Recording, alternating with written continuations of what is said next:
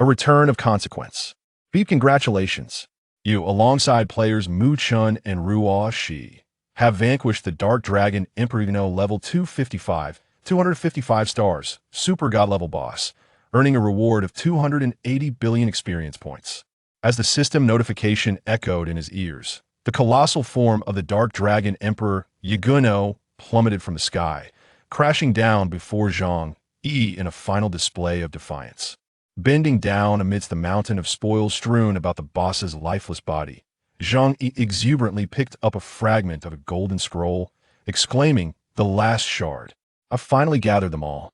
With that, he opened his spatial backpack and retrieved the other 8 identical fragments, melding them together in his hands until they formed a complete golden scroll. Beep, congratulations.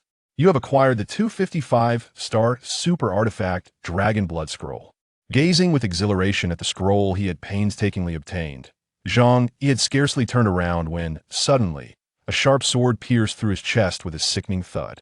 The smile on his face froze instantly as he looked incredulously at Mu Chun, who stood before him, sword in hand. "Mu Chun, you. I'm sorry, brother.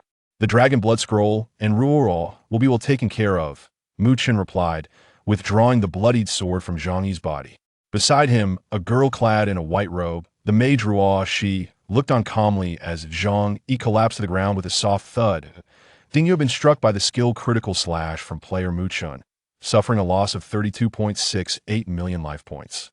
The system has detected that you have no remaining resurrection opportunities. You have perished. As the final notification from the system echoed, Zhang Yi, lying in a pool of blood, gradually closed his eyes. Mu Chun crouched down, intending to retrieve the Dragon Blood Scroll clutched in Zhang Yi's hand, only to witness, to his astonishment, that the scroll, soaked in Zhang Yi's blood, transformed into specks of golden light and merged into Zhang Yi's lifeless body. Then, in a flash of white light, Zhang Yi's body vanished. How could this happen? Mu Chun stared blankly at the pool of blood left on the ground, engulfed in a state of utter disbelief. In a rented apartment in Haicheng City, a young man suddenly sat up in bed. "Mu Chun, Ruo, why did you betray me?" Zhang Yi let out an anguished and furious roar, only to realize the peculiar surroundings that seemed slightly off. "Where is this?" Zhang Yi paused momentarily, quickly scrambling out of bed and surveying the small, somewhat familiar yet strange rental room. Isn't this the place he rented after graduating to enter the workforce? As if a realization dawned upon him, he turned to glance at the calendar on the bedside table, which displayed the date. August 28th, 2025. Zhang Yi was stunned. He had been reborn. Still grappling with disbelief, Zhang Yi hurried to the living room and turned on the television. Sure enough, every channel was broadcasting the same piece of news: the portal to the world of Apocalypse shall open in a mere 2 hours and 12 minutes. Players from across the globe, are you prepared for what lies ahead? He hurried to the window, flinging it open, and beheld the streets lined with countless promotional vehicles adorned with Apocalypse posters, slowly making their way while broadcasting announcements through loudspeakers. Passers-by were engaged in lively conversations, all centered around the topic of Apocalypse, with the buildings overhead similarly draped in promotional materials for the event. At this moment, Zhang Yi finally dared to believe. He had indeed been reborn, returning to the year 2025, precisely on the day the apocalypse commenced, 8 years after the onset of the cataclysmic world in 2033. In 2025, a monumental online game named Apocalypse was officially announced for public testing. This game was the result of a collaboration between the renowned domestic gaming company, Tianyin Group, and numerous publicly listed gaming firms worldwide, bringing together thousands of elite game designers over the course of 5 years, at an astounding cost of 300 billion renminbi. Breaking away from conventional gaming traditions, it was said that Apocalypse would allow players to immerse themselves in a fully virtual world through specialized gaming equipment, offering an exhilarating and thrilling experience of 100% immersion. Furthermore, Tianyin Group made an announcement across all networks, stating that players could convert the in-game currency they earned into real RMB at a designated exchange rate. With these two characteristics, the Tianyin Group ignited global excitement upon announcing in May 2025 that the public beta of Apocalypse would commence at the end of August. However, what took everyone by surprise was the impending global catastrophe that the eagerly awaited game Apocalypse was about to unleash. Zhang Yi recalled his previous life. On August 28th, 2025, the day the public beta of Apocalypse was launched, every player who entered the game encountered a singular, dire issue. They could not log out, destined to remain within the game forever. No one understood how this calamity befell them. All they knew was that dying in the game meant true death. Humanity was on the brink of annihilation. Do not be lulled into a false sense of security, believing that avoiding the game would spare you from this disaster. Those who refrained from entering were, in fact, the first to perish. This revelation first dawned upon a player during a quest, when he encountered an NPC that bore an uncanny resemblance to a friend from the real world. Remarkably, it was discovered that nearly all NPCs within the game were modeled after individuals from the real world who had not entered the game, implying that those individuals had likely been eradicated by the Apocalypse system and subsequently transformed into NPCs within the game. In his previous life, Zhang Yi, as a player immersed in the world of the Apocalypse, endured 8 arduous years, only to find his demise not at the hands of formidable alien races or monstrous beasts, but rather at the betrayal of his dearest friend and the woman he cherished most. Reborn into a new existence, Zhang Yi vowed to ensure that this treacherous duo would pay dearly for their actions in his former life. Gazing at the clock, he noted it was precisely 6 o'clock in the evening, with merely 2 hours remaining until the launch of Apocalypse at 8. As a sudden recollection struck him, Zhang Yi sprang to his feet, hastily donning his shorts and slippers before racing out of his residence, sprinting toward the nearby convenience store, Old Lee's shop. In his previous life, prior to the game's launch, several sensational news stories circulated online, one of which Zhang Yi vividly remembered. A certain plump individual, while purchasing instant noodles at the inconspicuous Old Lee's shop in Haicheng, discovered a rare, world-limited talent card from Tianyun Group hidden within his noodles, one of only 10 in existence. In the world of apocalyptic talent cards, each player is randomly assigned a talent skill by the system upon entering the game, which profoundly influences their future journey. The disparity between a player endowed with a divine-level talent at the outset and one possessing a mere ordinary talent is akin to the chasm separating an academic prodigy from a struggling student. Although discrepancies in talent can be compensated for later through player attributes and skills, the early advantages enjoyed by those with divine-level talents are simply beyond the imagination of their ordinary counterparts. In Apocalyptic, the quality of talent skills is categorized into several tiers: ordinary, quality, rare, epic, legendary, and divine. It is reported that in the previous iteration, fewer than 20 players globally began with a divine-level talent, 6 of whom acquired their divine talent cards before the game's official commencement. In a bid to promote this game, the Fortune Group has randomly distributed 10 cards worldwide that guarantee players will begin with a divine talent. These cards were disseminated a month in advance and are cleverly concealed in the mundane aspects of daily life, often in unremarkable places, awaiting fortunate players to discover them. In the month leading up to the public beta of Apocalyptic, 5 divine talent cards have already been unearthed. Given that these cards can be freely traded before the game begins, it is reported that the value of a single divine talent card has surpassed 1 billion renminbi. Wealthy players are abundant, and for the sake of a dreamlike beginning, these affluent individuals remain unfazed by such monetary sums. This phenomenon clearly illustrates the extraordinary level of excitement surrounding the game even before its official release. Until the onset of the Apocalypse, players who had invested heavily in acquiring god-tier talent cards reveled in their fortune. Those who sold their cards, despite the minuscule 1 in a billion chance of obtaining them, were filled with regret, some even contemplating despair. In the realm of the Apocalypse, wealth held no value. The individual who discovered the 6th god-tier talent card, a hefty man who purchased instant noodles from Old Lee's convenience store, eventually sold it for an astounding 1.5 billion yuan. When the location of the card's emergence was publicly announced, Zhang Yi, who lived merely a few hundred meters from the store, was consumed by remorse, pondering why he had not been the one to buy the noodles. In this life, Zhang Yi was determined to alter his fate, to become the one who possessed the 6th god-tier talent card. However, upon arriving at Old Lee's convenience store, he chanced upon a rotund man clad in shorts and slippers, clutching a bucket of instant noodles and iced tea as he exited the shop. To Zhang Yi's astonishment, it was indeed this man who held the instant noodles worth 1.5 billion yuan. His heart raced with excitement as he hurried towards the man. "Brother, sell me your noodles for 100. The man was bewildered. "What? Desperation surged within Zhang Yi as he offered 10 times the price. I'll buy that bucket of noodles from you for 1,000. I'll transfer it to you via WeChat. In the midst of his fervent pleas, Zhang Yi swiftly retrieved his phone and opened the scanning interface. The bewildered man also fumbled for his phone, accessing the WeChat payment screen. The notification of 1,000 yuan arrived. Was this fellow truly daft? The plump fellow pondered in bewilderment as he handed a bucket to Zhang Yi. Zhang Yi, filled with excitement, tore open the instant noodles right in front of him, only to discover nothing. How could this be? What happened to the legendary talent card? Wasn't it meant for this chubby individual?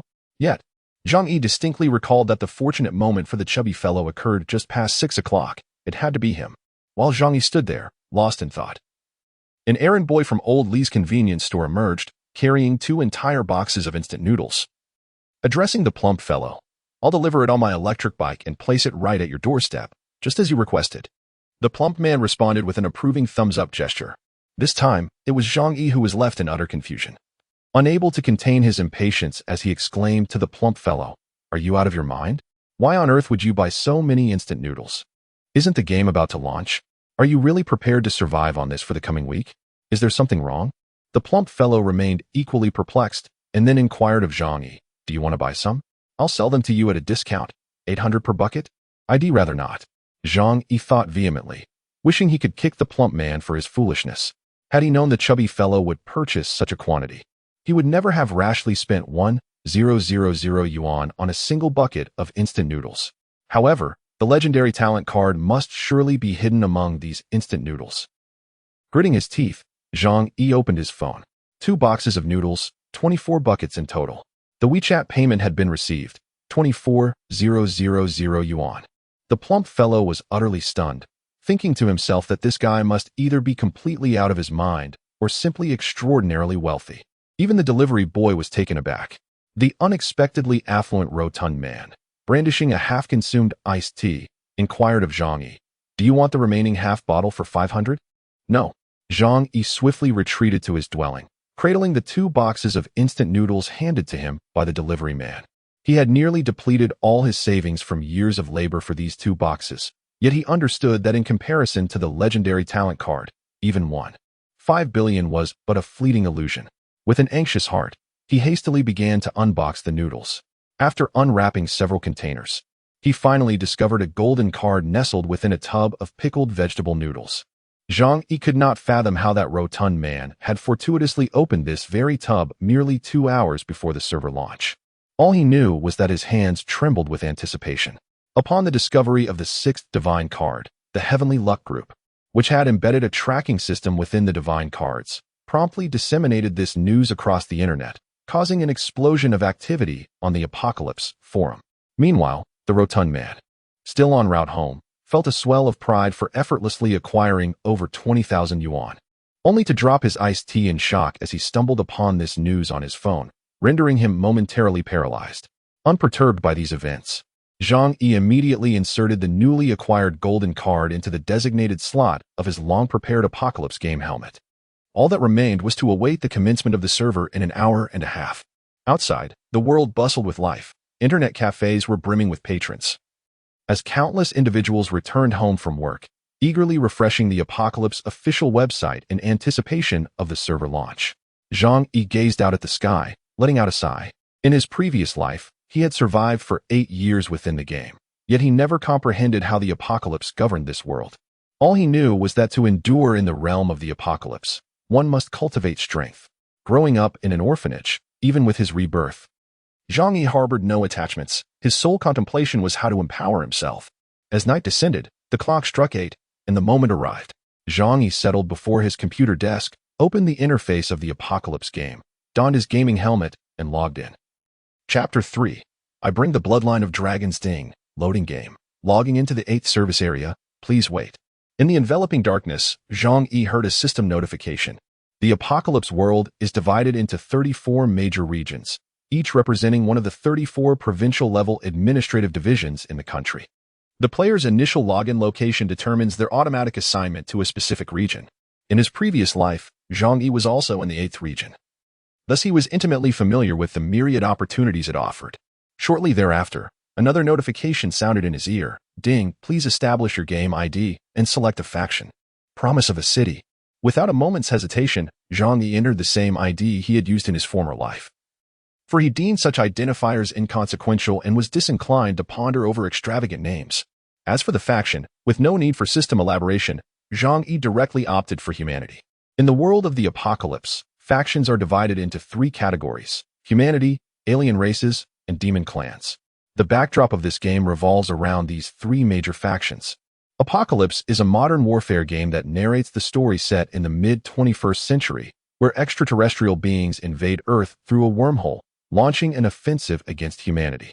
The ensuing conflict devastates the Earth's ecological environment, causing all life forms, except for those humans affected by environmental contamination, to mutate and develop self-awareness, thus becoming intelligent. Consequently, they too join the fray in the territorial plunder. As the apocalypse unfolds, resources dwindle, firearms become ineffective, and the era of cold weapons resurfaces. The distinctions among the three factions are as follows. Joining the alien faction grants players a 20 increase in monetary rewards from daily monster hunts or quests. Aligning with the demon faction provides an additional 20 experience gain, while the human faction offers a 20 boost in reputation rewards. Past experiences have taught Zhang Yi that reputation is the most vital asset in the world of apocalypse. Furthermore, in his previous life, Zhang Yi belonged to the human faction. Thus, he possesses a more comprehensive understanding of the quests and opportunities available to humans. Upon completing the selection of his ID and faction, a melodious notification chimed. Ding. Esteemed Godly Talent Card. Player, congratulations. You have acquired the randomly assigned Godly Talent, Godly Enhancement. Godly Enhancement, Godly Talent Description. The holder will achieve a 100 success rate in equipment enhancement. Upon witnessing this extraordinary talent, Zhang Yi's spirits soared. A 100 success rate in equipment enhancement. This talent is simply phenomenal. Only those who have traversed the realm of the game comprehend the profound challenges of equipment enhancement. A veritable pitfall within the world of apocalypse. In this game, every piece of equipment can be fortified using enhancement stones, with each enhancement augmenting the fundamental attributes by 10%, reaching a maximum enhancement level of 25. As the enhancement level escalates, the likelihood of success diminishes, decreasing by 4% for each level. The ascent from 24 to 25 presents a mere 1% chance of success. Upon reaching level 25, a formidable equipment talent is unlocked. In a previous life, countless players despaired over the trials of equipment enhancement. With the acquisition of the divine enhancement talent, Zhang Yi felt as though he was on the verge of soaring to great heights. However, in his former existence, he had only obtained a lackluster ordinary talent that merely increased skill damage by 1%, which proved virtually ineffective for an archer reliant on basic attacks and speed to inflict damage. At that moment, another system notification resonated. Ding. The Dragon Blood Scroll has been activated. Congratulations on obtaining Dragon Bloodline. The power of the Dragon Blood Scroll, which he had acquired just before his demise in the previous life, had inexplicably followed him into this new existence. Zhang Yi was momentarily struck dumb. The world of apocalypse harbors another race, one that transcends the three major factions. Known in a past life as the most formidable race, dragons. The dragon race is not among the factions available for players to choose from. It is both mysterious and powerful, existing in a state of neutrality within the world of apocalypse. In the previous life, until the moment of Zhang Yi's demise, only 3 players worldwide had garnered the dragon race's recognition and become members of this esteemed lineage over the span of 8 years. The Dragon Clan, a coveted entity in the cataclysmic realm that countless players aspire to attain, holds the promise of acquiring the Dragon Blood Scroll, a coveted artifact that grants the opportunity to join the ranks of the Dragon Clan. In his previous life, Zhang Yi, alongside his steadfast brother Mu Chun and his beloved Lin Ruo, united with over 100 elite players, embarking on a relentless quest that spanned an entire year to hunt the 9-headed, super-divine Dragon Emperor boss. Ultimately, their valiant team dwindled to just the 3 of them, but they persevered and successfully gathered the 9 fragments needed for synthesis. Overwhelmed with excitement, Zhang Yi opened an interface, Dragon Bloodline, LV1, with each level up. A unique golden skill exclusive to the Dragon Clan is obtained, and passive enhancements are granted. Owner, Inua Ching Chung. Passive, all attributes growth 5 stars. Exclusive skill, Hell Dragon Flame, LV1, Golden Passive. Each time a normal attack is executed or a skill is utilized, there is a 0.1 chance to trigger the summoning of a Hell Demon Dragon, unleashing the Hell Dragon Flame that engulfs a circular radius of 100 meters around you, inflicting real damage equal to 150 of your attack power on all enemies within range, and placing them in an unpurifiable burning state for 5 seconds, causing them to suffer real damage equal to 30 of your attack power per second. Skill level will increase with the enhancement of Bloodline level. Upgrade requirements: Human Reputation 0, 2000, Alien Reputation 0, 2000, Demon Reputation 0, 2000. Description: the supreme race of the cataclysmic world. Those who possess the bloodline of dragons shall gain the preliminary acknowledgement of the Dragonkin, enabling them to wield formidable draconic abilities. Furthermore, upon elevating their bloodline to level 10, the bearer shall become eligible to join the ranks of the Dragon Clan. How remarkable! Truly, it is no wonder that this extraordinary artifact, rated at 255 stars, bestows upon Zhang Yi a golden skill of the highest caliber in the world of Apocalypse, acquired through the Dragon Blood Scroll. Not only does it grant him an exceptional skill, but it also comes with a passive ability that enhances all attributes by 5 stars. Who could have imagined, Mu Chun, that the coveted prize you sought by any means necessary has now been returned to me? A gradually audacious smile emerged on Zhang Yi's face, for in this lifetime, he possessed the audacity to be proud. With the dragon bloodline and a divine talent at the outset, coupled with his comprehensive grasp of the Apocalypse world, soaring to greatness seemed inevitable. Upon observing the requirements for upgrading the dragon bloodline, Zhang Yi felt a surge of relief for having chosen the human faction. At that moment, the system's notification chimed once more. Ding. Character creation complete. Player, 1 promise, Stunning City. Welcome to the world of Apocalypse. This week's survival mission has been released. Details can be found on the mission interface. Wishing you a delightful gaming experience. As the system's announcement echoed in his ears, Zhang Yi glanced around and discovered himself aboard a derailed train. This familiar scene ignited a spark of excitement within him. Indeed, the birthplace remained unchanged from his previous life. As he surveyed his surroundings, he noticed several other players gradually materializing within the same train carriage. The time in the Apocalypse world synchronized with that of the real world. Night fell. Through the car window, illuminated intermittently by the flickering streetlights, one could observe the railway outside, teeming with colossal spiders and scorpions. Feasting upon the carcasses of both animals and humans, their macabre chewing sounds sending shivers down the spine. Chapter 4. The game begins amidst the strikingly realistic game scenery. Aside from Zhang Yi, the other dozens of players in the same carriage were glued to the windows, their eyes alight with excitement and eagerness as they gazed at the bioengineered spiders, exclaiming in wonder. Player A. The virtual realism is astounding. This game is truly remarkable. Player B. Indeed, it feels exactly like the real world. Spending 10,000 on this game headset was absolutely worth it. Player C. Aren't you afraid? It's so terrifying. Player D. Afraid of what? It's just a game. Listening quietly to the discussions of the players, Zhang Yi shook his head. These individuals had yet to realize that the world they inhabited was no longer merely a game. Recalling the first survival mission of the Apocalypse, it seemed to revolve around finding a safe zone. Casually opening the mission interface, he confirmed his thoughts. This week's survival mission: locate the safe zone, nightmare level, background. An alien invasion has beset Earth, and the beastfolk have risen in strength, ushering in an apocalyptic crisis. Mission description: please follow the guidance of the mini-map to find safe zone number 886 in District 8, Hope Town. Within Hope Town, your safety will be greatly assured. Time remaining for the task: 3 hours and 58 minutes. Task reward: 1 resurrection opportunity. Failure penalty: death. If a resurrection opportunity is available, it can counteract death. 2 paramount survival principles in the world of Apocalypse. First, always ensure that you possess at least 1 resurrection opportunity. Do not take risks in the absence of such an opportunity, for if death occurs while a resurrection is available, revival is possible. However, should you find yourself devoid of this chance, death is irrevocable. In his previous life, Zhang Yi met his demise after exhausting his resurrection opportunities before confronting the Dark Dragon Emperor, Iguno, falling victim to a fatal blow from Mu Chun, leaving him no room for escape.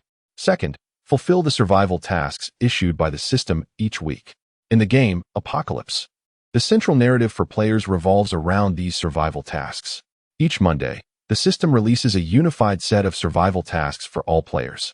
Completing these tasks within the week rewards the player with a resurrection opportunity, whereas failure to do so results in the forfeiture of one resurrection chance. Should a player fail to complete the survival tasks punctually without any resurrection opportunities, they will face eradication by the system. The weekly survival tasks are categorized into 3 tiers: ordinary, elite, and nightmare. With each successful completion, the task level escalates. It is imperative to complete all 3 tasks weekly to ensure safety and accumulate a reward of 3 resurrection opportunities. As today is Sunday, and also the inaugural day of the server, this week's survival tasks have been elevated to the nightmare level and will not increase further. The task interface closed, and the attributes interface appeared before Zhang Yi Inua Chi-Ching level, 1 profession, none race, dragon revival attempts, 1 cumulative. With a maximum of 5, talent, divine enhancement, god level talent, strength, 3 growth, 15 stars, affects physical attack, with 1 point of strength equating to 1. 5 physical attack, intelligence, 3 growth, 15 stars, affects magical attack, stamina, 2 growth, 15 stars, affects defense, agility, 3 growth, 15 stars, affects speed and critical hits, vitality, 5 growth, 15 stars, affects health and energy, with 1 point of vitality equating to 15 health points and 5 energy points, physical attack, 5 physical defense, 3 magical defense, 3 health points, 75 energy points, 38 experience points, 100 life skill. Basic exploration technique allows the viewing of attributes for monsters not exceeding 3 levels above oneself. Consuming 1 energy point. Special status. Dragon Bloodline LV1 description. A newcomer who has just stepped into the world of apocalypse, filled with curiosity about everything. Before class transition, a player's 5 attributes start with a growth of 10 stars, but Zhang Yi, due to the passive bonus of Dragon Bloodline, granting an additional 5 stars in all attributes, begins with significantly higher attribute growth than others. As a result, Zhang Yi's attributes exceed those of other players by half, even as a novice. Within the confines of the spatial backpack, apart from the 10 level 1 health potions graciously bestowed by the system, there lay only a novice great sword. Novice sword quality, 1-star physical attack power, 3 class restriction, none level requirement, 0 description, a weapon suitable for beginners, although its damage output is not substantial. It allows one to avoid engaging in bare-handed combat with the fearsome monsters lurking outside. Regrettably, without any enhancement stones at his disposal, Zhang Yi is unable to utilize the divine enhancement ability. Glancing at the time, it is now 8:03 p.m. If he cannot enter the safe zone before midnight, he would squander the initial resurrection opportunity generously provided to every player by the system. Having experienced this once already, Zhang Yi understands that gaining access to the safe zone is no trivial task. Otherwise, the survival mission would not be classified as nightmare level difficulty. As the game officially commences, players within the carriage can no longer contain their eagerness. One bold individual, sporting a shock of yellow hair, leaps from the train wielding a great sword, charging fearlessly towards a nearby giant spider that is feasting on the carcass of an animal. Moments later, a piercing scream echoes as the yellow-haired player, confronted by the level 3 spider, meets an untimely demise, dropping the novice sword gifted by the system. His lifeless form transforms into a beam of white light, returning to the carriage. Until they reach the safe zone, the carriage serves as the resurrection point for Zhang Yi and his fellow players. Alas, after consuming a revival opportunity, the young man with yellow hair found himself back in the carriage, utterly astonished. "Why is that giant spider so formidable?" he exclaimed, just as he finished speaking. Another middle-aged male player in the carriage pointed at the very spider that had just killed him and remarked, "With so many level 1 spiders around, why did you choose to engage that level 3 one?" The young man paused, suddenly noticing the red ID tag above the spider's head, LV3 Biospider. "Oh dear, I didn't see that," he muttered.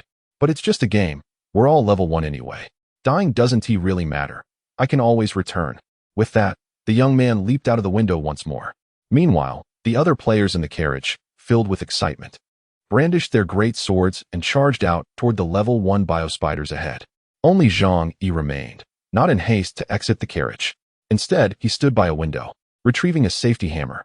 As the hammer fell into his hands, it instantly transformed into a large black iron hammer.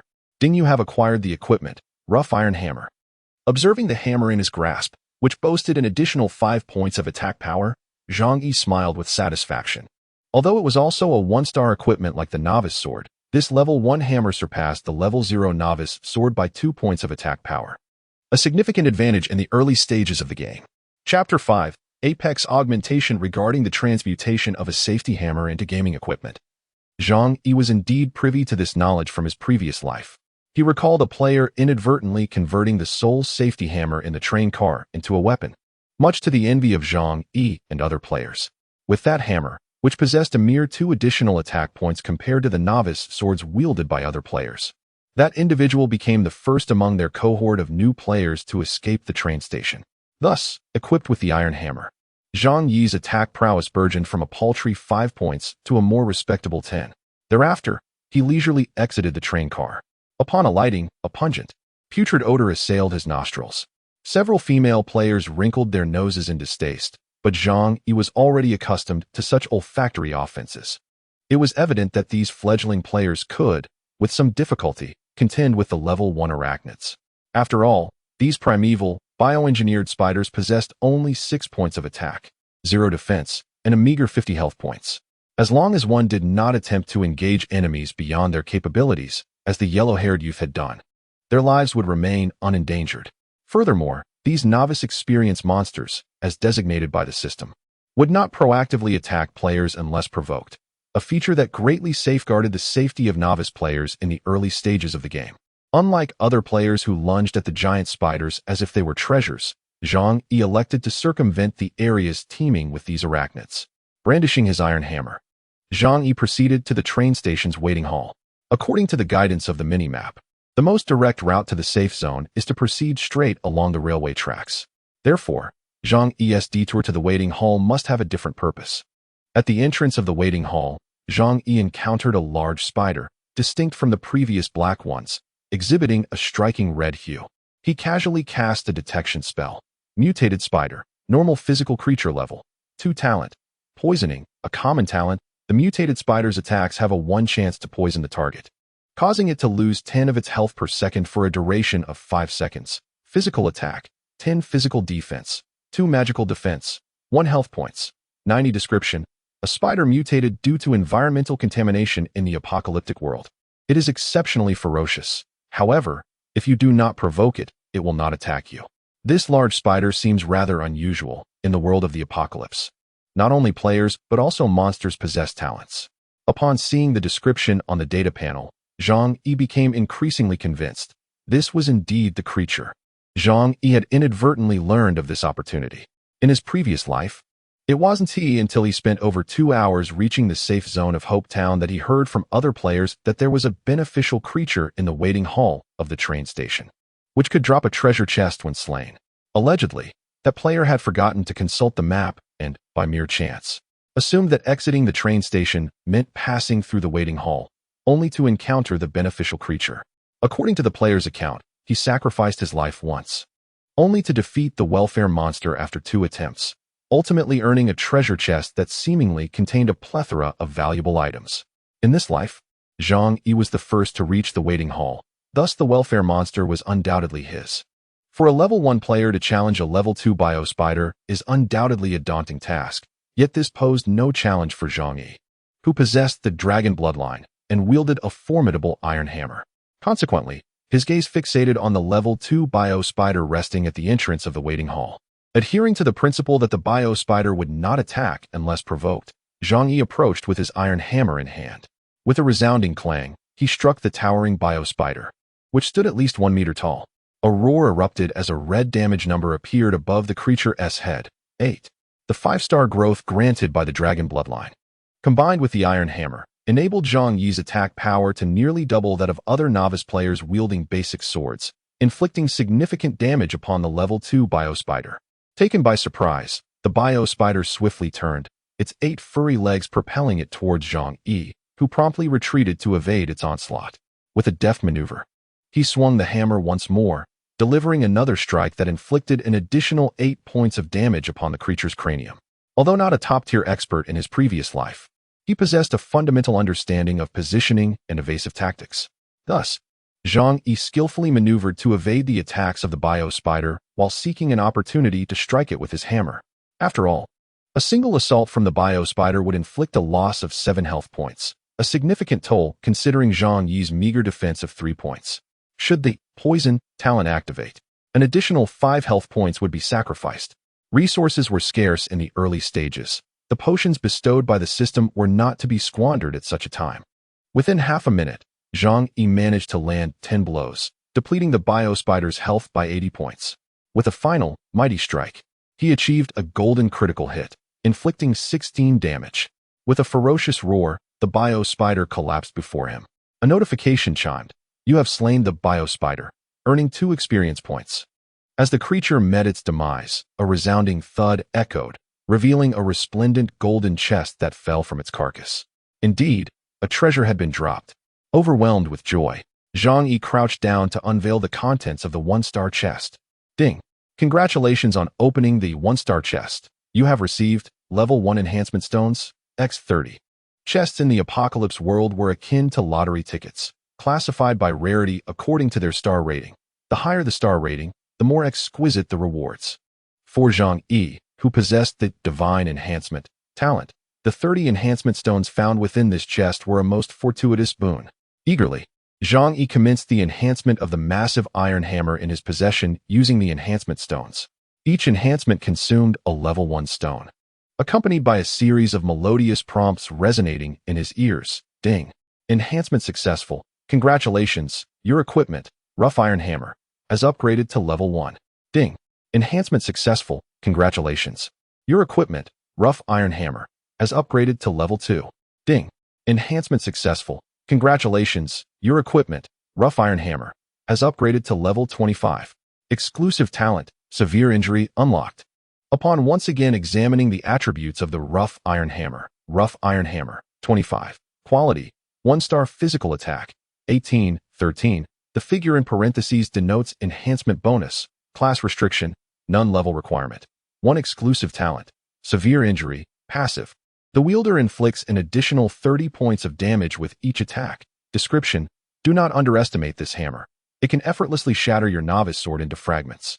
Chapter 6. 2 strikes to defeat the giant spider. In merely utilizing 25 enhancement stones, he elevated a basic white-grade equipment to its pinnacle level of 25. This was a capability that countless elite players in his previous life could only dream of possessing, and now, the reborn Zhang Yi truly held it. Although enhancing a lowly level 1-star item to level 25 might seem inconsequential, given the inherently low base attributes of such inferior equipment, even at its highest enhancement, the benefits would be minimal. However, for Zhang Yi, who possessed the godly enhancement talent, such trivialities were of no concern. At least this level 25 hammer enables Zhang Yi to reach the safe zone without obstruction. He recalls that in every region, the first player to arrive at the safe zone is rewarded with a generous system bonus.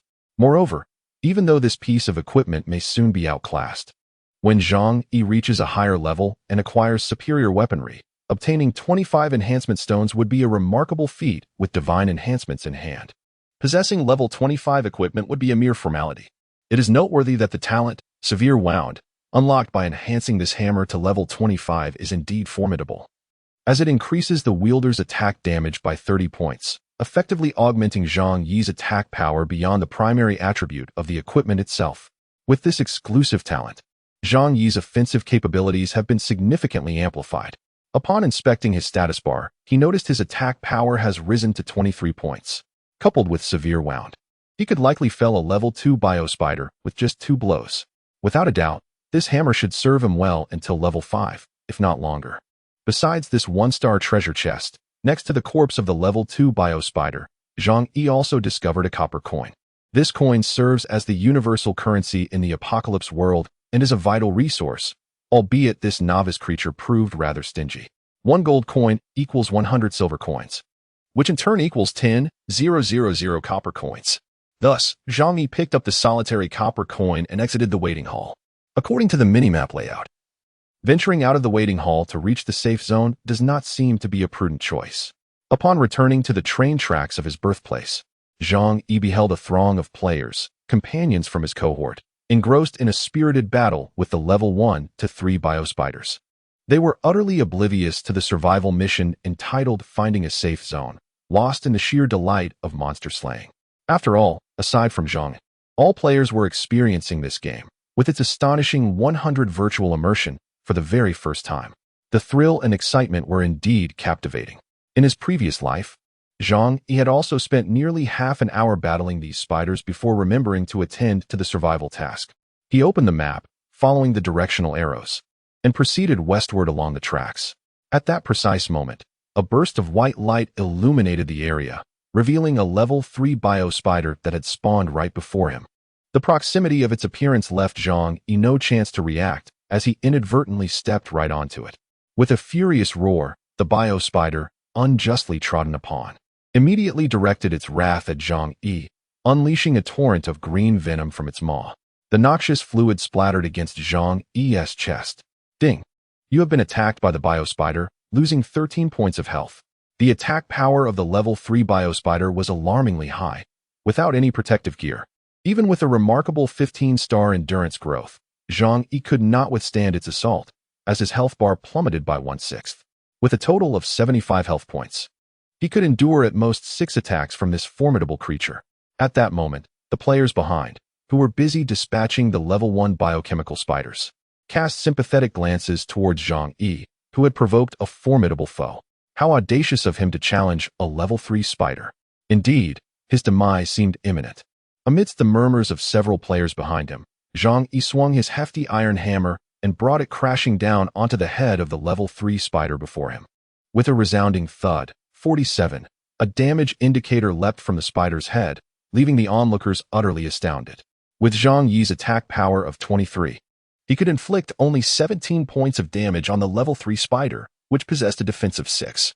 However, thanks to the severe injury talent of his hammer, an additional 30 points of damage was contributed.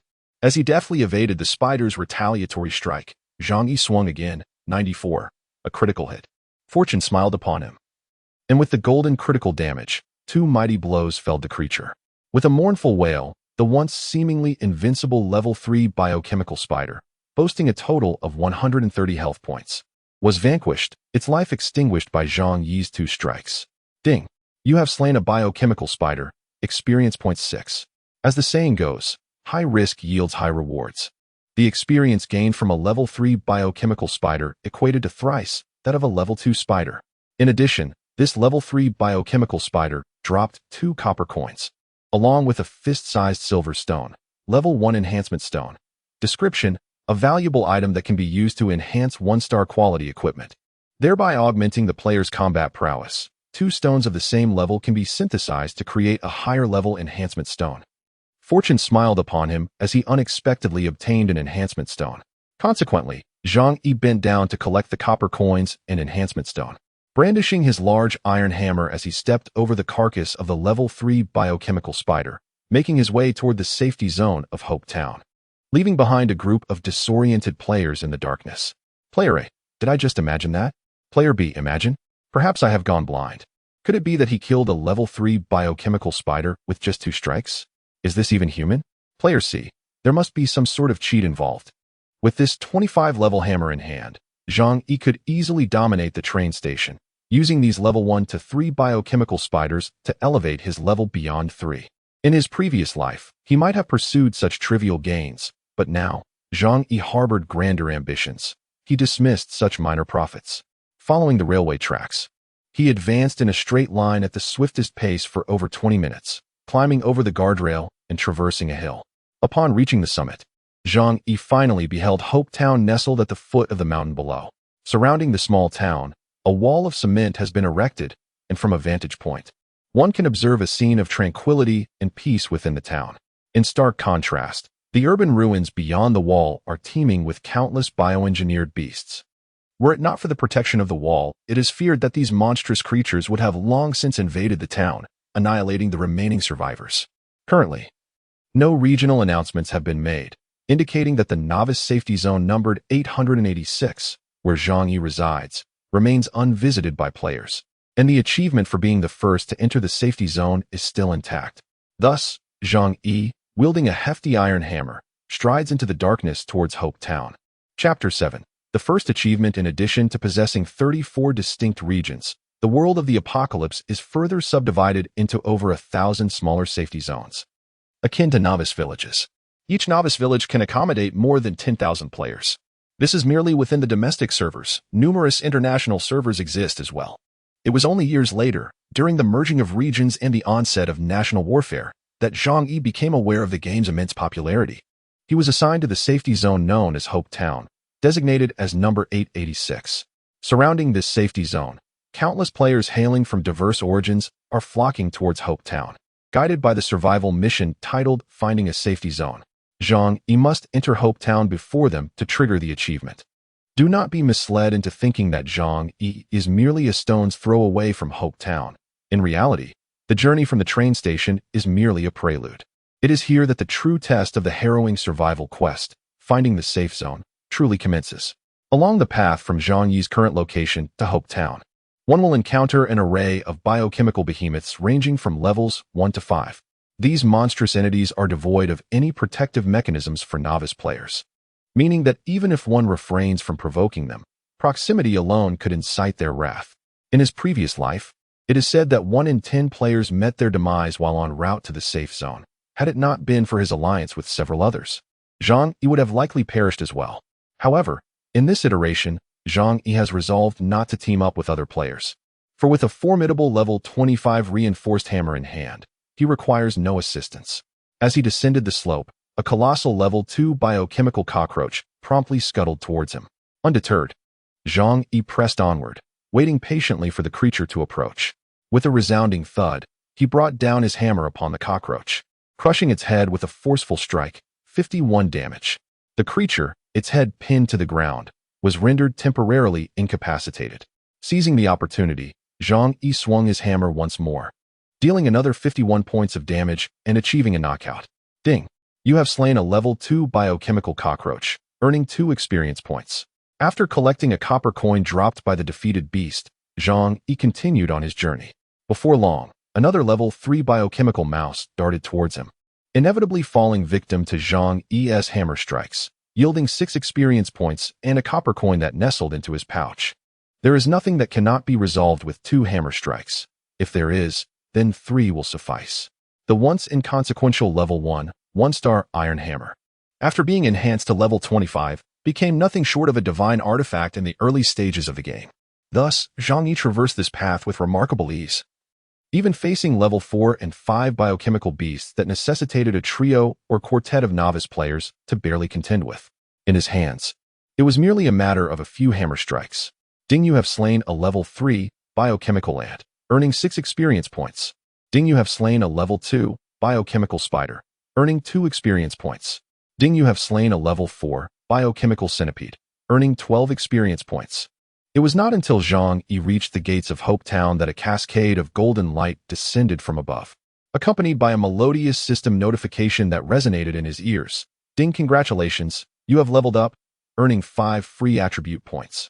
The next level requires 250 experience points.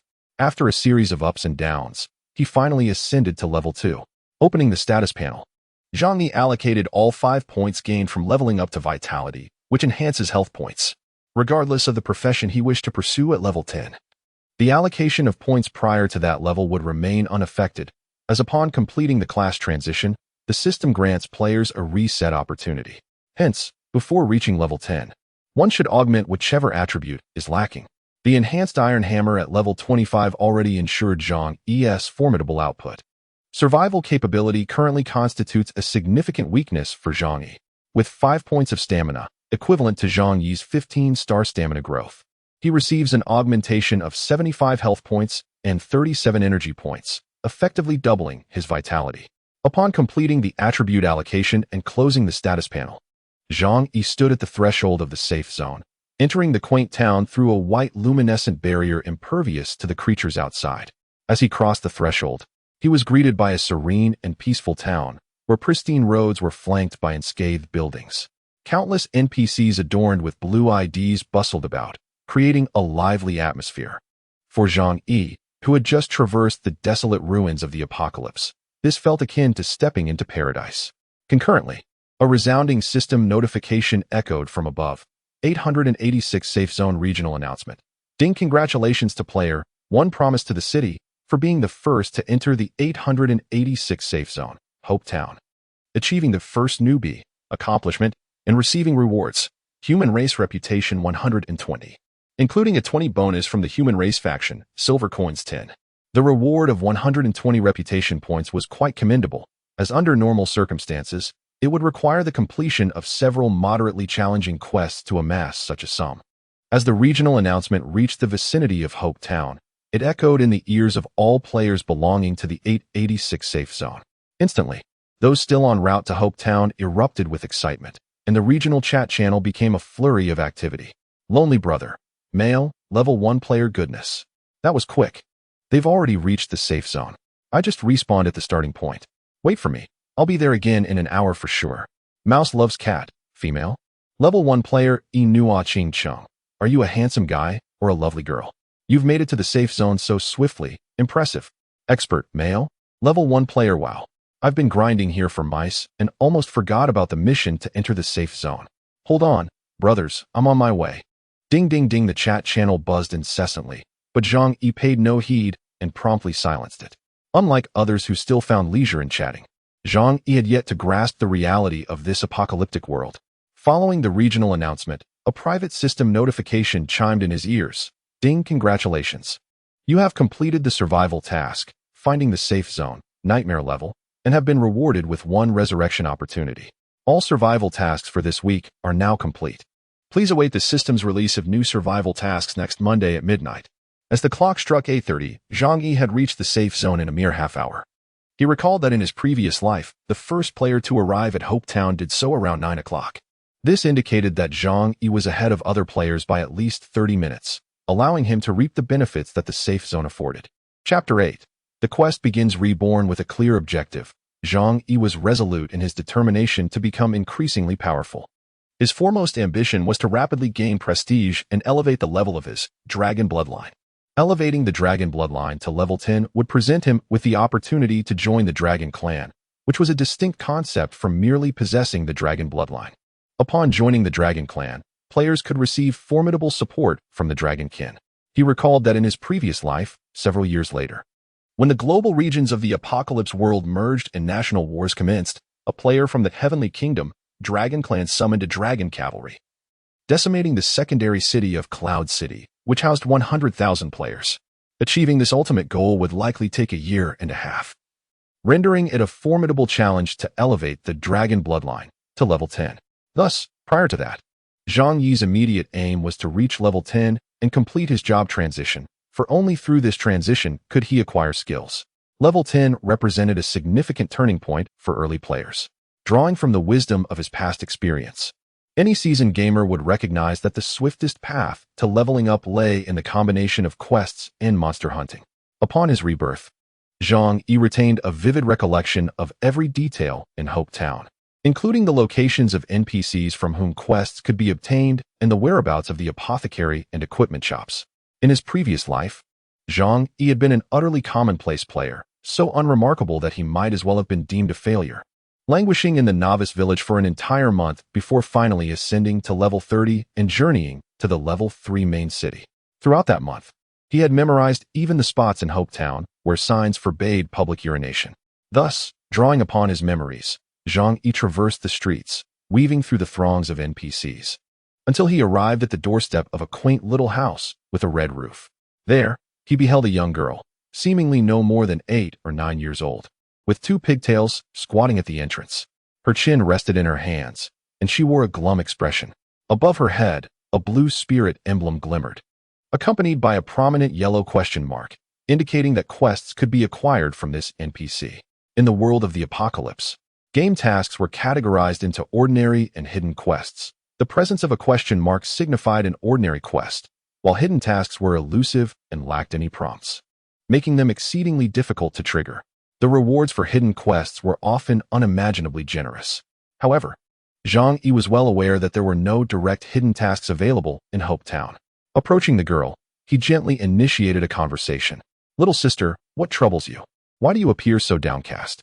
The NPC girl Lingling lifted her head, her large, glistening eyes fixed on Zhang Yi as she tearfully implored, "Big brother, my father was slain by a monster just a couple of days ago. Could you avenge him by eliminating those creatures that took my father from me?"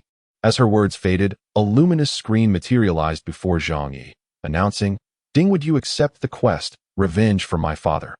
Difficulty level 20, classified as a beginner's task. The system recommends you take it." The prompt was straightforward and decisive. Without hesitation, Zhang Yi accepted the quest. "Ding, you have accepted the quest, Revenge for my father. Upon fulfilling the task as per the rules, you shall receive generous rewards. Best of luck, adventurer." He casually opened the quest interface. Revenge for my father. Normal task difficulty level 20. Description: as the alien races invade Earth and the beast tribes rise in mutation, the world plunges into an unprecedented apocalyptic crisis, with countless human survivors falling prey to the ferocious monsters lurking in the wild. Lingling's father ventured to the factory 3 days ago to procure materials for weapon crafting and has yet to return. He is feared to have met with misfortune. Players are instructed to proceed to the apocalyptic factory, as guided by the map, and slay the man-eating worms within to avenge Lingling's father. Task progress: 0-100 task rewards, experience points 600, copper coins 100, level 1 enhancement stones 10, random equipment 1. Human race reputation 20, remaining time 11 hours 59 minutes. At first glance, this task seemed no different from the novice quests available throughout the safe zone, where one could easily accept missions to slay mutated creatures.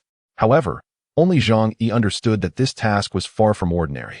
Upon accepting the mission, Zhang Yi bid farewell to Ling, who remained at the entrance, her expression tinged with melancholy, a question mark hovering above her head as she awaited the next player to claim a task.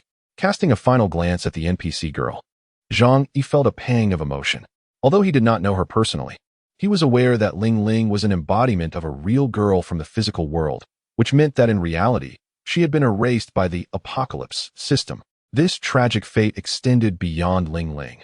All NPCs within this safe zone, and indeed throughout the entire apocalypse world, were individuals who had been obliterated in the real world. Zhang Yi shuddered to think of what was transpiring outside the confines of the game at this very moment. Glancing down at his attire, shorts and flip-flops, he realized it was rather unbecoming. Thus, before departing the safe zone to undertake his mission, Zhang Yi decided to visit the equipment shop in the town. Having fought his way from the train station to Hope Town, he had accumulated a total of 21 copper coins from monster drops, along with 10 silver coins as a reward for his achievements, bringing his total assets to 10 silver and 21 copper coins. With an asset of 10 silver coins, having been less than an hour since the launch of Apocalypse, Zhang Yi considered himself quite affluent. Thus, he spent a modest sum to acquire a set of novice equipment from the armory: novice boots with a defense of 2 for 20 copper coins, novice trousers with a defense of 2 for 20 copper coins, novice attire providing 25 health points for 25 copper coins, and a novice ring granting 3 attack power for 35 copper coins. All these items were of the most basic level, mere trifles, and Zhang Yi purchased them solely to enhance his appearance. Upon donning the novice gear, he opened his simplified status panel in Nua Qing Cheng, LV2 Resurrection Count, 2. Talent, Divine Enhancement, Physical Attack, 26, Physical Defense, 7, Magical Defense, 7, Health Points, 175, Energy Points, 75, Experience Points, 250, Special Status, Dragon Bloodline, LV1. After acquiring the equipment, Zhang Yi proceeded to the apothecary, spending 50 copper coins on 50 level 1 health potions, and then, wielding his hefty hammer, he set forth towards the outskirts of Hope Town. Chapter 9. Fear not, fair maiden, I shall fight for you. Darkness enveloped the land, the scent of death pervading the air. As Zhang Yi stepped through the light barrier, leaving the safety zone, it felt as though he had plunged from paradise into the depths of hell. Before him lay the smoking ruins of a city, teeming with bizarre, bioengineered beasts ranging from levels 1 to 5, scuttling amidst the debris, while crows flitted overhead. Unfazed, Zhang Yi brandished his hammer and boldly stepped into the throng of beasts. Roar! As Zhang Yi stepped into the realm of hatred of those monstrous creatures, a series of roars echoed around him, and one after another, low-level bio-beasts lunged towards him. Zhang Yi wielded his massive hammer, dancing through the chaos with unparalleled skill. Bang! Bang! Bang! -48, -48, -51. minus 94 critical hit. Ding, you have slain a level 3 bio cockroach, gaining 6 experience points. Ding, you have slain a level 2 bio rat, gaining 2 experience points. One after another, the bio beasts transformed into fragments of experience points, eagerly absorbed by Zhang Yi. For monsters ranging from levels 1 to 4, they posed no more than a minor inconvenience, requiring merely 2 to 4 strikes to defeat. The only true threat to Zhang Yi came from the level 5 monsters. These formidable bio beasts boasted an attack power of 25, inflicting 18 points of damage with each hit, and possessed a health pool of 240. Without landing a critical hit, Zhang Yi would need 6 strikes to vanquish one. Almost with every level 5 bio beast he defeated, Zhang Yi found it necessary to consume a healing potion to recuperate from the damage sustained. However, the rewards for defeating level 5 monsters were substantial, yielding a remarkable 20 experience points per creature. A minimum of 1 copper coin was guaranteed, and with a stroke of luck, it was possible to obtain up to 3 coins from a single beast. Just as Zhang Yi hurried towards the safety zone, he encountered numerous players also making their way there. Those players, who had painstakingly fought their way from the spawn point to this location, were taken aback upon seeing Zhang Yi rushing in the opposite direction from the safety zone, until they noticed the white ID hovering above his head, a promise of beauty. My goodness, wasn't that fellow just announced in the system notification as the first player to reach the safe zone? Yi Nuo Qing Cheng. Indeed. That is the ID. Remarkably, he has even changed his weapon. While we have yet to arrive at the safe zone, he is already out there hunting. We must hasten to the safe zone as well. I recall reading in the game manual on the Apocalypse official website that the tasks within the game can only be claimed a limited number of times each day. If we delay, we might end up with nothing. Thus, a throng of players brushed past Zhang Yi, hastening towards Hope Town. To them, even though Yi Nuo Qing Cheng was the first to reach the safe zone and appeared formidable, venturing out alone to hunt would lead only to demise. Just then, a shriek pierced the air. Looking ahead, they saw not far from Zhang Yi, a girl clad in a tank top and shorts, pinned down by a level 5 bio spider. With her health bar dwindling to half, a single bite from the bio spider reduced it to a quarter. Help! Fear not, fair maiden, I shall rescue you. Upon witnessing the lovely damsel in distress, a young lad nearby brandished his novice sword and charged towards the bio spider. However, to his dismay, as he attempted to play the hero, he was met with a swift counterattack from the spider before he could even approach. A critical hit of 44 points triggered the poison talent, and combined with a toxic damage of 3 points per second, the young man was obliterated in an instant. With a heart-wrenching cry, the would-be hero vanished into a shimmer of white light. The level 5 biochemical spider continued its advance towards the severely weakened girl. Upon witnessing this formidable creature, the surrounding players were struck with trepidation, having just observed its terrifying capability to eliminate a fellow player in an instant. Although they recognized this as merely a game, the prospect of dying and being sent back to the spawn point loomed ominously. They had painstakingly fought their way to this juncture, on the brink of entering the safety zone, and none wished to jeopardize their efforts for the sake of a stranger, albeit one with a pleasing appearance. Just as the girl was about to be devoured by the monstrous spider, Zhang Yi brandished his hefty hammer and approached. The onlookers scoffed, dismissing him with disdainful remarks. They believed he fancied himself a hero, aiming to claim rewards for being the first to enter the safety zone, and thought he was grand simply for exchanging his weapon. They anticipated his imminent demise, eager to witness him perish, while hoping to see his hammer explode in failure, certain its attack power paled in comparison to that of a novice sword. As Zhang Yi drew closer to the biochemical spider and the girl, the creature sensed an impending threat and lunged at him. In a swift motion, he swung upward with his hammer, striking the spider and sending it flying. A golden critical damage indicator appearing above its head, 94. As the surrounding players gasped in astonishment, Zhang Yi closed the distance rapidly, delivering 2 consecutive blows that inflicted 47 points of damage each, ultimately vanquishing the level 5 biochemical spider. This scene left all the players, who had anticipated a thrilling spectacle, utterly astonished. Player A exclaimed, "My goodness, what kind of damage is this?" Player B remarked, "Damn, that hammer in his hand must be a legendary weapon." Player C added, "I can't inflict as much damage with 10 swords as he does with a single strike." While the crowd was still in shock, Zhang Yi had quietly finished gathering 2 copper coins from his spoils and slipped away unnoticed. Following the map's guidance, He spent a little over 10 minutes fighting his way from Hope Town to the Doomsday Factory. The experience points gained from the low-level monsters encountered along the way had pushed Zhang Yi's experience bar to 70, bringing him imminently close to reaching level 3.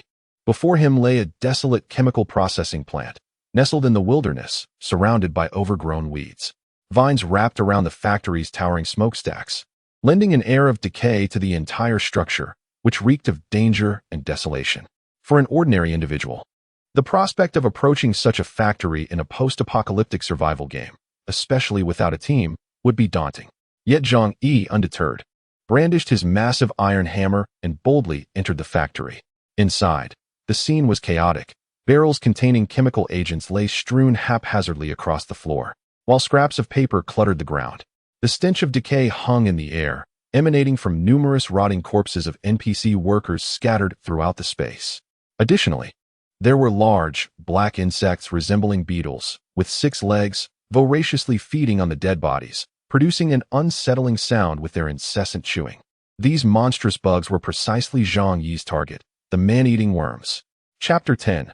Massacre Hellfire Dragon. Within the confines of this factory lurked the insatiable man-eating worms, their levels ranging modestly between 3 and 4. After all, the difficulty coefficient of the quest Revenge for Patricide is a mere 20. Man-eating worm. Physical ordinary monster level. For talent. Corrosive damage. The attacks of the man-eating worm can infiltrate its venom into the enemy's body, inflicting a corrosive effect that drains 5 health points per second for 3 seconds. Physical attack. 18 physical defense, 9 magical defense, 7 health points, 180 description, originally dwelling in the depths of the earth. These creatures have mutated due to environmental pollution, preying solely on humans. To avoid becoming their next meal, it is advisable to maintain a safe distance. Though this level 4 monster surpassed Zhang Yi by 2 levels, armed with the formidable 25-pound iron hammer, which could be considered a divine weapon in the early stages, Zhang Yi regarded it with utter disdain. The task required the extermination of 100 man-eating worms, a laborious endeavor indeed. Thus, he fixed his gaze upon the nearest level 4 man-eating worm, clutching his iron hammer as he approached. Roar! As Zhang Yi drew near, the worm, engrossed in devouring the corpse of a worker, noticed him and swiftly crawled in his direction. Unfazed, Zhang Yi continued his advance until the worm was upon him. With a resounding thud, he delivered a mighty blow to its forehead. 47. For a novice player, the defense of the man-eating worm at 9 o'clock is quite formidable. Without a decent weapon or at least a character fully enhanced to level 4, attempting to confront the worm with merely a novice sword would be tantamount to suicide. However, for Zhang Yi, it was merely an experienced creature. As a beginner monster, the man-eating worm's attack speed was lethargic, allowing Zhang Yi to deliver a second strike before it could retaliate, inflicting an additional 47 points of damage. With a nimble maneuver, he evaded the worm's assault and unleashed 2 more blows, effortlessly dispatching the creature. He earned 12 experience points and 2 copper coins, advancing the quest, Vengeance Against the Father, to 100. Having eliminated the man-eating worm without sustaining any injuries, Zhang Yi had no need for recovery and brandished his massive hammer, locking onto the next target. The factory reverberated with the crisp sounds of the hammer striking the worm's tough carapace, mingled with the creature's anguished cries. After vanquishing several more man-eating worms, just as Zhang Yi brought down his hammer to finish the 8th worm, a sudden rumble echoed above. Startled by the commotion, he looked up in astonishment to see a colossal purple rift tearing through the sky, as if the heavens themselves were being split apart, accompanied by a deafening roar. A gigantic fire dragon, ablaze with flames, surged forth from the rift, opening its cavernous maw to unleash a searing torrent of dragon fire upon the ground below. In a moment of uncontrollable emotion, Zhang Yi instinctively raised his hands to shield his eyes. Suddenly, a torrent of dragon flames enveloped him, extending a radius of 100 meters, consuming a vast area filled with carnivorous insects. Amidst the cacophony of crackling sounds, a multitude of these insects leapt into the air, each displaying a white damage notification, -69. Subsequently, those afflicted by the initial strike suffered a continuous burn, receiving an additional -40 damage per second, their health dwindling at an alarming rate. Within mere seconds, dozens of these voracious creatures within the 100-meter radius surrounding Zhang Yi were incinerated. As the hovering dragon and the rift dissipated, Zhang Yi stood in astonishment, gazing at the charred carcasses of countless insects around him. The incessant notifications of battle echoed in his ears. Ding, you have slain a level 3 carnivorous insect. Experience gained 6. Ding, you have slain a level 4 carnivorous insect. Experience gained 12. Suddenly, a golden light cascaded down, propelling Zhang Yi from level 2 at 80 to level 3 at 57. It was only upon reviewing the battle log that he realized his basic attack had triggered the dragon-exclusive skill granted by his dragon bloodline, known as Hell Dragon Flame. This rare golden-level skill, with a 1 in 1,000 chance of activation, inflicted 150 of his attack power as true damage to all hostile targets within a 100-meter radius, alongside an unremovable burn damage of 30 attack power lasting for 5 seconds. With an impressive attack power of 26 points, complemented by a 30-point damage bonus from wounding, Zhang Yi unleashed a devastating Hell Dragon Flame, annihilating an entire group of level 3 to 4 man-eating worms in a single strike. After a moment of astonishment, he finally uttered, "The dragon lineage is truly remarkable." It is worth noting that this was merely the effect at level 1. Once the Hell Dragon Flame reaches level 10 in the later stages, it will be capable of obliterating anything in its path. While other novice players find it a luxury to defeat a level 3 monster, Zhang Yi has already decimated this troop of level 4 man-eating worms. Upon opening the quest interface, he saw his progress surge from 8,100 to 55,100, as that one dragon flame had eliminated 47 man-eating worms. Gazing at the spoils scattered around him, Zhang Yi's eyes sparkled with excitement. It took him 3 minutes to collect all the items dropped by the 47 worms, totaling 70 copper coins, 5 level 1 enhancement stones, and a 1-star treasure chest. The equipment drop rate for Apocalypse monsters had drawn the ire of countless players in his previous life. Thus, it was no surprise that after defeating over 40 monsters, not a single piece of equipment was dropped. The drop rate for enhancement stones stands at 10. However, the 1-star treasure chest was an unexpected boon, as it is well known that treasure chests are more elusive than equipment, marking a stroke of good fortune. Should the chest contain equipment, it guarantees at least a 1-star item, with a slim chance of yielding a 2-star piece. Opening a 1-star treasure chest does not require a key. Perhaps the recent discovery of the treasure chest had exhausted Zhang Yi's fortune.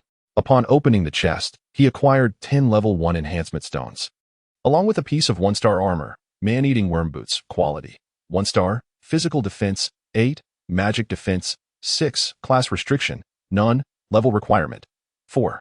Description: crafted from the resilient carapace and soft underbelly of the man-eating worm, these genuine leather boots possess a robust exterior and a supple interior, providing both protection for your feet and unparalleled comfort. Though classified as 1-star quality, this level 4 footwear far surpasses the novice boots Zhang Yi currently wore, which only offered an additional 2 points of defense. This is merely the base attribute. The higher the base attributes, the greater the benefits from enhancement. Consequently, Zhang Yi unhesitatingly retrieved the accumulated 25 level 1 enhancement stones from his bag and applied them all at once to his new boots. Ding, ding, ding, ding. Enhancement successful. Congratulations on elevating your equipment, man-eating worm boots, to level 25, unlocking the exclusive talent, Infinite Evasion. Chapter 11. The second artifact. Only 5 of the 30 enhancement stones obtained from the previous 1-star treasure chest remained. But with the additional 10 from this chest and more than 10 dropped from monster encounters, Zhang Yi's current stock of enhancement stones was more than sufficient to elevate any flat equipment to level 25. Of course, the divine enhancement was exceptional. Otherwise, who would dare to recklessly enhance a piece of 1-star junk gear at such early stages? In the early stages of transitioning equipment, it is quite remarkable for an average player to reach level 10. To attain level 25, amassing 300 to 400 level 1 enhancement stones is essential, unless one is exceptionally lucky. Gazing at the level 25 man-eater boots in his possession, Zhang Yi felt a surge of excitement. These boots provided a staggering 250 attribute enhancement, elevating his base defense from 8 to 28 points. Furthermore, the ultimate talent unlocked through maximum enhancement, Infinite Evasion, grants the wearer a 20 increase in evasion rate, making it exceedingly formidable. Following the rough iron hammer, this marks the birth of Zhang Yi's second artifact.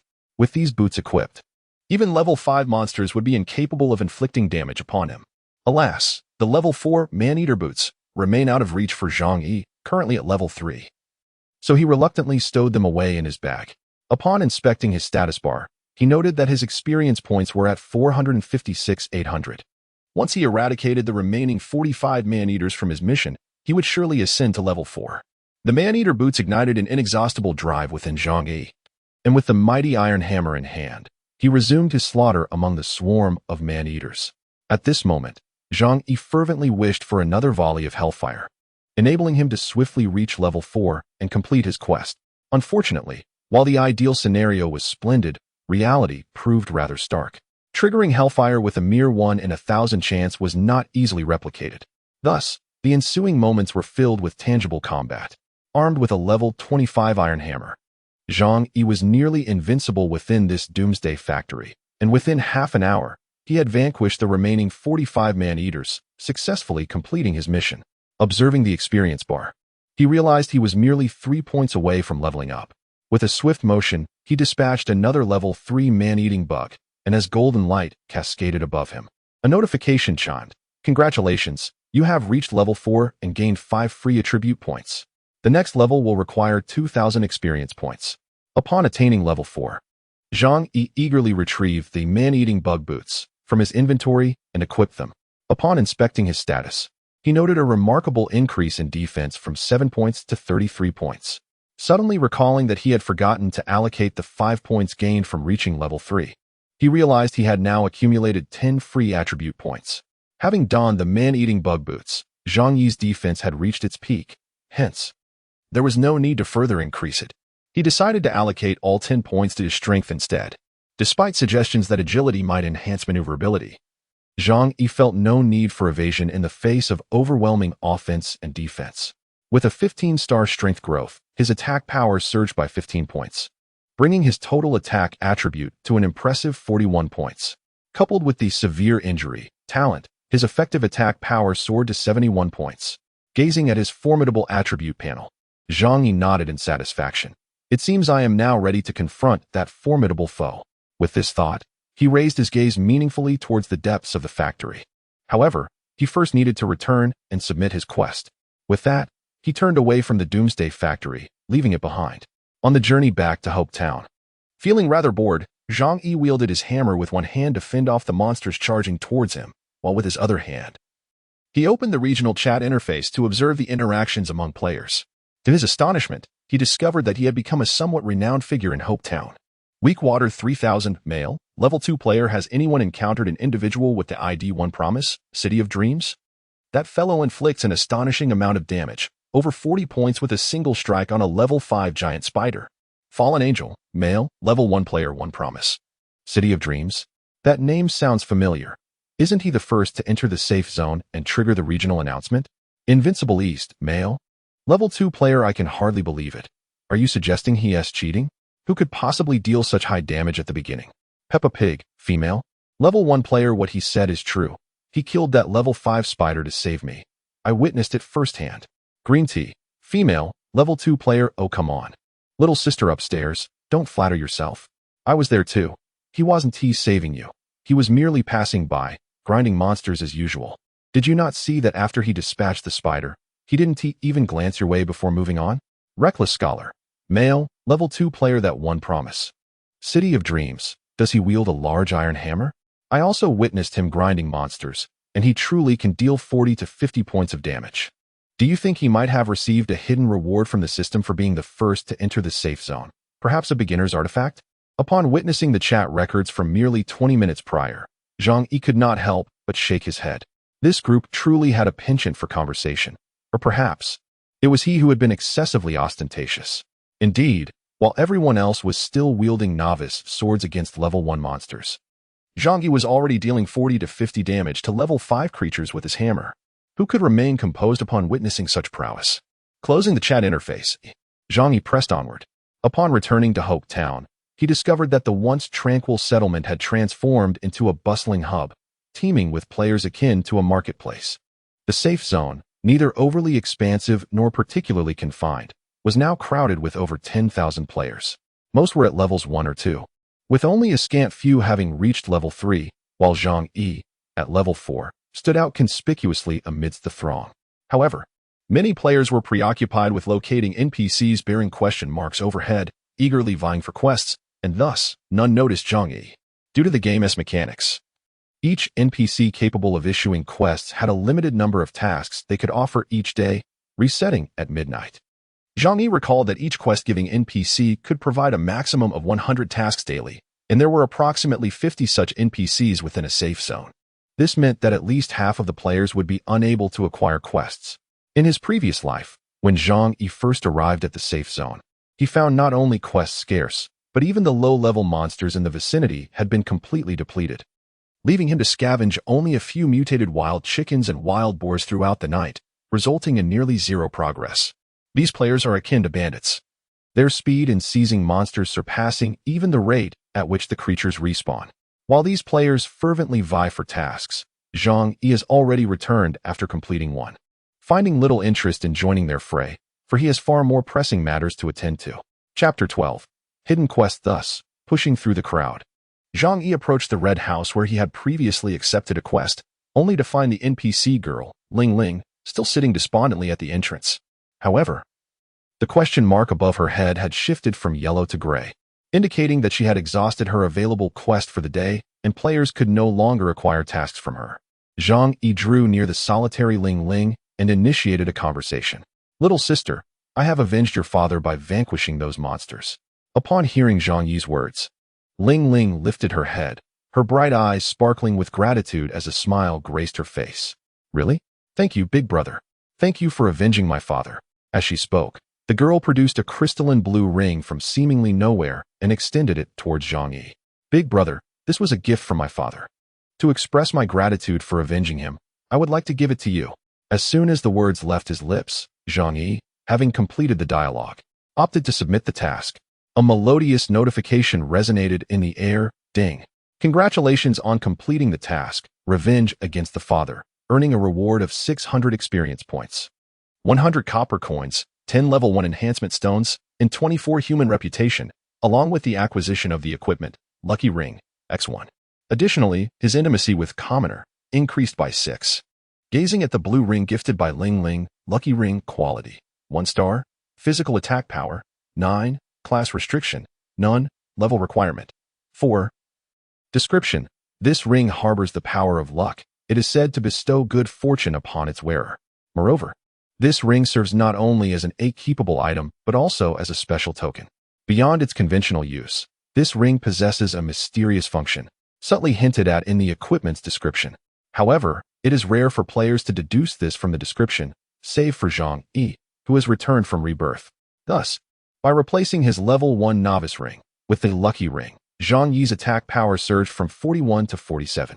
Regrettably, lacking sufficient enhancement stones, he could not upgrade the Lucky Ring to level 25, which would yield greater attack bonuses.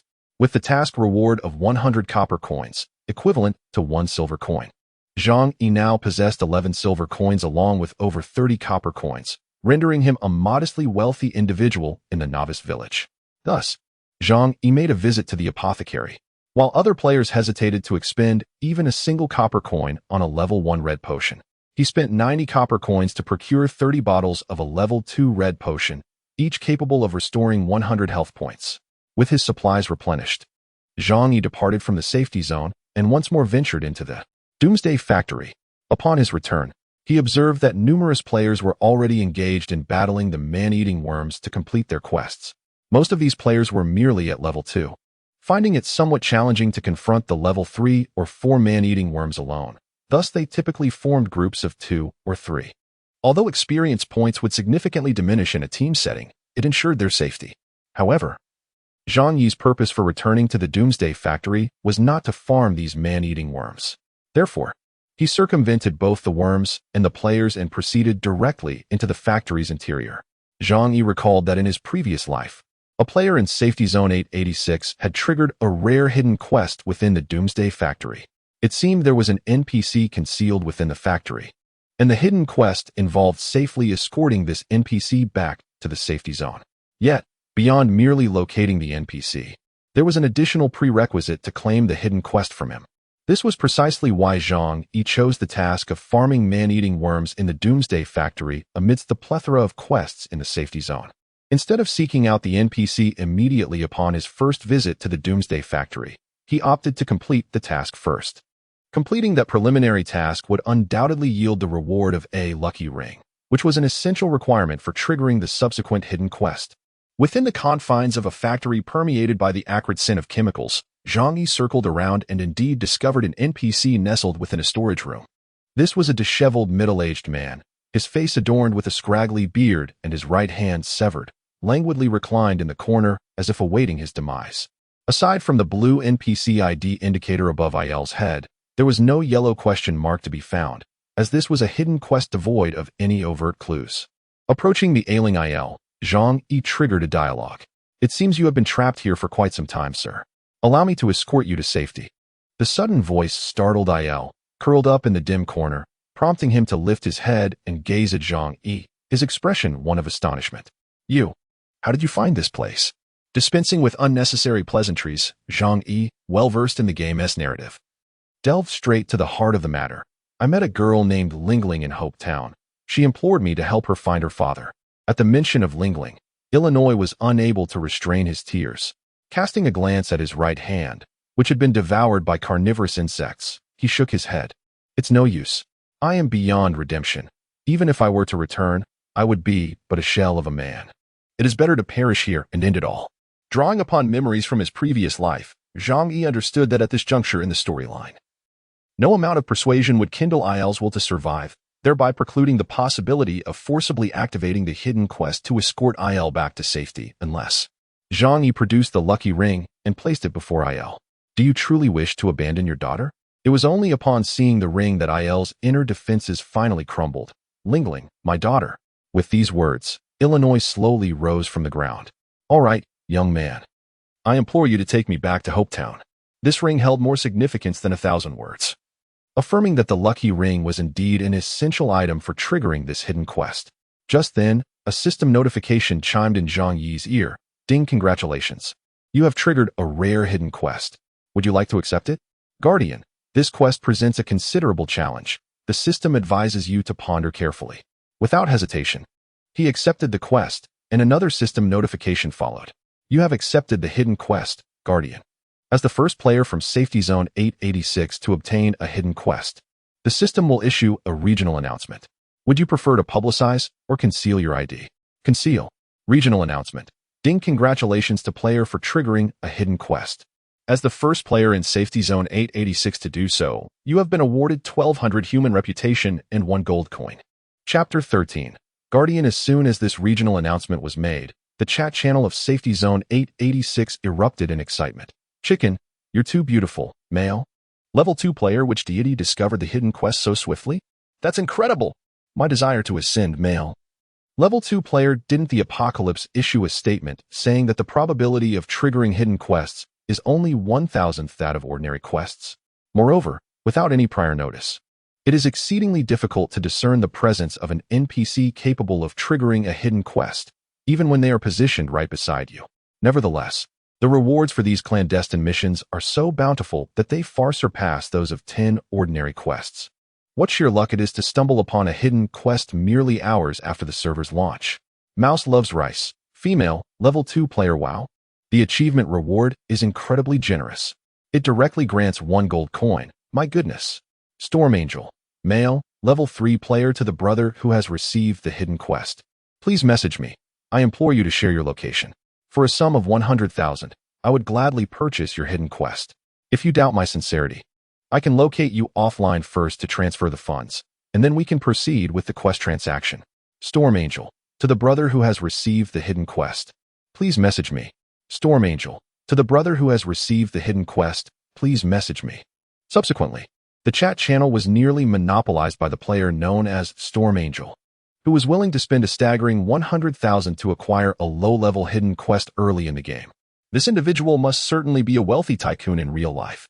It is well known that the official announcement from the Apocalypse team had previously extolled the extraordinary rewards associated with hidden quests, encouraging players to diligently seek them out. Furthermore, all hidden quests in the world of Apocalypse are unique and cannot be claimed by multiple players. Thus, the value of an early hidden quest is on par with that of a legendary artifact. However, what left the confident player, known as Storm Angel. Utterly bewildered was that after several minutes of incessantly spamming the regional channel, until silenced by the system, the individual who had accepted the hidden quest did not send him a private message. 100,000 coins could not procure a mere quest. Could it be that the one who claimed the task was also a wealthy tycoon? Had it been in a past life? The oblivious Zhang Yi might have been inclined to sell this quest to Storm Angel for that princely sum. But now Zhang Yi was acutely aware that strength could not be acquired with money. Upon opening the quest interface, Guardian, hidden quest task difficulty, 100 description, a few days ago. In search of materials to forge weapons, the survivor IL from Hope Town became trapped in the apocalyptic factory teeming with monsters.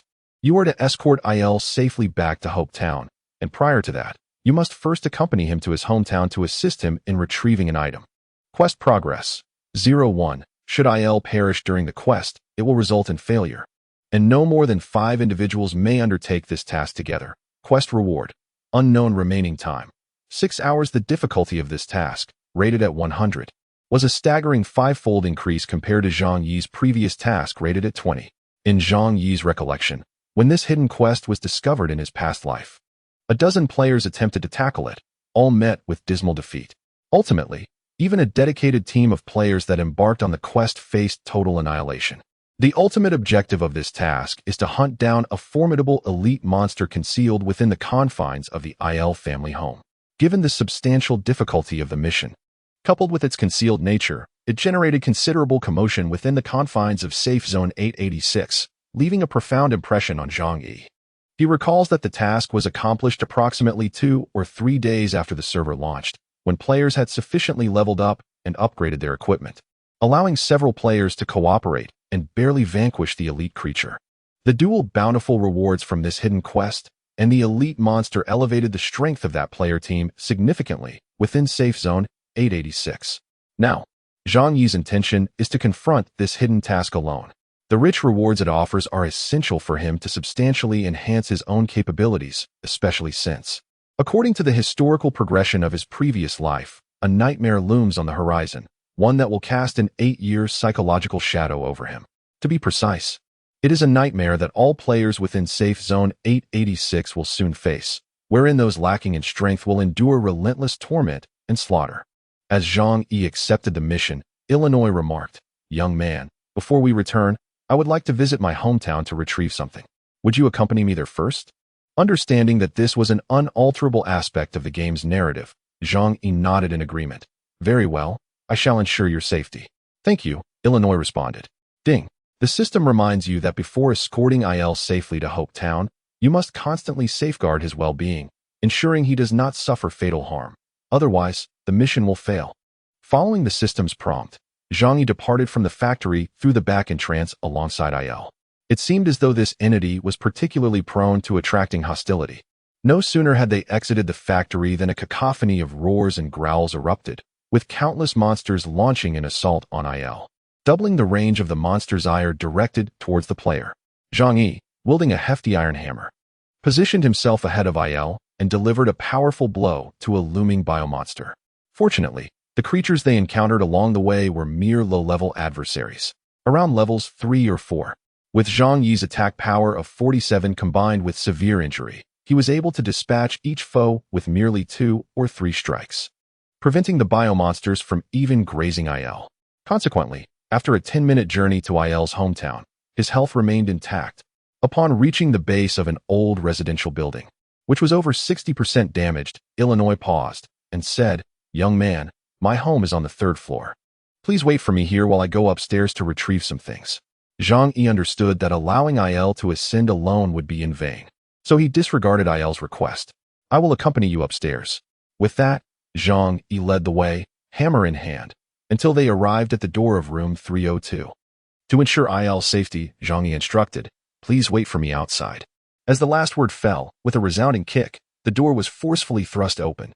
It was as though he anticipated the ensuing events. At the very moment the door burst ajar, Zhang Yi swung a massive hammer, sending a colossal biochemical spider, which had been leaping forth from the room, soaring through the air.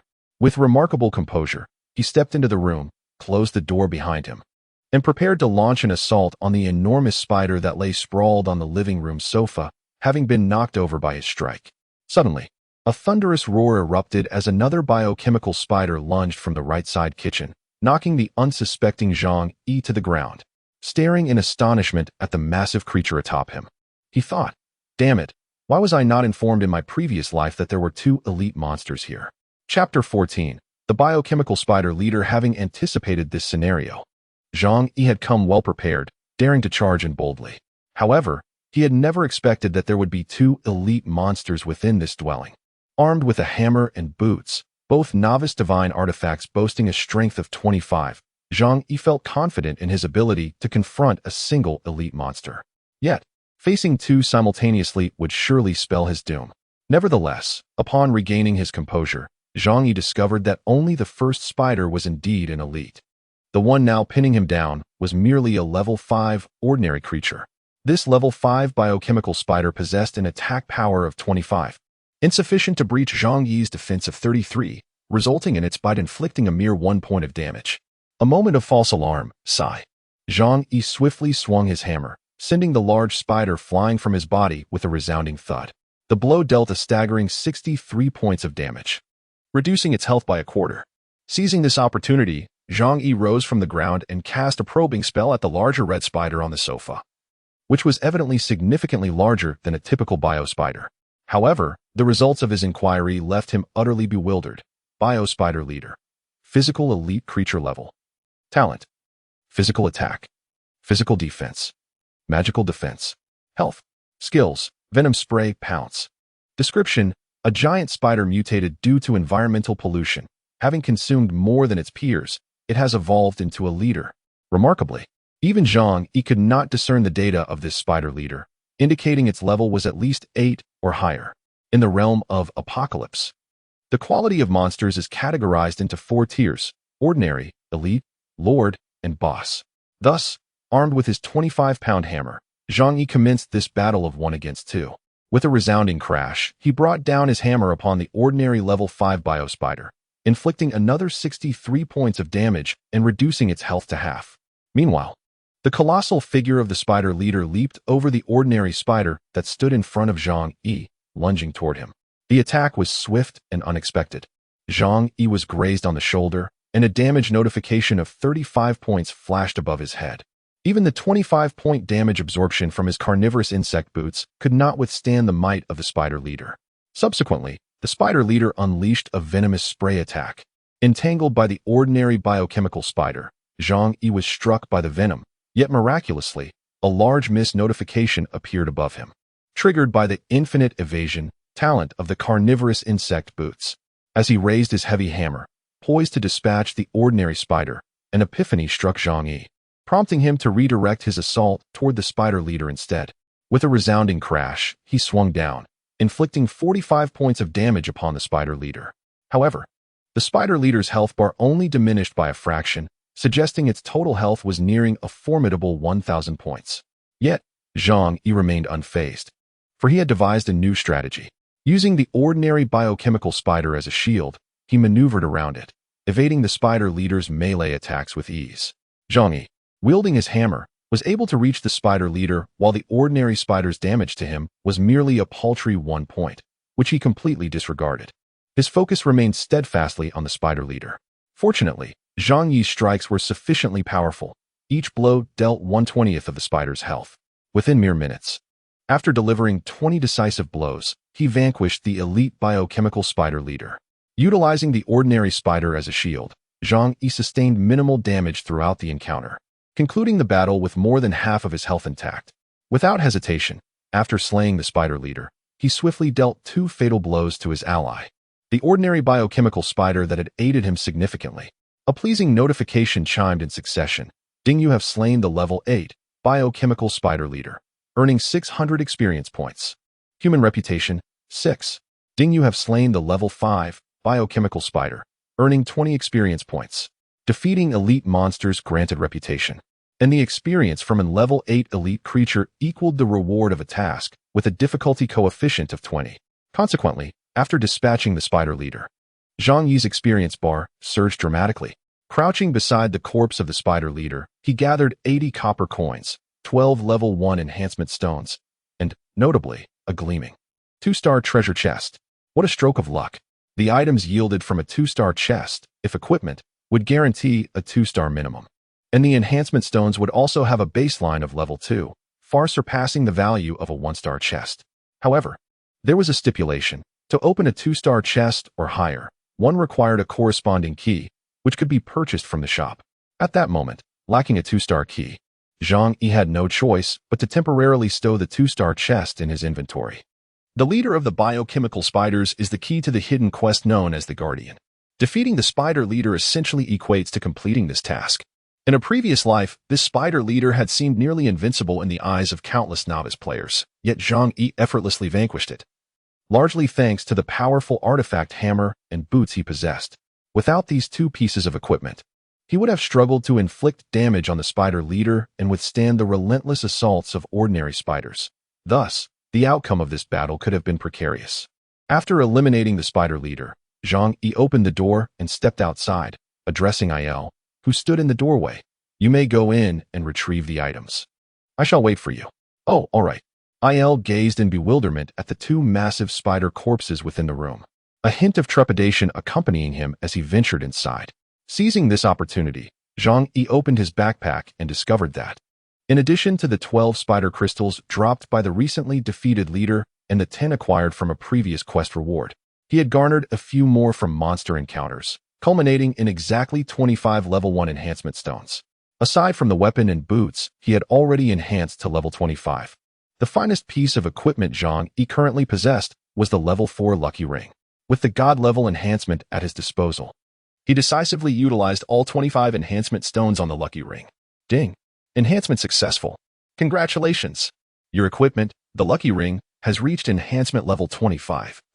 Unlocking the exclusive talent, Lucky Strike. Chapter 15. Not selling for $1 million. Fortunate ring, quality. 1-star physical attack power. 32, 23. Exclusive talent, Lucky Strike. The wielder's every third attack inflicts 150 of attack damage on the enemy. Class restriction, none level requirement. For description, this is a ring that can bestow luck upon you. Upon enhancing the fortunate ring to level 25, its attack power increased by 23 points, elevating Zhang Yi's attack power from 47 to 70. Coupled with the hammer's severe wound talent, Zhang Yi's current attack power has surpassed the triple digits. Invincible. This attack power is truly formidable within the entire safe zone. No player can withstand Zhang Yi's 2 strikes. Should the third attack trigger the Lucky Strike talent, it could annihilate a novice player in a single blow. After all, in the early stages, players rarely allocate their upgrade points to health and endurance in pursuit of damage, resulting in generally low vitality and defense among players. Even Zhang Yi, who previously invested 5 points into health, now possesses a total vitality of merely 175 points. At this moment, Illinois emerged from the room with his belongings in hand. Subsequently, Zhang Yi continued to escort Il back to the safe zone, for before entering Hope Town, the hidden quest, Guardian, would not be deemed complete.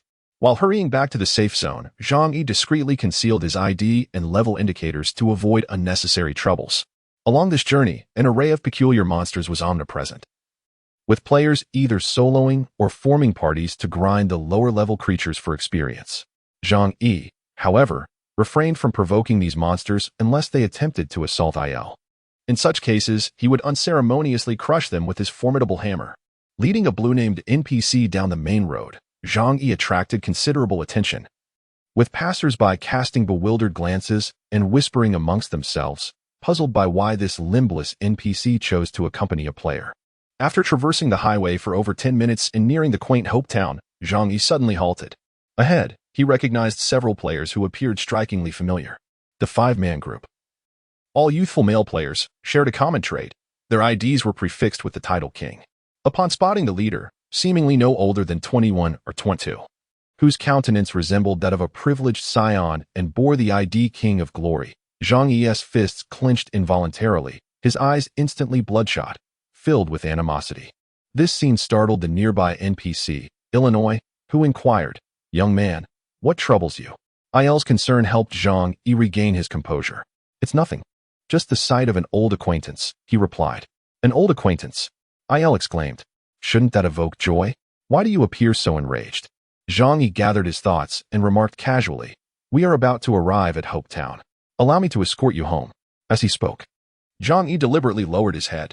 When he and Il encountered a few players from Honor of Kings, an NPC with a blue name walking beside Zhang Yi immediately caught their attention. One of the players, a level 3 young man with the ID of King's Return, looked at Il in surprise and exclaimed, "Is this NPC glitching? Why is it wandering about alone?" Just as King's Return expressed his astonishment, another player from the same game, King's Supremacy, fixed his gaze intently on Zhang Yi, who was attempting to pass by with his head down. It was as if he had discovered a new continent. He pointed at Zhang Yi and shouted excitedly, "Hammer Brother! Captain Hammer Brother!" As soon as King's Supremacy finished speaking, the players from Honor of Kings and King's Return shifted their attention towards Zhang Yi. "Stop!" commanded a player from Honor of Kings, who quickly approached Zhang Yi and blocked his path, scrutinizing him thoughtfully. "Are you Hammer Brother? Or rather, Inua Chingcheng?" Before Zhang Yi could respond, the level 3 player, King Supremacy, hastily interjected, "That's right, Captain, it is indeed him. I recognized him because I had seen him before, although he had concealed his ID." "Goodness," Zhang Yi inwardly lamented. "I never anticipated I would be recognized like this." Observing Zhang Yi's tacit acknowledgement, Honor of Kings chuckled and said, "What a coincidence. I was just looking for you, and here you are?" Zhang Yi raised his head, feigning ignorance of the renowned game. With a bewildered expression, he inquired, "What do you want from me?" In truth, in this lifetime, Zhang Yi had yet to recognize him. They had never crossed paths before.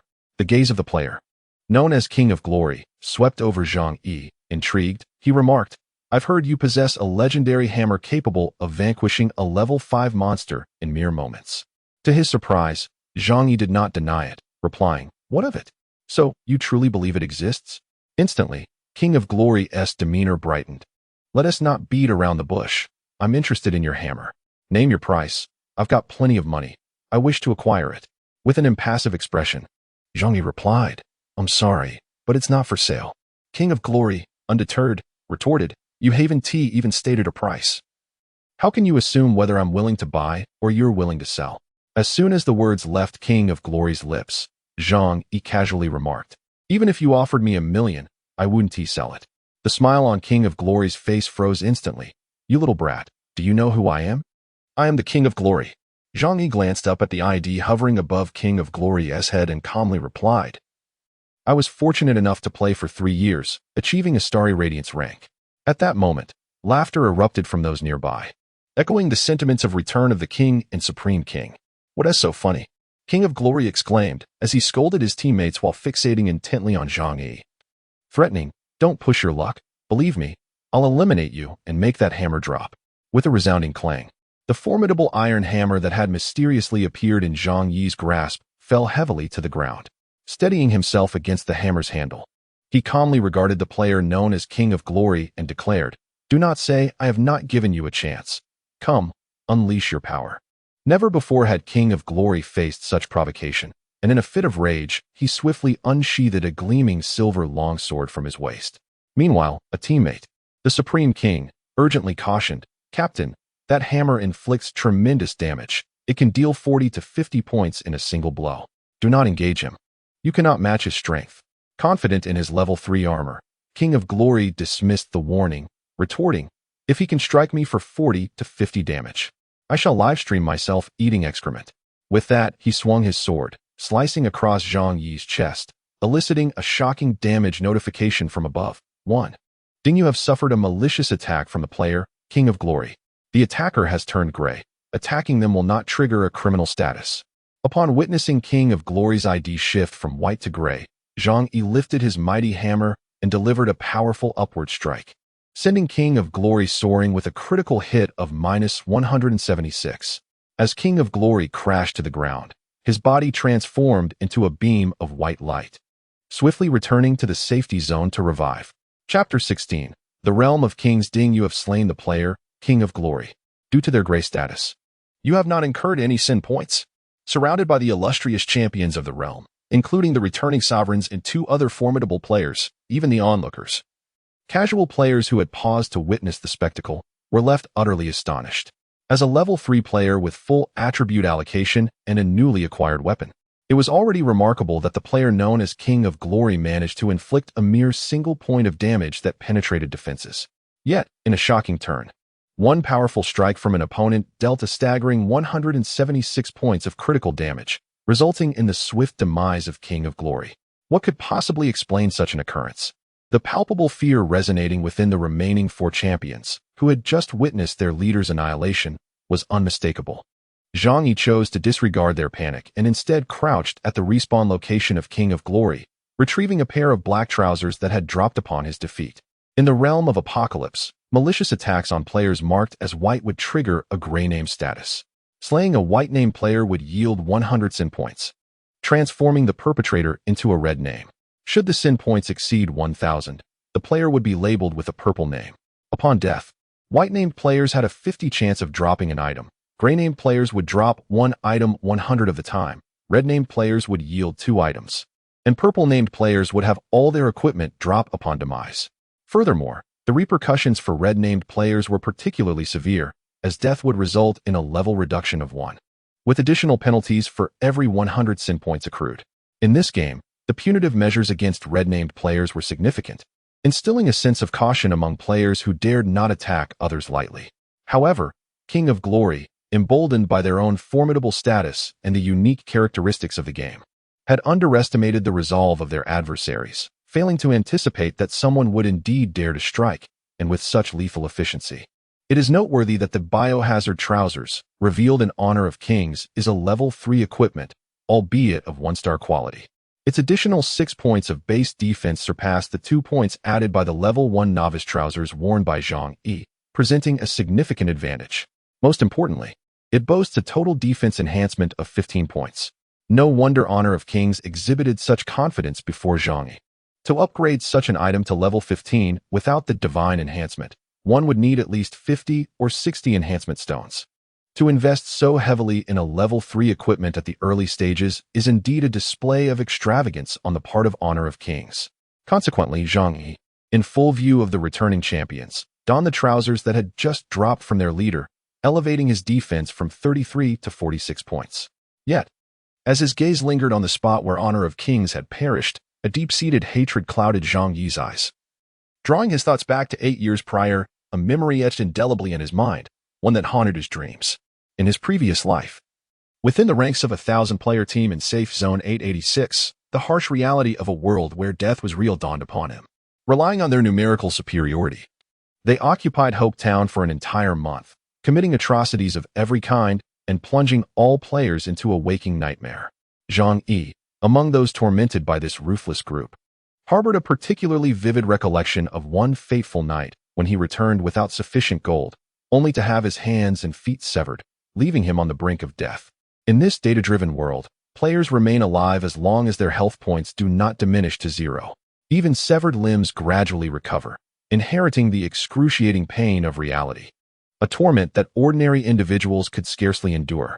Due to system constraints, escape to other safe zones is impossible. The sole means of liberation from their clutches is to reach level 30, thereby activating the teleportation array leading to the 3rd-tier main city. However, the presence of that formidable team significantly hampers the leveling speed of solo players, as they ruthlessly eliminate anyone of higher rank. This was precisely why Zhang Yi struggled for an entire month to attain level 30 in his previous life. The team that plunged Safe Zone 886 into darkness, leaving countless players with psychological scars, was known as Kingdom of Glory, with the captain bearing the ID, Glory of Kings. Yet, even if Zhang Yi were to vanquish Glory of Kings once, his resentment would remain unquenched, for he was acutely aware that Glory of Kings possessed the means to resurrect. The trauma inflicted by Kingdom of Glory in his past existence was simply too profound. In this life, should you dare to rise again, I, Zhang Yi, shall take your surname. With that declaration, Zhang Yi rose, accompanied by the NPC IL, and continued towards the safe zone. The members of Glory of Kings dared not obstruct his path, retreating in fear and granting him passage. As for these few individuals, eliminating them would be effortless. However, due to their status as white names, Zhang Yi refrained from doing so to avoid acquiring a red name, which would bar him from entering the safe zone. Once Zhang Yi and Il departed, the members of Glory of Kings huddled together, gazing at Zhang Yi's receding figure, engulfed in a state of bewilderment. My goodness! Over 170 points of damage, even without critical hits, it exceeds 80 points. How is this possible? Could it be that the hammer in his possession is a legendary artifact capable of growth? Is it that as his level increases, so too does his attack power? Never mind that. Let us swiftly return to find the captain. He must be in a foul mood after being taken down so swiftly. We ought to offer him some comfort. Meanwhile, Zhang Yi, not yet within the safe zone. Observe the regional chat channel inundated with messages from King of Glory, male, level 2 player Inua Ching Chung. You better wait for me. From today onward, if I see you again, I swear I will take you down every single time. King of Glory, male, level 2 player, unless you immediately roll over to the resurrection fountain, kneel before me and apologize, handing over that weapon you possess. I have countless ways to ensure you can never thrive in the entire apocalypse world again. Observing these messages in the regional channel, Zhang Yi remained unfazed, yet overheard nearby passers-by engaging in lively discussions. Player A. It is said that the captain of King of Glory, known as Wang Zhirong, is a wealthy heir in real life, with an estate worth billions, the richest in Linghai City. Before entering this game, he spent 100 million, hiring 1,000 professional players at a salary of 100,000 each to form a formidable team. Their early game strength is truly impressive. Player B. Indeed. The entire region is buzzing about it. This fellow, Inua Ching Chung, is surely in for a rough time. He dares to provoke the captain of the Wang Zhitianxia team. I fear he might be hunted down to the point of deleting his account. Player C. Given the context of Wang Zhirong Yao, that lad may even face repercussions in the real world. Alas, I can only sympathize for 3 seconds upon hearing the comments from passers-by. Zhang Yi felt a sense of resolve. In this lifetime, with Zhang Yi present, the 886 safe zone would undoubtedly avoid repeating the tragic fate of the last. The sins committed by Wang Zhitianxia in the previous life would be avenged in this one, and Zhang Yi was determined to make them pay in blood. Upon returning to Hope Town, Zhang Yi reunited with Yi and found Ling Ling. The father and daughter embraced joyfully, tears of happiness streaming down their faces. Meanwhile, a delightful system notification chimed in Zhang Yi's ear. Ding, congratulations on completing the hidden quest, Guardian, earning rewards of 3,000 experience points, 10 silver coins, 120 human race reputation, 100 level 1 enhancement stones, a skill book, critical strike, X1, and equipment, Guardian armor, X1. Affinity with blacksmith shop owner is now at 8. Chapter 17, skill book with a brilliant ray of golden light cascading from above, Zhang Yi ascended to level 5. The rewards from hidden quests truly far surpassed those of ordinary tasks.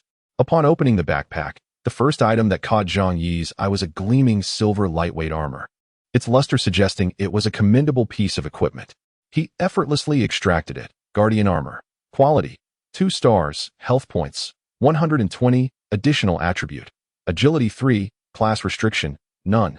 Level requirement, 5. Description, this armor represents the glory of the Guardian, symbolizing that the wearer has once protected the afflicted souls of Hope Town.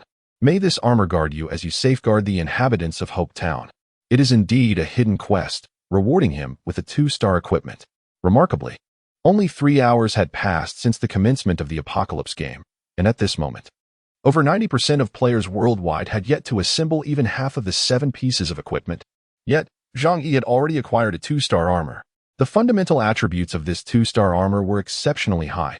A 1-star level 5 armor, available for purchase only at level 5 in the shop, typically provided around 50 to 60 health points. Merely elevating the quality by 1 star resulted in a doubling of the base attributes. This was before any enhancement. Once enhanced to level 25, the base attributes would multiply by an astonishing 5 times. Setting the armor aside for the moment, Zhang Yi's gaze shifted to a white book quietly resting within the backpack. In the world of Apocalypse, aside from learning a basic skill for each job change, most skills were acquired through skill books. The skill book can only be acquired by players after reaching level 10 and completing their first class change, either through defeating monsters in the wild or opening treasure chests. This hidden quest granted Zhang Yi a privilege, as he was unexpectedly rewarded with a skill book before his class transition. Although it was merely a low-quality white skill book, Zhang Yi, at level 5, felt utterly satisfied.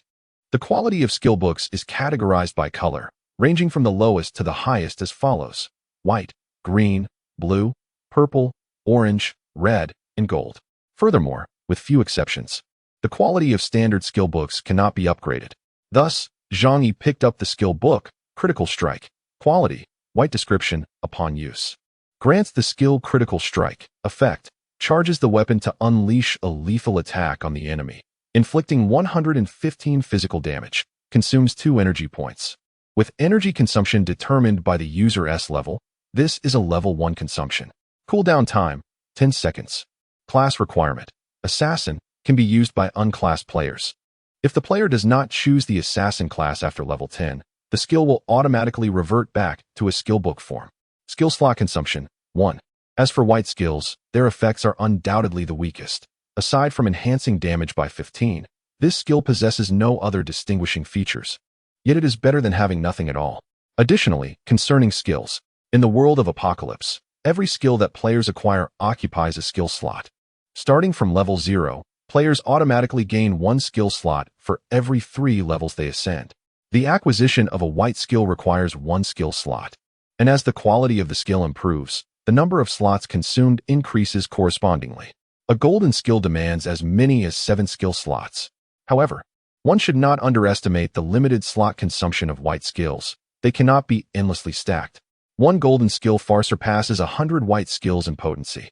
Casting several white or green skills pales in comparison to the might of a single red or even orange skill. Currently, Zhang Yi, having reached level 5, possesses 1 skill slot. He utilizes a skill book, which transforms into shimmering starlight and integrates into his being. Ding! Congratulations, you have mastered the skill, Critical Strike. Upon inspecting the skill list, it is noted that using Critical Strike at level 5 requires 5 energy points. With Zhang Yi's energy pool of 75 points, he can deploy it 15 times. While this does not account for the entire server, it is certain that players have acquired skills through special means before reaching level 10. As the first player in Safety Zone 886 to master a skill, Zhang Yi feels rather impressive. Fortunately, the dragon skills conferred by Dragon Bloodline do not consume skill slots. Otherwise, the first golden skill, Hellfire Dragon, would have proven overwhelming for Zhang Yi. The hidden task rewards include 100 level 1 enhancement stones, which can be combined to create 50 level 2 enhancement stones, more than sufficient for strengthening the 2-star Guardian armor. However, Zhang Yi refrained from rushing into enhancements, as he still possessed a 2-star treasure chest obtained from a spider leader, should the chest yield a 3-star equipment. These 100 level 1 enhancement stones could be transformed into 25 level 3 enhancement stones, allowing him to elevate the 3-star equipment directly to level 25. Better safe than sorry, for Fortune is an unpredictable companion. Aware that he could no longer trigger tasks with the father-daughter duo, Zhang Yi bid farewell to them and proceeded to the shop in Hope Town, where he spent 1 silver coin to purchase a key for the 2-star treasure chest. The moment of witnessing a miracle had arrived. He utilized the key to open the chest. Ding! Congratulations, you have opened a 2-star treasure chest and received 50 silver coins. To his astonishment, it was not equipment. Nevertheless, exchanging 1 silver coin for 50 was a worthwhile transaction. Zhang Yi felt quite pleased to receive such a bounty. In the world of Apocalypse, the necessity for gold coins is immense, and without them, one would struggle to navigate the challenges ahead. The synthesis of enhancement stones demands a considerable amount of currency. Arriving at the blacksmith shop in the town, Zhang Yi spent 125 copper coins to combine 50 level 1 enhancement stones into 25 level 2 enhancement stones at the rate of 5 copper coins per 2 level 1 enhancement stones. Subsequently, under the influence of divine enhancement, utilizing 10 level 1 enhancement stones and 25 level 2 enhancement stones, the 15 bio pants and the guardian armor obtained from Honor of Kings were enhanced to level 25. Ding! Enhancement successful. Congratulations. Your equipment, Bio Pants, has reached enhancement level 25, unlocking the exclusive talent, Defense Reinforcement. Ding! Enhancement successful. Congratulations, your equipment, Guardian Armor, has reached enhancement level 25, unlocking the exclusive talent, Angel's Guardian. Originally, the pants provided a defensive boost of 6 points. Upon reaching level 25, this bonus escalated to 21 points. The newly unlocked talent, Defense Reinforcement, further adds an additional 10 points of defense, propelling Zhang Yi's defense from 46 points to an astounding 71 points. Meanwhile, the level 25 Guardian Armor saw its base health increase from 120 to 420, with the additional attribute of Agility rising from 3 to 11 points. The effect of Angel's Guardian grants the wearer a shield equal to 10% of their maximum health upon receiving an attack, lasting 10 seconds with a cooldown of 10 seconds. Equipped with the Guardian armor, Zhang Yi checked his status bar and was astonished to find his health had surpassed 500, soaring to an impressive 570 points. Satisfied with his current statistics, Zhang Yi nodded approvingly. It was time to undertake a significant challenge. Chapter 18. Survival Mission. Zhang Yi was acutely aware that the advantage of his divine enhancement talent was most pronounced in the early stages, as other players typically refrained from expending enhancement stones on lower-tier equipment. As the later stages approached, with equipment becoming established and the rate of elimination slowing, achieving a reinforcement level of 25 remained a formidable challenge. However, for the average player, acquiring a full set of equipment at level 20 was relatively attainable. At that juncture, the distinction between Zhang Yi and other players lay in those extra few levels of enhancement, complemented by his superior talents, rendering him no longer invincible as he had once been. Thus, it became imperative for Zhang Yi to capitalize on this advantage, maximizing his strength in the early phases to widen the gap between himself and other players, thereby amplifying his superiority to a point where they would be unable to catch up in the later stages. Glancing at the time, he realized it was already 11:50 p.m., leaving only 10 minutes until the conclusion of the week. This signified that, in 10 minutes, the world of Apocalypse would unveil a new chapter, presenting all players with fresh survival missions, while those who had yet to reach a safe zone would face obliteration. Seizing the final 10 minutes available, Zhang Yi, with only a few potions remaining in his backpack, made a trip to the apothecary. While other players hesitated to use even the level 2 red potions, Zhang Yi, having acquired 50 silver coins through a hidden quest and a 2-star treasure chest, generously spent 10 silver coins to purchase 100 bottles of level 3 red potions, each restoring 300 health points, and then used 2 silver coins to procure 40 bottles of level 2 blue potions, each replenishing 40 energy points. With his supplies replenished, time froze at the stroke of midnight. Ding, esteemed players, a new week has commenced, and this week's survival tasks have been unveiled. You may peruse the task interface and, adhering to the requirements, complete the survival tasks within this week. Failure to do so will incur a penalty of death. As we embark on this new week, congratulations to all players for receiving a revival opportunity. May you all enjoy your gaming experience. With the announcement echoing across the server, countless players who had yet to complete last week's survival task, finding the safe zone, were suddenly struck by bolts of purple lightning, transforming into ethereal white light before vanishing. However, their demise elicited little attention from the other players. Opening the task interface, one confirms this week's inaugural survival task. This week's survival task: Extreme Hunt, Normal Level, Background. The safe zone may temporarily assure your safety. Yet to endure in this world, you must fulfill the survival tasks as mandated. Task description: you are required to accumulate the defeat of 1,000 monsters of a higher level than your own within this week. Progress: 1,000. Remaining task time: 7 days. Task reward: revival opportunity, 1 failure penalty. Death can be mitigated if a revival opportunity is available, as today marks the first day of the server's opening. Despite the late hour, the streets of Hope Town remain bustling as if it were daytime. Countless players traverse the thoroughfares, some, having finally received their tasks at the midnight refresh, joyfully team up with others to embark on their quests, while others return from the wilderness, prepared to submit their completed tasks. Everything appeared to be perfectly normal, and no one had yet discerned the looming crisis. Zhang Yi gazed at the lower right corner of the main interface, where the exit option had turned gray since the moment he entered the game. With foreknowledge of the future's trajectory, Zhang Yi did not dwell on it for long. His immediate objective was to continue leveling up, striving to reach level 10 to complete his class change and achieve his goals. Thus, he navigated from memory to the blacksmith shop in the town, where he received a quest from the NPC owner. Collect wolf pelts. Normal quest. Difficulty level 50. Description: in the wake of the apocalyptic crisis, countless biomonsters and alien creatures continuously covet the safety of humanity, yearning for the day when they can breach the secure zones and devour the inhabitants within. As the proprietor of the Hope Town blacksmith shop, Illinois bears a heavy responsibility, crafting vast quantities of formidable armor and weaponry for the Guardians, enabling them to protect their homeland. However, the creation of these armaments necessitates a substantial amount of materials. Players are instructed to venture into the dark forest, hunt the enchanted wild wolves residing therein, and collect wolf pelts to deliver to IL. Quest progress: 0-100 wolf pelts. Rewards: 2,000 experience points, 250 copper coins, 15 level 1 enhancement stones, 1 random equipment, 30 human race reputation. Remaining time: 1 day indeed.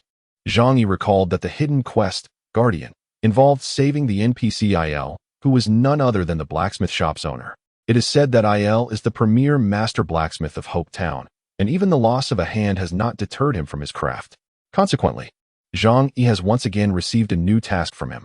At first glance, this appears to be an ordinary assignment. With a difficulty rating nearly 30 points higher than Zhang Yi's previous quest, the vendetta against the father. However, there is nothing particularly noteworthy about it. Most players, upon encountering this task, would dutifully slay magic wolves and return with 100 wolf pelts to fulfill the requirements. Yet, Zhang Yi is privy to a unique aspect of this quest. It can be submitted multiple times. This opportunity was revealed to him in his previous life by a player from the same safe zone. He recalls that this task can be submitted up to 10 times. While the initial reward is standard, the subsequent 9 submissions yield diminishing returns. However, if a player manages to complete all 10 submissions, they will be rewarded with a grand prize. In his last life, Zhang Yi only learned of this secret after reaching level 10, which caused him to miss this opportunity, as he could no longer accept the quest due to his elevated level.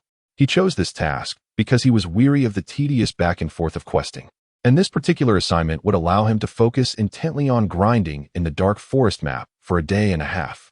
By the time he completes the task, alongside the rewards for monster hunting, he should be nearing level 10, poised to make his class transition.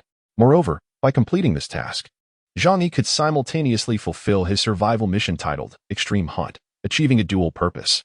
Thus, after accepting the quest, he departed from the bustling Hope Town. By the rejuvenating spring of Hope Town, a young gentleman, clad only in shorts and appearing rather disheveled, stood there in a huff, until several players, their IDs prefixed with the title of King, hurriedly approached from afar. "Captain, are you all right?" inquired the concerned player, Return of the King, as he suppressed a chuckle at the sight of the one in red shorts. "What nonsense!" exclaimed Glory of Kings, infuriated after being instantaneously defeated by Promise of a City, which had caused his level to plummet from 3 to 2 and resulted in the loss of his treasured shorts. He kicked Return of the King in a fit of rage, who seemed to revel in his misfortune. "Strip off your shorts and relay my commands to the team. Do not use the enhancement stones dropped by the monsters. Keep them for me. Each one is worth 1,000. Tomorrow morning, I expect my salary card to be ready. Moreover, any high-level equipment starts at 10,000. Ensure that all good gear is reserved for me." Taken aback, Return of the King stammered. "Huh? What? Damn you." Glory of Kings could not contain his irritation, delivering another kick to Return of the King. "Remove your shorts and follow my orders." Promise of a City. "Daring to slay me, I will ensure you cannot survive in the entire 8th district." Chapter 19. Hunt of the Demon Wolf. Following the map's guidance, Zhang Yi arrived at the dark forest, situated to the south of Hope Town, approximately half an hour's journey away. Under the shroud of night, this vast forest, situated by a river and deserted save for the countless pairs of eyes emanating a blue glow from the magical wolves that roam within, exudes an eerie and terrifying atmosphere. After all, this is a level 6 to 8 map, and at this stage, apart from Zhang Yi, no other players dare to venture into such a high-level area for experience. A chilling howl of wolves echoes through the forest, sending a shiver down Zhang Yi's spine as he stands at the edge of the dark woodland. With a clang, a heavy hammer strikes the ground. Zhang Yi, alone, drags the hammer into the forest. Bathed in moonlight, he gazes into the vast expanse of the woods, where numerous gray wolves, their fur cloaked in gray and eyes aglow with blue, abound. He casually locks onto the highest-level magical wolf, an 8th-level beast, and casts a reconnaissance spell. Magicized Wild Wolf, ordinary magical creature level 8. Talent: Magic Break. The attacks of the magicized Wild Wolf can ignore 20 points of the target's magical defense. Magical attack: 65, physical defense: 30, magical defense: 22. Health points: 440. Description: once ordinary wild wolves dwelling in the forest, they have mutated due to environmental pollution. These magicized wild wolves possess formidable magic-breaking abilities. If one lacks sufficiently high magical resistance, it is advisable to avoid provoking them. Goodness, this 8th level wild wolf boasts an attack power of 65. If it were a physical creature, it would be manageable, as Zhang Yi's physical defense stands at 61 points, rendering him largely impervious to the wolf's threat. The real concern lies in its magical nature, as Zhang Yi's magical resistance is merely 45 points. Indeed, the most formidable aspect of the enchanted wild wolf lies in its demon break talent, rendering Zhang Yi's magical resistance effectively a mere 25 points. It is noteworthy that this is in the context of Zhang Yi donning both the cannibalistic boots and biochemical trousers, each providing 25 points of defense. In the presence of this level 8 magical wolf, an average player would likely succumb to its bites in just a few hits. Zhang Yi examined his statistics. After allocating 5 points into strength upon reaching level 5, his attack power soared to 78. Coupled with the 30 points of additional damage from his severe injury talent, he faced little challenge against the level 8 magical wolf, which possessed a defense of merely 30 points. Nevertheless, Zhang Yi opted to commence his endeavors with the more manageable level 6 magical wolf. After all, the quest to collect wolf pelts could be fulfilled with less daunting adversaries. Why risk engaging stronger foes?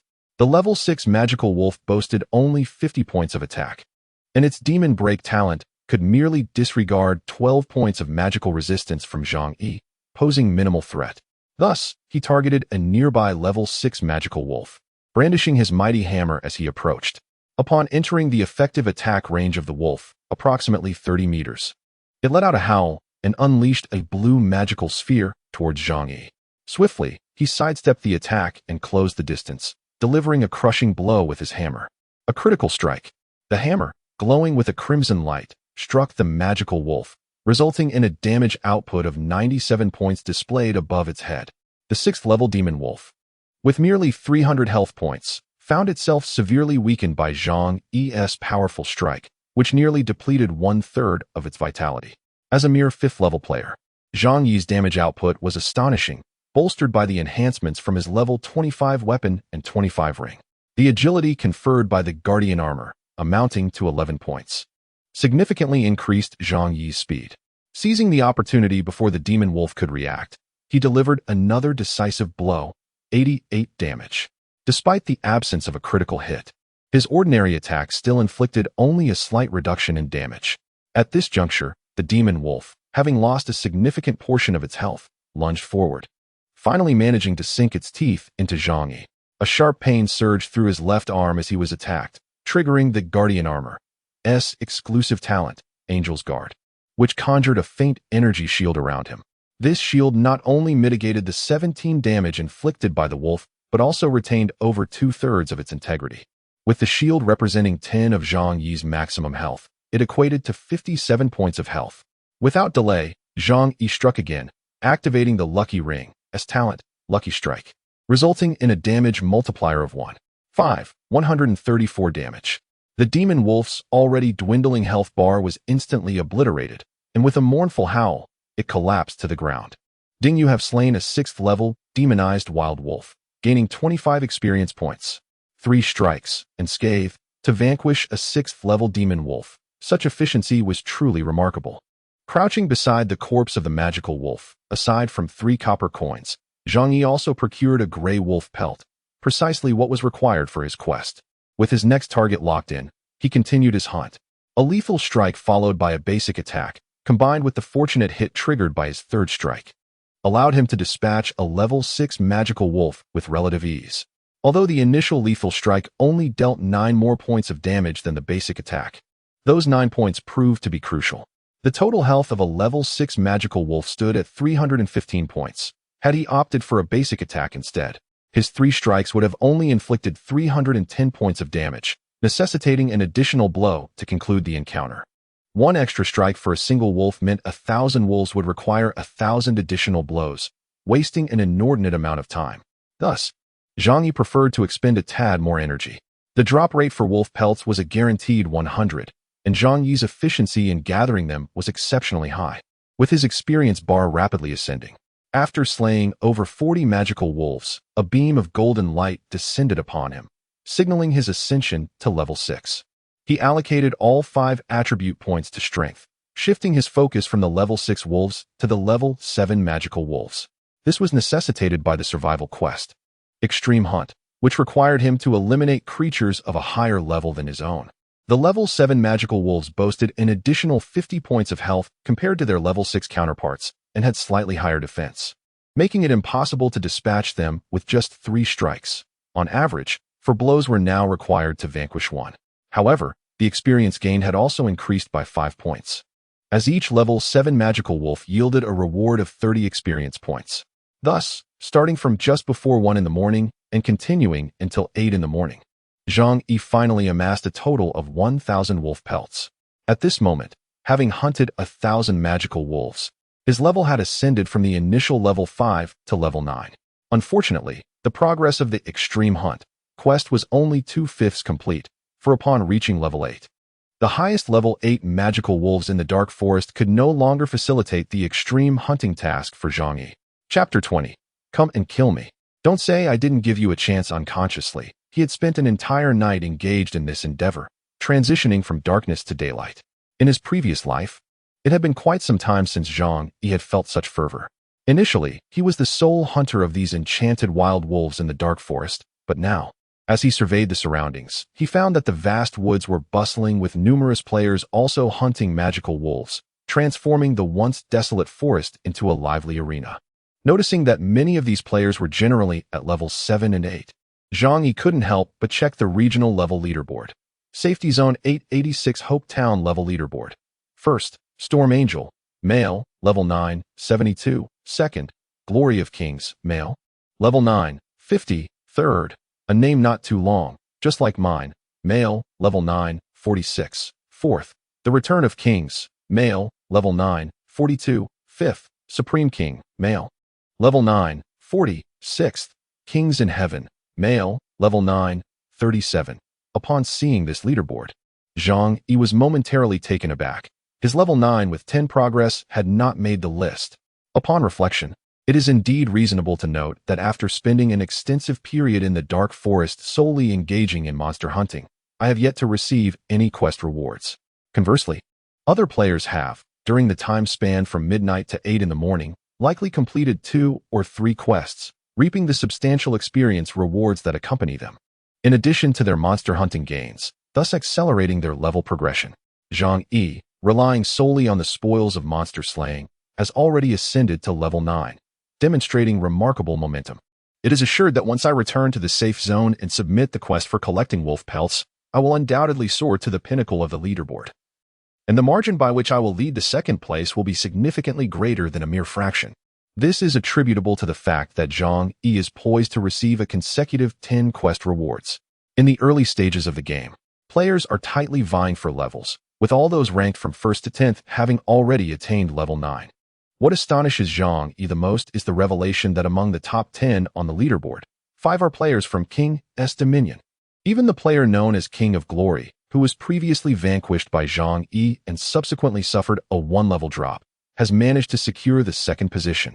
One can only speculate that had King of Glory not faced defeat and lost a level, he would likely have already reached level 10 and completed his class transition by now. The support of a 1,000-member team significantly accelerates leveling up, and the future seems to be unfolding in accordance with the historical trajectory of the previous life. If this trend continues, King's Dominion will soon emerge as the dominant force in the 886 safe zone. Of course, this scenario presumes that Zhang Yi makes no alterations to the current course of events. It is noteworthy that, as of now, no player has reached level 10 and completed their class transition. Thus, the achievement for being the first to transition remains unclaimed, which brings a sigh of relief to Zhang Yi.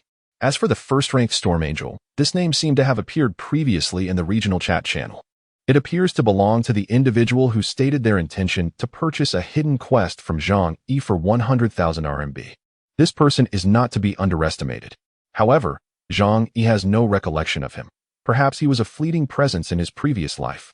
As the game Honor of Kings notoriously abhors outsiders who surpass others in development, he closed the leaderboard and, lifting his head to bask in the sun, stretched languidly. At that moment, a system notification chimed in Zhang Yi's ear. Ding. The system has detected that your fatigue level has dropped to 30. Please take care to rest.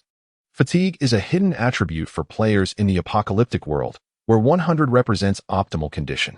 Every 10 minutes, one of fatigue is automatically consumed, and when it reaches 0, the player faces death.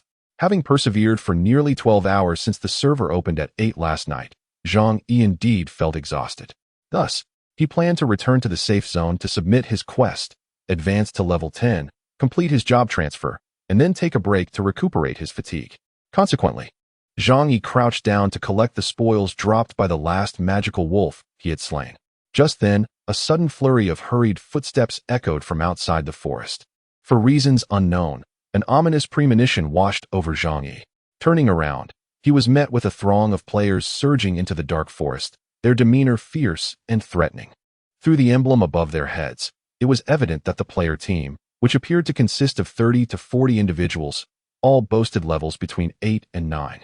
Furthermore, their IDs uniformly bore the prefix King of Glory. Could it be that they are here for me? As Zhang Yi pondered this, the leader of the King of Glory players, a young warrior clad in black armor and wielding a silver longbow, cast a sweeping glance at the players in the woods, who were diligently training against the magical wolves. His gaze then settled upon Zhang Yi, and he pointed decisively. That's him. Surround Inua and Qingqing.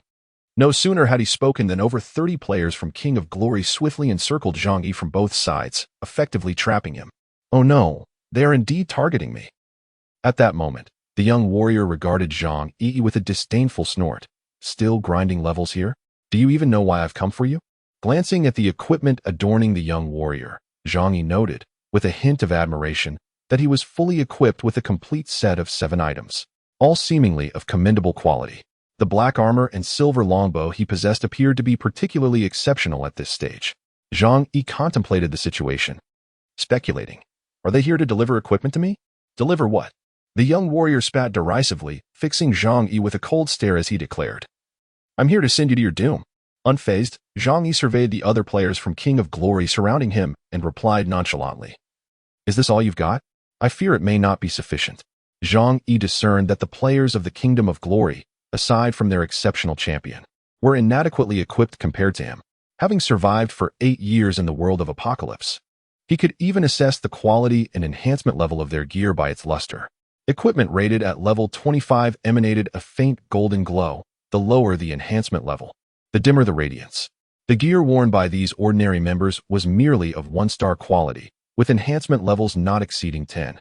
In the eyes of the surrounding level 7 and 8 rogue players, this was considered above average, yet, to Zhang Yi, it could be succinctly described as worthless. Only the champion, Kingdom of Glory, donned superior equipment, presumably all above level 20, clearly concentrating all resources of the kingdom upon himself. Observing that the proud Inua Qingqing was encircled by his subordinates yet still dared to utter such audacious words. Kingdom of Glory remained unfazed. Do you have any idea how many followers I command? To deal with a mere wastrel like you, I need not summon 1,000. Even 30 of my brothers would suffice to show you respect. Today, your demise is inevitable. I shall reduce you back to level 0. With a resounding thud, the massive iron hammer fell to the ground. Zhang Yi, gripping the handle, gazed calmly at Kingdom of Glory and said, Come and attempt to slay me. Do not claim I have not afforded you the opportunity. Chapter 21. 1 against 30. I cannot believe the audacity of this individual. Has he never heard of the Kingdom of Glory on the official forum of Apocalypse before entering the game? In the early days of the bustling forum, the post that attracted attention by offering a monthly salary of 100,000 RMB for recruiting top-tier professional players for a team was authored by none other than the renowned Honor of Kings. Thus, even before the game commenced, the team known as Kingdom of Kings had already gained considerable notoriety. Currently, it boasts a roster of over 1,000 professional players hailing from various regions across the country. As for Zhang Yi, he remained largely unfazed by the unfolding drama. However, the casual players grinding away in the dark forest nearby could not help but engage in animated discussions upon witnessing him encircled by members of Player A remarked. This lad has the audacity to openly challenge. What gall he possesses. Player B added, Indeed. Is he unaware of the standing of? He may soon find himself not only facing imminent demise, but also struggling to survive in the 886 safe zone henceforth. Player C cautioned. Let us be prudent and not provoke anyone from, lest we share his fate. Amidst the fervent chatter, refrained from lengthy discourse. Delivering a chilling ultimatum, "I will make you regret being born." With a commanding gesture, the order was given, "Attack him." Under the decree of, the surrounding players brandished their weapons and charged at Zhang Yi. The casual players in the vicinity watched with keen interest, perceiving the beleaguered individual, whose ID and level were concealed, as little more than a corpse awaiting its fate. Yet, amidst the chaos, Zhang Yi remained remarkably composed, standing resolute and unperturbed. As he waited patiently, two individuals brandishing long swords approached swiftly, their blades striking Zhang Yi's shoulders with a resounding clash. The spectators gasped in astonishment as damage numbers materialized above his head. 1. -1. Good heavens! Was their attack power truly so feeble? Or was this man's defense extraordinarily high? Even the two attackers stood in stunned disbelief. Although they had not exerted their full strength, their attack power exceeded 50 points. Yet they could not inflict a single point of damage on the figure before them. Meanwhile, Zhang Yi, rooted in place and deliberately enduring the blows, received 2 battle notifications. Ding, you have been maliciously attacked by player, King's Fury. The attacker is now gray named. Striking them will not trigger a red name. Ding, you have been maliciously attacked by player, King's Azura. The attacker is now gray named. Striking them will not trigger a red name. Finally receiving these notifications, Zhang Yi wielded his hammer and struck King's Fury with a powerful blow, followed by another devastating hit to King's Azura's chest, each producing an astonishing damage output above their heads. 118. -112. Seizing the moment while his adversaries were still reeling, Zhang Yi unleashed a critical strike with a swift motion, landing a hammer blow on King's Fury. 195. In an astonishing display of power, the player known as the King of Warriors, with a meager health pool of merely over 260 points, was obliterated by Zhang Yi's 2 swift strikes. Before he could comprehend the unfolding events, he collapsed to the ground, and in the blink of an eye, transformed into a radiant beam of white light, leaving behind a scattered array of copper coins, potions, and a pair of boots. Ding! You have slain the player, King of Warriors. Due to their gray name, you have not accrued any malevolent points. The dual enhancement from a critical hit and a lucky strike allowed Zhang Yi to inflict a staggering 195 points of damage, a remarkable 165 damage increase, leaving the onlooking players in a state of utter astonishment. What kind of damage is this? Almost 200. Good heavens! If that hammer had struck me, I would have been eliminated in an instant. It dawned on them that this young man had seemingly triggered the first achievement, a promise to captivate the city. Rumor had it that the hammer he wielded was a progressive artifact, one that had previously vanquished the captain of the King of Warriors, known as King Glory. It became clear why so many from King of Warriors had come to confront him. They must have fully grasped his prowess and recognized him as a formidable opponent.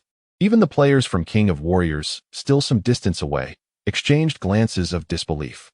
This young man inflicts such tremendous damage. Did the captain not mention that his hammer is an artifact? It's merely a game. Death does not equate to real demise. Moreover, the captain stated that dying once warrants a compensation of 10,000 coins. Brothers, let us strike. Assist the captain in obtaining that young man's artifact hammer. Even the slightest of injuries, when accumulated, can lead to demise. With that, the men of Wangzhe Tianxia continued their siege upon Zhang Yi. Zhang Yi chuckled, for he knew that even by accumulating their attacks, they could not bring him down.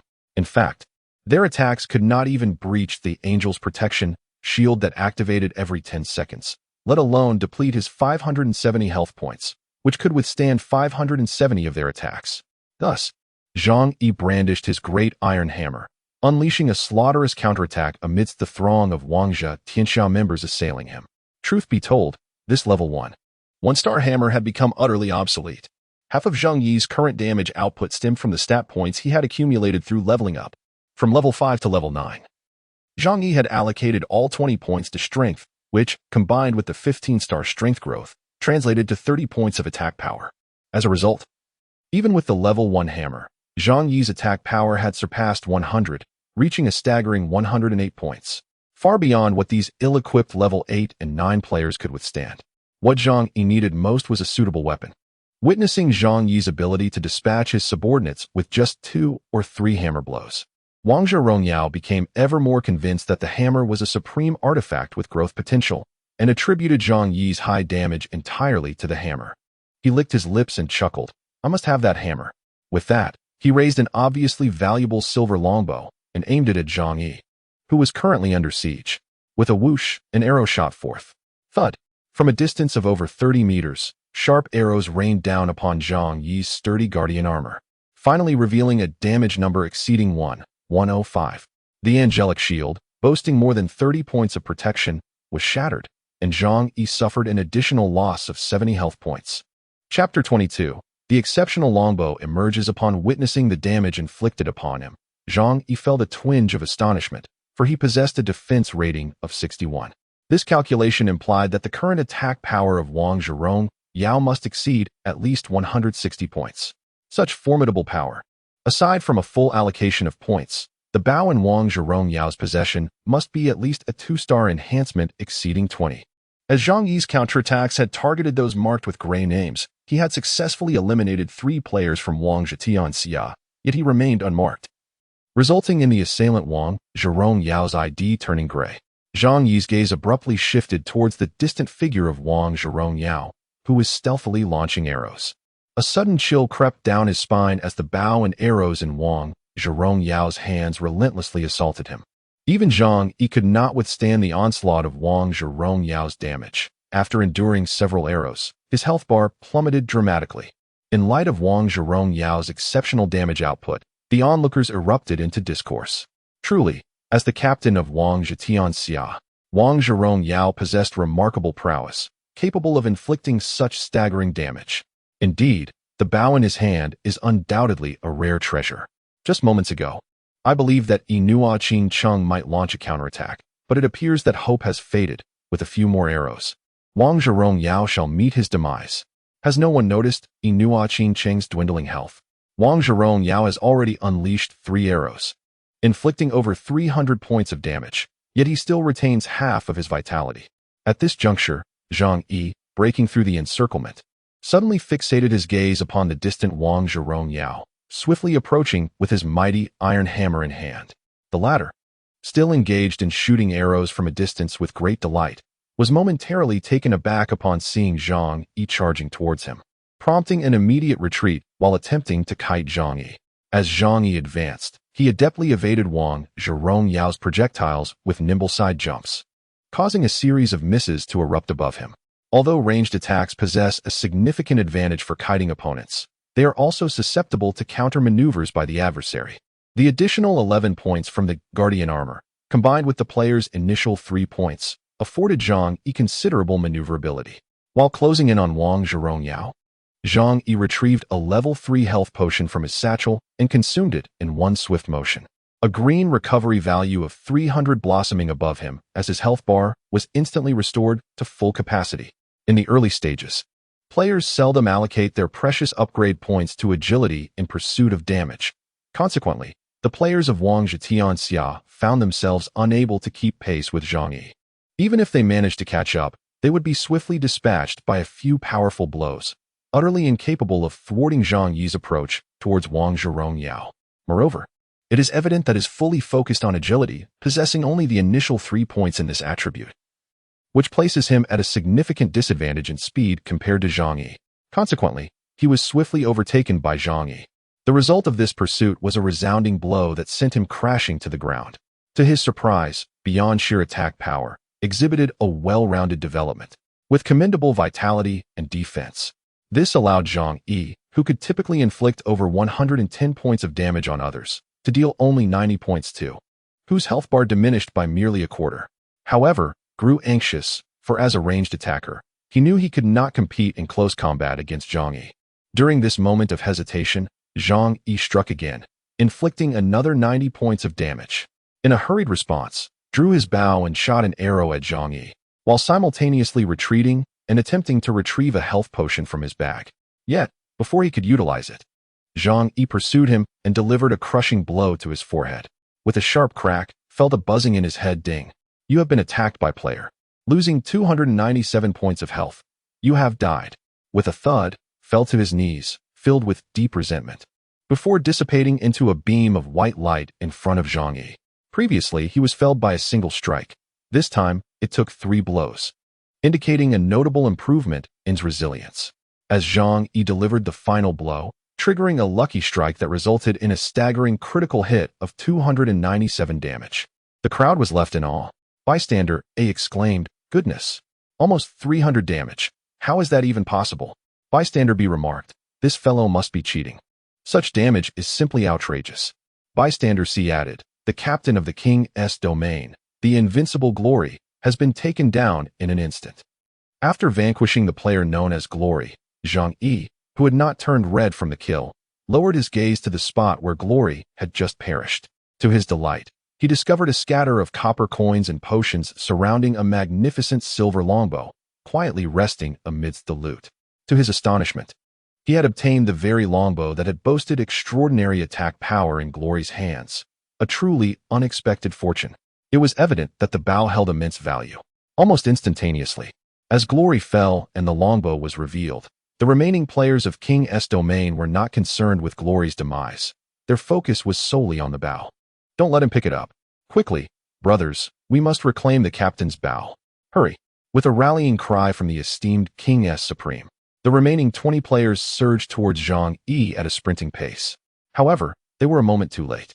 Just as Zhang Yi bent to retrieve the longbow and decisively replaced his iron hammer with it, the approaching players of King's domain halted abruptly, their expressions filled with dread as they gazed at Zhang Yi, who now wielded the exquisite silver longbow. At this moment, Zhang Yi did not bother to scrutinize the attributes of the bow. He merely understood that the substantial damage inflicted upon him, despite possessing a formidable defense of 61 points, was undoubtedly a consequence of this bow. Hence, he surmised that the bow's attack power could not possibly be inferior to that of his hammer. Consequently, after equipping the longbow, Zhang Yi transformed instantaneously from a warrior into an archer, raising the weapon in his grasp and aiming it at the players of the Realm of Kings, who were situated within his attack range.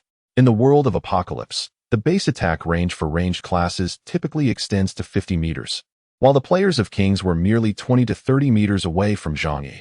Upon witnessing Zhang Yi drawing back the bowstring, the players from Kings hesitated momentarily before resuming their charge towards him. "Brothers, take him down. Let us reclaim the longbow dropped by our captain." These individuals displayed remarkable audacity, fully aware that they could not breach Zhang Yi's defenses, yet still choosing to march toward their demise. Naturally, they perceived this as merely a game. They preferred to face death rather than endure the scorn of their captain, who had previously stated that a single death would warrant a compensation of 10,000 coins. Barely had the words left their lips when, with a swift motion, an arrow shot forth from Zhang Yi's hand, striking the foremost player among the kings. A level 8 man wielding a large sword, identified by the gray ID, 216. The player's health bar, fully filled, was obliterated in a single blow, and the swordsman transformed into a wisp of white light, leaving behind a scattering of coins and potions. Chapter 23, The Silver Moon Bow of 25. Witnessing this damage, even Zhang Yi himself was taken aback. Goodness, with a mere change of weapon, the damage has doubled. Gazing at the silver longbow in his hands, Zhang Yi felt a surge of astonishment. The value of this bow had evidently surpassed his expectations. For a player of level 8 or 9, even with a hat and clothing that augmented health attributes, a 1-star quality item, if not significantly enhanced, would provide at most 200 to 300 health points. The individual Zhang Yi had just eliminated with a single arrow bore no hat at all. After all, Zhang Yi himself had yet to acquire one. Following Zhang Yi's swift dispatch of one of their own, the remaining players continued their reckless charge, undeterred. Zhang Yi shook his head. Had they realized they were entangled in a genuine death game, they might have reconsidered their reckless expenditure, as no amount of money could procure a second chance at life. Nevertheless, he felt no sympathy for those from the Kingdom of Kings. Thus, he readied his bow once more, unleashing a volley of arrows. Whoosh, whoosh, whoosh, 3 more arrows flew forth, each striking a different player from the Kingdom of Kings, eliciting gasps of astonishment from the onlookers as the damage was revealed. 248. Critical hit, minus 324. Lucky hit, minus 432. Critical strike. With a brilliant flash of white light, the 3 players were swiftly vanquished from a distance of over 20 meters. The 14 points of agility not only granted Zhang Yi enhanced speed, but also significantly increased his critical strike potential. Some attempted to employ serpentine movements to evade Zhang Yi's assaults, yet against him, such tactics proved utterly futile. In the previous life, Zhang Yi was an archer. having honed his skills for 8 years. The notion of showcasing evasive maneuvers before Zhang Yi was utterly unfounded. His attacks could accurately anticipate the movements of his adversaries. Thus, under the overwhelming long-range onslaught of Zhang Yi, radiant beams of white light erupted one after another in the dark forest. Every individual struck by Zhang Yi was instantaneously vanquished, with only the two known as the Supreme King and the King's Return managing to endure an additional arrow. Over 30 players from the Kingdom of Kings met their demise without ever nearing Zhang Yi, as they had previously initiated an assault against him. All bore the gray name of criminals, allowing Zhang Yi to slay them without accruing a single point of malevolence. Gazing upon the vast expanse littered with coins, potions, enhancement stones, and equipment, onlookers could scarcely believe their eyes as they witnessed Zhang Yi single-handedly obliterating a team of over 30 players from the Kingdom of Kings. Player A, good heavens. This feels like a dream. Did this guy truly annihilate a team of dozens from the Kingdom of Kings all by himself? Player B, what is truly terrifying is that every one of them was dispatched with a single strike. The damage he inflicts is utterly astounding. Player C, incredible. Who is this individual? How can he be so formidable? Could he possibly be an insider from Apocalypse? Is that why he shows no fear towards the Kingdom of Kings? Perhaps backed by Fortune Group? Player D, you are overthinking it, my friend. The Tianyin Group has long since issued a statement affirming that the game Apocalypse guarantees absolute fairness and justice. Any bugs, cheats, or insider maneuvers are non-existent. The exceptionally high damage dealt by this individual must be attributed to an advanced talent that enhances damage acquired at the outset. However, I believe he has thoroughly offended the realm of Kingdom of Glory. No matter how formidable he may be, it will be increasingly challenging for him to maintain a foothold in safe Zone 886, or even throughout the entirety of Zone 8. Despite the sight of coins and equipment strewn across the ground, eliciting salivation, those around dared not collect them for fear of being obliterated by this player. One promise, one arrow. They understood that they might become part of the spoils themselves. Ignoring the murmurs of the onlookers, Zhang Yi finally had the opportunity to fix his gaze upon the exquisite silver longbow in his hand. Silver Moon Bow. 25. Quality. 2 stars. Level. 8. Physical attack. 105. 75. Additional attribute. Strength 14. 10. Exclusive talent. Armor piercing. The wielder's attacks can ignore 35 points of the target's physical defense. Class restriction. Archer can be equipped by non-transcended players. Description. It is said that this exquisite weapon was forged by a master craftsman of the human race on the night of the full moon, utilizing rare silver white ore. The Silver Moon Bow, having absorbed the moonlight, possesses formidable lethality. Goodness, it is indeed a 2-star, level 8 weapon. No wonder the previous wielder of this Silver Moon Bow, celebrated in glory, dealt such tremendous damage. Previously, I had contemplated that this weapon must have been enhanced beyond level 20. However, Zhang Yi never anticipated it to be fully upgraded. In the realm of Honor of Kings, they truly invest lavishly, enhancing a 2-star equipment to level 25, which would require at least 400 to 500 level 2 enhancement stones, equivalent to nearly 1,000 level 1 enhancement stones. It's bewildering to invest so much in an early game equipment that transitions swiftly through level 8. The mindset of the affluent eludes Zhang Yi. Nevertheless, it appears that collecting enhancement stones in Honor of Kings is relatively straightforward, with over 1,000 individuals under his command. If each were to contribute just 1 stone, that would amount to 1,000. Upon inspecting his status, Zhang Yi discovered that after equipping the Silver Moon Bow, his attack power had reached an impressive 216 points. No wonder each arrow he loosed dealt nearly 216 damage in the face of the armor break. Talent. The players of the Kingdom of Honor were virtually devoid of defense, as Zhang Yi dealt nothing but true damage. As he sheathed the Silver Moon Bow and prepared to gather his spoils, he was suddenly alerted by the voice of a nearby solo player. Everyone, quickly check the regional channel. Honor of Kings has released another announcement. Zhang Yi casually opened the regional chat interface and, indeed, saw a flurry of messages from Honor of Kings in New Qingqing. You scoundrel, you've killed me twice. Return my Silver Moon Bow, or I shall not let you off lightly. From now on, you will crawl through the world of the apocalypse. Nu Qingcheng, return my Silver Moon Bow, and I shall grant you a chance for redemption. Damn it. Has Nu Qingcheng lost his tongue? Observing the indecent insults flooding the chat channel, Zhang Yi found himself amusing rather than angered. Consequently, he decided to contribute to the conversation, sharing the illustration of the Silver Moon Bow. One promise, City of Elegance. Male, level 9 player. Thank you, esteemed player. For the weapon, I have tested it, and it performs splendidly. As one promise, City of Elegance attached the illustration of the Silver Moon Bow to his message. The chat channel of District 886 erupted. Fish for getting 7 seconds. Male, level 7 player. Incredible. A 25, 2-star, level 8 weapon. Unbelievable. Please don't send any more. Male, level 8 player. I am struck with fortune. This bow is practically a divine artifact in the early stages. I dare say it is worth at least 100,000. And surely no one would object. Silent words. Male, level 8 player. One promise, City of Elegance. My friend, I wish to purchase this weapon. Name your price. Little Days Girl. Female, level 6 player. The attack power of this bow is astonishing. City of Elegance. Why not gift it to me? I could become your girlfriend. If you would. Perhaps even in real life. Chapter 24. 10 rewards. Witnessing the discourse in the chat channel, the player, King of Glory, just resurrected from the fountain in Hope Town, was infuriated. King of Glory. Male, level 8 player. One promise, City of Elegance. King of Glory. King of Glory. One promise, City of Elegance. I apologize, but I find myself somewhat bewildered. Could you perhaps translate that into intelligible language? Beside the Fountain of Resurrection, the player known as King of Glory had just finished composing a message, yet before it could be dispatched, an unexpected system notification chimed in. Ding. The system has detected malicious spamming behavior accompanied by explicit language. You have been muted for 1 hour. Infuriated, King of Glory was at the height of frustration when the returning kings emerged from the fountain, having all met their demise.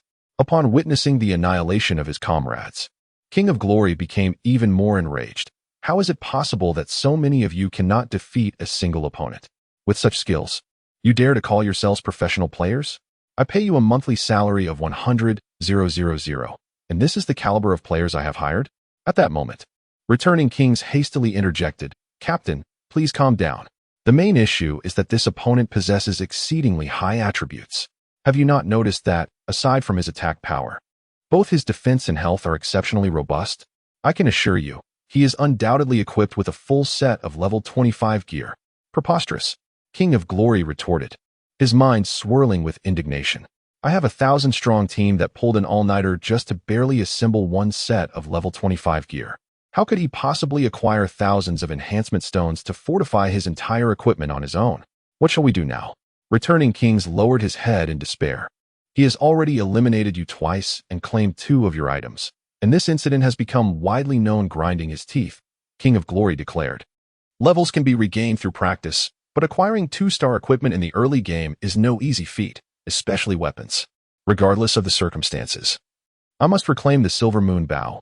Of all things to lose, why did it have to be my finest piece of gear? This is truly unfortunate. In a moment of fury, he declared, You remember this, Inua Ching Chong. Within 3 days, if I do not eliminate you, I shall disgrace myself by live-streaming the most unspeakable act. At this juncture, Wang Jizun whispered, It seems that during our first encounter with Inua Ching Chong, you had expressed disbelief that he could inflict damage of 4 to 50 points in a single blow. You even vowed that if he could, you would indeed live-stream that abhorrent act. You scoundrel. The ire of Wang Jizun was palpable as he delivered a swift kick to Wang Jizun's side, exclaiming, Get away from me. You are dismissed. In the shadowy depths of the dark forest, having claimed the life of the captain of the Wang Ji Tianxia team, Wang Zhiyong, Zhang Yi, who had gained notoriety in the 886 safe zone, paid little heed to the surrounding speculations. However, he found himself intrigued by how the Wang Ji Tianxia members had discerned his presence within the dark forest. Ultimately, he unearthed the answer within the chat logs from over 20 minutes prior. It appeared that the lure of a bounty of 100,000 from Wang Zhiyong had compelled a wandering player to reveal their location. Indeed, Wang Zhiyong possessed considerable wealth. Zhang Yi did not dwell on this revelation. Rather, he spent several minutes gathering the spoils from the 30-plus members of Wang Ji Tianxia who had perished, meticulously counting them, since all were marked with gray names, which indicated a 100 drop rate of 1 piece of equipment upon death. He amassed a total of 35 items, all ranging from levels 1 to 8. consisting of subpar gear with a maximum enhancement of 10. Currently, Zhang Yi finds little value in these one-star equipment pieces. After a night spent grinding in the dark forest, he had already obtained 7 or 8 pieces of level 6 to 8 one-star gear from 1,000 wolf monsters, all remaining unidentified, akin to the items dropped by players from the Kingdom of Kings. Zhang Yi plans to return to the safety zone shortly and set up a stall to sell them all, as, while these items hold no utility for him at this stage, they are in high demand among other players. Among the spoils, the Silver Moon Bow stands as Zhang Yi's most significant acquisition, a testament to the worth of the 30-plus foes he recently vanquished. Furthermore, he places substantial value on the coins and enhancement stones they dropped. In total, he collected 2,000 copper coins, equivalent to 20 silver coins, alongside over 60 enhancement stones. Glancing at the time, he noted it was precisely 8 o'clock. With a yawn, he set off towards Hope Town, leaving behind a group of players in the dark forest, who gazed at his departing figure, still haunted by the memory of his recent massacre of over 30 players from the Kingdom of Kings. Upon returning to the safety zone, Zhang Yi promptly sought out the NPC blacksmith, Illinois. As their dialogue initiated, Illinois exclaimed, "Young warrior, I cannot believe you truly managed to procure so many wolf pelts for me. I am immensely grateful," as he received the 100 wolf pelts Zhang Yi had traded. Meanwhile, a melodious notification chimed in Zhang Yi's ear. Ding. Congratulations on completing the task. Collect wolf pelts. You have earned an experience reward of 2,250 copper coins, 15 level 1 enhancement stones, and 36 human race reputation, along with the acquisition of the equipment, wolf skin coat. Your intimacy level with the blacksmith shop owner has increased by 6. Just then, another notification resonated. Ding. Player Inua Chiching. Congratulations on surpassing an intimacy level of 10 with the blacksmith shop owner. Your intimacy rank has ascended to level 1, granting you the privilege of enjoying a 5 discount on equipment forging at the blacksmith shop from now on. The next upgrade requires raising your intimacy to 50 points. The intimacy level is a feature designed within the game Apocalypse to enrich gameplay. Players can enhance their intimacy with NPCs by completing tasks, and upon reaching certain thresholds, they can elevate their intimacy rank, thus reaping various benefits. NPCs are categorized by profession into several main types, including commoners, blacksmith shop owners, innkeepers, shopkeepers, appraisal shop owners, guards, and city lords, mayors, with intimacy levels being universally applicable across the world of Apocalypse. For instance, if a player achieves an intimacy level of 2 with a shopkeeper in a safe zone through task completion, upon reaching level 30 and visiting the main city, their intimacy with the main city shopkeeper will also stand at level 2. Allowing them to enjoy a 10 discount on potions and equipment purchases.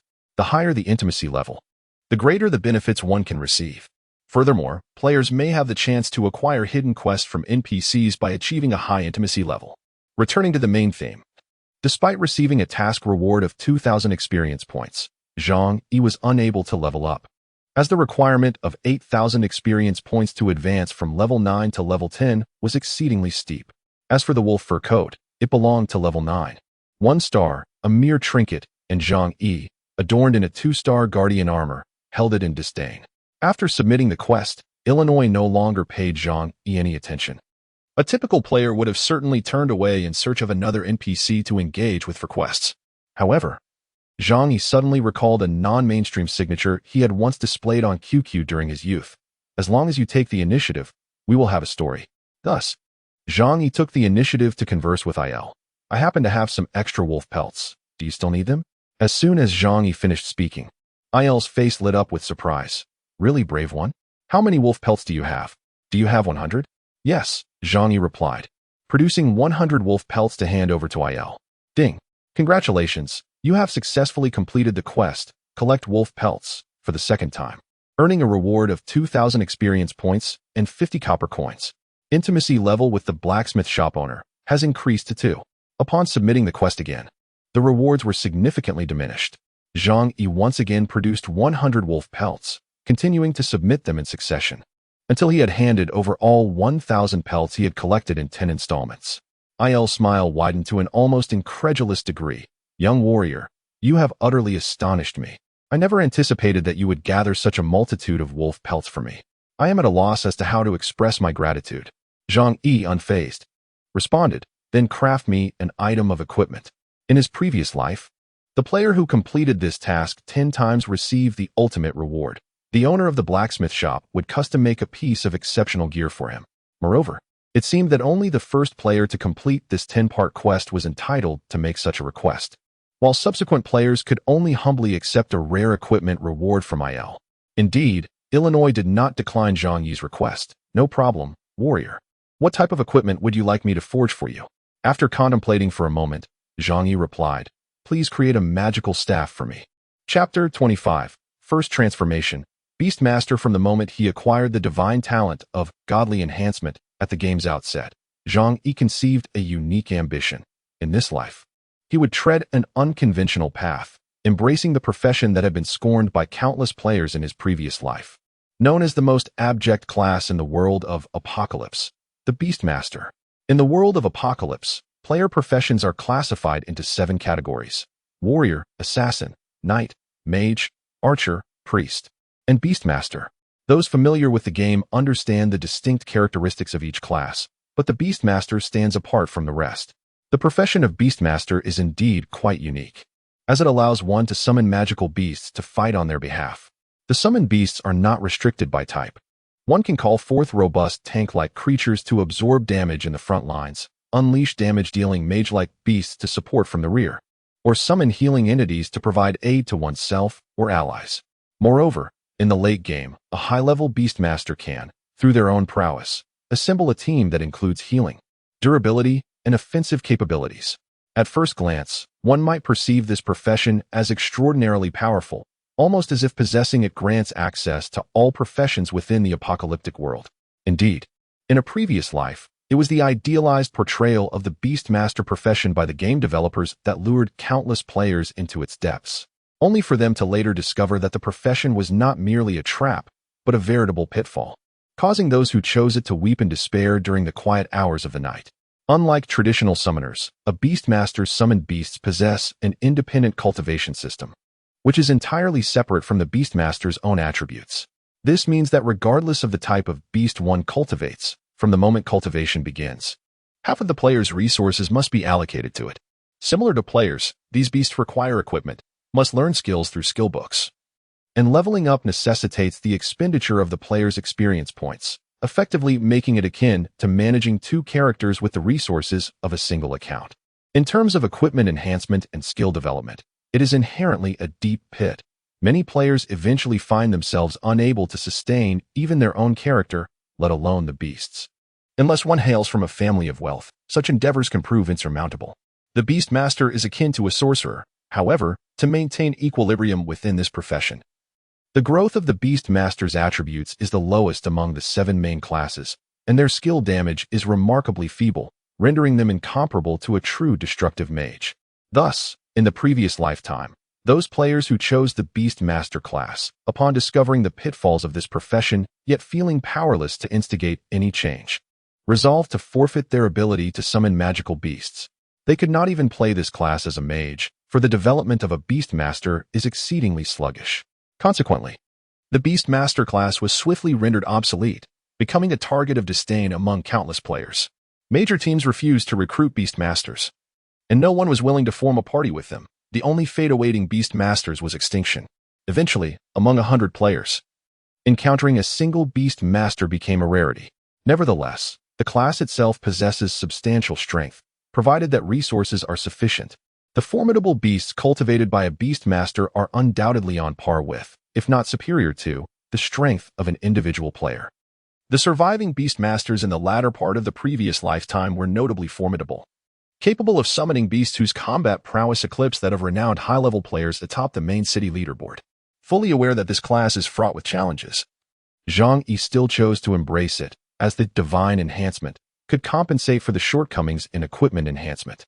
Zhang Yi possesses ample resources to nurture both himself and his summoned beasts.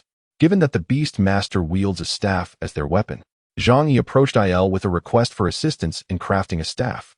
Il readily agreed, saying, "Brave warrior, in light of the numerous wolf pelts you have collected for me, I pledge to exert my utmost effort in crafting an extraordinary magic staff for you."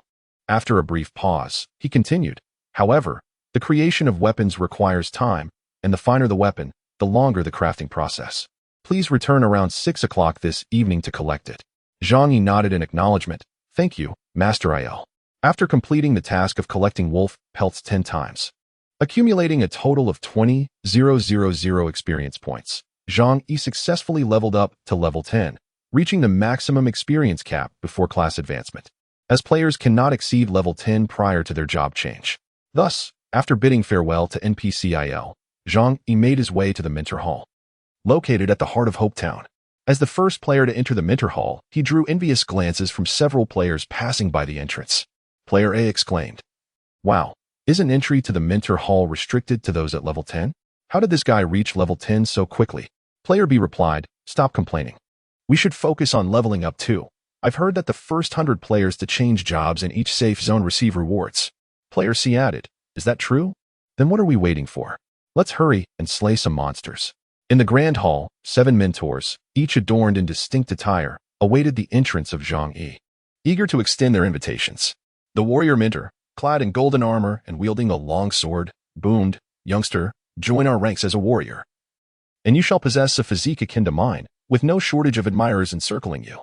The sorcerer mentor, draped in a white robe, exuding a gentle faade yet harboring fervor within, beckoned, "Follow me to master powerful spells.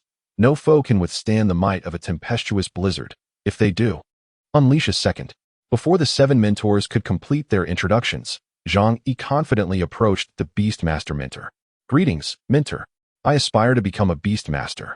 The remaining 6 mentors cast astonished glances, as Zhang Yi had overlooked them entirely. The chosen Beastmaster mentor merely nodded, "Very well. I grant you the qualification to become a Beastmaster." No sooner had the words left his lips than the Beastmaster mentor waved his hand before Zhang Yi, and a beam of golden light cascaded down upon him. "Ding, congratulations, you have acquired the profession, Beastmaster. Ding, congratulations. You are the first player to complete the class transition in Safety Zone 886. The system will issue a regional announcement. Please select whether to display or conceal your ID." Without hesitation, Zhang Yi opted for public display. Regional announcement for Safety Zone 886. Ding, congratulations to player 1 Promise, Stunning City for successfully transitioning to the Beastmaster profession. As the first player to complete this transition in Safety Zone 886, you have earned the reward. Human Reputation 1200, Gold 1. Chapter 26. Completing the job transition. Much like the rewards for triggering hidden quests, under the auspices of the 20 reputation gain bonus within the human faction, Zhang Yi once again amassed a staggering 200 points of reputation, alongside a generous reward of a full gold coin. Indeed, accomplishing achievements is the swiftest avenue to acquire both reputation and wealth. Within just a single night of gameplay, Zhang Yi's reputation has surged to an impressive 700 points. While other players struggle with only a handful of silver coins, Zhang Yi has already accumulated 2 gold coins. Following the successful transition of his job, Zhang Yi, whose experience points were already at their maximum, advanced directly to level 11. Concurrently, with the system's regional announcement ringing out, the chat channels of Safe Zone 886 buzzed with renewed excitement. Ominous sign. Male, level 8 player. This leveling up is astonishingly rapid. I'm only at level 8, and there are players already transitioning jobs. Fallen God. Male, level 8 player. The rewards are so bountiful. I barely have a few silver coins, and he has received a gold coin as a reward. What a windfall. I aspire to ascend. Male, level 9 player. Goodness. It's that 1 Promise to captivate the city again. I recall he was the first to trigger the achievement for entering the safe zone, and I seriously suspect that the one who triggered the hidden quest is also him. The mouse loves the cat. Female, level 8 player. Inua Ching Chung. You are truly remarkable. You have triggered 3 achievements in a single moment. I wish to get to know you better. Meanwhile, just having received a quest from an NPC in Hope Town, I prepared to venture out and grind levels, aiming to reach level 10 to complete my class transition. I long to seek revenge against Wang Zhirong. Hearing the regional announcement echoing from the skies, I cursed inwardly. Damn. If it weren't for you killing me twice and causing me to drop 2 levels, I would have undoubtedly been the first in Zone 886 to reach level 10. At that moment, Wang Zhirong's companion, Wang Zhigue, remarked, "Captain, he has chosen the Beast Tamer class." Before the launch of the Apocalypse server, it was referred to in the forums as a money-intensive class, one that requires substantial financial investment to develop. Wang Zhirong scoffed, "That kid looks like a pauper." He certainly cannot be affluent enough to play a beast tamer. Without financial backing, the beast tamer class is utterly worthless. Its growth attributes are dismally low, and its resilience is even weaker than that of a priest. Ha ha, let us see how you manage to wield this pathetic class against me. In the Mentor Hall, upon completing the class transition, the beast tamer mentor presented Zhang Yi with 6 magical beast eggs, each corresponding to the 6 classes: warrior, tank, mage, marksman, support, and assassin. Zhang Yi could select one to hatch and obtain a corresponding low-level magical beast. To everyone's surprise, Zhang Yi bypassed this stage entirely, leaving all 6 magical beast eggs untouched. Even the beast master mentor was somewhat taken aback. Warrior, magical beasts are the essence of a beast master. Without the aid of magical beasts, a beast master will find it exceedingly difficult to navigate the world of apocalypse. Zhang Yi remained resolute in his decision. Thank you, mentor, but I shall forego these magical beasts. This was because Zhang Yi understood that the initial magical beasts bestowed by mentors upon newly transitioned beast masters were of D-grade quality, possessing attributes below 50, and could be deemed as subpar creatures. While they were said to assist the beast master, in reality, they would only serve as a hindrance. Zhang Yi had no intention of allowing such a lackluster beast to share in his resources. Moreover, Zhang Yi had long since devised a plan. He would refrain from utilizing any magical beasts until he reached level 30, unless he happened to acquire an exceptional beast during that time. Otherwise, he intended to allocate all resources towards strengthening himself, and once his own power had ascended, he would then turn his attention to managing magical beasts. Of course, another factor influencing Zhang Yi's decision was the fact that, in a certain location, an extraordinary magical beast awaited his capture. In comparison, these low-tier magical beasts held no allure for Zhang Yi, who had been reborn after 8 years in the world of apocalypse. However, to obtain that outstanding magical beast, Zhang Yi currently lacked the requisite capability and would need to bide his time. Zhang Yi continued to engage in dialogue with his beast master mentor to learn fundamental skills. Each player transitioning into a new class is offered 3 basic white skill books for purchase. Before Zhang Yi lay 3 white Beastmaster skill books, one of which was a control-type skill, Frost Technique, boasting a 70 damage coefficient, accompanied by a freezing effect lasting 1.5 seconds, with a cooldown period of 12 seconds. The second tome of Defensive Magic, Magic Shield, bestows an 80 magic attack power shield upon oneself, lasting for 5 seconds and cooling down for 20 seconds. Additionally, there exists a pure offensive tome, Fireball, boasting a damage coefficient of 110 with a cooldown of 5 seconds. All 3 tomes are priced at 10 silver coins each. To put it plainly, beast tamers are akin to mages, albeit with significantly lower growth in attributes and skill damage. A white quality Fireball spell from a mage achieves a remarkable damage coefficient of 130. Zhang Yi, who pursued an offensive path, unhesitatingly chose Fireball from these 3 skill books, spending the 10 silver coins, a considerable expenditure at this stage. Upon acquiring the skill book, he promptly utilized it to learn Fireball. At level 11, Zhang Yi's usage of Fireball consumed 7 energy points in a single cast. At that moment, 2 rather painful system notifications echoed in Zhang Yi's ears. Ding, due to the incompatibility of your class and equipment, the Silver Moon Bow has been automatically unequipped and placed into your backpack. Ding, due to the incompatibility of your class and skill, Critical Strike has been automatically converted into a skill book and placed into your backpack. Zhang Yi had anticipated this issue. Once he transitioned to Beast Tamer, the exquisite weapon, Silver Moon Bow, along with the skill, Critical Strike, would become unusable.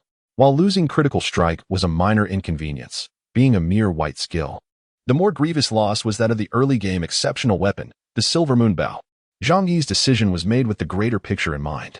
The experiences of his previous life have imparted to Zhang Yi a profound lesson. In this apocalyptic world, no one is truly worthy of trust except oneself. Yet, the reality remains that, regardless of one's individual prowess, the presence of companions is often indispensable. In situations where assistance from other players is unattainable, the reliability of a Beastmaster's magical beast becomes paramount. Fortunately, the Guardian Armor, which does not necessitate any specific profession, remains available for use, albeit it appears somewhat peculiar for a Beastmaster to don such armor. Moreover, Zhang Yi's attribute growth has undergone significant changes upon his first transition to a Beastmaster. His foundational attributes exhibit the following enhancements: Intelligence growth, 9 stars. Stamina growth, 7 stars. Agility growth, 6 stars. And strength growth, 7 stars. His professional talent as a first-tier Beastmaster grants him an additional 5 energy points for every 3 points of intelligence. Chapter 27. The Flame Staff. The attribute growth for Beastmasters is indeed rather modest. It is likely that even a priest's growth surpasses that of a Beastmaster, and a stark contrast emerges when compared to a first-tier mage. The intelligence growth for a first-tier mage reaches 12 stars, with stamina, strength, and agility growth exceeding that of a Beastmaster by 2 stars, culminating in an overall advantage of 9 stars in growth. However, this is in reference to other first-tier Beastmasters. Given Zhang Yi's Dragon Bloodline bonus, he enjoys an additional 5 stars in each of the 4 attribute growths, bringing his intelligence growth to a remarkable 14 stars, thus surpassing that of a first-tier mage by 2 stars. It is noteworthy that not only Beastmasters, but also all 7 primary professions experience a decline in attribute growth upon transitioning. Yet, as compensation, the system bestows each transitioning player with 30 free attribute points. With the addition of attribute points, Zhang Yi now possesses a remarkable 80 free attribute points. He made a decision that would leave other players, even after their first-class advancement, in disbelief. He allocated all 80 points to intelligence. Typically, players, even mages, would invest a small amount in stamina to ensure their survivability. However, emboldened by the vitality boost from his level 5, 2-star Guardian armor, Zhang Yi opted to disregard stamina entirely. After finalizing his attribute distribution, Zhang Yi accessed his status panel. A promise to captivate the city. Level 11 class. First advancement Beast Tamer race. Dragon revival count. 3 talent. Divine enhancement. Divine talent. Intelligence.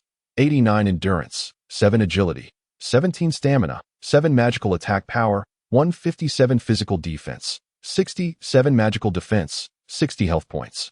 504 energy points. 222 experience points, 22,000 wealth, 2 gold, 62 silver, 25 copper life skill, basic exploration reputation, 2706 special status, Dragon Bloodline LV1 description, a beast tamer who has completed their first-class advancement. Zhang Yi's power is just beginning to take shape. The disparity in attributes compared to before his class change is not exceedingly vast, especially considering that, without yet equipping a weapon, his attack power already stands at 157. If he were to wield a weapon akin to the Silver Moon Bow, it would be nothing short of extraordinary. Before crafting the staff NIL, Zhang Yi found himself at a loss for a suitable weapon. With no alternatives, he reluctantly opened his backpack and sifted through the assortment of low-level, 1-star equipment, ultimately selecting a mediocre level 7 staff that boasted a mere 14 points of magical attack. He then utilized 25 level 1 enhancement stones, transforming this lackluster item into a remarkable treasure. Flame Staff, 25. Quality, 1 star. Level, 7. Magical attack power, 49, 35. Exclusive talent, Burn. The wielder's attacks can ignite enemies, inflicting burn damage equal to 25 of the wielder's attack power every second for 3 seconds. Class restrictions, Mage, Priest, Beastmaster. Description: this is not an ordinary staff. It is something exceptional. Upon equipping the Flame Staff, Zhang Yi's magical attack surged to 206 points. Only a minor reduction of 10 points compared to when he wielded the Silver Moon Bow. Having resolved his equipment concerns, Zhang Yi made his way to the appraisal office in the town, where he had all the gear he had acquired in the Dark Forest appraised. The appraisal fee for 1-star equipment under level 10 was quite reasonable, averaging merely 20 copper coins per item. After suppressing his drowsiness, Zhang Yi ventured into the bustling main street of Hopetown, his backpack laden with equipment. It was already past 8 in the morning when players who had stayed up all night, intending to log off and head to work, began to notice something amiss with the game. What was happening? Why were they unable to log off? As a cry echoed through the crowd, nearby players hastily opened their game interfaces, only to discover that the logout button in the lower right corner was unresponsive. How could this happen? Has the game encountered a bug? I have to be at work by 9. I'm trapped in this game. How am I supposed to explain this to my boss? Someone, please, come forward and clarify what is going on. The crowd was instantly engulfed in chaos. Yet, Zhang Yi had anticipated this moment, for in his previous life, they too had only recognized the logout issue at this very juncture. This was a veritable death game. Amidst the turmoil, a voice cried out, "Don't frighten us." Another voice followed. This is real. A friend of mine used up all his revival chances after dying a few times, and just now, after dying outside, he didn't come back to life. He is truly dead. Soon after, someone else remarked, have you all noticed? The NPCs in this world, don't they seem somewhat familiar? They are real people from our lives. This morning, when I was accepting a quest, I saw my mother. I thought I was hallucinating. What on earth is happening? Amidst the chaos and panic that engulfed everyone, Zhang Yi remained composed, selecting a prime spot by the roadside. He spent 10 copper coins to request a 10-minute stall from the system and, at the moment when players were most anxious, he set up his makeshift market. The more frantic the players became, the better his equipment sold, as they realized this was a genuine death game. Players were willing to go to any lengths to acquire superior gear to bolster their chances of survival in this unforgiving world. This harsh reality was difficult for many to accept. Most players preferred to believe that it was merely a game glitch, and once the Tianyun group fixed the bug, they would be able to log off and return to the real world. Consequently, those who held this belief gradually calmed down, even becoming somewhat exhilarated. Wonderful. Now we have an excuse to skip work. Our boss plays this game too. He must be trapped inside as well, huh? Before long, a considerable crowd of players had gathered around Zhang Yi's stall, primarily drawn by the stall owner himself. Zhang Yi had intentionally displayed his ID overhead, prominently showcasing his impressive LV11 Beastmaster title, Yin Nua Qing Qing, which made him particularly eye-catching. The players surrounding Zhang Yi began to converse animatedly. A rugged man with stubble, wielding a large sword, remarked, "Isn't this the renowned figure from our 886th district, the one who defeated the captain of the Wang Zhetian Xiat team? Wang Zhirong Yao twice?" A strikingly attractive woman chimed in. "Indeed. This is my first time seeing him in person. I had no idea Yin Nua Qing Chung was such a young gentleman. Truly remarkable for someone so young." A bespectacled young man, exuding an air of refinement, remarked, "If this truly is the apocalyptic end, then equipment is the most vital means of survival." His stall was adorned with an array of items, all of level 5 or above, which proved quite beneficial for us in the early stages. As soon as he finished speaking, players rushed to purchase the equipment with fervor. Since Zhang Yi had clearly marked the prices of all the items, there was no need for him to engage further. He simply observed from behind the stall as players exchanged their coins for gear. Chapter 28, Area Attack Skill, Lightning Chain. Indeed, these subpar items of 1-star quality, exceeding level 5, held an undeniable allure for novice players. Zhang Yi, pricing each piece at a mere 50 to 100 copper coins, less than half the store's rates, quickly sold out the 40 items on display, ultimately garnering 35 silver coins. After deducting the 2 silver coins spent for item identification, he was left with 33 silver coins, which was considerably more advantageous than selling directly to the store. Had these items been tossed into the system shop, the final yield would likely not have surpassed 5 silver coins. Regrettably, equipment enhanced with the Divine Enhancement talent was rendered non-tradable by the system. Otherwise, the level 1 hammer, rated at 25, nestled in Zhang Yi's bag would have been worth several gold coins in the current market. The design team at Tianyun Group must have meticulously considered various factors when crafting this extraordinary talent. It would be improbable for them to allow players to exploit this ability to transform any worthless item into a premium good, profiting handsomely in an endless cycle. Thus, they devised a mechanism whereby any equipment utilizing the power of divine enhancement would become bound to the user. Fortunately, Zhang Yi possessed another piece of equipment, a level 25 enhanced divine item, which, having not been upgraded through divine enhancement, remained unbound. Consequently, Zhang Yi retrieved this item. As the radiant golden light emanated from the level 25, 2-star, 8-grade silver moonbow, a fervor erupted among the players gathered around his stall. Goodness! A level 25 piece of equipment, and a 2-star quality weapon at that.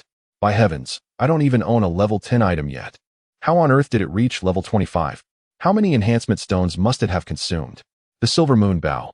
Isn't that the weapon depicted by Inua Qingqing in the regional chat channel? I believe it dropped from a boss in King of Glory. With an attack power of 105 and a talent for 35 armor penetration, this equipment is simply invincible. Hearing the excited murmurs of the surrounding players, Zhang Yi proclaimed, "The auction begins now, starting at 1 silver coin." As soon as his words fell, the players around him erupted in a frenzy, clamoring to place their bids. "I bid 5 silver coins. Sell it to me, sell it to me. You think this is a game of buying chicks? 5 silver coins for a level 25 2-star weapon. I bid 20 silver coins. I bid 30. I can immediately pool money with my friends. In a mere moment, the price of the silver moon bow had escalated to 3 gold coins. This surge was primarily due to the fact that the game had only been live for a mere 12 hours, leaving players with little accumulated wealth. Most possessed only a handful of silver coins. Those bidding over 1 gold coin were predominantly players affiliated with teams who could barely muster such an amount collectively. With the price set at 3 gold coins, no one dared to raise their bid further, as the cost had exceeded the means of the majority. Zhang Yi furrowed his brow slightly. Even if he were to dismantle the silver moon bow, he would not receive such a paltry sum, thereby underselling himself. Dismantling equipment yields half of the enhancement stones spent, and to elevate the silver moon bow to level 25. He had invested at least 400 to 500 level 2 enhancement stones. After dismantling, he would still acquire over 200 level 2 stones, far more valuable than a few gold coins. Just as Zhang Yi was contemplating withdrawing from the auction, a sudden voice pierced through the air. I bid 20 gold coins. 20 gold. The surrounding players turned their gazes toward the source of the voice, revealing a male player clad in silver armor, exuding the aura of a successful individual, accompanied by several apparent teammates. Zhang Yi recognized the familiar ID above the man's head. Storm Angel. Wasn't he the one who had previously called out in the regional channel, seeking to purchase Zhang Yi's hidden quest? Moreover, he ranked second on the safety zone leaderboard, right behind Zhang Yi himself. Indeed, this is a family of players, with several well-equipped level 9 individuals closely following the Storm Angel, each bearing an ID that begins with the word Storm. The surrounding solo players, upon witnessing the presence of the esteemed individual ranked second on the leaderboard, instinctively parted to create a path. The Storm Angel crouched before Zhang Yi's stall, eyeing the exquisite longbow displayed there, and inquired, "Is it for sale at 20 gold?" Without hesitation, Zhang Yi replied, 100, no bargaining. At that moment, a collective gasp echoed from those nearby. 100 gold? Has this fellow lost his mind over money? Indeed, the official statement from Apocalypse had established a conversion rate of 10,000, one between real currency and in-game gold. How could even the most extraordinary weapon command a value of 1 million? Moreover, this was merely an 8-level, 2-star weapon that would likely deteriorate within a day or two of use. However, the Storm Angel's thoughts diverged from those of the onlookers. If I could gather 100 gold right now, I would not hesitate. Pausing briefly, the Storm Angel continued. How about we conduct a cash transaction? Once the officials resolve the logout bug, I will log off and transfer you 1 million in cash. Truly, the Storm Angel was a benefactor. The surrounding players cast envious glances at Zhang Yi. 1 million was a sum many might never earn in their lifetime. Yet, this 2-star, 8-level longbow held its true value not in mere rarity, but in the fact that it had reached level 25 in enhancement. In the early stages of the game, resources were scarce, and many items could not be purchased even with wealth. Possessing this bow would significantly widen the gap between the player and others during the initial phases of the game. Unexpectedly, at the moment when all the surrounding players believed that Zhang Yi would undoubtedly acquiesce, he surprisingly declined the Storm Angel's offer. I only desire gold coins, not cash. However, I truly cannot produce such a substantial amount of gold. The Storm Angel gazed at the silver moon bow, gritted his teeth, and retrieved a green tome from his bag. If not, how about I add this? Zhang Yi cast a glance at the book, Chain Lightning, Skill Book Quality, Green Description, upon use. It grants the ability to learn the skill Chain Lightning. Casting summons lightning to strike enemies, with the lightning bouncing between 2 additional enemies within a 50-meter radius, inflicting up to 90 magical damage on a maximum of 3 targets simultaneously. The damage increases by 20 for each target eliminated. Cooldown time, 12 seconds. Energy consumption, 10 points. Classes, Mage, Beastmaster. For Beastmasters, initial damage is reduced to 80. Skill slot consumption, 2. It is indeed a green area of effect skill. Chapter 29, Magical Scrolls. To be frank, upon sight of this skill book, Zhang Yi felt a stirring within. The area of effect skill for mages is quite rare. And from the Storm Angel's sorrowful expression, it was evident that he was making a significant sacrifice. The value of this green area of effect skill book is, in fact, comparable to that of the Silver Moon Bow, for equipment may become obsolete with level advancements, but skills endure. A fine skill can be utilized for a lifetime. However, as a seasoned veteran, Zhang Yi did not reveal his fondness for this skill book on his face. He feigned hesitation and said, well, it will also require 30 gold coins, in addition to 100 level 1 enhancement stones, along with this skill book. What do you think? Zhang Yi had already prepared for the possibility of the other party declining, and was ready to exchange the silver moon bow for the lightning chain instead. To his surprise, Storm Angel hesitated for only a moment before nodding in agreement. No problem, I'll have my brothers pool together the funds. Give me 10 minutes. There is no need to rush. I can grant you 3 hours. Upon seeing Zhang Yi put away the silver moon bow, Storm Angel looked bewildered. What does this mean? I will be here waiting for you at 11 o'clock. At that time, we shall trade, and the conditions will remain unchanged. Storm Angel was perplexed. Why? Because I intend to sleep. With that, Zhang Yi stood up, packed his stall, and departed from the crowd, leaving several members of the Storm family in a state of confusion. Captain, why does he want to wait 3 hours to trade? Storm Angel frowned. I don't know either, but for the sake of this equipment, we shall wait. Let's go level up and return promptly at 11 o'clock to complete the transaction. With fatigue levels already reduced to 28, Zhang Yi could still endure for another 4 hours without rest. However, due to an important matter awaiting him in the afternoon, he decided to replenish his stamina before then. As for the reason behind waiting to trade with Storm Angel after his sleep, certainly, it is because Zhang Yi does not wish for others to advance too rapidly while he slumbers. If he were to bestow the formidable Silver Moon Bow, boasting an astonishing attack power of 25, upon the Storm Angel now, who knows how much that individual might progress by the time Zhang Yi awakens after a few hours of rest, potentially reaching level 15. Regarding the recovery of fatigue, players may choose to rest in inns ranging from 1-star to 5-star accommodations. The lower the star rating, the slower the recovery rate of fatigue. A 1-star room restores 5 fatigue per hour, and so forth, while a 5-star room restores 25 fatigue each hour. Moreover, the cost of resting increases with the star rating, depending on the player's level. Charged by the hour, for Zhang Yi's current level, a 1-star room requires a mere 5 copper coins per hour, whereas a 2-star room costs 30 copper coins, and a 5-star room demands a staggering 20 silver coins per hour. Such expenses are hardly within the means of an ordinary player. However, for Zhang Yi, who possesses nearly 3 gold coins and is poised to receive a substantial sum of 30 gold coins in a few hours, this expenditure is quite trivial. Consequently, Zhang Yi checked into a 5-star room with the NPC proprietress and, upon entering, promptly fell into a deep slumber. Upon awakening at 11 o'clock, he discovered that his fatigue had fully recovered to 100.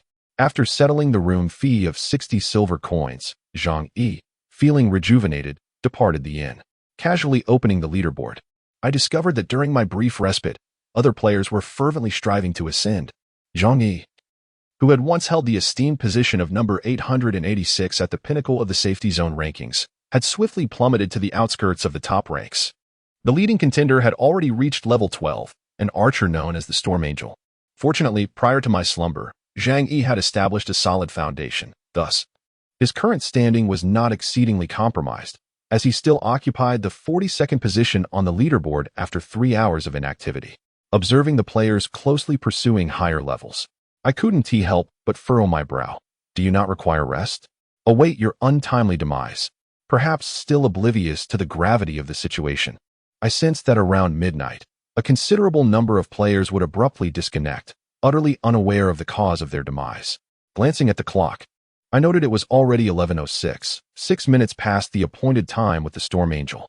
Consequently, I swiftly made my way to the designated trading spot we had agreed upon earlier in the day. However, upon arriving at the street where I had set up my stall that morning, I found no trace of the Storm Angel. Can't you wait just a few minutes? I frowned. Has she departed so soon? Never mind. I shall discuss it upon my return this evening, with pressing matters at hand. Zhang Yi wasted no time and proceeded to the town's shop. He resolutely spent a substantial sum of 1 gold coin to acquire a magical scroll. Detection scroll. Quality, ordinary. Description, upon use, it allows one to disregard level differences and examine the specific data of the target. In the world of Apocalypse, magical scrolls are exceedingly rare items, typically utilized only once before vanishing. Similar to the detection scroll, there are also town return scrolls and enhancement scrolls, which temporarily boost player attributes. Such ordinary scrolls can be purchased in shops, while higher quality rare scrolls are exclusively obtained from treasure chests, quests, or formidable elite monsters and bosses. The quality of the scrolls is categorized in the same manner as player talents: ordinary, superior, rare, epic, legendary, and divine. Although parting with a gold coin for a single scroll stung, Zhang Yi understood that one must be willing to take risks to achieve great rewards. This scroll was an essential tool for a significant endeavor he was about to undertake, and should he succeed, the returns would far exceed the mere cost of this scroll, potentially yielding 100-fold or even 1,000-fold profit. The mere thought of this prospect filled Zhang Yi with excitement. In his previous life, another player had completed this task ahead of him, claiming the coveted super reward that had incited envy among countless players. This time, however, that extraordinary reward must belong to Zhang Yi, and among its treasures was a magnificent beast of unparalleled quality. As Zhang Yi clutched the exploration scroll, he opened the minimap, relying on his memory to pinpoint a location situated to the south of Hope Town, marking it accordingly before heading towards the designated spot. Just as Zhang Yi was about to depart from Hope Town, he noticed a throng of players surging out of the town. He casually grabbed one of them and inquired, "Brother, what is happening?" The level 10 mage, hastily addressed by Zhang Yi, replied, "Check the regional chat channel.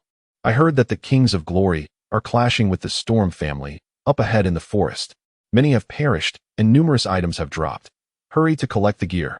Chapter 30. The clash of two teams. Upon opening the regional chat interface, Zhang Yi discovered messages dating back over half an hour, revealing that a commotion had indeed erupted between the members of Kings of Glory and the Storm family. Kings of Glory, male. Level 10 archer, you trash from the Storm family. Come out. Storm Angel, I heard you bought my Silver Moon Bow from Inua Chingcheng. Storm Angel, male. Level 12 archer, can you even speak? Your words reek like dung. Kings of Glory, you, of all people, dare to wield the Silver Moon Bow that I painstakingly upgraded to the max with over 500 level 2 enhancement stones. That belongs to me. You have half an hour to return to the safe zone and hand over the Silver Moon Bow, or I will ensure that your entire Storm family will regret it at safe zone 886. Storm Dragon King, male, level 11 warrior with your lack of quality. It is only fitting that you were annihilated by Inua Chingcheng twice, deserving of such a fate. The Silver Moon Bow was purchased by our captain. Moreover, the moment it was dropped, it ceased to belong to you. What right do you have to demand its return from our captain? Honor of Kings, who do you think you are? What gives you, a mere waste, the audacity to speak here? If that is the case, I shall personally eliminate you. Storm Angel, you piece of trash, and claim the Silver Moon Bow. Honor of Kings, trash from the Storm family. Do you dare to challenge us? If you are a coward, so be it. But if you are not, let us arrange a place to settle this, just the two of our teams, and see who reigns as the true leader of the 886 region. Storm Angel, very well. If you seek to be humiliated, we of the Storm family shall oblige. In Goblin Forest, we shall meet in half an hour. Whoever fails to show is a coward. Return of the King, male. Level 11 Knight, little ones of the Storm family. Watch as we of the King's realm leave you searching for your teeth. Observing the tumultuous chat channel, Zhang Yi glanced at the Silver Moon Bow in his bag, lost in contemplation. What, precisely, are these two squabbling about? Storm Angel and Honor of Kings. Both have chosen archers, evidently motivated by the Silver Moon Bow. To Storm Angel, the Silver Moon Bow seems within easy reach. Thus he undoubtedly chose to play as an archer, otherwise it would be a waste to prepare to spend 30 gold coins along with a green skill book to acquire the Silver Moon Bow. In the realm of Honor of Kings, there exists a profound confidence that one could reclaim the Silver Moon Bow from the hands of Inua Chingcheng. Thus he chose to play as an archer. It appears that an enthralling spectacle is about to unfold. Consequently, closing the chat channel, Zhang Yi hastened towards the Goblin Forest alongside the surrounding independent players. His intended destination lay en route through the Goblin Forest, making this passage most convenient. Upon arriving at the Goblin Forest a few minutes later, he found it already teeming with curious onlookers. From within the woods, the sounds of fierce combat echoed in the distance. As Zhang Yi maneuvered through the crowd and cast his gaze into the forest, he beheld a tumultuous clash between several hundred players from two prominent factions. Countless arrows, intertwined with magical orbs, soared through the air, while the brilliance of blades and the fervent cries of players reverberated throughout the woodland. The area was intermittently illuminated by flashes of white light, marking the demise of players. The ground was strewn with coins and enhancement stones, as well as equipment dropped by fallen players, yet no one seemed inclined to collect these spoils, allowing them to accumulate. Zhang Yi casually inquired of a bystander. My friend, how fares the battle? The individual gestured towards the forest and replied, one need only look to know. Surely. The might of the Wang Zetianxia faction is formidable. They are a team of thousands, while the Storm family appears to comprise only 300 or 400 members. The disparity in numbers is simply overwhelming, rendering them no match. No sooner had he spoken than another mage player nearby sighed in agreement. The Storm family is destined for downfall. Is that truly the case? Zhang Yi pondered. Perhaps not. After Zhang Yi uttered those words, he suddenly stepped out from the crowd, approaching the goblin forest ahead. Witnessing this, the onlookers, a motley crew of independent players, cast scornful glances at him. What on earth was this young man up to? Was he scavenging or seeking to slay? Surely, scavenging seemed more plausible, after all. Who would believe that a beast master with such modest growth could vanquish anyone in the early stages? Did he not fear being struck down by a barrage of arrows? There are always a few reckless souls who would risk their lives for a trifling gain. Just moments ago, several individuals who ventured in to collect items were swiftly eliminated. Yet, this young man dared to enter. Ignoring the murmurs behind him, it was only when Zhang Yi revealed his previously concealed ID, LV11, a first-turn beastmaster named One Promise, One City, that the gossiping players fell into a state of astonished silence. One Promise, One City goodness. He was the very one who had obliterated the team of King of Glory twice, reportedly single-handedly annihilating a 30-plus member team of King of Glory during one encounter. It was truly him. Just a few hours ago, he had even topped our district's leaderboard. As Zhang Yi approached the goblin forest, gripping a magic staff, the spectators resumed their discussions. It seemed he was not there to scavenge. This demeanor indicated he was preparing for combat. Impressive, indeed. He was a prominent figure in our District 886. Who do you think he will support? Surely, it must be the Storm family, right? Does anyone believe he would aid King of Glory, given his vendetta against them? It is not necessarily the case. Perhaps they have come to a realization and are seizing this opportunity to seek forgiveness from the Kingdom of Kings. After all, it is evident that the Kingdom of Kings reigns as the most formidable power in our realm, Zone 886. Amidst the fervent discussions of the onlookers, Zhang Yi, who had already entered the effective attack range of the two factions within the forest, raised the flame staff in his right hand, causing a surge of crimson light to gather at the staff's tip, a clear precursor to the release of the Beast Master's primary skill, Fireball. However, Zhang Yi's choice of profession was met with skepticism. Why would a figure such as Inua choose the Beast Master path? The growth potential of a Beast Master is notably low, and their skill damage is equally unimpressive. Lacking the mighty artifact hammer, how much damage could he possibly inflict? It would only amount to the damage of an average player. Without that legendary weapon, he was no longer invincible. As the murmurs of the spectators subsided, Zhang Yi swung his staff, launching a blazing fireball into the depths of the forest. Boom. The fireball struck a fully healthy level 11 gray-named mage from the Kingdom of Kings within a 50-meter radius, dealing a staggering critical hit of minus 374 damage. The health bar of the Kingdom of Kings mage, fully intact moments ago, was instantly depleted, and he collapsed to the ground, transforming into a wisp of white light and vanishing. A swift execution. Chapter 31. I come bearing equipment. Ding, you have slain the player, Kingdom Dash, and since the opponent was gray-named, you have not incurred any sin points. With an extraordinary intelligence growth of 14 stars, exceeding even that of a first-turn magician by 2 stars, coupled with an enhancement of 80 points in total intelligence and a level 7 staff reinforced to level 25, Zhang Yi's magical attack power reached an impressive 206 points. Under the influence of his 17 points in agility, the critical damage dealt by his fireball spell was simply insufferable for any player of levels 10 to 11. Except for those knights who had invested entirely in physical strength. It was evident that the magician who was swiftly eliminated had also allocated all points to intelligence. Zhang Yi's damage output was more than sufficient to take him down twice over.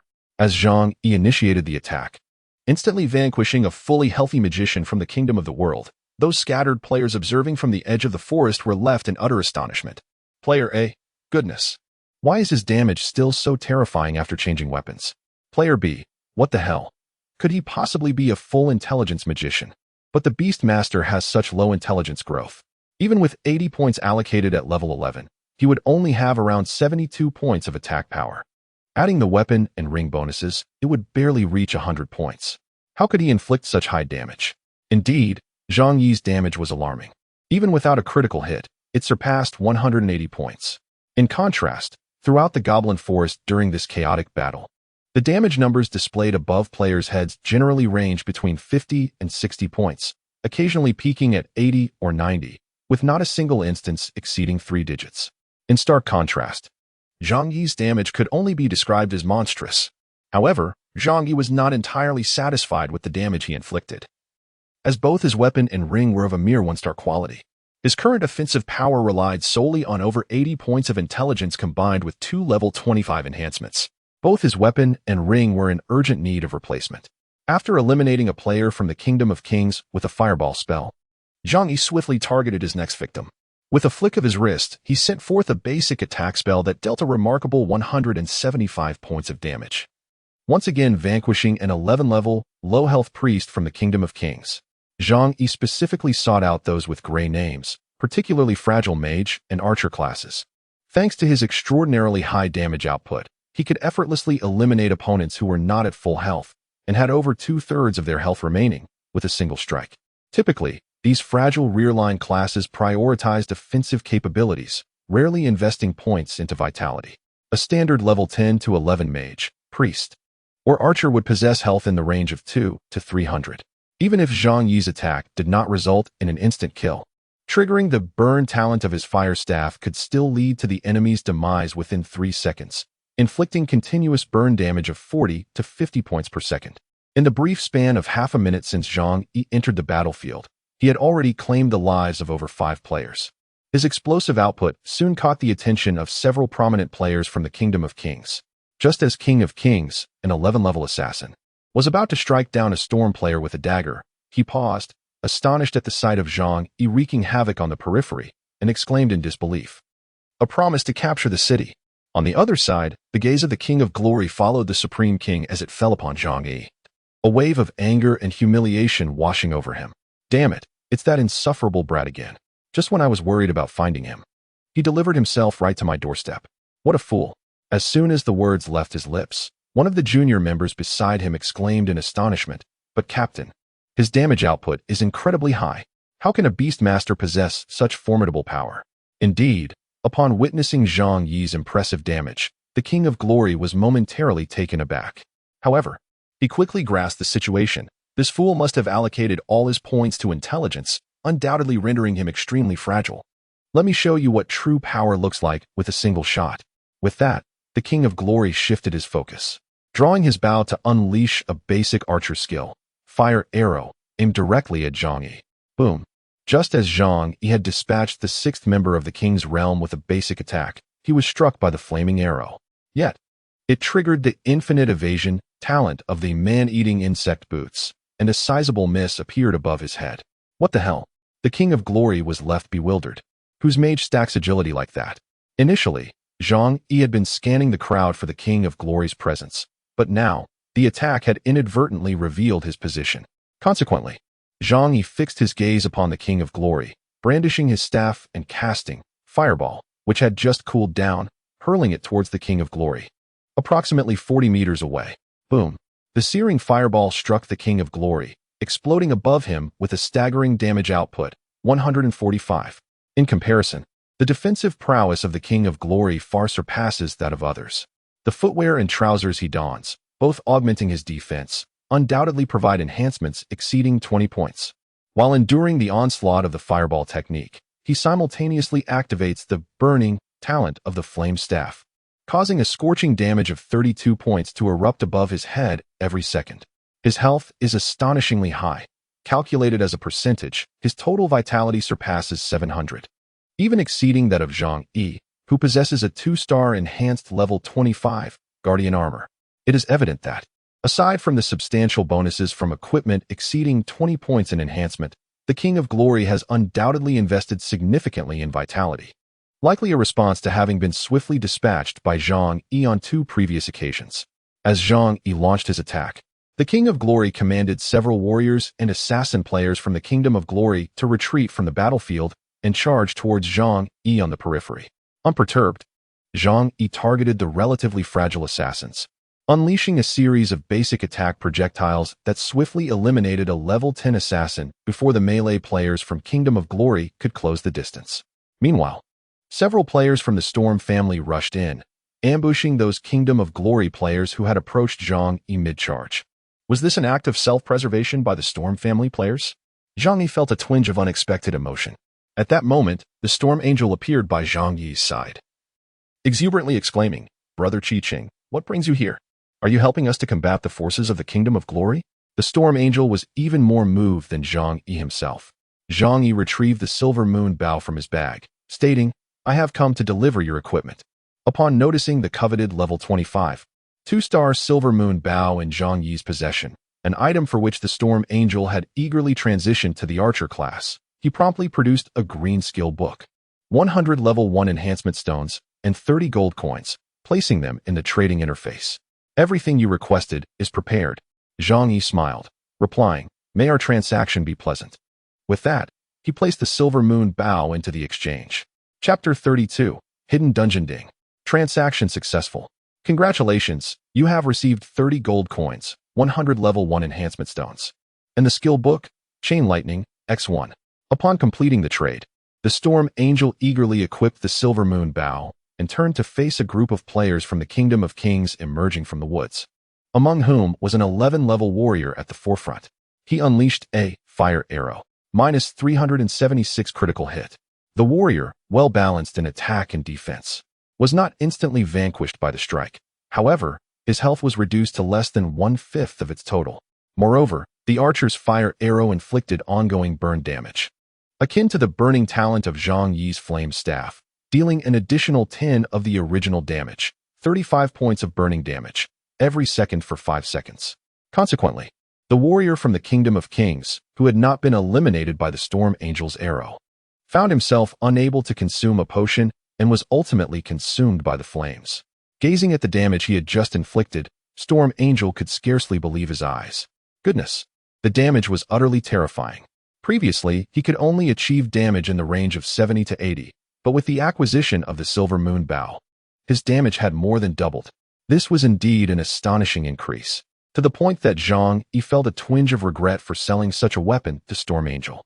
In a state of exhilaration, Storm Angel wielded the Silver Moon Bow, which boasted a remarkable 35 points of armor penetration, and unleashed a relentless barrage upon the players of Kings of the World hidden within the forest. At that moment, no player in the arena could withstand the onslaught of Storm Angel's damage. A single arrow could reduce a fully healed player to near death, followed by a second shot to secure the kill. If a critical hit occurred, it would result in an instant demise. Under the effect of 35 points of armor penetration, even knights appeared fragile before Storm Angel. After all, Storm Angel was the top-ranked player in the 886 region and the captain of the Storm family, possessing formidable strength. With the acquisition of this early-game artifact, the Silver Moon Bow, he had become an unstoppable force. Meanwhile, Zhang Yi, having obtained the skill Chain Lightning, immediately set about mastering it. Ding! Congratulations, you have learned a new skill, Chain Lightning. This green skill consumes 2 skill slots, and players earn an additional skill slot every 3 levels. Now at level 11, Zhang Yi, with 3 skill slots available, could utilize 2 of them for Chain Lightning, as one was already occupied by Fireball. Eager to test his newfound skill, Zhang Yi wasted no time in putting it to use. Selecting a knight player from the Kingdom of Kings within his attack range, Zhang Yi brandished his staff and unleashed a chain of lightning. Boom!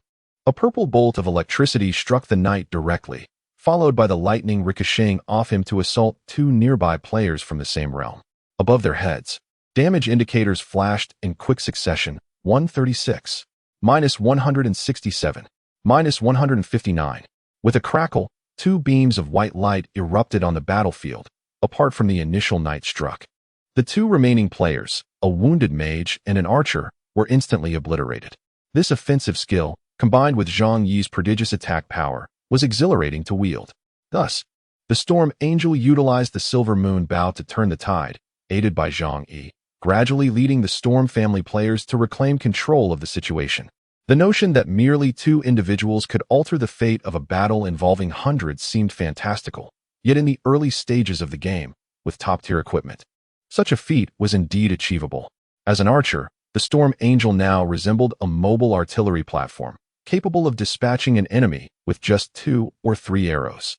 Shielded by a dozen elite knights from the Storm family, the players from the Kingdom of Kings could barely approach the Storm Angel. Meanwhile, as the clash between the Storm family and the Kingdom of Kings raged on, Zhang Yi quietly withdrew from the battlefield. In contrast to engaging in this utterly unproductive team battle, Zhang Yi had far more significant matters to attend to. The affairs concerning the realm of kings would be best entrusted to the Storm family, as he firmly believed that the Storm Angel, blessed by the divine powers of the Silver Moon Bow, would not easily relent against the players of kings. After departing from the Goblin Forest, Zhang Yi diligently followed the map's guidance, investing a full half-hour to arrive at a graveyard located to the south of Hope Town, a place littered with tombs. The cemetery, even in daylight, exuded an eerie atmosphere akin to the depths of night. Unlike other locations, this graveyard was devoid of the usual level and name indicators on the Apocalypse game map. Zhang Yi's ability to locate this place stemmed from his memories of his previous life. The clarity with which he recalled it after 8 years was due to the graveyard's extraordinary nature. It concealed a hidden dungeon of the Dragon Clan. In the world of Apocalypse, dungeons, akin to quests, are categorized into ordinary and hidden dungeons, with the rarity of hidden dungeons paralleling that of hidden quests. Players who successfully navigate a hidden dungeon are rewarded with bountiful treasures. Zhang Yi distinctly remembered that in his past life. It was not the players from the 886 safe zone who discovered this Dragon Clan hidden dungeon, but rather a formidable team from the neighboring 885 zone. The graveyard's location was precisely at the midpoint between zones 885 and 886. It was said that players who conquered this hidden dungeon in the previous cycle not only acquired a super rare beast, but also amassed numerous exceptional pieces of equipment, items, and a vast fortune. While Zhang Yi was indifferent to the rest, the beast was of utmost importance to him. In this lifetime, Zhang Yi must seize the opportunity to conquer the hidden dungeon ahead of the team from District 885. The rewards from this dungeon, particularly the formidable magical beast, hold immense significance for Zhang Yi, who is a beast master. However, he does not intend to embark on this endeavor immediately. He vaguely recalls that in his previous life, the team that successfully cleared the dungeon described their experience. They entered as a 100-member group, yet only a handful, no more than 10, survived to barely complete the quest. Zhang Yi is resolute in his desire to claim all the rewards of this hidden task for himself, without sharing them with others. Thus, he must meticulously devise a flawless plan in advance. His current purpose for being here is to preliminarily assess the level of this dungeon to tailor his strategy accordingly. As soon as Zhang Yi stepped into the graveyard, a chilling system notification echoed from above. Ding! The system alerts you that you have entered the high-risk map, Dragon Emperor's Tomb. The death threat posed by this map exceeds 1,000.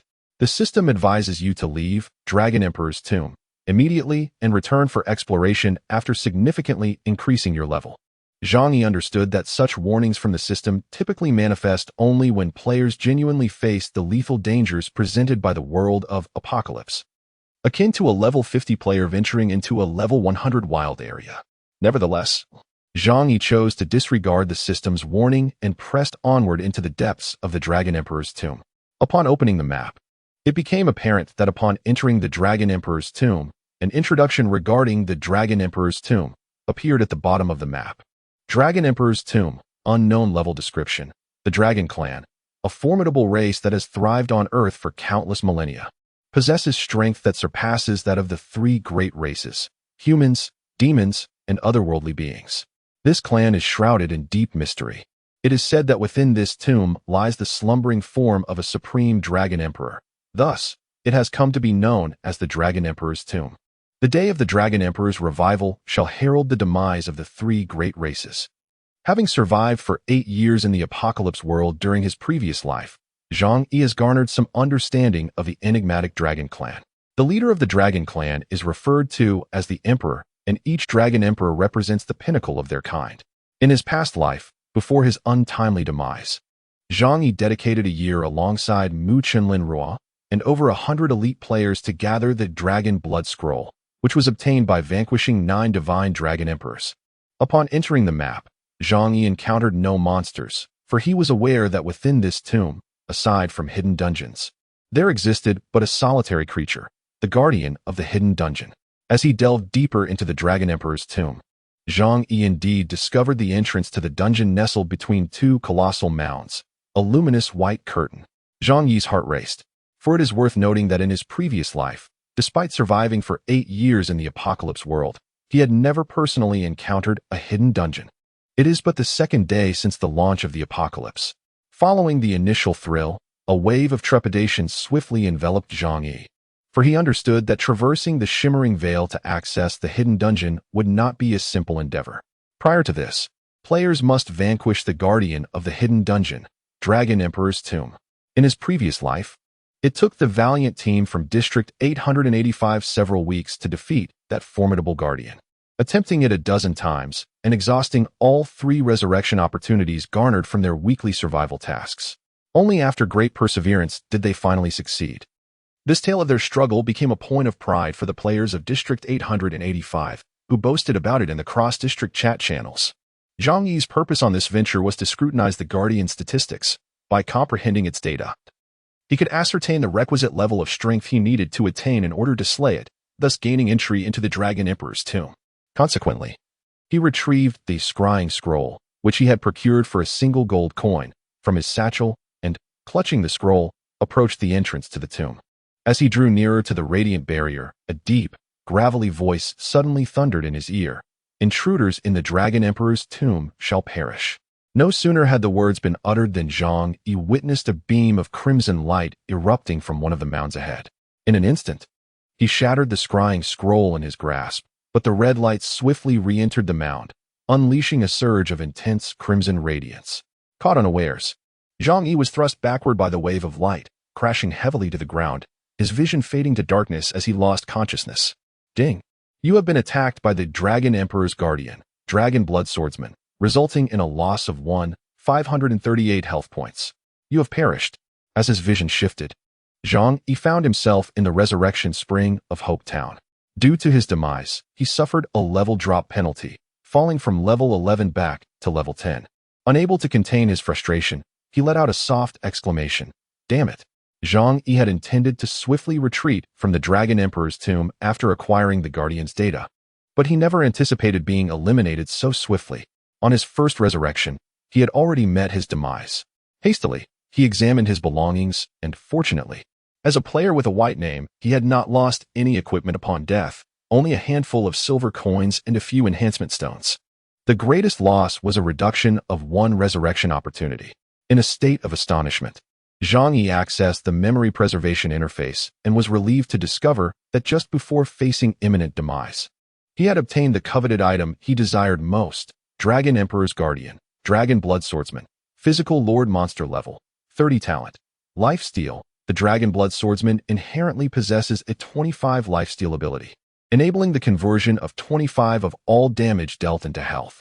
Physical Attack. 1055 Physical Defense, 790 Magical Defense, 650 health points, 55,600 skills, Dragon Emperor Slash, Dragon Blood Slash, Dragon Shadow Kill, Dragon Annihilation Technique, Dragon Emperor Bloodline Description, an Eternal Guardian of the Dragon Sovereign, Greedy Dragon Emperor, Shigula. The immortal Dragon Blood Swordsman has vowed to protect Shigula for countless millennia. Any who dare approach the Dragon Emperor's tomb shall face the lethal onslaught of the Dragon Blood Swordsman. The exploration scroll has activated. It appears that this demise was not in vain. At the very least, he has acquired the data of the Guardian of the Dragon Emperor's tomb. Subsequently, Zhang Yi can formulate a strategy to conquer the hidden dungeon, Dragon Emperor's tomb, based on the data of the Dragon Blood Swordsman. It is evident that, as the sentinel of the Dragon Emperor's tomb, the strength of the Dragon Blood Swordsman essentially reflects the overall potency of this dungeon. The monsters within the Dragon Emperor's tomb are undoubtedly all level 30, with the ordinary or elite creatures being weaker than the Dragon Blood Swordsman, aside from the dungeon's boss.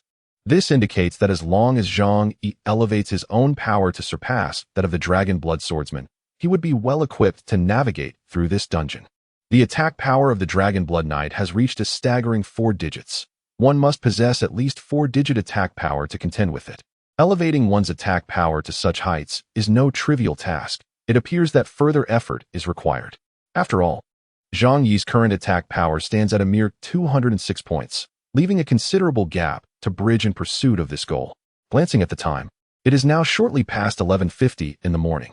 Zhang Yi, feeling the rumble of his hungry stomach, enters a restaurant in Hope Town. In addition to fatigue, players possess a hidden attribute known as hunger. One can succumb to exhaustion, but one can also perish from hunger.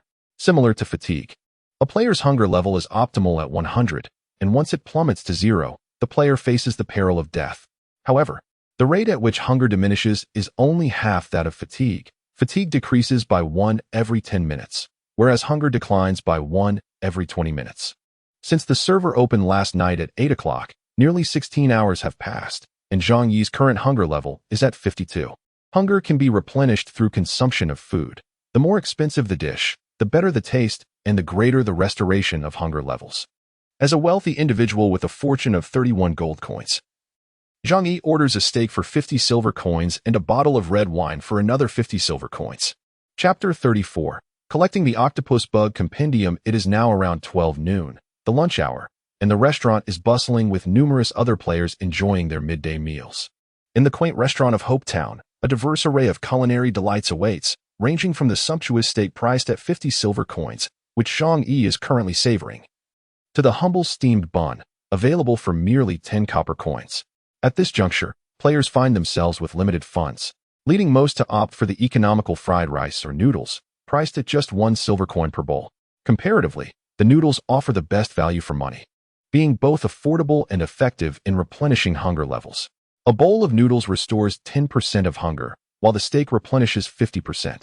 The disparity in taste is beyond description. As Zhang Yi indulges in his steak and red wine, the surrounding players, consuming fried rice and nibbling on steamed buns, cast envious glances in his direction. Can you believe that fellow? He's actually dining on a 50 silver coin steak. How extravagant, they murmur. Stop staring and focus on your fried rice. Wealth like his is beyond our reach. Let us finish our meals and venture out this afternoon to slay more monsters. Perhaps we can earn enough to indulge in something better tonight. Unperturbed by the whispers of his fellow players, Zhang Yi continues to relish his steak while perusing the chat channel of the 886 safe zone. Upon witnessing the fervent exchanges flooding the chat, he nearly spewed his red wine in surprise. Wang Zhirong, male, level 10 archer. Damn, those Storm family dogs. Today, they slaughtered half of my kingdom's inhabitants. I won't forget this, and you can expect retribution. I guarantee the Storm family won't survive 3 days in zone 886. Storm Dragon King, male, level 11 warrior. You can only boast with your words. What else can you do? Today, you ran through Goblin Forest faster than a wild horse. If you dare, don't run away. Coward. Honor of kings. Damn it. If it weren't for that Inua Qing Chung helping you all, and him giving my silver moon bow to your leader, Storm, you rubbish wouldn't stand a chance against us in the Kingdom of Kings. Storm Angel, by the way, weren't you boasting several times about killing Inua Qing Chung? Why do I feel like every time you see him now, you act like a mouse in the presence of a cat? Honor of kings, I swear. The members of these two rival teams certainly have a lot of leisure time. However, it's for the best. With the assistance of the Storm family, it will be much easier for Zhang Yi to annihilate the Kingdom of Kings team. Unbeknownst to them, Zhang Yi is also manipulating the Storm family to alter the course of history. In the previous life, at this time, the Kingdom of Kings members had already begun to oppress the independent players in the safe zone. Yet in this life, their attention is fully focused on Zhang Yi and the Storm family, leaving them no time to target the independent players and execute their plan to seize Hope Town. Closing the chat interface, Zhang Yi finished his lunch, with both hunger and fatigue at a saturated state. Next, he planned to venture out to undertake a quest to level up, passing the afternoon, and later in the evening, seek IL for weapons, aiming for another surge in strength before confronting the greater challenges that tomorrow would bring. In my recollection, it was perhaps the 3rd day since the server launch when every district within the world of Apocalypse was poised to face a calamity. Should players manage to surmount this disaster, they would be granted a singular opportunity for an extraordinary enhancement of their overall prowess. Conversely, the obliteration of the safe zone would lead to the demise of all players within its confines. Thus, prior to this impending event, Zhang Yi felt compelled to diligently augment his strength in preparation for the morrow. In Zhang Yi's perspective, the magical staff being forged by IR must be classified as a 2-star weapon. A 2-star weapon of level 10 or above, enhanced to level 25, could potentially double Zhang Yi's capabilities. As a reincarnate, Zhang Yi retained memories of opportunities available within or around the 886th safe zone, though many required a certain level or strength to access. With his current status as a level 10 beast master, numerous prospects that lay tantalizingly close were, for the time being, beyond his reach. Thus, in the afternoon, Zhang Yi dutifully approached the proprietor of the identification office within the safe zone and accepted a standard quest with a difficulty rating of 120 points, which entailed hunting the mutated octopus worm and collecting 200 octopus worm illustrations. After replenishing his supplies of red and blue potions at the shop, Zhang Yi followed the map's guidance and ventured outside the safe zone, arriving at a secluded middle school situated in the suburbs. This secondary school is the lair of the octopi. According to the mission description, after the outbreak of the Doomsday Crisis, countless infected and mutated octopi escaped from the mountains behind the school, invaded the school, killed all the students and teachers inside, and fed on their corpses, living in this school for a long time. Taking out the flame staff from his bag, Zhang Yi had just stepped onto the campus when a pungent smell of blood assailed his nostrils, accompanied by a chorus of low moans and roars. As far as the eye could see, some level 12 to 15 octopi could be seen everywhere on the large campus, gnawing on some severely rotten, foul-smelling human corpses wearing student uniforms. Level 12 to 15 monsters. It seems that Zhang Yi, who is currently only level 10, can not only carry out the Collect Octopus illustrated book task by hunting these octopi, but also carry out the infinite hunting survival task at the same time. With Zhang Yi's current attributes, it is no problem to challenge a level 12 octopus alone, and it is no problem to kill a level 13 octopus. However, in order to maximize the benefits of the lightning chain skill, which only has an 80 damage coefficient, Zhang Yi still chose the lowest level 12 octopus here as his starting target. The level 12 octopus has 120 attack power, 50 magic resistance, and 350 hit points. Locking onto the three nearest level 12 octopi nearby, Zhang Yi waved his staff, and a lightning chain sprinkled towards one of them. Splat! A violet lightning bolt struck the octopus creature, causing it to be ejected while simultaneously assaulting the three level 12 octopus monsters. Each of them bore a damage indicator of 125 points above their heads, triggering the burn talent, which inflicted an additional 39 points of burning damage per second. In the next moment, the attack trio of octopus monsters screeched and scuttled rapidly towards Zhang Yi. Unperturbed, Zhang Yi stood his ground, elegantly waving his staff as three purple orbs, signifying basic attacks, were sent hurtling toward the creatures. Minus 156. Minus 234. Critical hit. Minus 156. One of the octopus monsters, struck by a critical hit, met its glorious demise, while the other two succumbed to the relentless burning damage before they could even close the distance. Each level 12 octopus monster yielded an average of 50 experience points. Thus, the three monsters collectively granted Zhang Yi a bounty of 150 experience points. Approaching the corpses of the fallen octopuses to collect his spoils, he discovered that they had dropped a mere octopus monster compendium. It seemed that a protracted battle lay ahead. Chapter 35, The Eternal Chain. With godly enhancement and dragon bloodline, Zhang Yi's level 10 attack power surpassed that of his peers by at least double. Consequently, what other level 10 players struggled to contend with, the level 12 octopus monsters, were, in Zhang Yi's hands, as feeble as level 5 or 6 creatures, easily vanquished. The melee octopods scarcely had the opportunity to approach Zhang Yi, succumbing directly to the flames of his fire staff, transforming into experience points for him. Zhang Yi's explosive damage left the other players, who were also grinding octopods in the same school, utterly astonished. One 11-level warrior, who had painstakingly slain a 12-level octopod and was left with only half his health, exclaimed, "What the hell? How can a beastmaster's damage be so high? 2 hits to take down an octopod? That's unbelievable." A 10-level priestess, who was in the midst of casting a healing spell for her teammates, remarked, "Isn't that the charming Inua? Wow, this is the first time I've seen him in person. He's so handsome and powerful." Just as the priestess finished her sentence, a cry echoed from her teammate, an 11-level assassin, "You idiot, heal me." No sooner had he spoken than a scream pierced the air. The 11-level assassin perished beneath the claws of a 13-level octopod, having awaited the priestess's healing in vain.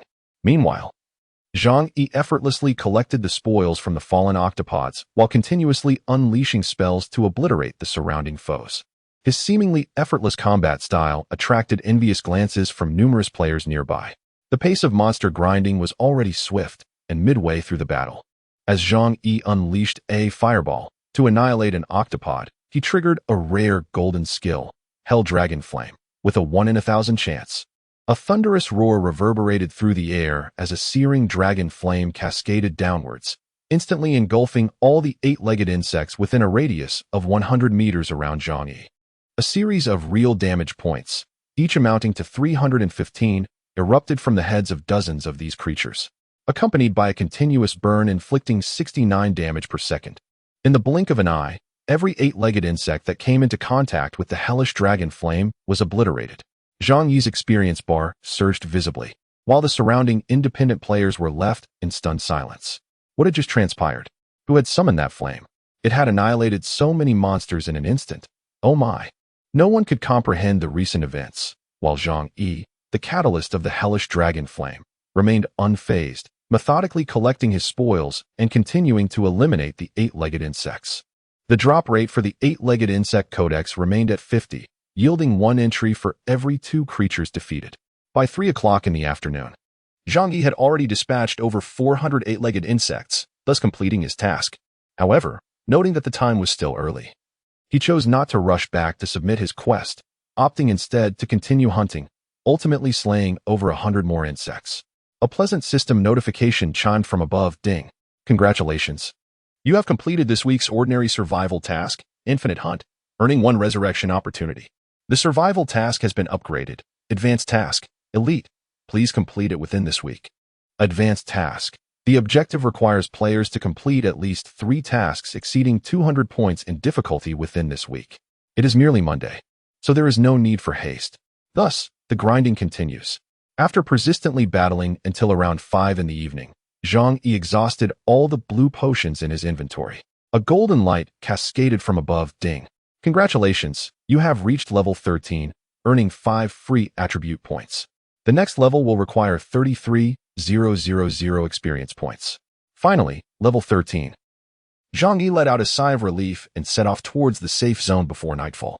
On his way back to the safe zone, Zhang Yi opened his backpack to tally his gains. Throughout the afternoon, he had vanquished over 800 octopus insects, accumulating more than 4,000 copper coins, equivalent to 40 silver coins.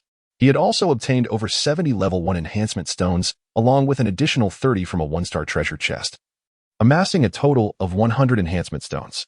Furthermore, he collected 9 pieces of 1-star equipment for levels 12 to 15, all in an unidentified state. In addition, there were 2 skill books, one for warriors and one for archers, along with a previously acquired white skill book for assassins titled Deadly Strike. For Zhang Yi, who was a beast master, these items were merely trinkets for sale. Upon returning to Hope Town, Zhang Yi's first task was to locate the appraisal shop owner, Mo Li, to submit his quest. Ding. Congratulations, you have completed the task, collecting the Octopus Insect Pokédex, earning rewards of 12,000 experience points, 30 silver coins, 30 level 1 enhancement stones, 48 human reputation points, and acquired the equipment, Eternal Chain, 1.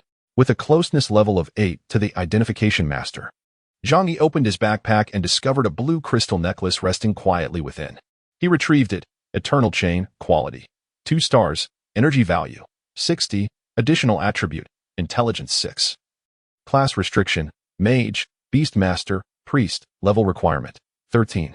Description, this necklace symbolizes eternity. It was unexpectedly a 2-star piece of equipment. Moreover, it was precisely the necklace Zhang Yi currently required, the additional 6 points in intelligence filling him with delight as a Beastmaster. After reaching level 10 and transitioning classes, the increase in skills under a player's control also resulted in a significant rise in energy consumption. Although Zhang Yi currently possessed only 2 skills, which did not require much energy, he was aware that with a few more skills, the energy drain could become substantial, leading to the frustrating situation of being unable to cast skills due to depleted energy. This was particularly troublesome for a mage, whose livelihood depended on their skills. With his divine enhancements, Zhang Yi's first thought upon acquiring new equipment was always to enhance. Top tier, top tier, top tier. Even the most basic equipment could be upgraded to the highest level with divine enhancement, let alone a relatively rare 2-star piece at this stage. However, enhancing a 2-star item required level 2 enhancement stones, while Zhang Yi's inventory was filled only with level 1 stones, and synthesizing enhancement stones necessitated a visit to the blacksmith. Before that, Zhang Yi intended to identify several pieces of equipment he had obtained in the afternoon to avoid unnecessary trips. At this stage, the market value of 1-star equipment at levels 12 to 15 remains significant. After identification, Zhang Yi could earn a considerable amount of extra coin by selling them. Thus, he spent a total of 30 silver coins to identify the first 8 pieces of equipment. However, when he reached the final item, a level 14 mage's trousers, the appraiser demanded an astonishing 50 silver coins. Chapter 36, Advanced Identification. Instead of being taken aback, Zhang Yi felt a surge of delight. In the world of Apocalypse, players have a minuscule chance to trigger an advanced identification when identifying equipment. The cost for advanced identification is 10 to 50 times that of a standard identification for items of equivalent value. Advanced identification resembles a gamble, offering a certain probability of enhancing the equipment's quality, but it also carries the risk of diminishing it. Zhang Yi reasoned that even the worst 1-star equipment couldn't possibly drop to 0 stars. Therefore, without hesitation, he spent 50 silver coins on advanced identification. The appraiser waved his hand over the black trousers, and in an instant, a golden light flashed. Ding! Identification successful. Congratulations. Your 1-star equipment, Magician's Trousers, has been upgraded to 2 stars. What a stroke of luck. This was the first time he had triggered an advanced identification in this life, and it resulted in a successful upgrade. Zhang Yi was quite knowledgeable about this process. Players have only a 10 chance to trigger advanced identification when assessing equipment, and among those, only a 10 chance exists to further enhance the equipment's attributes and quality. There is also a 40 chance that the quality remains unchanged, and a staggering 50 chance that the quality could diminish. Truly, fortune was smiling upon him this time. In an unexpected twist of fate, I have acquired 2 pieces of 2-star equipment in a single moment. Upon inspecting my inventory, I noted that through quest rewards, monster drops, and the 100 enhancement stones obtained from the Storm Angel, my current collection of level 1 enhancement stones had surged to a staggering total of 390. With a synthesis rate of 2:1, I could nearly procure 200 level 2 enhancement stones, which would be more than sufficient to elevate all my 2-star equipment to the pinnacle level of 25. To enhance the newly acquired Eternal Chain and Magician's Pants alone would be more than adequate. At this juncture, even if I wished to enhance my entire ensemble, the resources were at my disposal, for with these 2 pieces, I possessed only 3 pieces of 2-star quality equipment among the 7 slots available. It was quite astonishing that, in my previous life, I had struggled desperately for enhancement stones, yet in this existence, they seemed to be in abundance. Thus, I made my way to the blacksmith shop.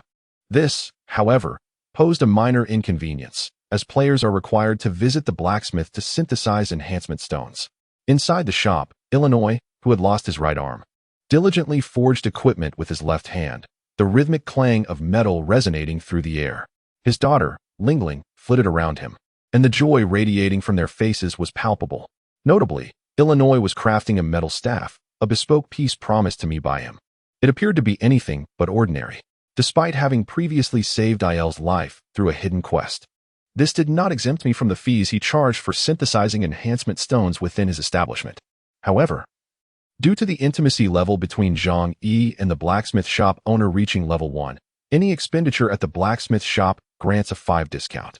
The equipment of level 1 has begun to phase out, and soon the entire populace will enter the era of level 2 equipment.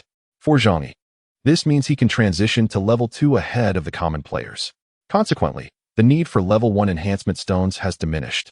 Therefore, Zhang Yi decided to synthesize all 390 level 1 enhancement stones, resulting in 195 level 2 enhancement stones, with a synthesis cost of 5 copper coins each. The original expense of 975 copper coins was reduced to 926 copper coins after applying the discount. Having acquired a sufficient amount of level 2 enhancement stones, Zhang Yi eagerly enhanced the unequipped Eternal Chain and Magician's Pants. The divine enhancement was triggered infinitely. Ding! Enhancement successful. Congratulations. Your equipment, Eternal Chain, has reached enhancement level 8. Ding! Enhancement successful. Congratulations. Your equipment, Eternal Chain, has reached enhancement level 15. Ding enhancement successful, congratulations. Your equipment, Eternal Chain, has reached enhancement level 25. Unlocking the exclusive talent, skill enhancement. Ding, ding, ding enhancement successful, congratulations. Your equipment, Magician's Pants, has reached enhancement level 25. Unlocking the exclusive talent, damage reduction. With the Eternal Chain, at level 25, its base energy attribute increased from 60 points to 210 points, and its additional intelligence rose from 6 points to 21 points. With Zhang Yi's 14-star intellect growth, a total of 21 points in intelligence bestows an additional 29 points of attack power and a 35-point energy boost. While this is noteworthy, the paramount aspect lies in the exclusive talent, skill enhancement, unlocked at level 25. This talent, dubbed Invincible, augments the wielder's skill damage by 20, with a halved effect on area of effect skills. This ability perfectly compensates for the relatively low skill damage characteristic of the Beastmaster profession. Upon acquiring this talent, Zhang Yi's fireball damage coefficient reaches an impressive 130, surpassing that of a mage's fireball by 5. As for the mage's trousers, their attributes post-enhancement are nothing short of extraordinary. The mage's trousers, level 25, possess a quality rating of 2 stars, with physical defense at 70, 50, magical defense at 56, 40, and an added attribute of stamina at 21, 15. The talent damage reduction allows the wearer to diminish each instance of damage by 25 points. These trousers are universally applicable to magic-based professions, and the 70 points of defense alone surpass Zhang Yi's total current defense of 67 points. Coupled with the 25 points of damage reduction, they render Zhang Yi nearly invincible. However, as Zhang Yi is currently only at level 13, he is unable to equip these level 14 trousers. Thus, he temporarily stows them in his backpack and dons the Eternal Chain, which elevates his maximum energy to an impressive 482, nearly rivaling his 504 health points. With the matter of the equipment resolved, Zhang Yi shifted his gaze to Il, who was diligently forging the gear, triggering a conversation. "How much longer until my staff is complete?" he inquired. As soon as he spoke, Il suddenly set down his hammer and picked up the silver staff from the anvil, replying, "It's done." Zhang Yi paused, taken aback. So hastily? Il, gazing at the staff in his hands which seemed to lack a certain something, lamented, "It is indeed finished, but alas, it is not yet perfect. If you desire it now, I can hand it over to you." He then added, "However, if you could procure an energy crystal for me, I could enhance its perfection." Zhang Yi's heart leapt with joy at the implication of further improvement. "No problem. I shall find the energy crystal for you," he assured. "Please continue to refine this weapon to its utmost perfection." Chapter 37. The hidden advancement task energy crystals are exceedingly rare forging materials within the world of the apocalypse, utilized in the crafting of equipment to elevate its quality. Yet, these energy crystals are incredibly scarce, making it challenging for ordinary players to acquire them.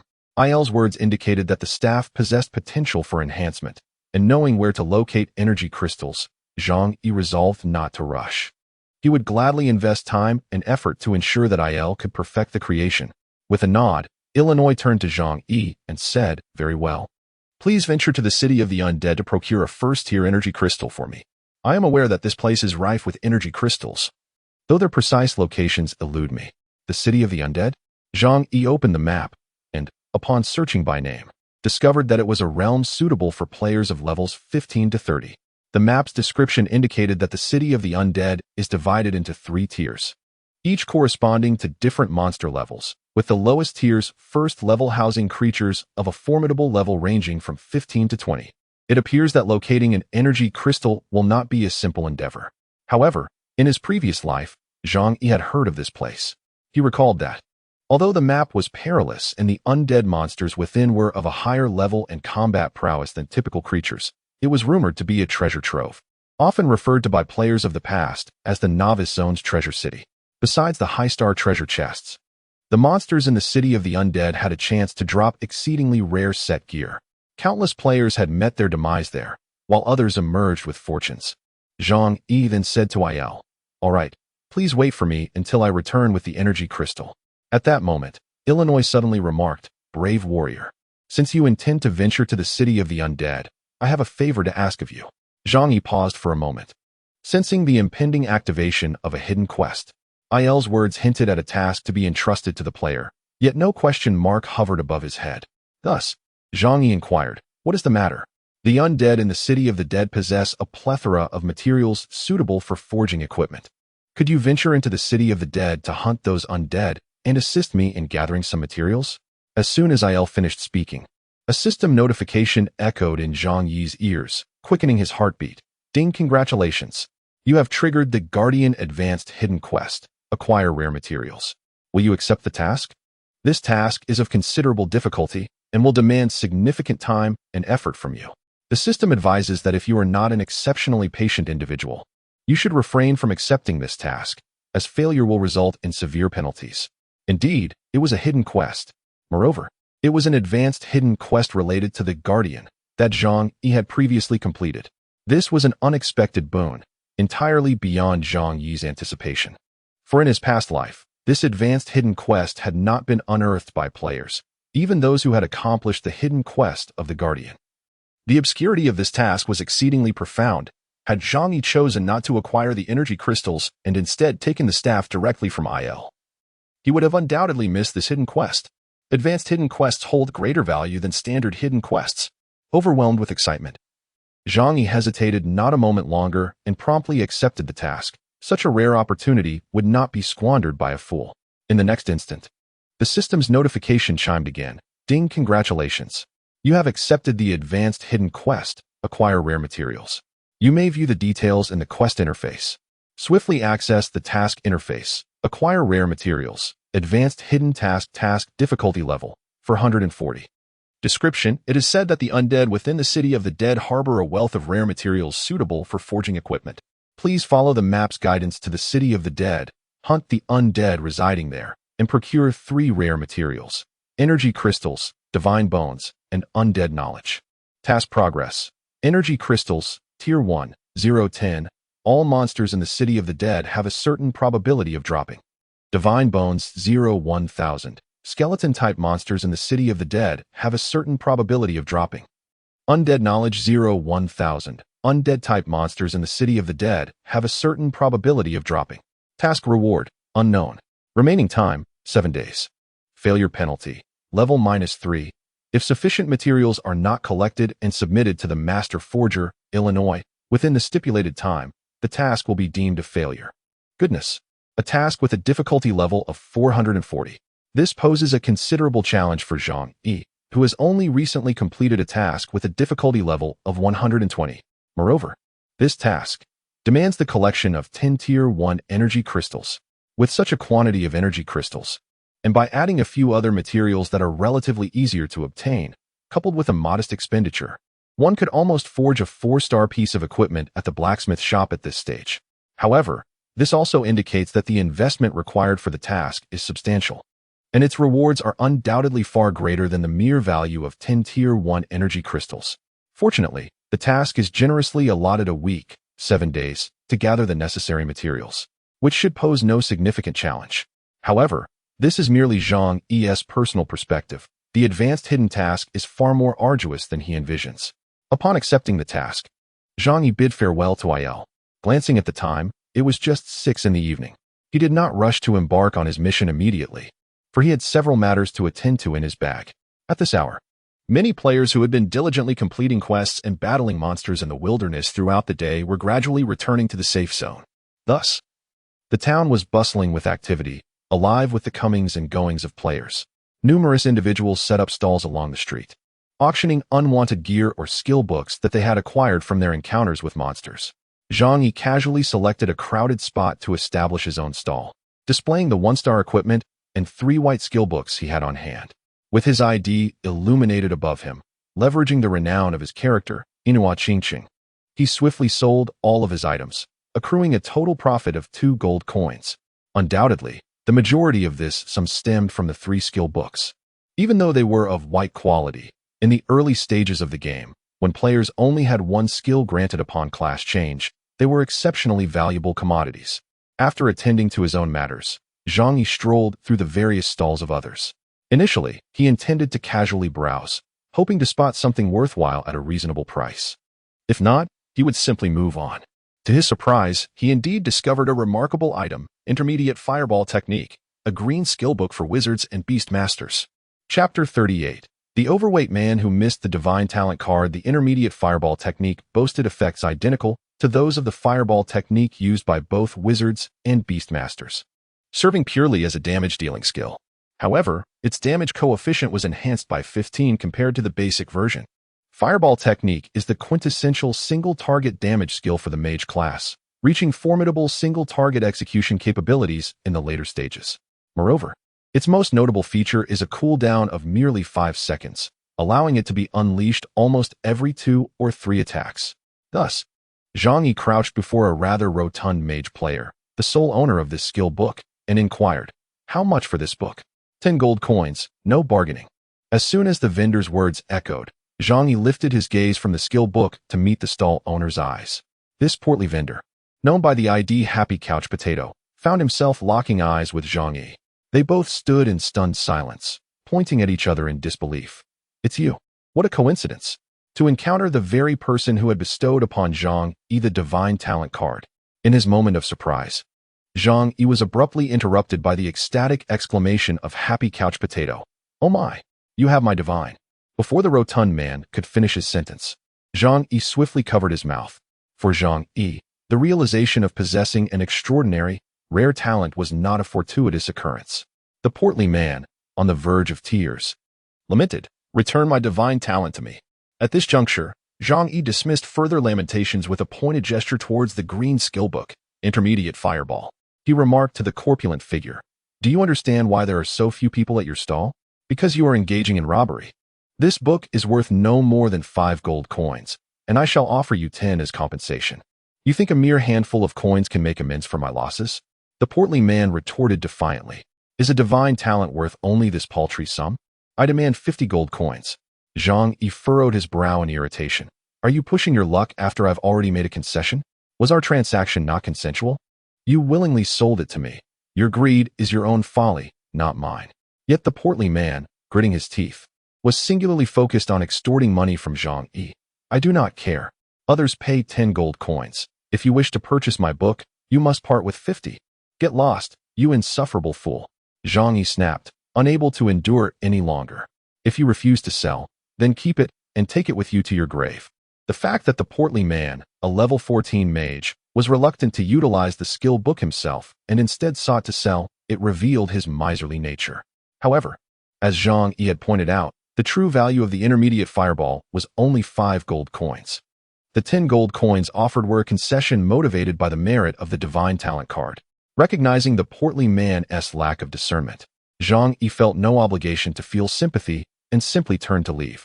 The joyful chubby fellow fixated on the retreating figure of Zhang Yi, who concealed his ID beneath a veil of anonymity, leaving only the emblem of a level 13 beast master visible.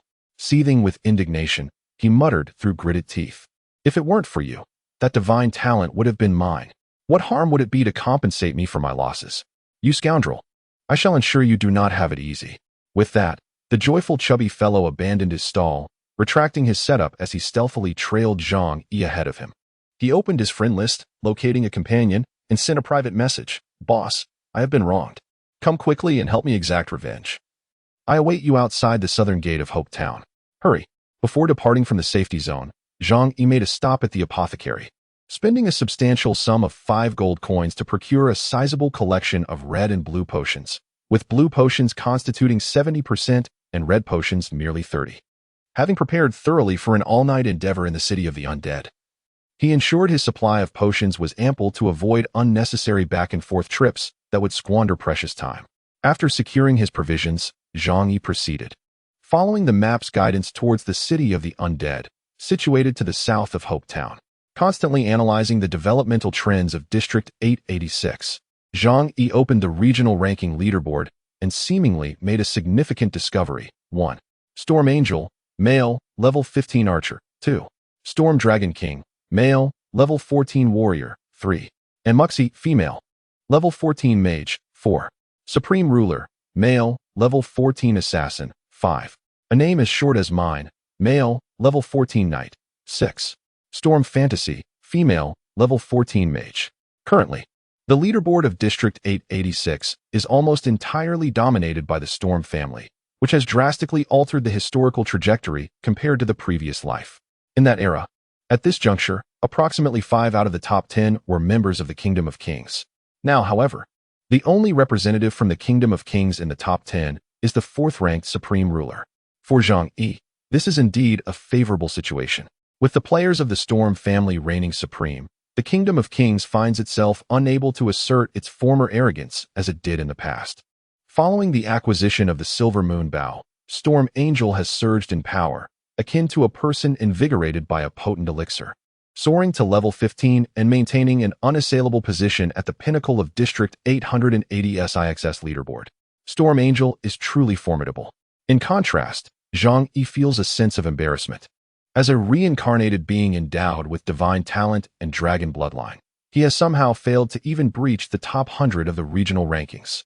Of course, had it not been for the earlier incident where he was instantaneously defeated by a dragon blood swordsman, resulting in a level loss, Zhang Yi could have at least claimed a position in the top 10, if not the very top. Like Storm Angel and Honor of Kings, who have a multitude of followers to assist them in leveling up, Zhang Yi, despite his attempts to take shortcuts, cannot compare to their pace of advancement. It appears that he must exert himself further. Although levels may not signify everything, he cannot afford to lag too far behind others. After closing the leaderboard, Zhang Yi continued on his solitary journey toward the city of the undead. Shortly after departing from the safety zone, he sensed a chill creeping up from behind. Upon turning around, he was startled to find the jovial chubby gamer had somehow followed him. Accompanying him were 2 others, a warrior and an assassin, both of whom had also attained level 14, clearly allies of the chubby gamer. Moreover, the trio was not merely crossing paths, but had evidently come with the intent of targeting Zhang Yi. Seeing them approach, Zhang Yi paused and inquired, "What do you want from me? What do you think?" The chubby gamer, filled with resentment toward the one who had usurped his divine talent, shouted at Zhang Yi, "Hand over all your money and equipment, and we can consider this settled." "Settled?" Zhang Yi chuckled. "Do I owe you anything? If you refuse to comply, then I'll have to take it by force." With a chilling glare, the chubby gamer brandished his magic staff and commanded his companions, "Kill him, and we shall share the spoils." No sooner had the words left his lips than the 2 warriors and the assassin lunged at Zhang Yi, weapons drawn. Without uttering another word, since he could no longer reclaim the divine talent, he resolved to destroy it instead. Chapter 39. Do you know who I am? The level 14 warrior and the level 14 assassin, identical twin brothers known as Unmatched in the Clouds and Unmatched in the World, swiftly approached Zhang Yi. Meanwhile, the level 14 mage, Joyful Fatty, who was in the midst of casting a spell, regarded Zhang Yi with the gaze reserved for the deceased, as if in his eyes. Zhang Yi, a mere level 13 beast master of little consequence, was already a corpse. This perspective was shared not only by the 3 of them, due to the bustling thoroughfare. Numerous passing players observed the 1v3 confrontation and cast similar, lifeless glances at Zhang Yi. With his ID concealed, the onlookers hardly recognized him. Bystander, though I know not the enmity between them, facing 3 opponents while being the one with the lowest growth attributes as a beast master, he's doomed. There's no suspense. Bystander B, absolutely, it has nothing to do with the profession. Even if he switched classes, he couldn't possibly prevail in a 1v3 scenario. The murmurs of the crowd only fueled Joyful Fatty's arrogance. Even with a divine talent at the outset, he was still so pitiful. With such a low level and the audacity to choose such a feeble profession, it was a complete waste of exceptional talent. Overcome with excitement, he realized that summoning his boss to deal with someone so insignificant was utterly unnecessary. Observing Zhang Yi, who stood motionless, Joyful Fatty couldn't suppress a mocking laugh. "Have you already been frightened into submission? Truly a coward." As soon as the words left his mouth, the cheerful chubby player brandished his staff, unleashing a fireball spell that soared towards Zhang Yi, who stood over 30 meters away, within his attack range. The fireball arced over the heads of the players Dubu Lingyun and Dubu Tiantian, arriving first to strike Zhang Yi squarely in the chest, inflicting a damage of over 80 points. The damage was commendable. It appeared to be a purely intelligence-focused, explosively powerful mage. With only 60 points of magic defense, Zhang Yi was incapable of withstanding the onslaught of any mage player above level 10. Nevertheless, in comparison to ordinary players, such defensive capabilities were already quite formidable. The cheerful chubby player was evidently taken aback. He had anticipated that his fireball would deal damage exceeding 3 digits, yet it had only managed a modest amount. After enduring the attack from the cheerful chubby player, Zhang Yi remained steadfast, awaiting the approach of Dubu Tiantian and Dubu Lingyun, who, in turn, would launch their assaults with Charge Slash and Assassinate, respectively. Ding! You have received an attack from player Dubu Lingyun, losing 41 points of health. The opponent is now marked in gray. Ding! You have received an attack from player Dubu Tiantian, losing 59 points of health. The opponent is now marked in gray. Observing the health bar above Zhang Yi, it was astonishing that the combined onslaught from all 3 players had merely deducted 1/3 of his health points. Standing directly before him, Dubu Lingyun and Dubu Tiantian exchanged glances, their expressions reflecting disbelief. This individual possesses remarkably high defensive capabilities. In their eyes, they had been entirely confident that a concentrated assault would swiftly eliminate this level 13 Beastmaster. The outcome was far beyond their expectations. Indeed, although Zhang Yi is somewhat dissatisfied with his current physical defense rating of 67, it must be acknowledged that this level of defense is already comparable to that of a knight of the same rank. It is noteworthy that Zhang Yi belongs to the Beastmaster class, the most fragile among the 7 great professions of the apocalypse. With a mere base endurance growth of only 7 stars. This is truly the most astonishing aspect. This is still in the absence of reaching level 14 and without equipping the mage's pants. Were he to don the mage's pants, it is likely that the 3 attacks he just endured would only inflict a mere 1 point of mandatory damage on him. As Zhang Yi deliberately stood still, awaiting his fate, he observed the IDs of the 3 opponents turn gray. Gradually, he retrieved his flame staff, and in that moment, a sudden glimmer of murderous intent erupted from his previously calm eyes, instilling an inexplicable dread in both Dubu Lingyun and Dubu Tianxia.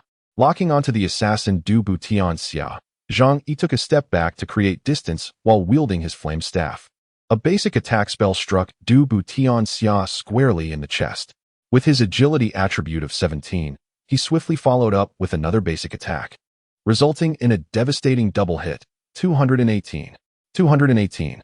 2 instances of damage exceeding 200 points erupted above Dubu Tianxia's head, accumulating to a total of 400 damage, undoubtedly resulting in an instant kill of the level 14 assassin, Dubu Tianxia. Beside him, the warrior Dubu Lingyun stared in shock as his younger brother was instantaneously slain. Zhang Yi, taking advantage of Dubu Lingyun's momentary daze, swiftly unleashed a fireball spell, striking above Dubu Lingyun's head with a devastating blow that nearly rendered the plump mage behind him, known for his joyful indulgence, utterly speechless. 734 critical damage. At around level 14, apart from knights, no other class possessed health exceeding 600 points. Thus it was inevitable that Dubu Lingyun would not even have the opportunity to trigger the talent, Burn, from the flame staff. He was directly obliterated by Zhang Yi's single strike. Even a basic attack would have proven insurmountable against Zhang Yi's 249 attack power, compounded by the 20 skill damage amplification from Fireball and skill enhancement, along with the bonus from Lucky Strike. Consequently, Zhang Yi's Fireball, with its astounding 180 damage coefficient, set a new record for damage dealt, with a dazzling flash of white light. Both Dubu Tianxia and Dubu Lingyun fell before Zhang Yi without a shred of resistance, their defeat scattering a plethora of potions, silver coins, and 2 pieces of equipment across the ground before dissipating into white light. The rearward mage, startled, stumbled backward in incredulity, his face a portrait of disbelief. How could a Beastmaster possess such immense damage output? This was unfathomable. It was no jest. Zhang Yi was a fully intelligence-focused character, boasting an astonishing 14-star intelligence growth, rendering him a formidable Beastmaster, even more ferocious than a conventional mage.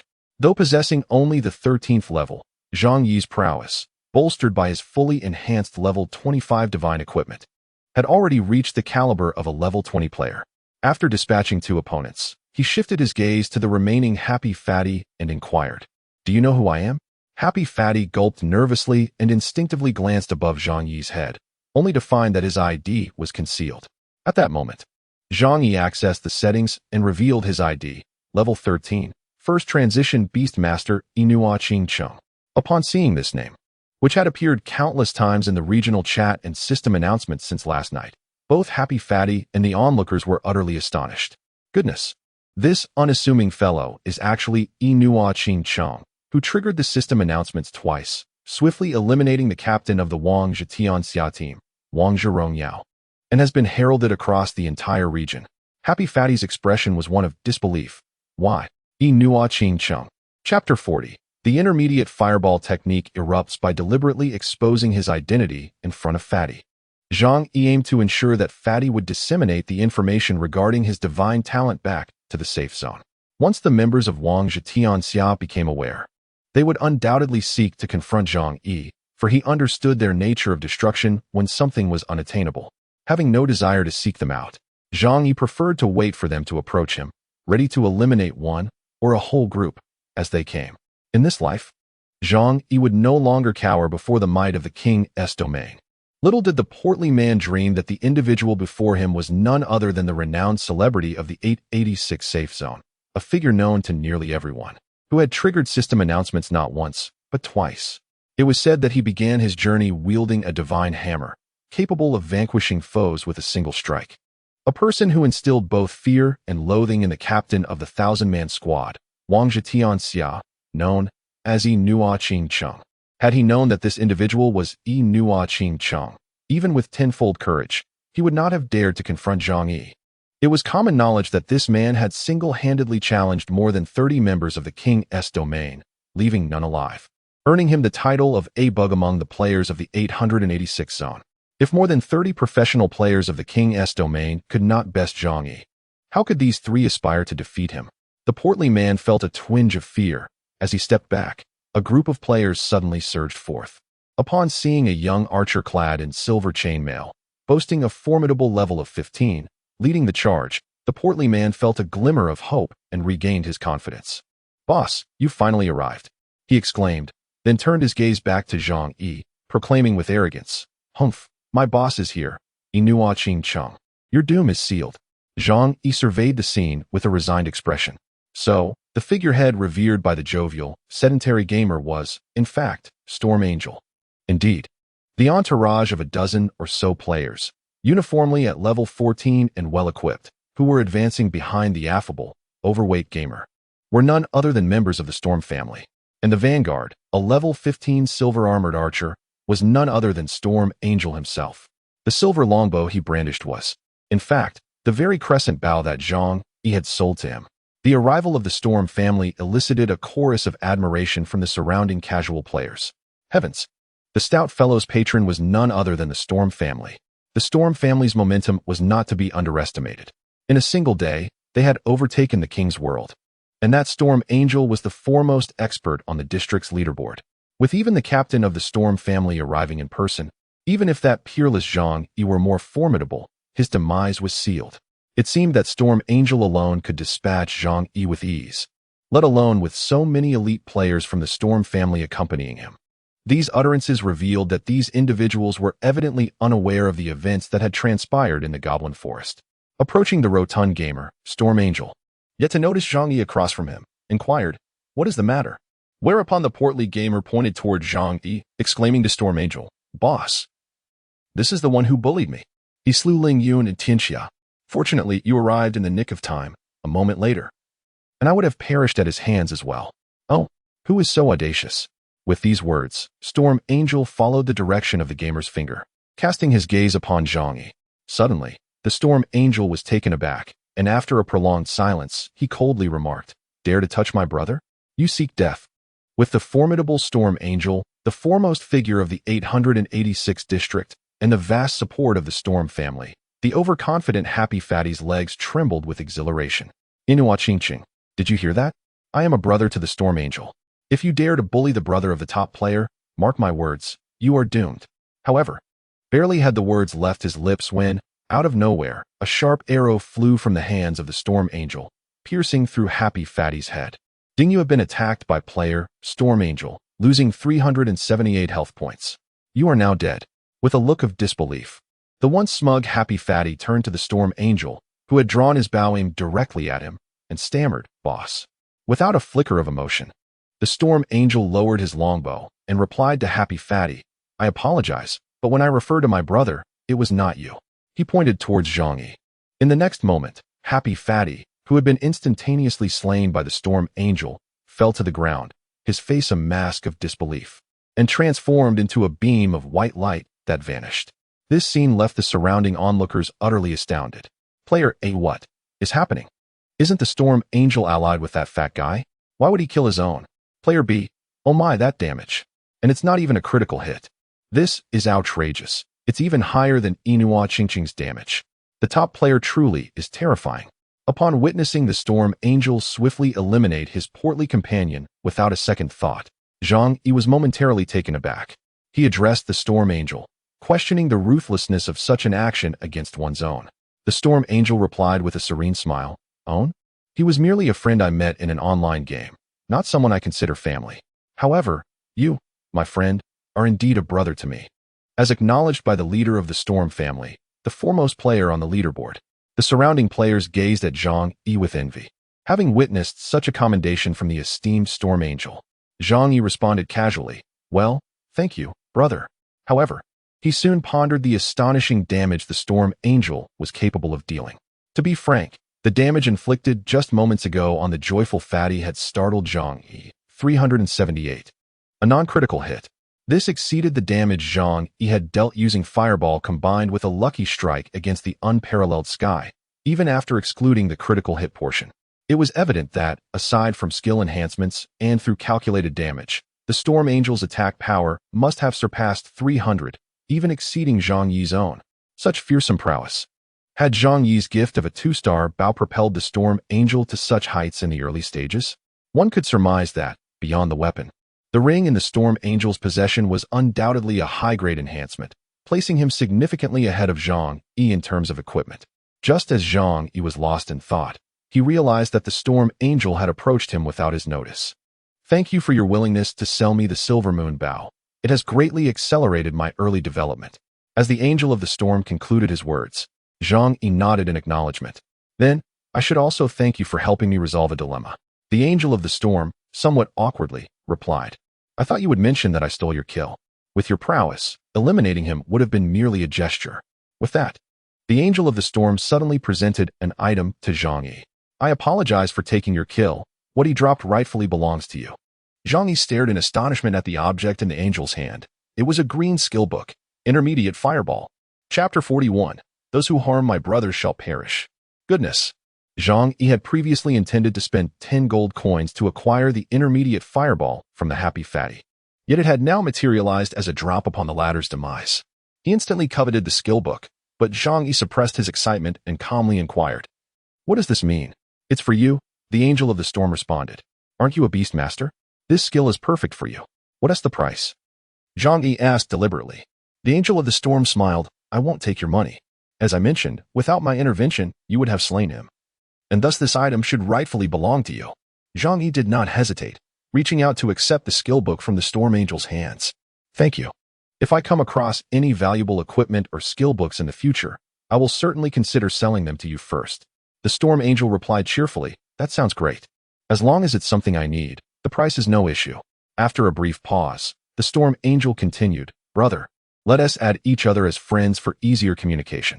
Zhang Yi responded, "I prefer to walk my own path and do not seek friendships." He added, "The safe zone is relatively small. We will inevitably cross paths again." The Storm Angel expressed a hint of regret. "Well, if that's how you feel." Zhang Yi waved his hand dismissively. "I have matters to attend to. Thank you for the skill book. Until we meet again." With that, he turned and walked away. It was the betrayal by his close friends, Mu Chun and Lin Ruo. After 8 years of camaraderie in his previous life that made Zhang Yi wary of trusting anyone easily in this life, and even more so, hesitant to forge new friendships. As Zhang Yi departed, beside the Storm Angel stood a 14-level sorceress named Storm Fantasy, who appeared 2 or 3 years younger. Clad in a green robe, she possessed a captivating presence. She remarked to the Storm Angel, "Darling, this person seems rather ungrateful. Why would you give him a skill book for free?" The Storm Angel shook his head knowingly, as if he saw through everything. "Haven't you realized? This individual is no ordinary person. He is likely a hidden powerhouse, perhaps backed by a formidable super team even stronger than our Storm family. It is inconceivable that he could have advanced so smoothly in the early stages without such support. Therefore, We must cultivate a favorable relationship with him and ensure that the forces of the Kingdom of Kings do not seize the opportunity to turn him against us. Moreover, it is merely a green skill book, but do you comprehend the significant impact that the bow he sold me has had? As the Storm Angel gazed at the silver moon bow in her hands, she felt a surge of excitement. I firmly believe that his hidden allies will covertly procure superior equipment for him. When he possesses gear he does not require, he could sell it to me, serving as a vital avenue for my own enhancement. Storm Fantasy nodded in agreement. You truly have a thoughtful perspective, my dear. Meanwhile, at the Resurrection Spring in Hope Town, the plump mage, having consumed a resurrection opportunity, emerged as a cheerful homebody, utterly bewildered as he opened his friend list. Finding the Storm Angel, he furiously sent a message. What do you mean by this?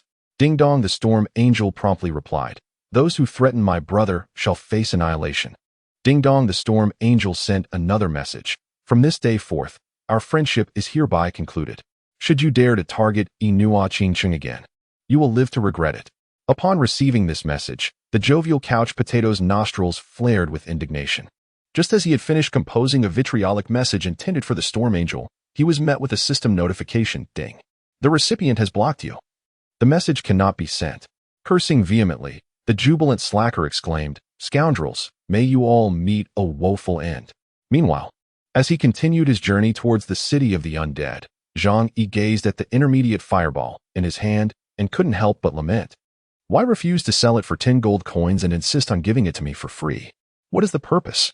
Without hesitation, Zhang Yi employed the intermediate fireball to overwrite the fireball listed in his skill repertoire, thereby completing its acquisition. Due to the limited number of skill slots and the rule in the Apocalypse realm that players cannot possess 2 skills of the same type simultaneously, he had no choice but to overwrite or extract the lower-level skill before filling it with the higher-level one. However, the cost of extracting a skill is quite exorbitant. Unless the skill is exceptionally rare, such as the basic fireball, it is unnecessary to spend a few gold coins on extraction. Currently, at level 13, Zhang Yi possesses 4 skill slots, perfectly accommodating 2 green quality skills, Intermediate Fireball and Chain Lightning. The Intermediate Fireball, when applied to a Beastmaster, boasts a damage coefficient of 125. Coupled with the enhancement from the Eternal Chain, Talents, Skill Amplification, it equates to Zhang Yi's Fireball, inflicting a staggering 145 damage.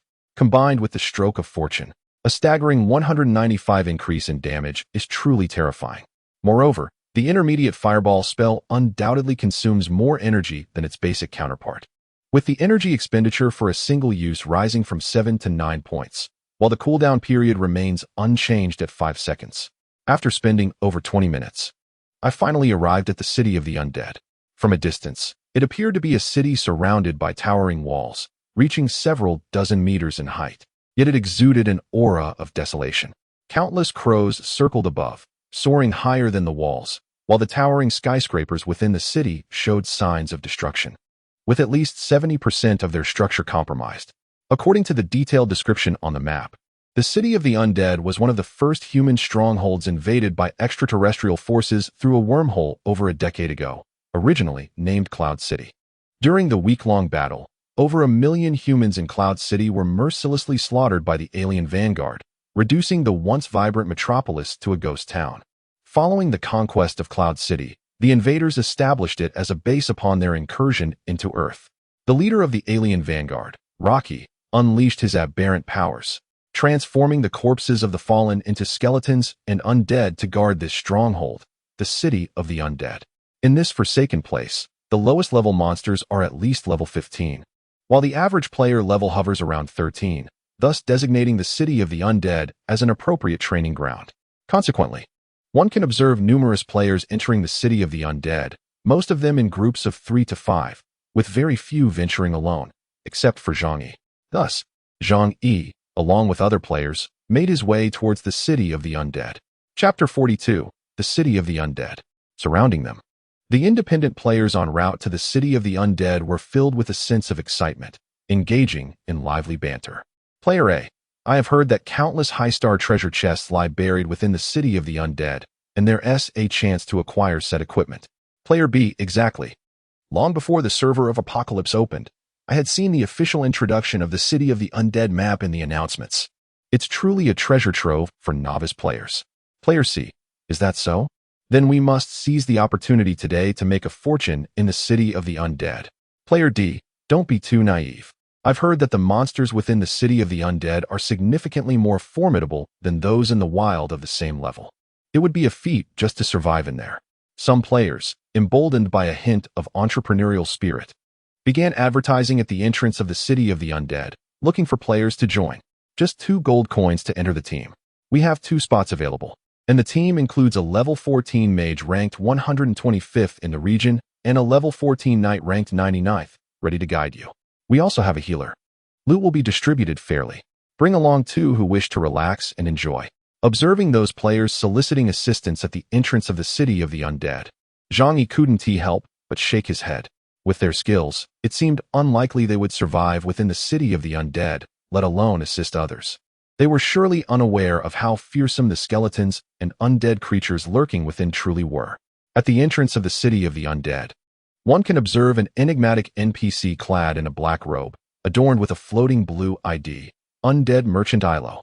The city of the undead boasts an alluring feature. Players can embark on corresponding quests within this realm. In addition to hunting for treasures, they can also earn quest rewards, thus enjoying the best of both worlds. The NPC responsible for triggering these quests is none other than the Undead Merchant, Ilo. According to the established rules, each player is permitted to accept a quest from Ilo only once per day, with the difficulty of the tasks being at the player's discretion. To be completed within the day, failure to do so will result in severe penalties. At this very moment, Ilo is surrounded by a throng of eager players, all vying to claim their quests. Zhang Yi approaches Ilo and initiates a dialogue. Adventurer from Hope Town, are you prepared to venture into the perilous city of the undead? Ilo inquires. I am ready, Zhang Yi responds. With a nod, Ilo says, very well, come and receive your quest.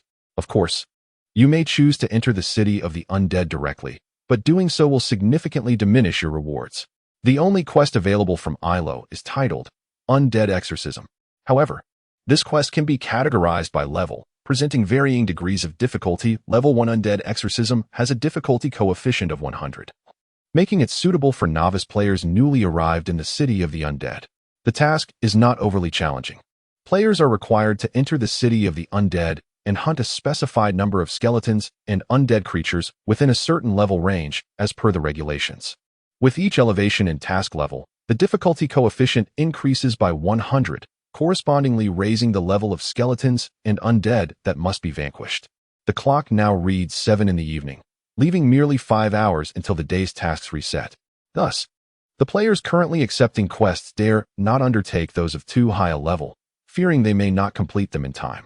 Most opt for tasks of levels 1 or 2, such as Exorcism of the Undead. The Level 1 Exorcism of the Undead requires the elimination of 60 creatures each from the 15 to 16 level categories: Skeleton Warriors, Skeleton Archers, Undead Mages, and Undead Assassins. However, for Zhang Yi, whose level is merely 13 but whose strength rivals that of a level 20 player, undertaking this level 1 task feels rather superfluous. Furthermore, Zhang Yi's secondary survival task, Advanced Task, necessitates the completion of 3 tasks with difficulty coefficients exceeding or equating to 200 points. And the Level 2 Exorcism of the Undead precisely meets this criterion. Thus, Zhang Yi accepted a Level 2 task. Then you have accepted the task, Exorcism of the Undead, Level 2 difficulty. You may view details in the task interface. Exorcism of the Undead, Level 2 difficulty task, difficulty coefficient, 200 description. After the alien vanguard ravaged the city, Cloud City has fallen into a realm of the undead.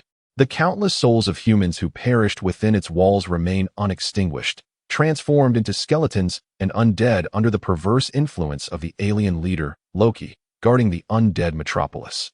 Players are tasked with entering the city of the undead to exorcise the souls of these departed humans. Task progress: Skeleton Warrior 090, Skeleton Archer 090, Necromancer 090, Undead Slayer 090. Note: targets must be at least level 17. Task basic rewards: experience points 42,000, silver coins 60, level 2 enhancement stones 15. Human faction reputation 50, random equipment 1, with a certain probability of acquiring a rare undead set, equipment, failure penalty, level -1, loss of 10 of current gold. And a waiting period of 1 day before the undead exorcism task can be accepted again. Remaining time, complete within today. A total of 360 creatures of level 17 or above must be slain. Zhang Yi, not daring to delay, gripped his flame staff and joined the throng of players entering the city of the undead. Upon entering the city, he observed many players engaged in combat with the skeletal monsters scattered throughout. Fireballs from mages and arrows from archers filled the air, occasionally accompanied by a scream or two, followed by a burst of white light. Players' complaints echoed in the atmosphere. A level 14 warrior, barely escaping with residual health, crawled back exclaiming, "What the hell? Why are these skeletons so formidable? The level 17 skeletons are as outrageous as the level 20 monsters outside. I'm out of here." Another teammate of the warrior inquired. "Aren't you going to complete the task?" The warrior replied, "Do you think I can? A few more seconds here and I'll be dead. I'd rather face the task penalty. At least I won't waste a resurrection opportunity or lose any equipment." As a solitary player tackling the formidable level 15 skeleton warriors, Zhang Yi felt a sense of relief for having chosen a difficulty level of merely 1. The challenge posed by the level 15 skeletons was already quite daunting, and he was grateful not to have taken on a higher difficulty. Observing the fervor with which other players engaged the skeletons around him, he too began to seek out his own targets. It was evident that the majority of players had opted for the level 1 difficulty of Undead Redemption. Upon traversing the realm of level 15 to 16 skeletons and advancing into the area of level 17 to 18, he noted a stark decline in the number of players battling the higher-level skeletons. Chapter 43. The skeleton commander gazing across the streets and alleyways of the city of the undead, Zhang Yi beheld numerous skeletal creatures, each wielding rusted greatswords or brandishing skeletal longbows, devoid of any flesh. The skeletons in this region ranged between levels 17 and 18, while those engaged in combat against them were primarily level 14 players. The disparity in levels proved to be a significant hindrance, making it exceedingly difficult for even groups of 3 or 4 players to contend with the foes. White light frequently flared around them as Zhang Yi witnessed a 4-member player team being utterly annihilated by a freshly spawned level 17 elite skeleton warrior. At the moment of their demise, the elite skeleton still retained 2/3 of its health, yet the other players in the vicinity hesitated to engage. They had just witnessed how that very team had sacrificed their lives merely to deplete 1/3 of the elite skeleton's health. Upon arriving in this prestigious area, Zhang Yi cast his gaze upon the fiercely roaring and ostentatious elite skeletal warrior. What an impressive sight! An elite encounter right from the start. Let us proceed. With that, while other players merely stood by, Zhang Yi brandished his flaming staff and approached the imposing skeletal commander. The surrounding players began to murmur amongst themselves. A level 13 Beastmaster, daring to challenge a level 17 elite skeleton? Truly, the audacity of youth. How amusing. He is surely courting his own demise, venturing forth alone without even a single ally, and being a low-level Beastmaster with mediocre attributes. Who among them believes he can withstand a few strikes from the skeletal commander? A few strikes indeed. Did they not witness the recent annihilation of a team composed entirely of level 14 warriors and knights, fully equipped for battle? Even they could scarcely endure 2 or 3 of the commander's attacks. And this fellow? At best, he will be felled by a single blow. No one harbored any hopes for Zhang Yi. Indeed, if he were a mere bystander, observing a level 13 Beastmaster, wielding a 1-star staff and devoid of a hat, attempting to confront a level 17 elite monster alone, he too would conclude that the individual was utterly foolish. Just then, as Zhang Yi stepped within a 50-meter effective range of the skeletal commander, he halted, raised his staff, and swiftly cast a spell. A fireball surged forth, hurtling towards the vociferous skeletal commander brandishing a massive cleaver. Boom! A searing fireball struck the skeletal commander with pinpoint accuracy, and in the next instant, a blood-red damage number leapt into view: 218. This astonishing damage, exceeding 200 points, undoubtedly left the multitude of onlookers in a state of shock. After all, to inflict such damage from a mere level 13 Beastmaster, particularly against a level 17 elite monster, was truly extraordinary. Nevertheless, the crowd remained skeptical of Zhang Yi's chances. Despite the impressive damage, they believed he stood little chance against the skeletal commander alone. The only exception to this doubt was Zhang Yi himself. Having previously vanquished 9 divine dragon emperors from the dragon clan, He regarded this level 17 elite creature with disdain. Boom. Another basic attack unleashed a purple magic orb that struck the skeletal commander, dealing an additional 150 points of damage. The initial fireball had already activated the burning talent of the flame staff, causing a scorching damage of 38 points to appear above the skeletal commander's head each second. Roar. The wounded skeletal commander let out a series of growls and charged toward Zhang Yi wielding a massive cleaver. Here it comes. Everyone get ready to witness that fellow being dispatched in a single blow. That staff in his possession appears to be exceptional. Such high damage along with a burning effect must surely stem from that very staff. Once he is inevitably slain and the staff drops. We had all agreed that whoever seizes it first shall claim it, disregarding the murmurs of the onlookers. Zhang Yi relentlessly wielded his staff before the skeletal commander could close the distance. He unleashed a chain lightning followed by a series of powerful spell casts, inflicting a barrage of damage upon the commander. Minus 270. Chain lightning single target damage, lucky strike. Minus 150. Minus 300 critical hit. Minus 225 lucky strike. Minus 38 burn. Minus 38 burn. A relentless stream of devastating damage reduced the skeletal commander's health from 2/3 to a mere third as it approached Zhang Yi from 50 meters away. The crowd gasped in astonishment. Seizing the moment, as the skeletal commander initiated its charge attack, Zhang Yi forsook the chance for another strike. Deftly leaping to the right and narrowly evading the commander, miss. He countered with a fireball spell, skillfully dodging the skeletal commander's blade strike once again. This spectacle left the surrounding players in sheer disbelief. This individual was indeed a master of maneuvering. It is no small feat for a spellcaster to evade attacks through skillful play. Zhang Yi's agility of 17 seemed like a divine boon. Each successful evasion of the skeletal commander's assaults allowed him to retaliate and steadily deplete the commander's health. However, achieving a flawless 100 evasion of enemy attacks solely through skillful play remained an impossibility. After 2 misses, the skeletal general's colossal blade finally struck the guardian armor upon Zhang Yi's chest, inflicting a damage of minus 228. The attack triggered the angelic shield, which had a protective value of 50 points, shattering it, and Zhang Yi sustained an additional 178 points of damage, causing his health bar, previously full, to plummet by a third. The damage dealt by this skeletal general was astonishingly high. No wonder the previous 4-member team had been annihilated.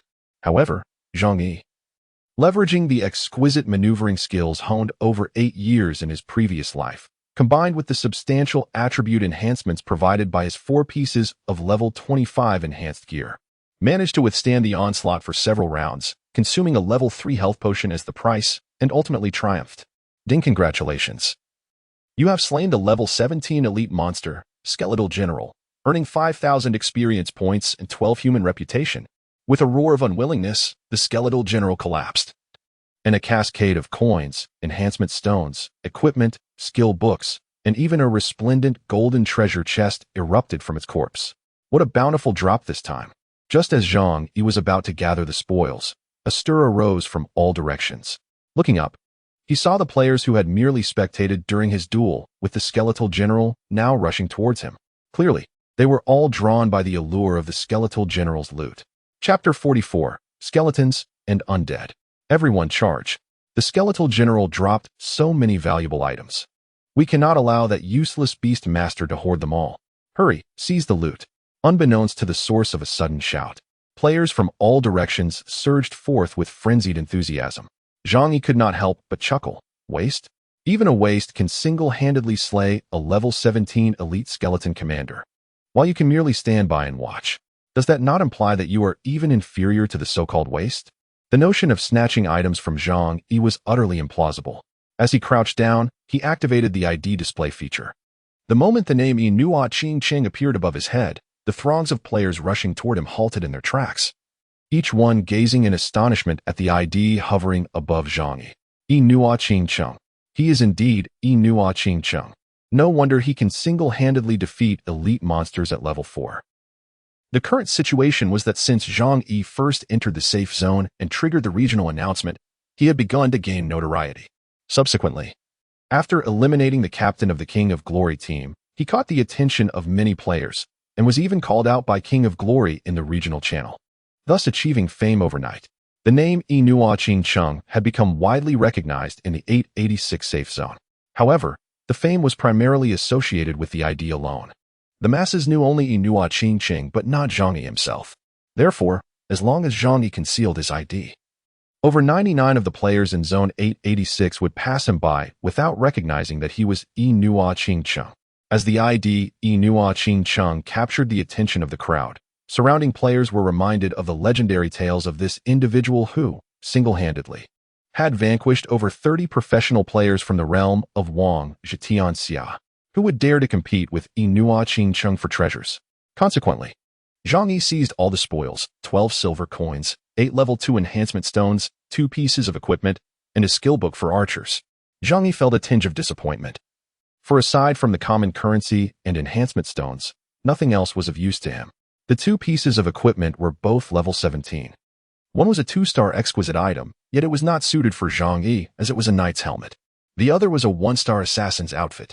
All these unusable items were stowed away in his inventory, awaiting a return to the safe zone for auction. Zhang Yi's gaze lingered on the solitary treasure chest that remained, a beacon of hope. It was a 2-star chest, and fortunately, Zhang Yi had prepared in advance. Fearing the possibility of encountering treasure chests in the wilderness, prior to his venture, he had procured several 2-star and 3-star keys from the shop. Thus, with a glimmer of anticipation, Zhang Yi retrieved a 2-star key and proceeded to unlock the chest. With a resounding clink, the treasure chest swung open, revealing a silver gray ring. As Zhang Yi picked it up, a wave of joy washed over him. Silver bone ring.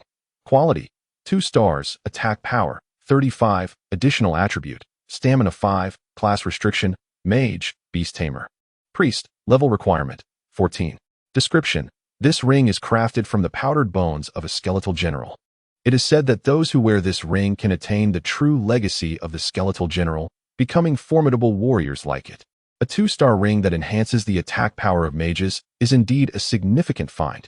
In the world of Apocalypse, only equipment dropped directly by monsters requires identification before it can be worn.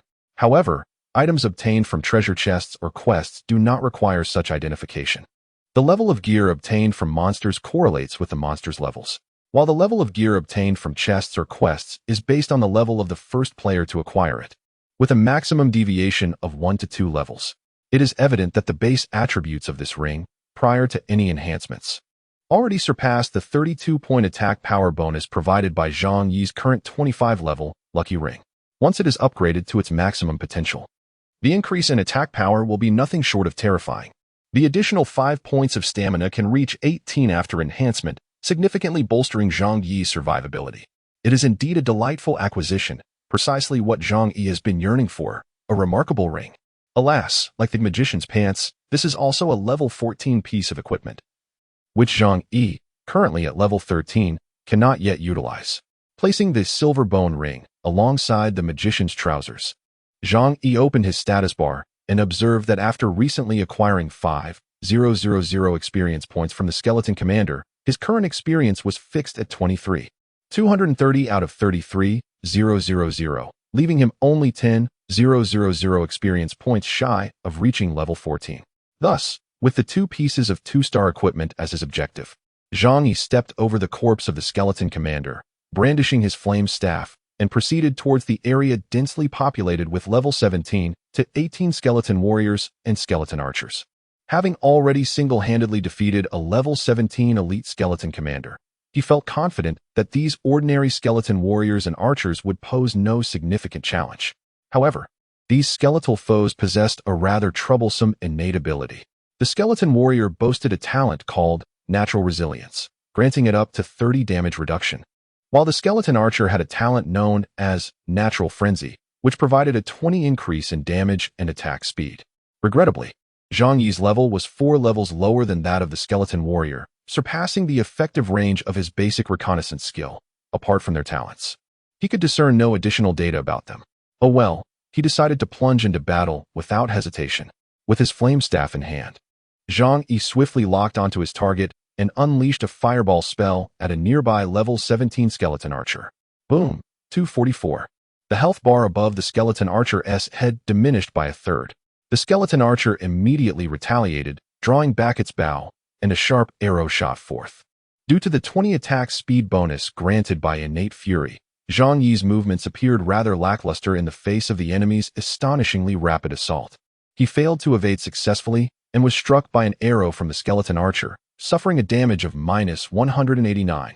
After the reduction of 50 points from the angel's shield, Zhang Yi still endured a staggering 189 points of damage. With the enhancement of innate fury, the skeleton archer's damage nearly rivaled that of the elite skeleton commander.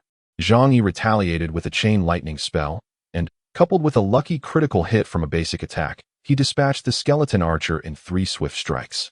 However, during this encounter, he was hit twice, losing over 300 health points. Should he be struck once more by the skeleton archer, it would surely spell his doom. Chapter 45. The Standstill Mage. It is no wonder that surrounding players, even when grouped, found it exceedingly challenging to contend with these level 17 skeletons, one being exceptionally resilient, while the other was ferociously potent, rendering them truly formidable foes. The demise of a single skeleton archer yielded Zhang Yi a modest reward of 100 experience points and an additional 9 copper coins. After the skirmish, Zhang Yi retrieved a red potion from his bag and consumed it, replenishing the health he had just lost. Moving forward, he found that on average, every skeleton archer he defeated required the expenditure of 1 red potion, interspersed with the use of blue potions, a consumption rate not feasible for the average player.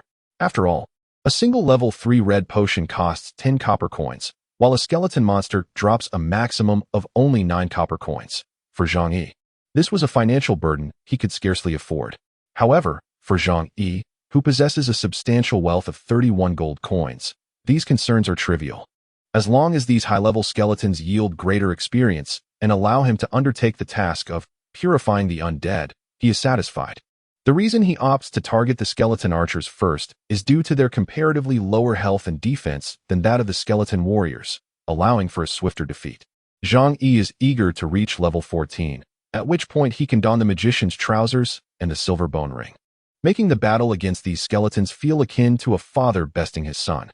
Until that time, Zhang Yi is hesitant to employ chain lightning against multiple foes, as the damage inflicted by the skeleton archers is exceedingly high. Should he be besieged by 3 of them, he would be instantly obliterated. Fortunately for Zhang Yi, he is in a better position than many around him, as most players lack the enhancements of level 25 divine equipment or the attributes granted by dragon lineage, making their struggle against these formidable skeletons arduous. Yet, burdened by the weight of their quests and the severe penalties for failure, they dare not relinquish their tasks, leaving them in a state of despair. In contrast, Zhang Yi finds it considerably easier to combat these skeletal foes. Nonetheless, he perceives the struggle to be quite taxing. Throughout his pursuit of these skeletons, he is simultaneously engaged in 2 quests. The Purifying the Undead task is relatively straightforward, with each kill contributing a single progress point. However, the hidden quest proves to be rather challenging, as it takes Zhang Yi the elimination of 5 skeleton archers to finally procure a divine bone. The task at hand requires the collection of 1,000 divine bones. However, for now, the primary focus is to reach level 14. Methodically, one by one, I persistently eliminate the skeletal archers. Just as Zhang Yi casts a fireball to vanquish the 31st skeletal archer, a resounding dragon roar reverberates through the air. Hellfire Dragon. Boom. A torrent of searing dragon flames cascades from above, instantaneously engulfing all skeletal warriors and archers within a radius of 100 meters around Zhang Yi.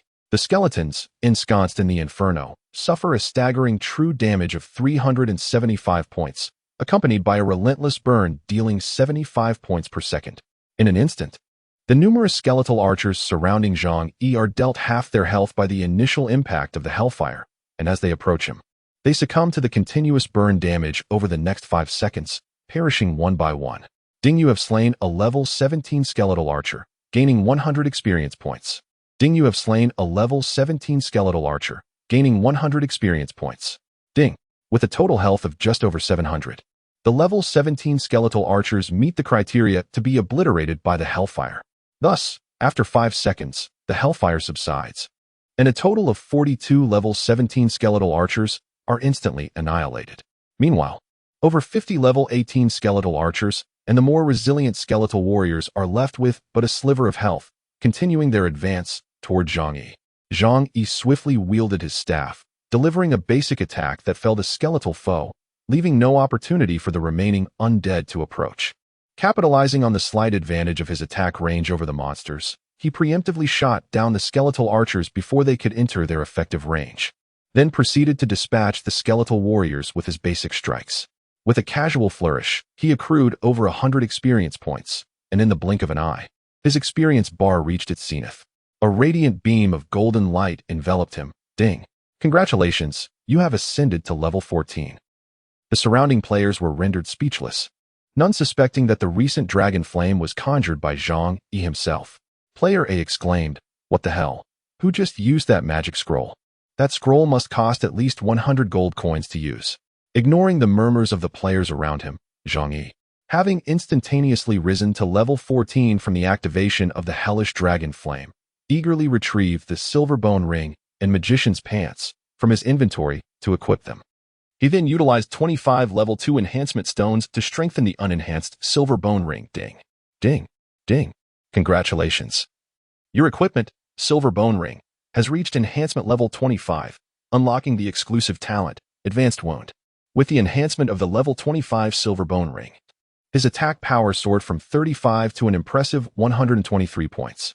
The advanced wound talent was reminiscent, as it was the upgraded version of the wound talent he had unlocked when he first enhanced his great hammer. Advanced wound allows the wielder to inflict an additional 50 points of damage with each attack. Upon examining the status bar, Zhang Yi witnessed a remarkable surge in his attack power, escalating from 249 to an impressive 340, courtesy of the formidable enhancement provided by the silver bone ring. His defense, bolstered by the 2-star, level 14 mage's pants, surpassed the 3-digit threshold, reaching a robust 131 points. The additional 18 points of vitality from the silver bone ring further augmented Zhang Yi's life attribute, elevating it to a substantial 720 points. Having completed the equipment swap, Zhang Yi encountered a severely weakened skeleton warrior, previously battered by the hell dragon flames, which had not yet succumbed to his onslaught, brandishing a massive iron sword. The skeleton approached and struck Zhang Yi with a lackluster blow, inflicting a mere 71 points of damage. Compared to before, this represented a significant reduction in harm. In response, Zhang Yi unleashed a fireball spell, dealing a staggering 438 points of damage. The 18-level skeleton warrior was obliterated, yielding 120 experience points that Zhang Yi eagerly absorbed. In the next instant, a barrage of arrows rained down from all directions, striking Zhang Yi and inflicting over 90 points of damage each. This was a stark contrast to the previous arrows that had dealt over 180 points of damage, demonstrating a remarkable decrease in the harm he sustained from the skeleton archers. Zhang Yi, unperturbed, swiftly dispatched the group of 18-level skeleton archers with a series of basic attacks. Exhilaration coursed through him. This was the sensation Zhang Yi yearned for. He had no interest in intricate maneuvers or evasive tactics. He simply desired to amass attributes and engage in direct combat. Chapter 46. Your smile is truly enchanting. After equipping 2 level 25 enhanced 2-star silver bone rings and a magician's trousers, Zhang Yi's subsequent battles became effortless, eliminating the need for positioning. Whether facing skeletal warriors or skeletal archers, he stood his ground, sustaining damage from the level 18 skeletons that rarely exceeded 100 points. With a mere basic attack, he could effortlessly inflict over 300 damage upon these skeletons, dispatching a level 18 skeleton in just 2 or 3 strikes. This extraordinary display left other players, who were struggling to defeat the skeletons, utterly astonished. A standing mage. Incredible. Yi Ching Cheng was becoming increasingly formidable. Gradually, players began to gather, attempting to team up with the overwhelmingly powerful Yi Ching Cheng, who dispatched skeletons as if they were mere chickens. A bow-wielding maiden, clad in a midriff-bearing leather armor and possessing an alluring figure, purposefully sauntered in front of Zhang Yi, twisting her slender waist. With a flirtatious and enchanting expression, she addressed him, "Ching Cheng, shall we form a party? I'm single and quite approachable." Zhang Yi, revealing his straightforward nature, retorted, "Step aside. You're blocking my path to grinding monsters." Assuming that the bow-wielding maiden was simply not attractive enough, another girl soon approached. Resembling a star with an equally stunning physique, long legs, a slim waist, and a heart-shaped face. With confidence, she walked up to Zhang Yi and smiled. "What do you think of me?" Zhang Yi indeed glanced at the beautiful girl and replied, Your smile is truly enchanting." Upon hearing Zhang Yi praise himself, the alluring young lady immediately responded with a triumphant smile. "Really?" Just as her words faded, Zhang Yi added, "Like a foolish fool in spring. Get lost." Both young women were taken aback, perplexed by Zhang Yi's sudden ferocity. This was due to their ignorance of Zhang Yi's past tribulations. In his previous life, having been betrayed by Lin Ruo, with whom he shared 8 years of love, Zhang Yi had long since lost any notion of trust. He now found it impossible to believe anyone, convinced that those who sought to approach him were merely drawn by the potential benefits he could offer. This sentiment was particularly directed towards women. Furthermore, Zhang Yi had no desire to form alliances, as joining forces to hunt monsters would result in the division of experience points. With his current prowess, he faced no challenge in tackling foes alone. Why encumber himself with a liability only to share the spoils? The two young women, realizing the futility of their efforts, retreated after Zhang Yi's admonition. Subsequently, none dared to approach him. Even the stunningly attractive women, whom other men would eagerly fawn over, were dismissed by Zhang Yi, who had scolded them instead. It was evident that any man seeking to team up with Zhang Yi might very well find themselves on the receiving end of a severe reprimand. Thus, Zhang Yi continued to engage in solitary battles. Previously, he had only dared confront a single skeleton, but after bolstering his defenses, he now felt emboldened enough to tackle multiple skeletons simultaneously. Zzz boom. A brilliant bolt of lightning descended from the heavens, striking a skeletal warrior several dozen meters ahead. This electrifying surge then ricocheted towards 2 additional skeletal warriors, ranked at levels 18 and 17, inflicting damage: 295, 295, 316, 111 burning, 111 burning, 117 burning. As the hatred was drawn towards him, the 3 skeletal warriors, each wielding a great sword and having lost a third of their health, advanced menacingly toward Zhang Yi.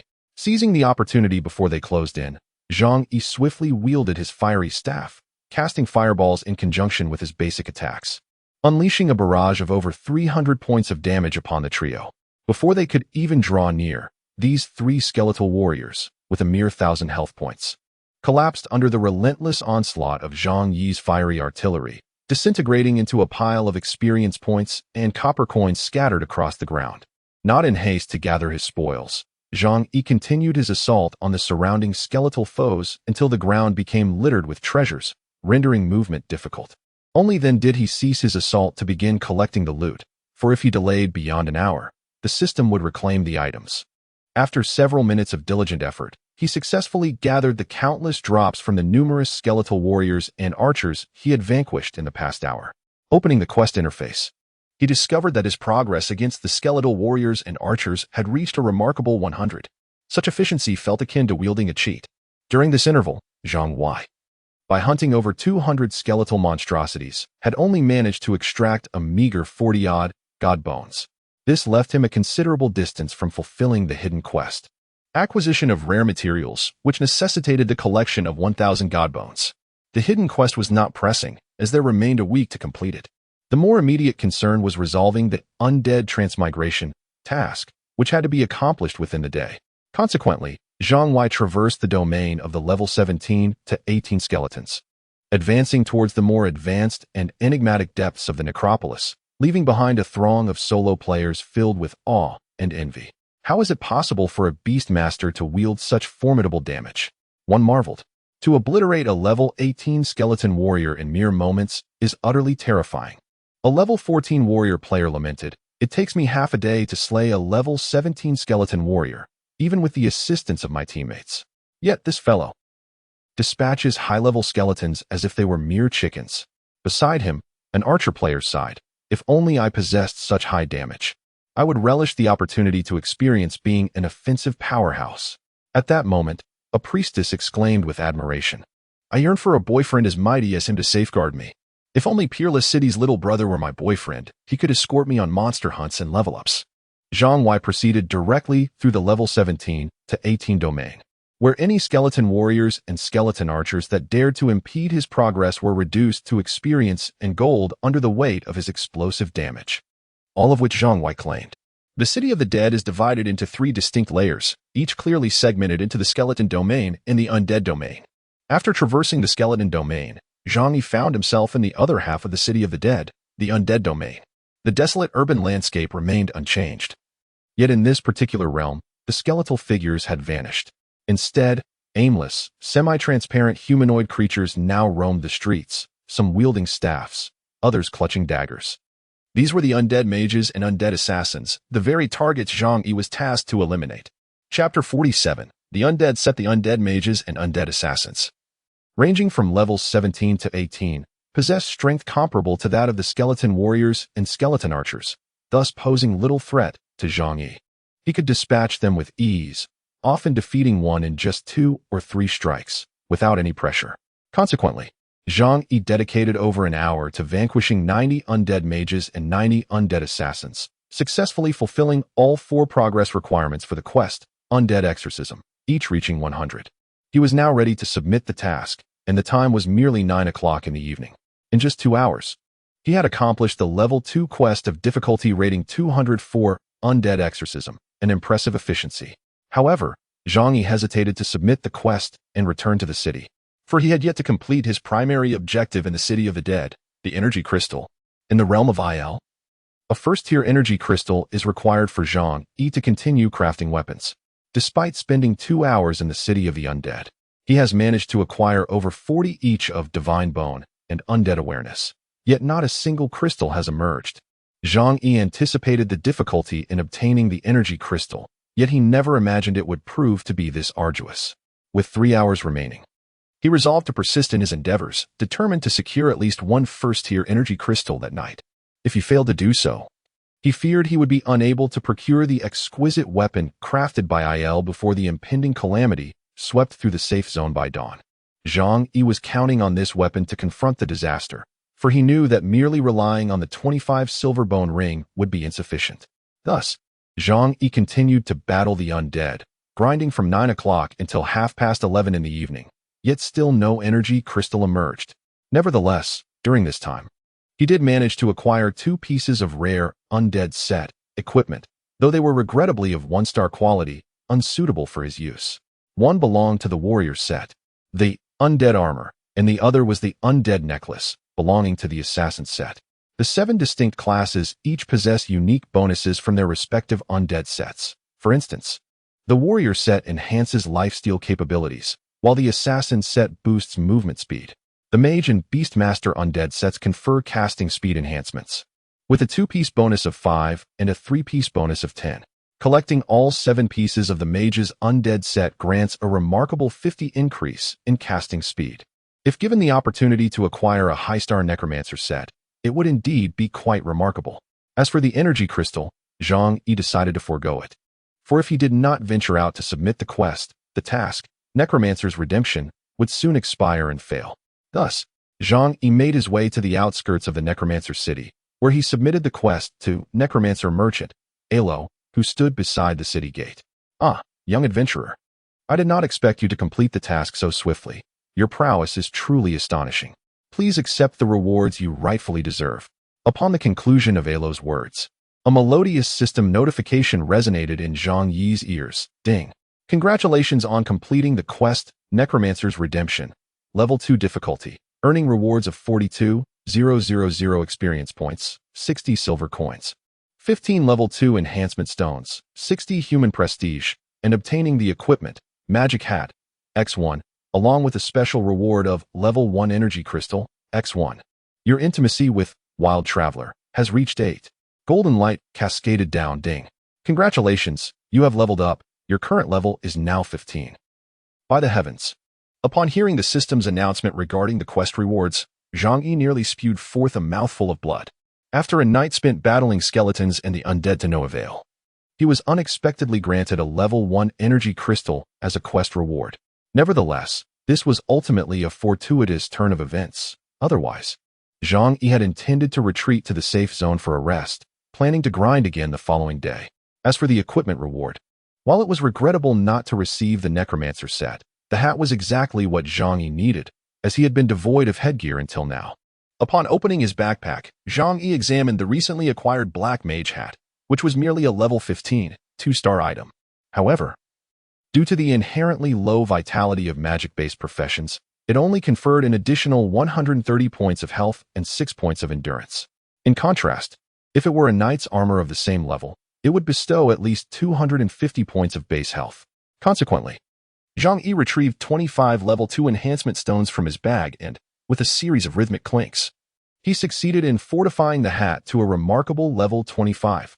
Magic hat, level 25 quality, 2 stars level, 15 health, 455, 325, additional attribute, endurance 21, 15, exclusive talent, vitality enhancement, increases the wearer's health limit by 100 points, class restriction, mage. Beast Master description. This is a magical hat. Wearing it bestows upon you extraordinary abilities. With the hat now adorning his head, Zhang Yi, appearing more composed, opened his streamlined status panel. Promise of the City, level 15. First transition Beast Master magic attack power, 340 physical defense, 156 magic defense, 135 health, 1275 energy, 590 experience, 14270, 45000 reputation, 2812 special status, Dragon Bloodline LV1 description. A first transformation Beastmaster. Just beginning to harness his power. This vitality is simply unparalleled. Gazing across the entire safety zone, one might estimate that apart from warriors and knights, there are scarcely a handful of individuals whose health points exceed 500. However, Zhang Yi, as a Beastmaster, astonishingly boasts a total health exceeding 4 digits. At this stage, even a level 15 knight with a distribution of 3 into strength and 2 into endurance would struggle to match Zhang Yi's prowess.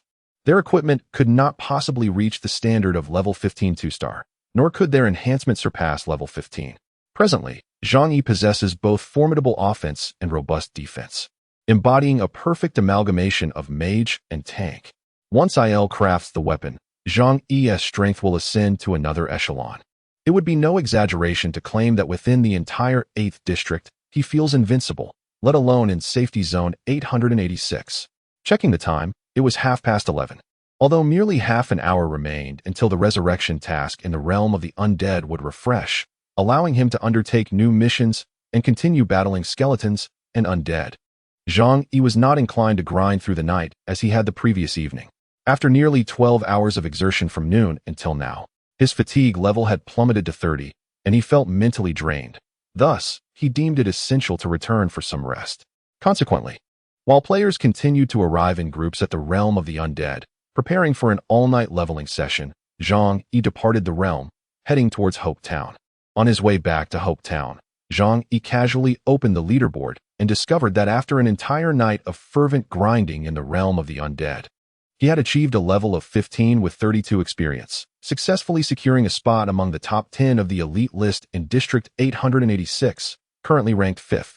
It appears that for Zhang Yi to ascend to the top rank is quite feasible, provided he harbors such an ambition. However, his pursuit of the first position is not particularly fervent, as reaching the pinnacle does not confer any substantial benefits. The current first place remains a level 16 Storm Angel with 12 progress, yet his level is on the verge of being surpassed by the second-ranking player. It seems he has reached his fatigue limit and has taken a respite. Otherwise, given his rapid leveling pace, it would be improbable for him to have progressed from level 15 at 70 to level 16 at 12 in a single night. Upon closing the leaderboard, Zhang Yi casually opened the regional chat channel and observed that as time stretched on, players increasingly recognized that the present predicament was likely not merely a bug in the logout settings of Heavenly Fate Group in the game Apocalypse. Fire Dance Whirlwind, male. Level 14 Assassin, what's going on? Why hasn't the logout bug been fixed even now? It's been over a day since the server opened. Confusion, chat emoticon. Have you not seen? Male, level 15 Archer, do you still not realize that this is no longer a bug? We are truly trapped forever in the world of Apocalypse, and death here is genuine. Dream tier, male, level 15 Knight, that is indeed the case. I have several friends who exhausted their resurrection opportunities and then perished, and they have truly vanished. Fear, kawaii, female, level 14 Mage crying, please, do not frighten me. Why is this happening? I wish to log off, to return home, to savor my mother's braised pork. Crying. Call me Digga, male. Level 13 Beastmaster, what do you mean by that? If your mother hadn't logged into the game last night, she'd probably be dead by now. Haven't you realized? The NPCs in this game are merely individuals who did not log in from the real world. This may no longer be a game, but rather an apocalyptic catastrophe. As Zhang Yi perused these chat records, he felt no particular sentiment. However, he was acutely aware that soon, the forces of the Kingdom of Kings would commence their comprehensive plan to seize control of Hope Town. Up to this point, Zhang Yi had merely delayed their plans without fundamentally altering the course of history. He closed the chat channel and resumed his journey. Along the way, he observed numerous players grinding against the biochemical monsters between levels 10 to 15. As doubts about the authenticity of this apocalyptic world began to surface, players fervently trained to enhance their strength, striving to secure their survival in this realm. As Zhang Yi approached an intersection, he suddenly heard a commotion emanating from the right side of the road. "What do you want? Step aside." Following the sound, he beheld a large group of players encircling a few individuals, all poised for confrontation, their demeanor aggressive and threatening. Zhang Yi quickly discerned the situation. It is highly likely that the majority of players involved are inclined towards committing murder and plundering, a phenomenon that Zhang Yi, who survived 8 years in the apocalypse world in his previous life, has grown accustomed to. Besides battling monsters and completing quests, eliminating other players serves as a means to acquire resources, often yielding greater rewards than the former. What astonishes Zhang Yi is that the group of players engaged in violence bears the title King at the forefront of their IDs. They are, indeed, players from the Kingdom of Kings. Has the Kingdom of Kings begun to implement their comprehensive plan to seize Hope Town? Zhang Yi recalls that in his previous life, they executed a similar strategy merely half a day earlier. They likely commenced their onslaught around noon, roaming the wilderness to slay other independent players and plundering their resources, thereby strengthening themselves while instilling fear in countless independent players who gradually ceased to resist. At this moment, for players, 3 men and 1 woman, comprising a knight, an assassin, an archer, and a priest, are encircled by 15 or 16 players from the Kingdom of Kings. All are at a moderate level of 14, surrounding them. The players from the Kingdom of Kings also reach level 14, with one even attaining level 15. The level 15 assassin, known as the Killing God of Kings, appears to be the leader of this group. Given that only those ranking among the top 100 in the 886th district can achieve such a level, it is noteworthy that Zhang Yi, with a level of 15 and 32 progress, ranks 5th. The highest-ranking Killing God of Kings evidently commands this band of players. In his hand, he toyed with a blood-red dagger that appeared to be of considerable worth, at least of 2-star quality. The renowned killer, with a flippant demeanor, surveyed the group of individuals before him and proclaimed, "Hand over all your valuables, equipment, money, enhancement stones, everything." As the words left his lips among the encircled quartet of young players, a knight clad in black armor, bearing the ID Guan Yunchang, fixed his piercing gaze upon the assembly of players from the Kingdom of Kings and retorted, "If you desire resources, why not undertake quests and slay monsters yourself? What skill is there in robbing others? You are mistaken." The renowned killer smirked lightly. To seize from others is a true testament of skill. After all, anyone can hunt monsters. Then, another young assassin, Lu Xuanda, standing beside the knight, interjected, "Do you not fear tarnishing the reputation of your Kingdom of Kings? To bully common players and extort resources from them, despite being a guild of thousands. How much is reputation worth in this apocalyptic world?" The renowned killer responded dismissively, "Survival is paramount, is it not? This is no longer a mere game. If you wish to live, surrender all your resources. Otherwise, do not blame us for being unkind." To relinquish equipment and resources would indeed lead to a dead end. Among the 4, the eldest, a bowman named Chi Feng, resolutely declared, "Not a chance. You shall have them only over our dead bodies. Refusing courtesy only invites punishment." The king of killers let out a cold snort. "Very well, let us eliminate you and seize your gear. Brothers, attack. Do not show mercy to that woman." With this command, numerous players from the realm of kings of the world surged toward Qing Feng and his companions, intent on surrounding them. Chapter 49. Merely a beast tamer 2 fists cannot contend against 4 hands. How could 4 individuals possibly stand against a dozen? Thus, it was not long before Qing Feng and his companions were swiftly defeated, their health severely diminished. "With such trash as you, how dare you oppose us from kings of the world? You seek death." The king of killers, clutching a dagger, advanced menacingly toward the severely wounded quartet. Meanwhile, Qing Feng and his comrades gritted their teeth, their hearts filled with dread, awaiting only death. At that moment, one of the warrior subordinates beside the king of killers urgently exclaimed, "Boss, someone is approaching from that direction." Turning to look, they indeed saw a strangely dressed mage approaching from the end of the street. Observing the lone figure drawing near, adorned with a mage's hat and wielding a magic staff, yet clad in armor, the king of killers furrowed his brow. What in the world is this? A mage in armor?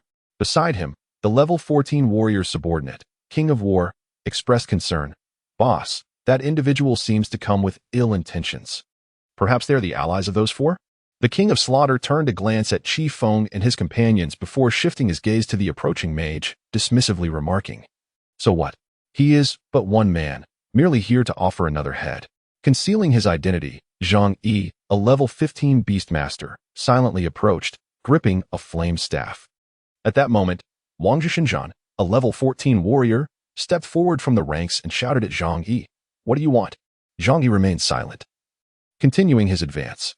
Infuriated by the indifference shown by his opponent, Wang Zhishinzhan exclaimed, "Damn it, just because you have a higher level, does that make a beastmaster so formidable?" Calmly, the King of Slaughter addressed Wang Zhishinzhan. "Are you capable of handling this?" His words prompted a response from Wang Zhishinzhan. "Do you not trust me, boss? If I cannot defeat a beastmaster clad in novice attire, what face do I have left as a professional player in the realm of King S world?" Evidently, the mage's ability to wear armor indicated a singular possibility. The armor Zhang Yi donned was of novice quality, suitable for levels below 10.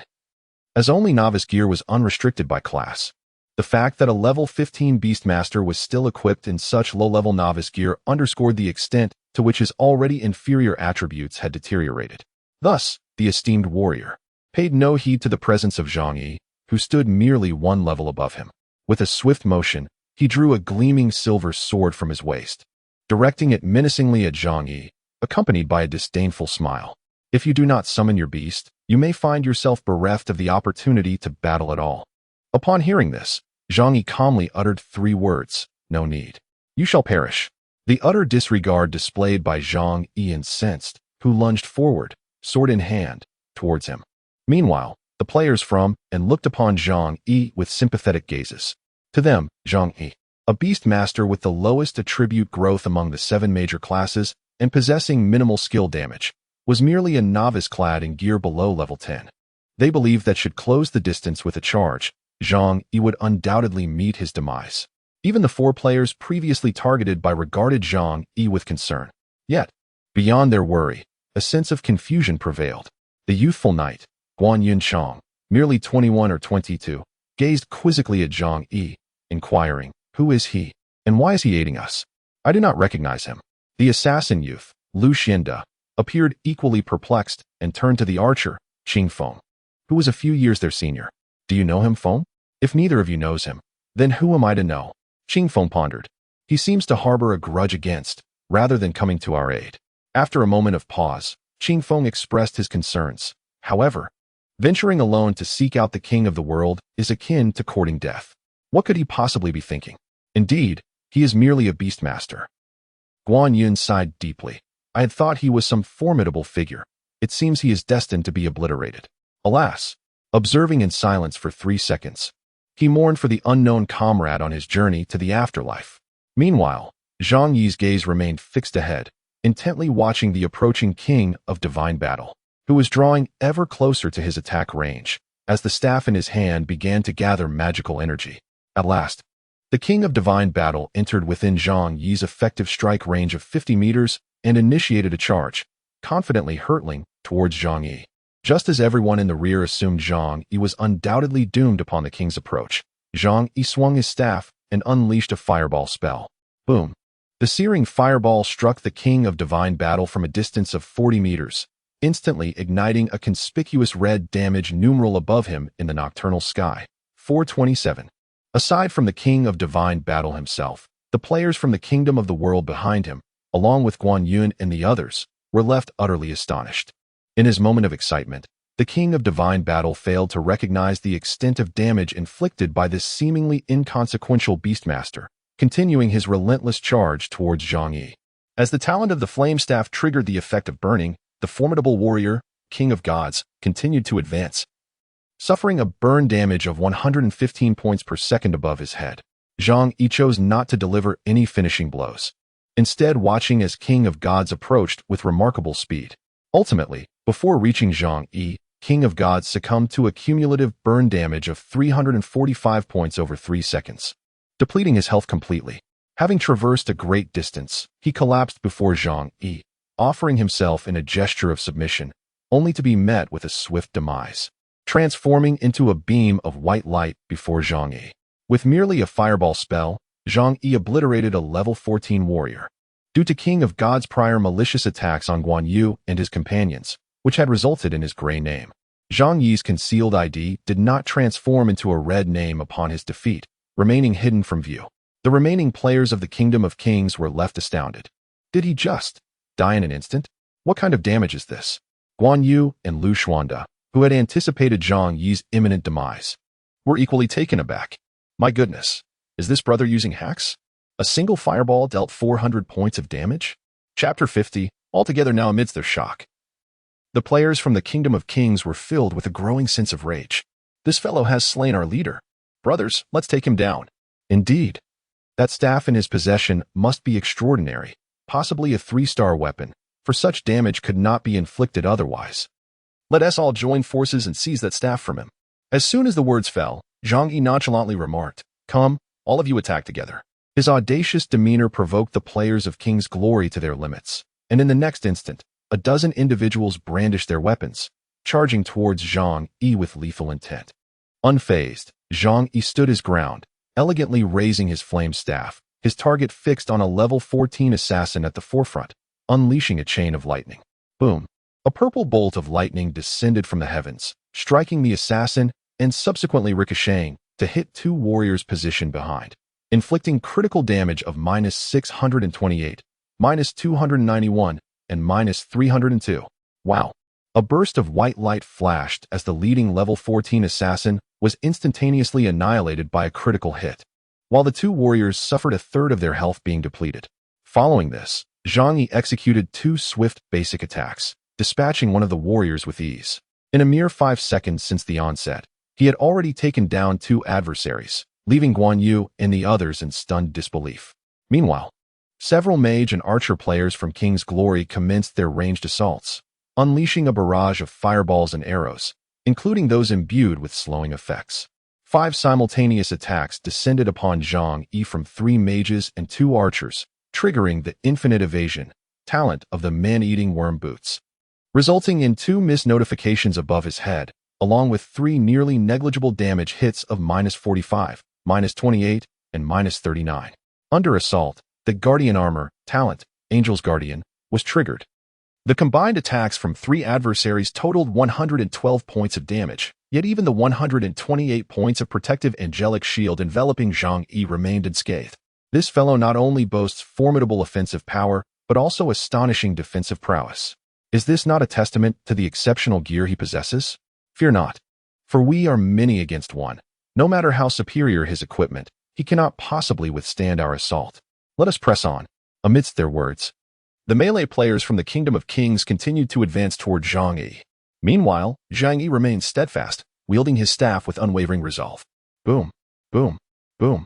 A barrage of basic attack projectiles, coupled with fireballs cast every 5 seconds, rained down upon the approaching Kingdom of Kings players, inflicting astonishing damage. 289, -318, -714 critical hit, -446, -119 burning, -107 burning, -112 burning. With a flurry of radiant light, one after another illuminated the battlefield. Before the Kingdom of Kings players could close the distance, a third of their ranks had already fallen to Zhang Yi's relentless onslaught. As the remaining players drew nearer, they too were left with diminished health. Relying on their own high vitality and substantial defenses, Zhang Yi could hardly be bothered to move, opting instead to let the warriors and knights of the Kingdom of Kings engage him directly. He devoted all his time to unleashing devastating spells, each swing of his staff accompanied by a burst of radiant light. In the realm of King's Glory, the players' attacks on Zhang Yi felt as inconsequential as mere tickles. After all, with Zhang Yi's formidable 156 points of defense, coupled with the 25 points of damage reduction from the mage's pants, even an assassin wielding armor-piercing strikes could scarcely inflict 100 points of damage with a single blow. The damage dealt by others typically lingered around 30 or 40 points, rendering it utterly trivial against Zhang Yi's substantial health pool of 1275 points. Consequently, the few remaining players in King S glory were engulfed in trepidation. What sorcery is this? A mage, more resilient than a knight? This is a sight I've never beheld. How much health does he possess? After all this time, he has only lost such a minuscule amount of health. He stands there, motionless, as if to belittle us. As the players exchanged words, a thunderous crack echoed. Another chain of lightning descended, obliterating 3 nearby wounded players in an instant. In the blink of an eye, only one remained, the level 14 priest, King S healer. Casting a fearful glance around, he realized his comrades had been utterly vanquished, and his legs trembled in fear. What manner of person are you? Do you wish to know? Zhang Yi replied with a faint smile, then proceeded to open the settings and activate ID display. When the 4 white characters spelling a promise as beautiful as the city materialized above his head, not only did King S healer stand astonished, but even Guan Yu and Qing Feng, who were positioned behind, were left in disbelief. Guan Yu exclaimed, "By the heavens! It's actually the top-tier powerhouse from our 886th district. No wonder he is so formidable, single-handedly annihilating our entire team of over 10 players. And all this without even summoning the battle beast. Lu Xuanda. My goodness, I cannot believe I have the opportunity to witness a great figure in person, and moreover, to have been saved by him. I feel an exhilarating excitement that may keep me awake tonight." Suddenly, the last king of the Kingdom of Kings, upon opening his mouth to speak, was struck by a fireball spell from Zhang Yi, dealing over 400 points of damage and clearing his health bar, sending him back to the safe zone to resurrect. The surroundings fell into an eerie silence as Zhang Yi silently began to gather the scattered spoils of war. Throughout the entire encounter, he did not cast a single glance at Guan Yuchang and his companions. Zhang Yi's intention had never been to rescue them. He was solely focused on those from the Kingdom of Kings. In this life, he would not spare anyone associated with the Kingdom of Kings whom he encountered. While Zhang Yi was busy collecting the loot, the players he had inadvertently saved approached him cautiously. "Great figure, thank you. No need for thanks," Zhang Yi replied casually.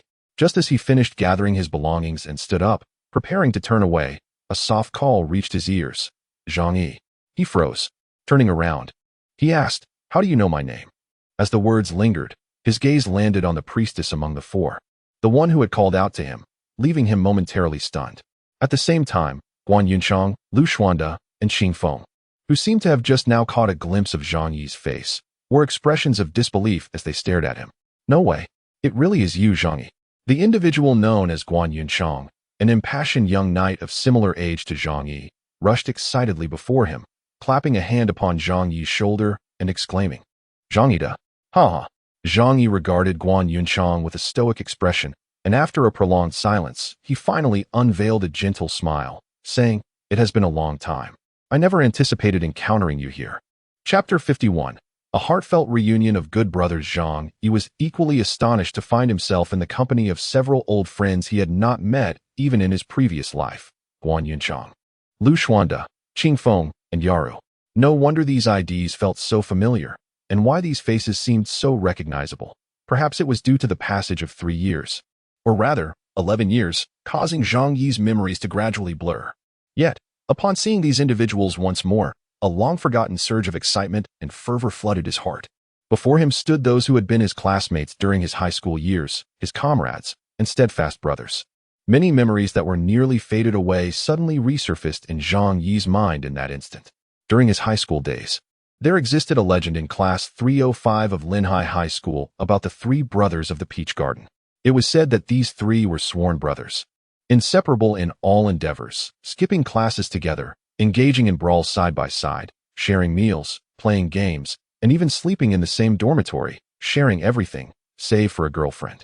At that time, only one among the trio had found love, and they had sworn an oath during their brotherhood in the Peach Garden: one must never betray a friend's wife.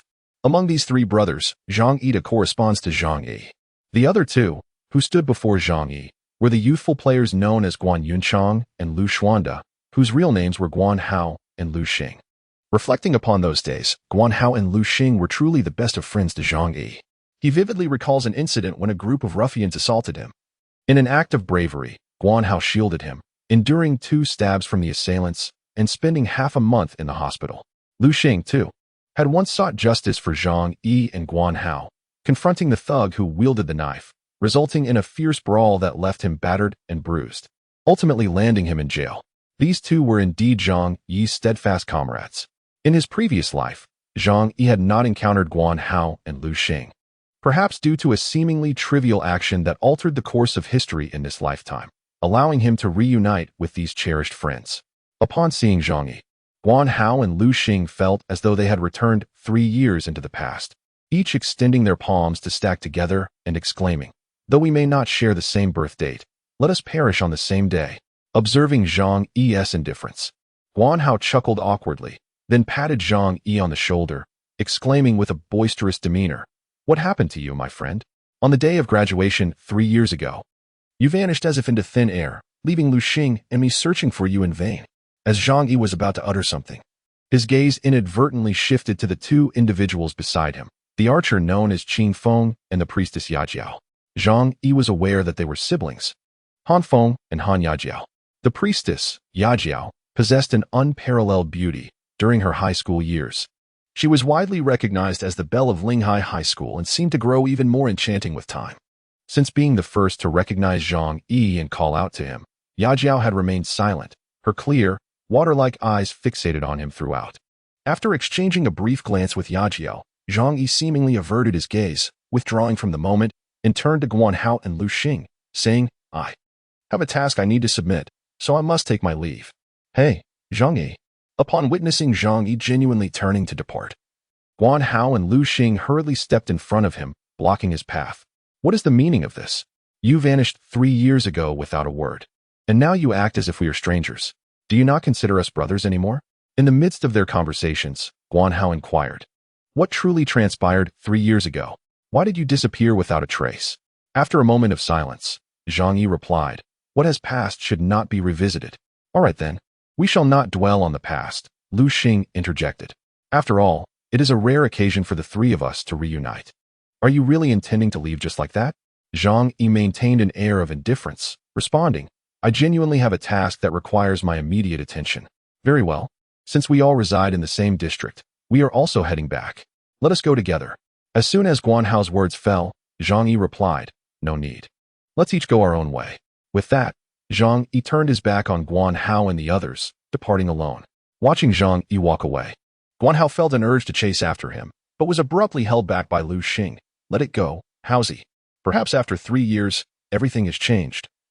He no longer considers us as the brothers we once were." Guan Hao could hardly believe it. "Impossible. How can it be impossible?" Lu Xing countered. "Did you not see his prowess just now? He is Yi Nua Qing Cheng, the formidable player from District 886, whose very name strikes fear into the hearts of those in the realm of kings.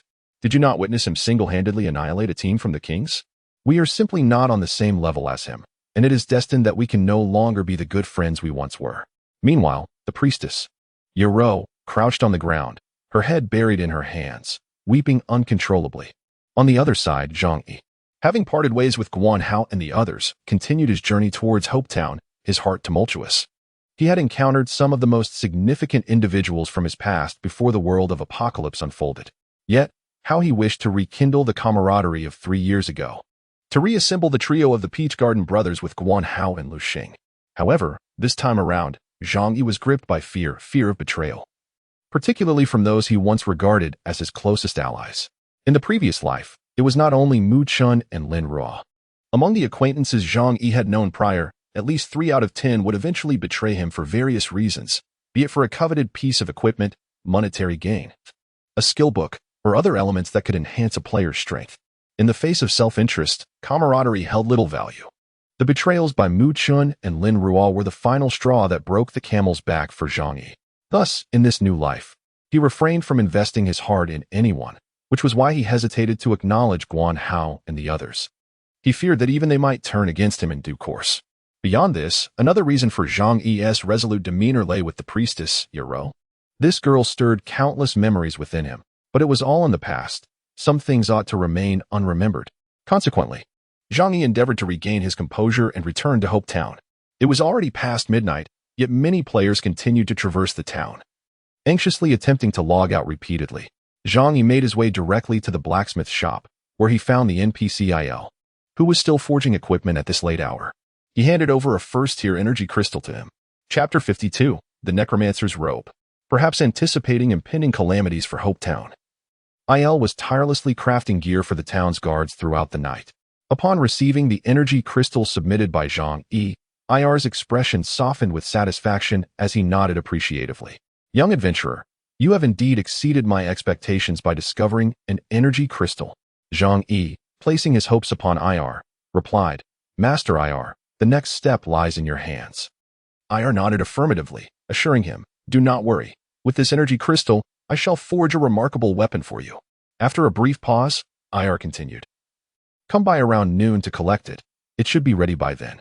Noon seemed a reasonable time, allowing Zhang Yi to obtain the weapon before disaster struck Hope Town, giving him a chance to wield it against impending calamity.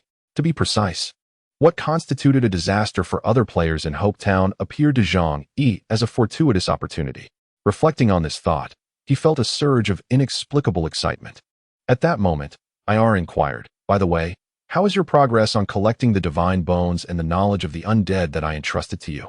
Zhang Yi glanced at the meager collection of fewer than 100 divine bones and knowledge of the undead, which he had gathered through the previous night's efforts, and awkwardly replied, I assure you, I will complete the collection within a week. Very well, IR responded. Once you bring me what I require, I shall reward you handsomely. After bidding farewell to IR, Zhang Yi, feeling somewhat fatigued as his exhaustion level dropped to the 20s, checked into a 5-star room at the inn in Hope Town to rest. The following morning, Zhang Yi rose at 5 o'clock. While other players were engaged in their all-night endeavors, he could not afford to be complacent. After completing a substantial supply of potions at the pharmacy in the town, Zhang Yi departed from Hope Town and returned once more to the city of the undead. The drop rate for divine bones and undead knowledge was approximately 1 in 5. At the pace established the previous night, gathering 1,000 of each would prove to be quite a challenge, indicating that Zhang Yi would likely spend the upcoming week within the city of the undead. While other players hesitated to undertake level 1 and 2 difficulty quests, Zhang Yi boldly accepted a level 3 quest, Undead Exorcism, from the undead merchant, AI Luo, stationed outside the city, with a difficulty coefficient of 300 points. This level 3 quest required the extermination of 150 each of level 19 to 20 skeleton warriors, skeleton archers, undead mages, and undead assassins. At this stage, most players lack the capability to confront level 19 monsters. Thus, upon entering the city of the undead and traversing the initial low-level zones to reach the level 19 to 20 area, Zhang Yi observed the complete absence of fellow players. Consequently, he unsheathed his flame staff and commenced his slaughter. With an attack power of 340 and over 1,200 health points, Zhang Yi was more than equipped to deal with the level 19 to 20 skeletons and undead. He completed the quest and continued to grind for an additional 2 hours, from just after 5 in the morning until around 11, elevating his level to 16 and 80 experience. Noticing that time was of the essence, he resolved to cease his activities. For afternoon, he had another pressing matter to attend to concerning the impending and unavoidable catastrophe that awaited the major safe zones. The city of the undead is delineated into 3 tiers. The first tier accommodates players between levels 15 and 20. The second tier encompasses levels 21 to 25. And the third tier is designated for those at levels 26 to 30. To advance to the subsequent tier, players must surmount a challenge from the preceding tier, which necessitates the extermination of 1,000 creatures from each of 2 categories, skeletons and undead. Although Zhang Yi has successfully navigated the first tier, he finds himself unsatisfied even by the highest level 20 skeletons and undead within that realm. As it stands, the system's automatic tally reveals that Zhang Yi has only vanquished 400 of each category, meaning he still needs to eliminate an additional 1,200 skeletons and 1,200 undead to complete the challenge and gain access to the second tier. The city of the undead indeed proves to be a veritable treasure trove. Within a single morning, Zhang Yi has amassed 4 1-star treasure chests. The drop rate for equipment and enhancement stones significantly exceeds that of other wilderness maps. By the end of the morning, Zhang Yi has procured 10 pieces of equipment, 3 of which belong to the undead set. Notably, 2 of these items were obtained from treasure chests. Regrettably, the undead set pieces emerging from the first tier are predominantly 1-star quality. Even though among these 3 pieces is a pair of mage's undead boots that Zhang Yi could utilize, he remains unimpressed. For his ambition lies in acquiring a complete 2-star undead set for mages within the city of the undead. As for the 1-star items acquired, one might consider assembling a complete set to auction, for the value of such a set is indeed extraordinary. Should one manage to forge a complete ensemble, even if it only possesses 1 star, the dreams of sudden wealth could easily become a reality. Thus, despite the fact that the pair of undead boots surpasses Zhang Yi's current equipment, the carnivorous bug battle boots, he refrains from using them. For once an item has been enhanced with divine enhancement, it becomes irrevocably bound. Upon arriving in the morning, Zhang Yi found the area deserted. It wasn't until noon, as he prepared to depart, that he noticed the scarcity of players engaging with the monsters in the level 19 to 20 region of the undead city. Those present struggled in groups to combat the formidable skeletal and undead foes, which Zhang Yi could dispatch with ease through mere basic attacks. What appeared as powerful adversaries to other players were, in fact, merely advanced skeletons and undead that he could vanquish effortlessly. Traversing through the 17 to 18 and 15 to 16 level regions revealed countless player teams immersed in battling lower-level skeletons and undead, indicating that the map was nearing saturation. This demonstrates the popularity of the undead city as a treasure haven among players. At this juncture, the player who first assembles a complete set of undead gear will undoubtedly emerge as a prominent figure. Upon exiting the undead city, Zhang Yi submitted his quest to AI Luo. Subsequently, a series of exhilarating system notifications rang out. Ding. Congratulations on completing the quest, Undead Exorcism, Level 3 difficulty, earning 70,000 experience points, 1 gold coin, 15 level 1 and 2 enhancement stones, and 72 reputation points with the human faction. Acquired a special reward, First Order Energy Crystal 1. Obtained equipment, Undead Robe, 1. Intimacy with Wild Traveler, increased to 10. Ding. Congratulations on leveling up. Your current level is 17, and you require 86,000 experience points for the next upgrade. Ding. Congratulations on elevating your intimacy level with Wild Traveler to level 1, granting you the privilege. Task rewards from Wild Traveler increased by 5. Chapter 53, A Promise to the City. The Great One is impressive. Upon checking the leaderboard, Zhang Yi discovered that with a level of 17 and 55 progress, he had ascended to the first position in the 886 safe zone, outpacing the second place, Storm Angel, by a staggering 40 percentage points in experience. It has been proven that Zhang Yi's ascent to the top of the leaderboard was indeed effortless, provided he so desired. While other players were still grouping to share experience from monsters at levels 15 and 16, Zhang Yi had already been soloing monsters at levels 18 and 19. Reaping all the rewards, with a monster hunting speed several times faster than that of ordinary players. This disparity allowed him to easily establish a significant level difference from the average players. With his return to the top, Zhang Yi once again became the subject of fervent discussion among the players of Zone 886, Gentle Breeze, and Flying Snow. Female, level 15 mage. Everyone, look. A Promise to the City has once again claimed the top spot on our 886 zone leaderboard. Flirtatious, Celestial Abode, male, level 16 Archer. The Great One is amazing. When I checked this morning, he was in 5th place, with just over level 15. In a mere morning, he has managed to level up twice. This leveling speed is astonishing. Could you assist me in leveling up? Meanwhile, on a certain wilderness map, a player named was collaborating with teammates to farm the level 18 mutated black bears. Upon reading the messages in the regional chat channel, he seethed with anger, muttering, "Inua Ching Chong, if it weren't for you killing me twice and causing me to lose my rank, could you truly hold the top position?" The recollection of his teammates from the previous night, who had been annihilated by Inua Ching Chong in the wilderness, only intensified his ire. Damn it. Inua Ching Ching, I swear I shall ensure your disappearance from this world. At that moment, a mage under his command suggested, "Captain, everyone is currently farming in the necropolis of treasures. Should we not also relocate our efforts there? I've heard the drop rates for skeletons and undead monsters are exceptionally high, and there's even a chance to acquire said equipment." "No need," replied, seemingly already possessing a plan. "Do you not realize that the monsters in the necropolis are far more formidable than those in the wild at the same level? Why would we risk ourselves to farm there?" As his words settled, a subordinate pondered, "Captain, do you mean?"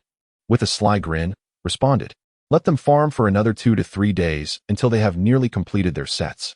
Then, we shall storm the necropolis as a team and seize their hard-earned loot. Those who resist shall be eliminated." This way, acquiring the sets will be significantly easier, won't it? At the entrance of the necropolis. Upon hearing the system notification regarding the acquisition of a piece of the undead set, Zhang Yi eagerly opened his backpack. Retrieving a black magical robe, undead robe, one of the mage undead set quality. 2 stars, level, 17, health, 150, additional attribute. Intelligence 7, class restriction, mage, beastmaster. Description: crafted from the infused power of the undead, this equipment surpasses ordinary gear in strength. Mage undead set bonuses: 2-piece set casting speed 5, 3-piece set casting speed 10, 4-piece set casting speed 20, 5-piece set casting speed 30, 6-piece set casting speed 40, 7-piece set casting speed 50. Goodness. After grinding since last night, he finally obtained a 2-star mage undead equipment. Moreover, it grants an additional 7 points of intelligence, which brings immense joy to Zhang Yi, who relentlessly pursues output. Armed with his divine enhancement, Zhang Yi unhesitatingly produced 25 level 2 enhancement stones from his bag, swiftly upgrading the undead robe to its peak form. The enhanced undead robe now boasts health, 525, and intelligence, 25. Activating the exclusive talent, Undead Shield, the wearer receives a shield every 10 seconds. Possessing a maximum health value of 10 is shield strength, which refreshes automatically every 10 seconds. The undead shield can be likened to the Guardian Armor, talent of Angel's Guardian. Indeed, it is entirely identical, a commendable defensive talent. Thus, having reached level 17, Zhang Yi promptly adorned himself with the Necromancer's robe. It then occurred to him that he had accumulated 20 free attribute points since ascending from level 13 to his current level, yet had not utilized them. Without hesitation, he allocated all 20 points to intelligence. Since his pursuit was one of maximizing damage output, he sought to achieve the utmost. Coupled with the additional 25 points bestowed by the Necromancer's robe, he amassed a total of 45 points in intelligence, resulting in an impressive augmentation of 63 points to his attack power.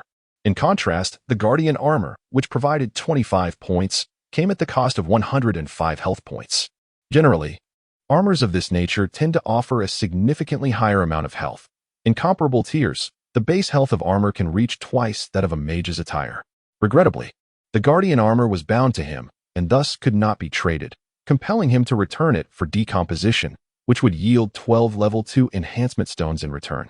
As for the energy crystals, Zhang Yi had farmed one throughout the morning in the necropolis, and with the 2 acquired from quest rewards, he still fell short of the required 10 for the task.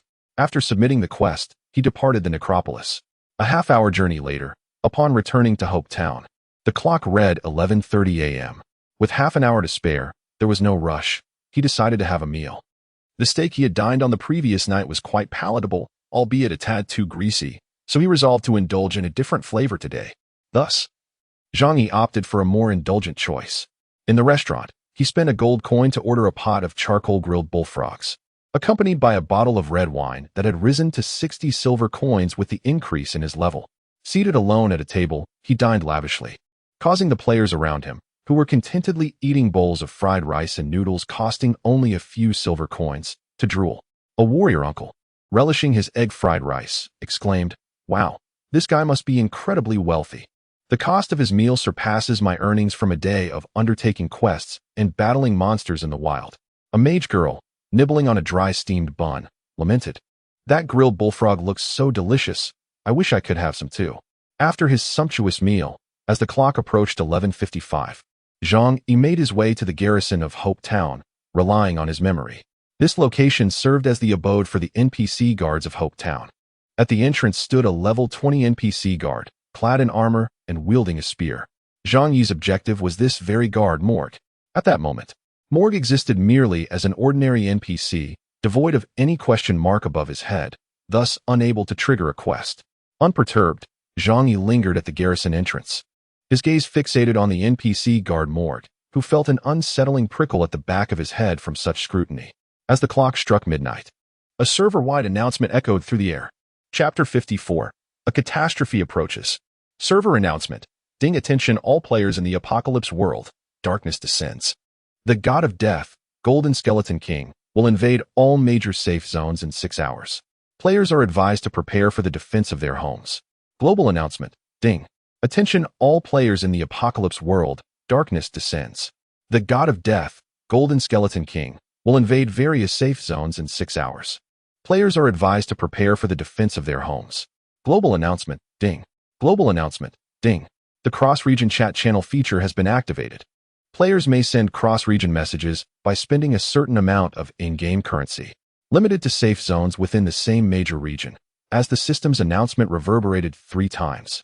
The chat channels of various safe zones in the apocalypse world erupted with activity. Simultaneously, the newly activated cross-region chat channel was inundated with a flurry of messages from countless players. Cross-region chat channel of Zone 8, Bugis Island, Zone 991 Male, Level 15 Mage God of Death? What on earth is that? And what is this Golden Skeleton King nonsense? Confused, First Master, Zone 538, Male, Level 16 Assassin. Haven't you seen the official announcement from Apocalypse? It was stated long ago that on the 3rd day after the server opened, all novice villages across regions would face a mandatory boss battle. Today marks the 3rd day. The boss battle is about to commence. Excited, Jun Mo Xiao, Zone 69 Male, Level 16 Priest. It is said that the first safe zone to defeat the boss will grant all its players generous rewards.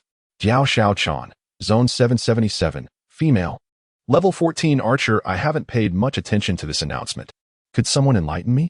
Will all safe zones be attacked by the boss? Is it true that multiple safe zones are joining forces to confront the same boss?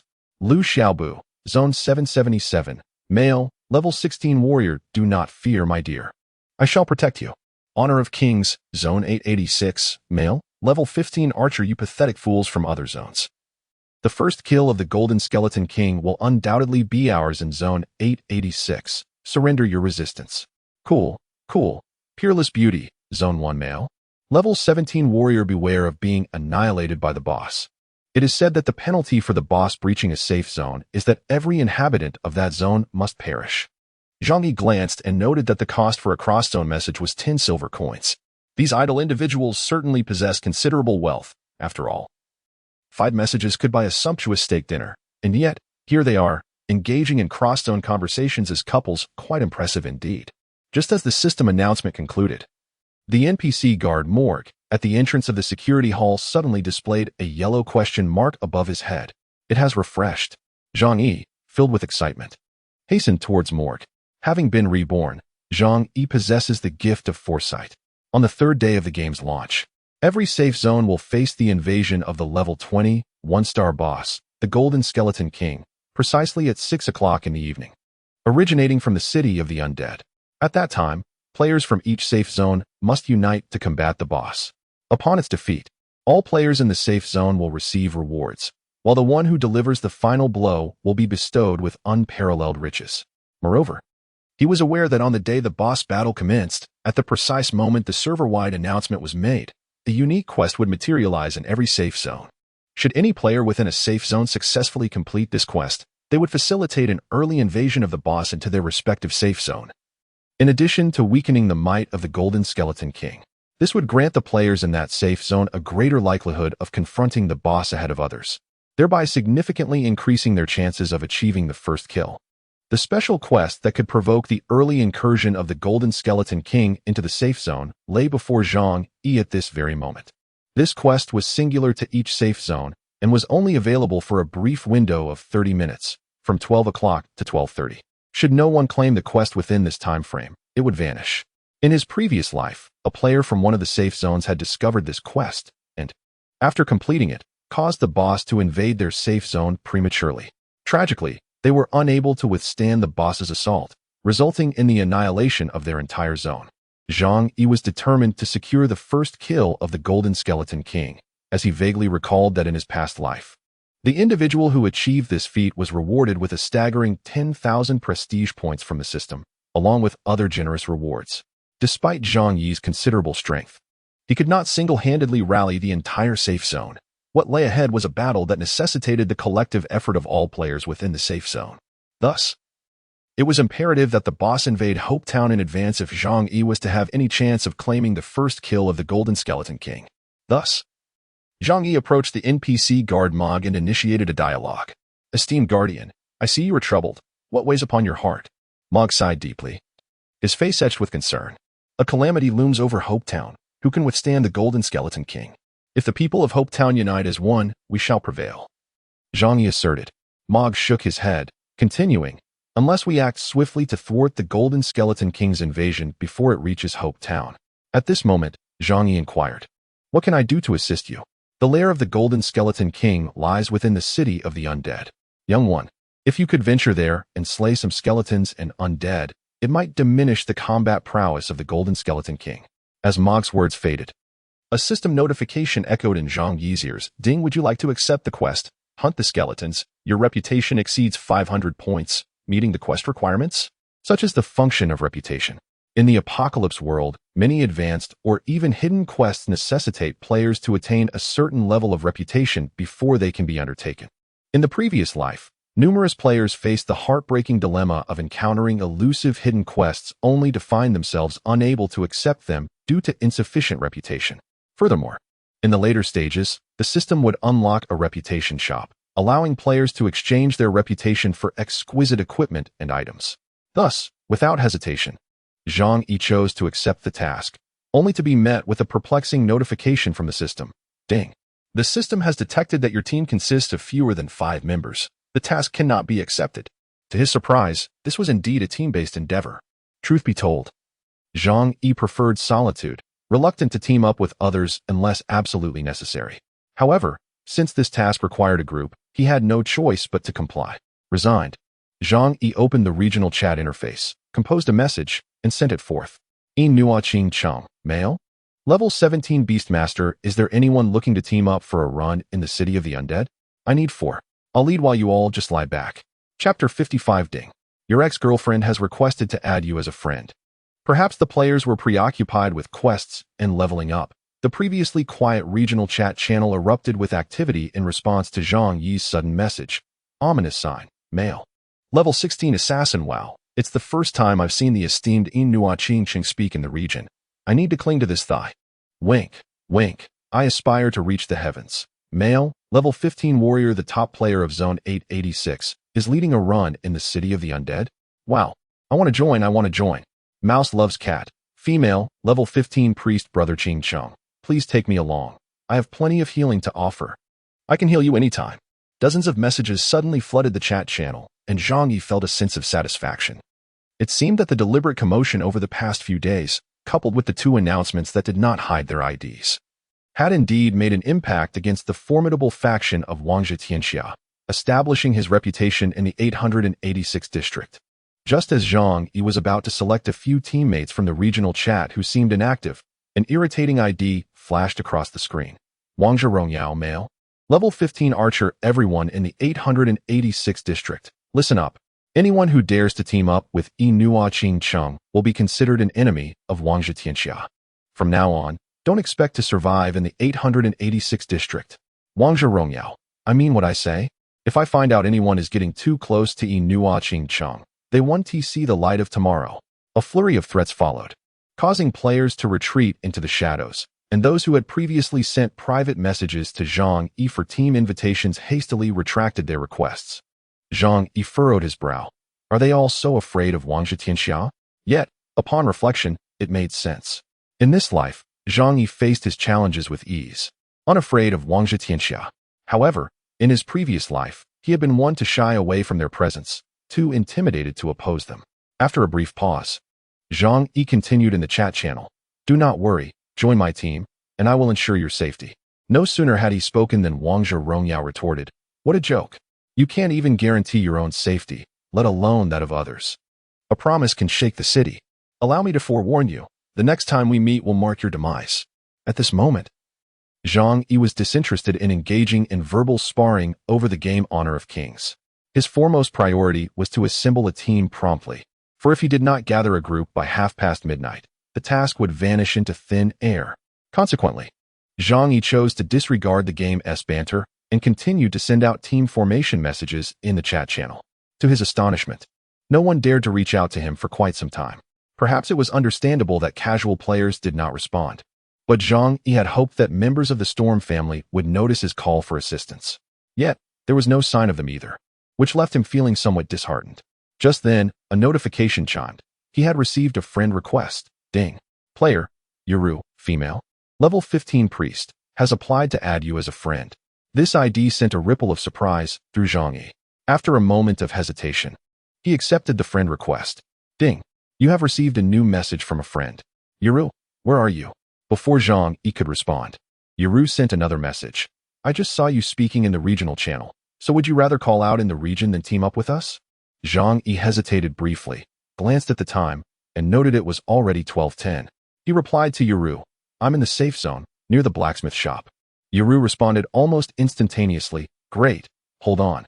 We're also in the safe zone, and we'll be there shortly. Zhang Yi refrained from responding to Yuru's message, as he found himself uncertain of how to confront this girl, whether as a friend or perhaps as an ex-girlfriend. His memories were drawn back to 3 years prior, or, for the reborn Zhang Yi, 11 years ago. At that time, Han Yuro, recognized as the most beautiful girl at Linghai High School, was in a romantic relationship with Zhang Yi. They were each other's first loves, a pair that epitomized the perfect match. Despite frequently skipping classes with Guan Hao and Lu Xing to indulge in online gaming, Zhang Yi consistently ranked among the top students in his grade. Conversely, though Han Yuro's academic performance was average, her extraordinary beauty and grace, coupled with her affluent background, her father being the CEO of a publicly traded company with assets exceeding 100 million, set her apart. Those high school days, filled with the companionship of Guan Hao, Lu Xing, and Han Yuro, were truly unforgettable for Zhang Yi. However, due to certain circumstances, he was compelled to part ways with Han Yuro, his first love with whom he had once pledged to be together for eternity. This incident also led to his abrupt departure from Guan Hao and Lu Xing's side. Zhang Yi lamented. It seemed that fate was inescapable, even though he had made his intentions clear during their previous encounter. It was evident that Han Yuro sought to seize the opportunity presented by Zhang Yi's recent team recruitment announcement to draw closer to him once more. Zhang Yi found it difficult to reject her, for without the assistance of Han Yuro and her friends in forming a team, he would be unable to undertake the skeleton hunt mission, a matter of significant importance tied to the substantial rewards of the first kill of a boss in the apocalypse world. Thus, after Zhang Yi closed the chat interface, he made his way to the blacksmith shop in the village. Il had previously mentioned that the staff could be crafted around noon, and now it seemed the time had come to collect his equipment. After investing so much time in completing the 10 consecutive tasks and painstakingly acquiring a first-tier energy crystal, he had finally managed to forge a weapon. It had to be of at least 2-star quality, should the final outcome prove to be a mere 1-star staff. Zhang Yi vowed to send Il back to the Doomsday Factory without hesitation. Finding Il, who was still engrossed in forging equipment, Zhang Yi initiated a conversation. Young man, you've arrived. Upon seeing Zhang Yi, Illinois immediately ceased his work, a smile lighting up his face as he addressed him. I have been waiting for you for quite some time. At last, you are here. A surge of joy filled Zhang Yi's heart. Does this mean Master Il has completed the crafting of my equipment? It has long been finished. However, I am uncertain if it meets your expectations. With that, Illinois retreated into the shop, and shortly after, emerged holding a silver staff. Upon receiving the silver staff from Il's hands, Zhang Yi was utterly astonished at the staff's data. Radiant Staff, Level 18, 3-star quality. Chapter 56. The Radiant Staff of 3 stars. Zhang Yi held no grand expectations, for he understood that although the first-tier energy crystals were precious, they could only forge equipment of up to 2 stars at best, with an exceedingly slim chance of producing a 3-star quality item. Thus, he believed that if could craft him a slightly superior 2-star staff, he would be thoroughly content. To his astonishment, the final outcome was a staff of 3-star quality. The Radiant Staff, quality, 3 stars level, 18 magical attack power, 85 additional attributes, intelligence 10 additional attributes, agility 10 durability, 15 equipment of 3 stars and above will have increased durability. In combat, durability depletes by 1 point per hour. When durability reaches 0, the equipment will be damaged and unusable.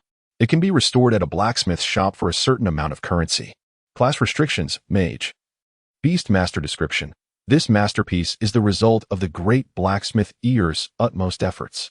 The wielder shall become the most formidable mage in the world of apocalypse. A 3-star staff with dual attribute bonuses, an unexpected bounty. It is noteworthy that, at this stage, 2-star equipment remains exceedingly rare across the entire server. Many players aspire to possess even 2 pieces of 2-star equipment. Yet here stands Zhang Yi, having acquired a 3-star weapon. Invincible. Although Zhang Yi's current level does not permit him to wield this staff, it does not hinder him from enhancing it. The level 2 enhancement stones are no longer sufficient for the augmentation of 3-star equipment. Consequently, Zhang Yi commenced the amalgamation of enhancement stones at the blacksmith's forge.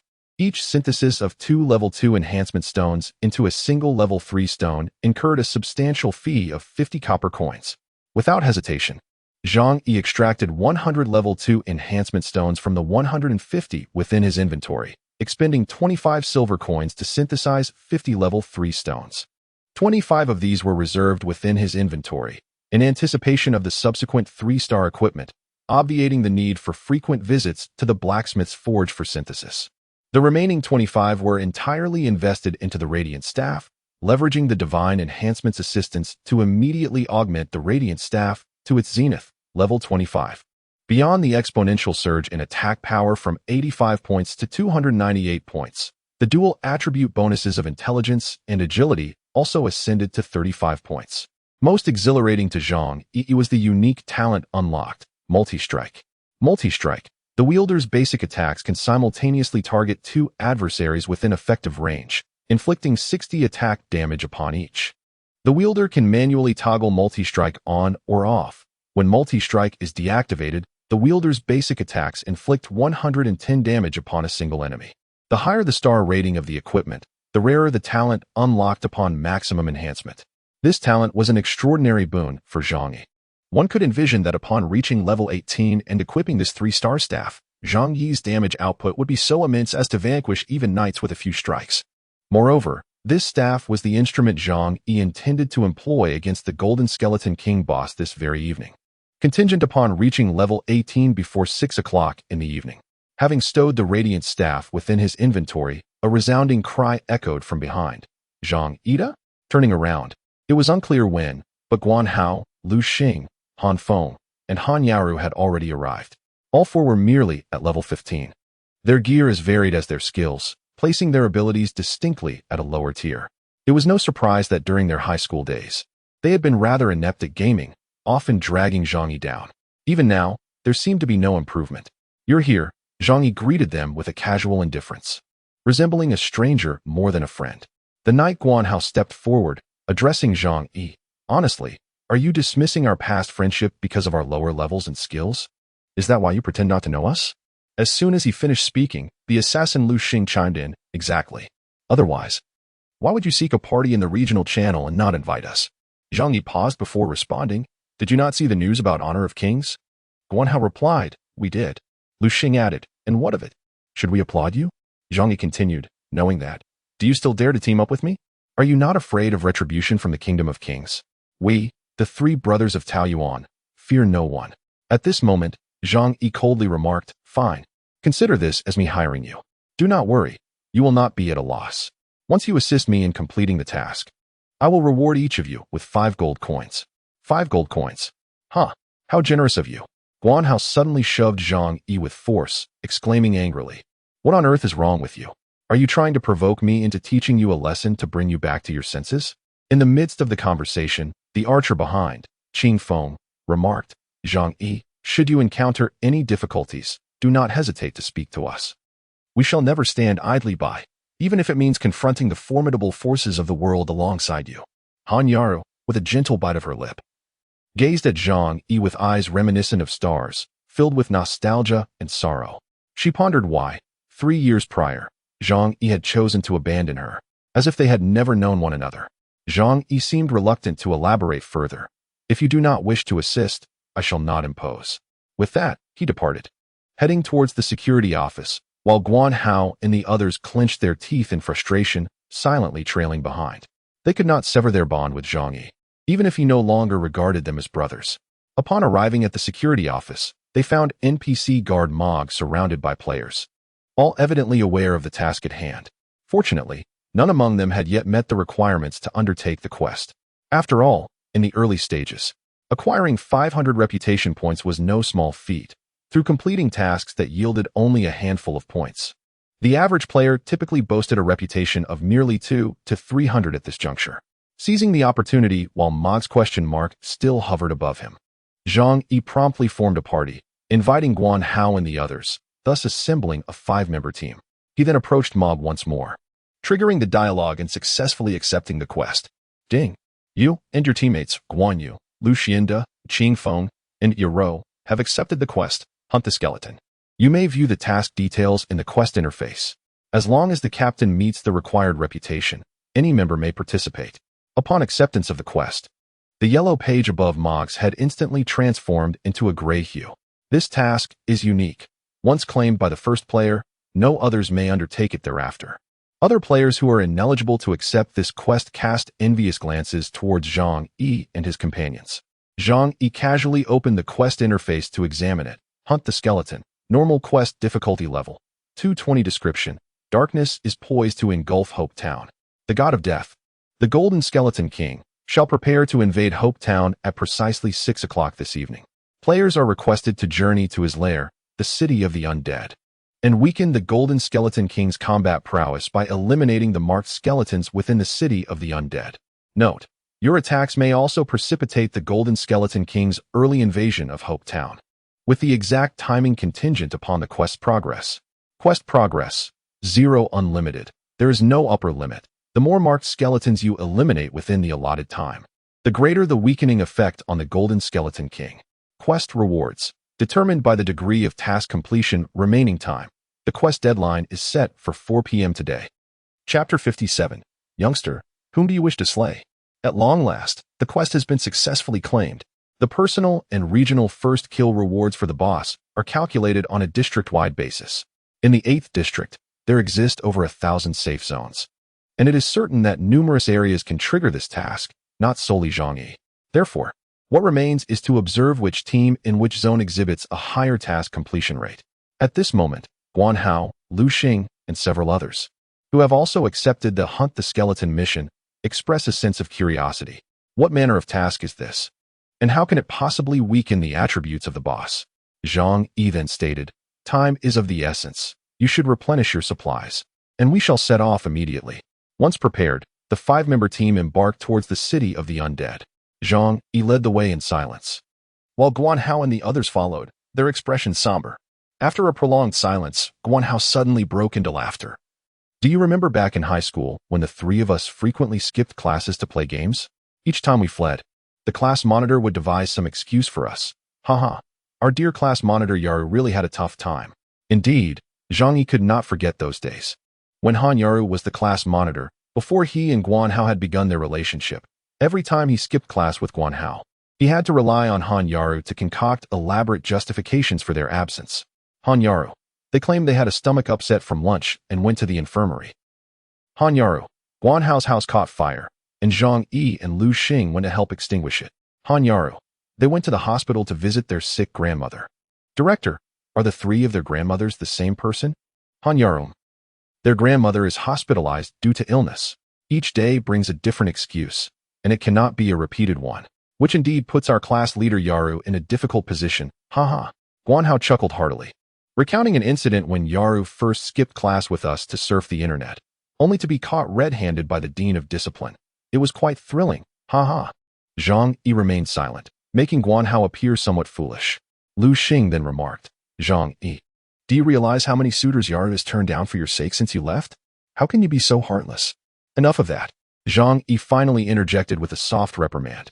It wasn't that Zhang Yi was unfeeling, rather, the reincarnated Zhang Yi had resolved to relinquish any ties or influences this time around. In this life, Zhang Yi sought neither friends nor brothers, let alone a romantic partner. What he desired was unrestrained strength. This was a lesson gleaned from his previous 8 years of survival in the apocalypse. Reliance on familial, friendly, or romantic bonds paled in comparison to the necessity of becoming oneself strong and dependable. With Zhang Yi's gentle admonition, Guan Hao and Lu Xing fell silent, while Han Yaru, walking behind, could not help but shed silent tears. Soon, the group arrived at the City of the Dead. At 1 o'clock in the afternoon, players continuously entered and exited the City of the Dead, where throngs of adventurers were engaged in teams battling skeletons and specters. The 2 lower-level areas ahead were nearly devoid of available space to stand.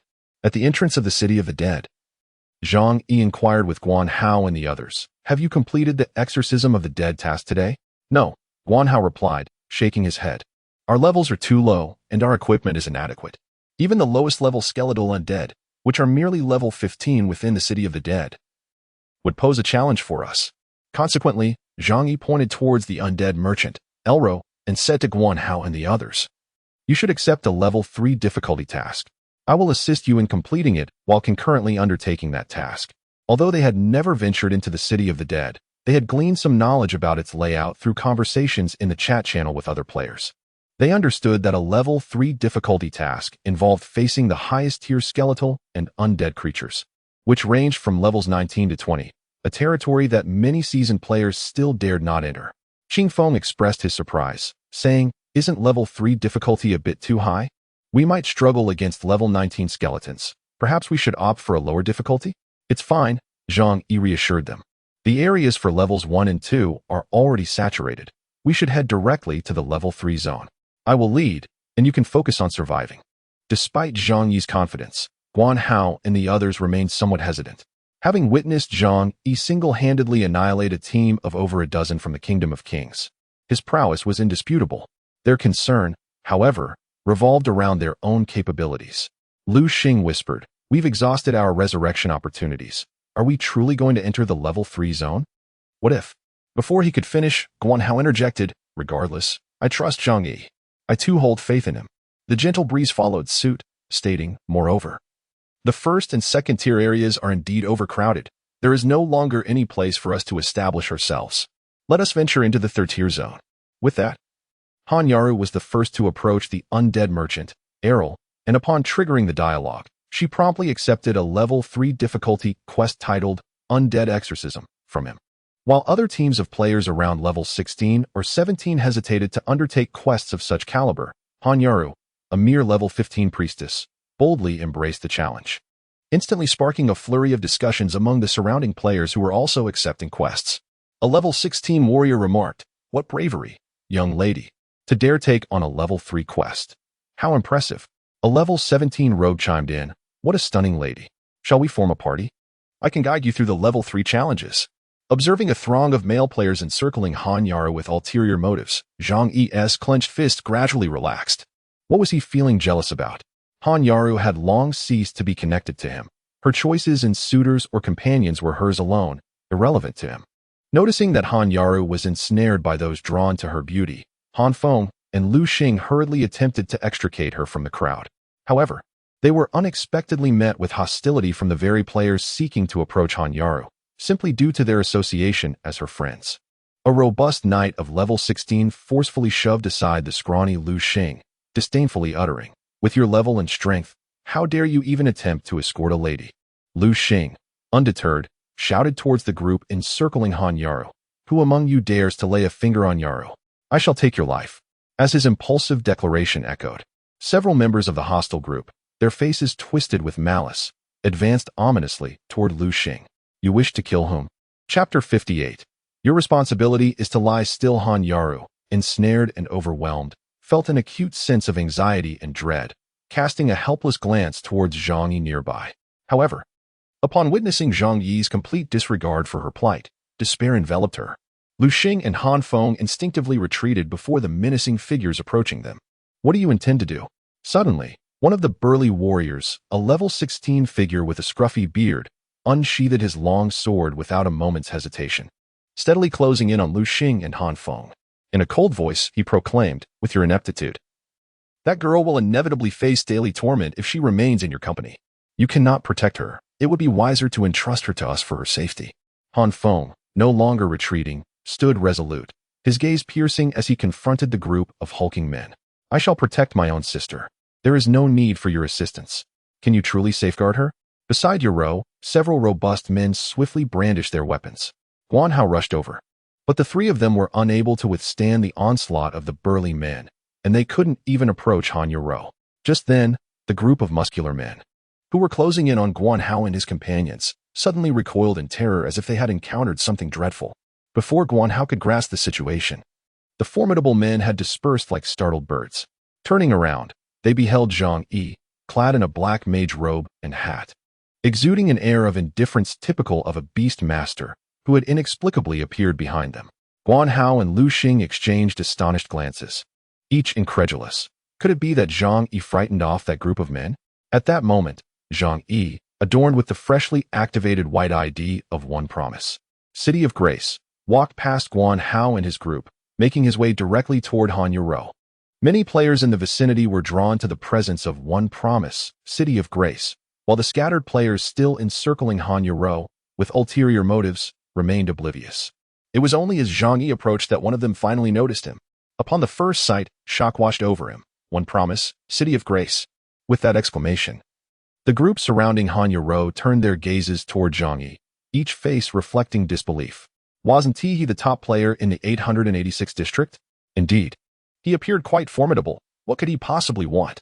It seemed he was heading toward that girl. Could it be that Yuro was his friend? Amidst the murmurs of the surrounding onlookers, the group of players encircling Han Yuro noticed Zhang Yi approaching with an ominous aura, compelling them to retreat hastily. Their instincts warned them that Inua Qingcheng had set his sights on the priestess known as Yaro, and they dared not provoke her further in the presence of the top-ranked player. Indeed, as they dispersed, Zhang Yi refrained from advancing, opting instead to turn and enter the undead city. Han Yaro exhaled with relief, watching Zhang Yi's indifferent figure fade away, feeling a warmth in her heart, yet simultaneously experiencing a twinge of melancholy. She then joined Guan Hao and the others in following Zhang Yi, leaving behind a cluster of players lingering outside the undead city, immersed in fervent discussion. Player A. The aura of that formidable figure is truly impressive. Even without making a move, merely standing there is enough to intimidate a crowd. Incredible. Player B. Indeed. In our 886th district, who doesn't know that Inua Qingcheng is practically a glitch? Even dozens of seasoned players from the realm of kings cannot match him. Such a top-tier powerhouse is certainly not someone we ordinary players can afford to challenge. Player C. However, it appears that those 4 individuals are recent additions to his team, as he just called for allies in the regional chat. Previously, I heard he preferred to go solo, never having teammates. Yet didn't the Realm of Kings recently announce that anyone who teams up with Inua Qingcheng would be considered an enemy of their domain? Are these individuals not afraid for their lives? In pursuit of the illustrious top rank of Inua Qingcheng, one has inadvertently offended the entire realm of Wangzhe Tianxia. Player D remarked, indeed, although the esteemed individual is formidable, Wangzhe Tianxia is, after all, a team of thousands. In contrast, Inua Qingcheng has no substantial backing. Ultimately, it is clear that Wangzhe Tianxia will prevail. It seems these few individuals are not far from misfortune. However, it is their affair. We should mind our own business and continue with our tasks. In the undead city, Zhang Yi and his companions navigated through the first layer of the area, circumventing the throngs of players engaged in leveling up. While delving deeper into the undead city, Han Yaru hastily caught up with Zhang Yi, whispering, Zhang Yi, thank you for coming to my aid just now. Not at all, Zhang Yi replied nonchalantly without glancing at Han Yaru. I merely wish to avoid any delays to our mission. As Han Yaru attempted to articulate further thoughts, she noticed Zhang Yi come to a halt. Upon surveying their surroundings, they realized they had reached the level 3 area. Here, skeletal warriors and undead creatures, ranging from levels 19 to 20, roamed freely. The number of players engaged in leveling in this zone was scant. Just as they arrived, they witnessed several beams of white light illuminate the air, indicating that a 5-member team had been completely vanquished by a horde of level 20 skeletal warriors and archers. Observing this scene, Guan Hao and the others were left utterly astounded, exclaiming, these level 20 skeletons are exceedingly formidable. Lu Xing swallowed hard, a flicker of fear in his voice as he suggested, perhaps we should retreat and tackle some lesser skeletons instead. If it comes to that, we can forego the task altogether. It's far too perilous here. With our low levels, we might very well be dispatched by those skeletons in an instant. At that moment, Zhang Yi, positioned at the forefront, confidently replied, no need to worry. You all can remain behind and do nothing. I will handle everything on my own. As he spoke, Zhang Yi produced a fiery staff, drawing the astonished gazes of Guan Hao and the others. He began to select a target. The task of hunting skeletons did not involve every skeleton counting towards the task's progress. Only those marked with a glowing indication by the system would qualify. These particular skeletons would emanate a soft white light, visible only to those who had accepted the quest. Surveying the area, numerous skeletons glimmered around them. Taking a few steps forward, Zhang Yi raised his staff, aiming at a level 19 luminous skeleton archer within effective range, and commenced his incantation. Fireball. With a resounding explosion, a searing fireball hurtled towards the skeleton archer, striking it directly. In the next instant, a damage number appeared above its head, leaving Guan Hao and Lu Xing in stunned silence. 986 critical hit. With a roar of defiance, the level 19 skeleton archer, which had barely over 900 hit points, was obliterated in a single blow by Zhang Yi, shattering into a pile of remnants that scattered across the ground. Chapter 59. The boss's premature invasion. In a remarkable turn of fortune, Zhang Yi, despite possessing only 6 points in agility, landed a critical hit on his very first strike. With the 25 points of intelligence bestowed upon him by the 25-piece undead robe, his attack power soared beyond 400. He effortlessly annihilated a level 19 skeleton archer with a single critical fireball spell, an outcome that was well within his expectations. However, for his companions, Guan Hao and the others, such prowess transcended mere abnormality. It was nothing short of invincibility. Guan Hao exclaimed, "My goodness! Is his damage output not significantly higher than when we first encountered him this morning?" Lu Xing remarked, "This is terrifying. He eliminated a level 19 skeleton with just one skill? Now I understand why those earlier foes were so fearful of Zhang Yi." Han Feng added, "Such dreadfulness." Astonishing. Han Yaru could only remain speechless. As the four stood in stunned silence, Zhang Yi swiftly dispatched a second luminous skeleton archer with 2 basic attacks. Meanwhile, the team that had not yet engaged in combat was greeted by a series of system notifications echoing in their ears. "Ding, your team has defeated a level 19 skeleton archer. You have earned 20 combat experience, totaling 30 experience points. Ding, your team has defeated a level 20 skeleton archer. You have earned 20 combat experience, totaling 34 experience points." The advantages of team monster hunting lay in the heightened efficiency of kills, yet the downside was that the experience gained would be evenly divided among the number of participants. In a maximum party of 5, each member could only receive 20 of the experience, while the one delivering the final blow would receive an additional 10, bringing their total to 30. A level 19 skeletal archer can bestow 30 experience points upon Guan Hao and his companions, while Zhang Yi receives a more substantial 45 points. Consequently, throughout their endeavor, Guan Hao and his group hardly lift a finger. It is Zhang Yi alone who valiantly leads the charge. They watch in awe as this seemingly monstrous individual effortlessly dispatches a skeletal archer with a mere strike or 2, and obliterates a skeletal warrior in just 2 or 3 blows. For others at this stage of the game, facing these level 19 to 20 skeletons would be an unthinkable challenge. Yet for Zhang Yi, it is akin to slaughtering chickens. However, the luminous skeletons are not merely distinguished by their radiant appearance. They possess a formidable passive skill bestowed by the system, corrosion. This skill grants the luminous skeletal warriors and archers a 0.1 chance to directly damage any piece of equipment worn by players. Equipment that suffers damage becomes unusable and must be repaired at a blacksmith for a fee. This effect is akin to the durability mechanics that activate for gear of 3-star quality or higher, where durability that diminishes to 0 renders the item unusable. The corrosion skill assigned to these skeletons can potentially wipe out all durability of a player's equipment in one fell swoop. Fortunately, the triggering probability is low. Otherwise, after a single round of combat, Zhang Yi's gear would likely be in tatters. During this time, Guan Hao and his companions contemplated assisting, but when Han Feng, the archer among them, cast a fire arrow that inflicted over 30 points of damage on a level 19 skeletal warrior, they nearly fell victim to a counterattack. This close call led them to abandon their plans of intervention, and instead, they resolved to patiently linger at the back, soaking up the experience. Even the pastor Han Yaru was of no assistance, as Zhang Yi sustained nearly no damage throughout the ordeal. The melee skeleton warriors were unable to approach him, being annihilated from a distance of several dozen meters. The skeletal archers, in their final moments, had the opportunity to unleash 1 or 2 arrows, yet the damage they inflicted was insufficient to breach Zhang Yi's undead guardian. Consequently, Zhang Yi's health remained nearly full.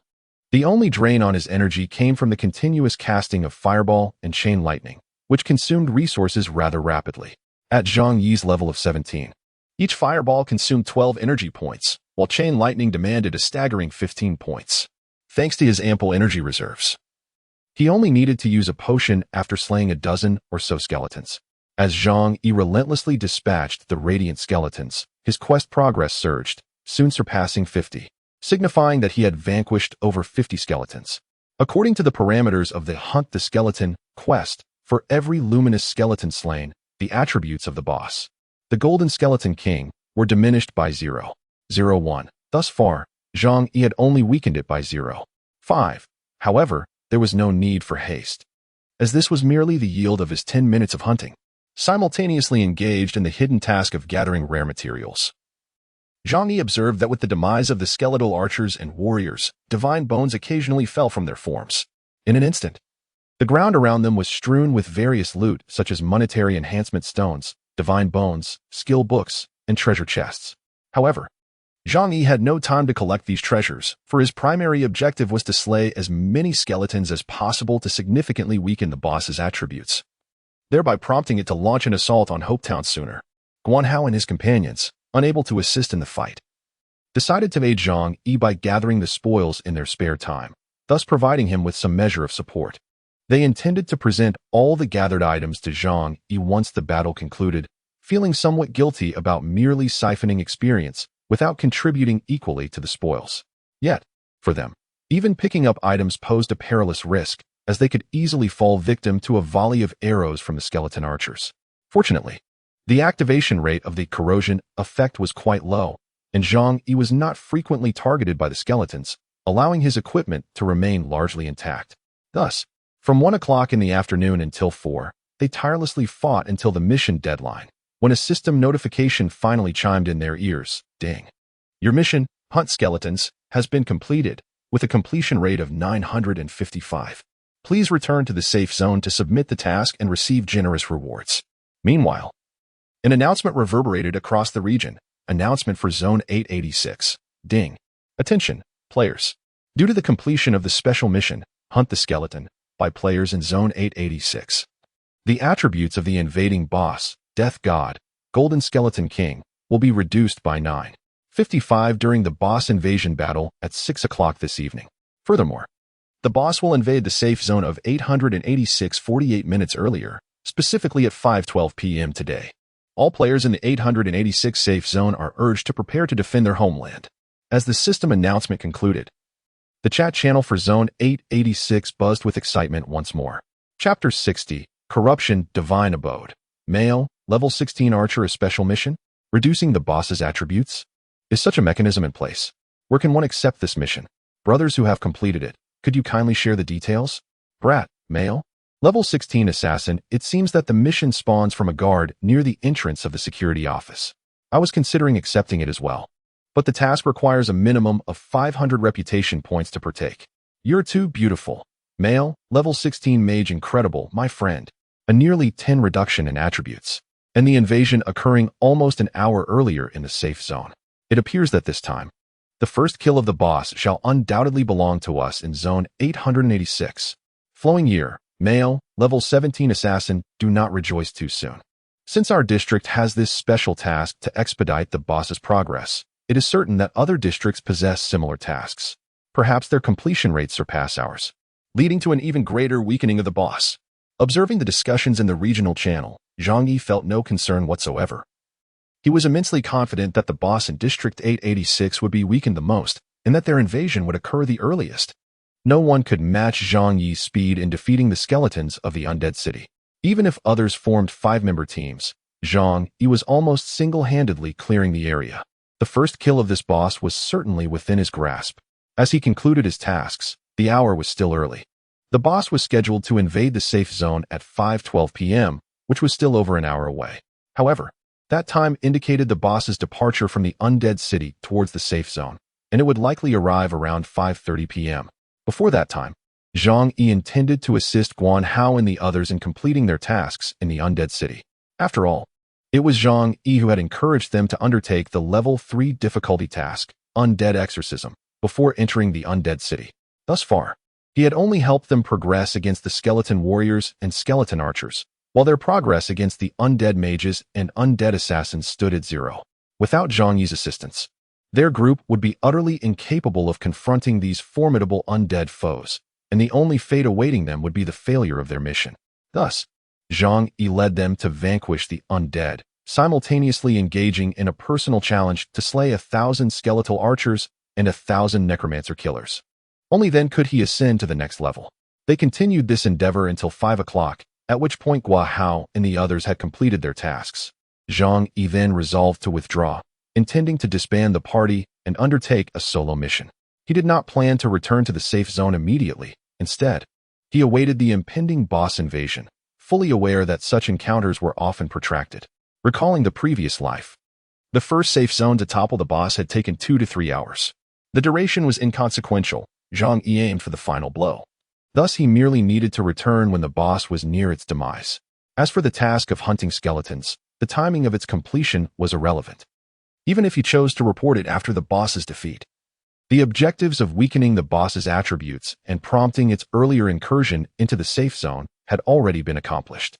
Although the boss battle's ultimate rewards would be calculated based on the total damage inflicted by players, the one delivering the final strike would garner the most substantial rewards, which eclipsed any contribution made. In comparison, rewards based on damage dealt were trivial. It would be far more advantageous to invest that time in completing layers of challenges and uncovering hidden tasks in the city of the undead. Moreover, Zhang Yi's experience bar had reached 99, and he was on the verge of leveling up to 18, enabling him to wield the 3-star Radiant Staff. Had it not been for Guan Hao and his companions siphoning off 70% of Zhang Yi's experience, he would have reached level 18 by now. Consequently, Zhang Yi disbanded the team. Observing Zhang Yi's silent departure toward the depths of the Undercity, Guan Hao's heart ached as he called out, "Zhang Yi, must it truly be this way? What has happened to you?" "It's nothing," Zhang Yi replied, halting in his tracks without turning around. "You all go complete your quests and return. Take care of yourselves." With that, he ventured into the throng of skeletons and undead, raising his staff to commence his solitary battle. Meanwhile, Guan Hao, Lu Xing, and the others stood like fools, watching Zhang Yi with profound sorrow, yet feeling too apprehensive to intrude. Guan Hao glanced at Han Yaru, fully aware of her lingering feelings for Zhang Yi. For 3 years, she had not forgotten him, turning down countless worthy suitors, including Lu Xing among them. It was evident in the depths of Han Yaru's eyes that disappointment had taken root. Perhaps it was time to let go. Lowering her head, she softly uttered, "Let us go." With that, Han Yaru turned away, and Guan Hao and the others found themselves caught between Zhang Yi and Han Yaru, ultimately deciding to follow her in a conflicted silence. With a fireball spell that obliterated a necromancer, Zhang Yi seemed to sense the commotion behind him. He glanced back at the retreating figures of Han Yaru and Guan Hao, his eyes betraying a fleeting glimmer of emotion. So be it. Henceforth, they would part ways, just as in a past life, when Zhang Yi had not encountered them again and had lived well for 8 years. At the moment Zhang Yi was momentarily distracted, he felt a sudden chill sweep over him. Turning his head, he beheld a massive fireball hurtling towards him. Startled, Zhang Yi instinctively raised his staff to defend himself. Boom! The fireball collided with the flame staff, and in that instant, he noticed that the once radiant staff had lost its brilliance, transforming into a crude and unrefined stick. Concurrently, 2 battle notifications echoed in his ears. Ding! You have been struck by the fireball spell of the necromancer, losing 168 health points. Ding! Unfortunately, your weapon, Flame Staff, has been adversely affected by the corruption of the necromancer and is now damaged. In its damaged state, you will be unable to utilize this weapon effectively. Damn! Upon hearing the system's notification, Zhang Yi could not help but let out a frustrated sigh. Was it truly necessary to be this unfortunate? After grinding for so long without a hitch, he had finally triggered a corruption event with a probability akin to that of Hellfire Dragon. For such an extended period, he had not encountered the Hellfire Dragon even once. Truly, when misfortune strikes, even drinking water seems to get caught in one's teeth. Gazing at the now ineffective flame staff in his hand, Zhang Yi felt a pang of despair, for he possessed no spare weapon in his inventory. Meanwhile, the level 20 necromancer that had just attacked him continued to wield its staff, launching further assaults. Chapter 61. Come to kill me, I offer you another chance. Boom. Another large fireball came crashing down, which Zhang Yi narrowly evaded with a swift maneuver. As Zhang Yi beheld the frenzied attacks of the necromancer before him, he, in a fit of exasperation, drew forth the formidable level 1 iron hammer, a relic obtained at the train station, which he had yet to dismantle. With the great hammer in hand, he charged towards the necromancer. Equipment for novices below level 10 is not class restricted, so it is not inconceivable for a mage to wield a hammer. This was, indeed, the sole weapon available to Zhang Yi in his possession. Closing the distance rapidly, Zhang Yi brought the hammer down with a resounding crash, inflicting a remarkable 415 points of damage upon the necromancer. The hammer, boasting an attack power of 18, combined with an additional 30 points of damage from the severe injury, talent, rendered its damage output comparable to that of a fire staff. Thus, the damage inflicted remained undiminished. However, with the switch to the hammer, Zhang Yi was unable to utilize his Beastmaster skills, resorting solely to basic attacks to wear down the necromancer. Despite this limitation, as a Beastmaster, Zhang Yi managed to bludgeon the necromancer into submission with several powerful strikes. After vanquishing his foe, he collected a shimmering orb of necromantic essence, resembling a sphere of white light, alongside a handful of copper coins. Upon inspecting his status, he discovered that he was merely a few hundred experience points shy of reaching level 18.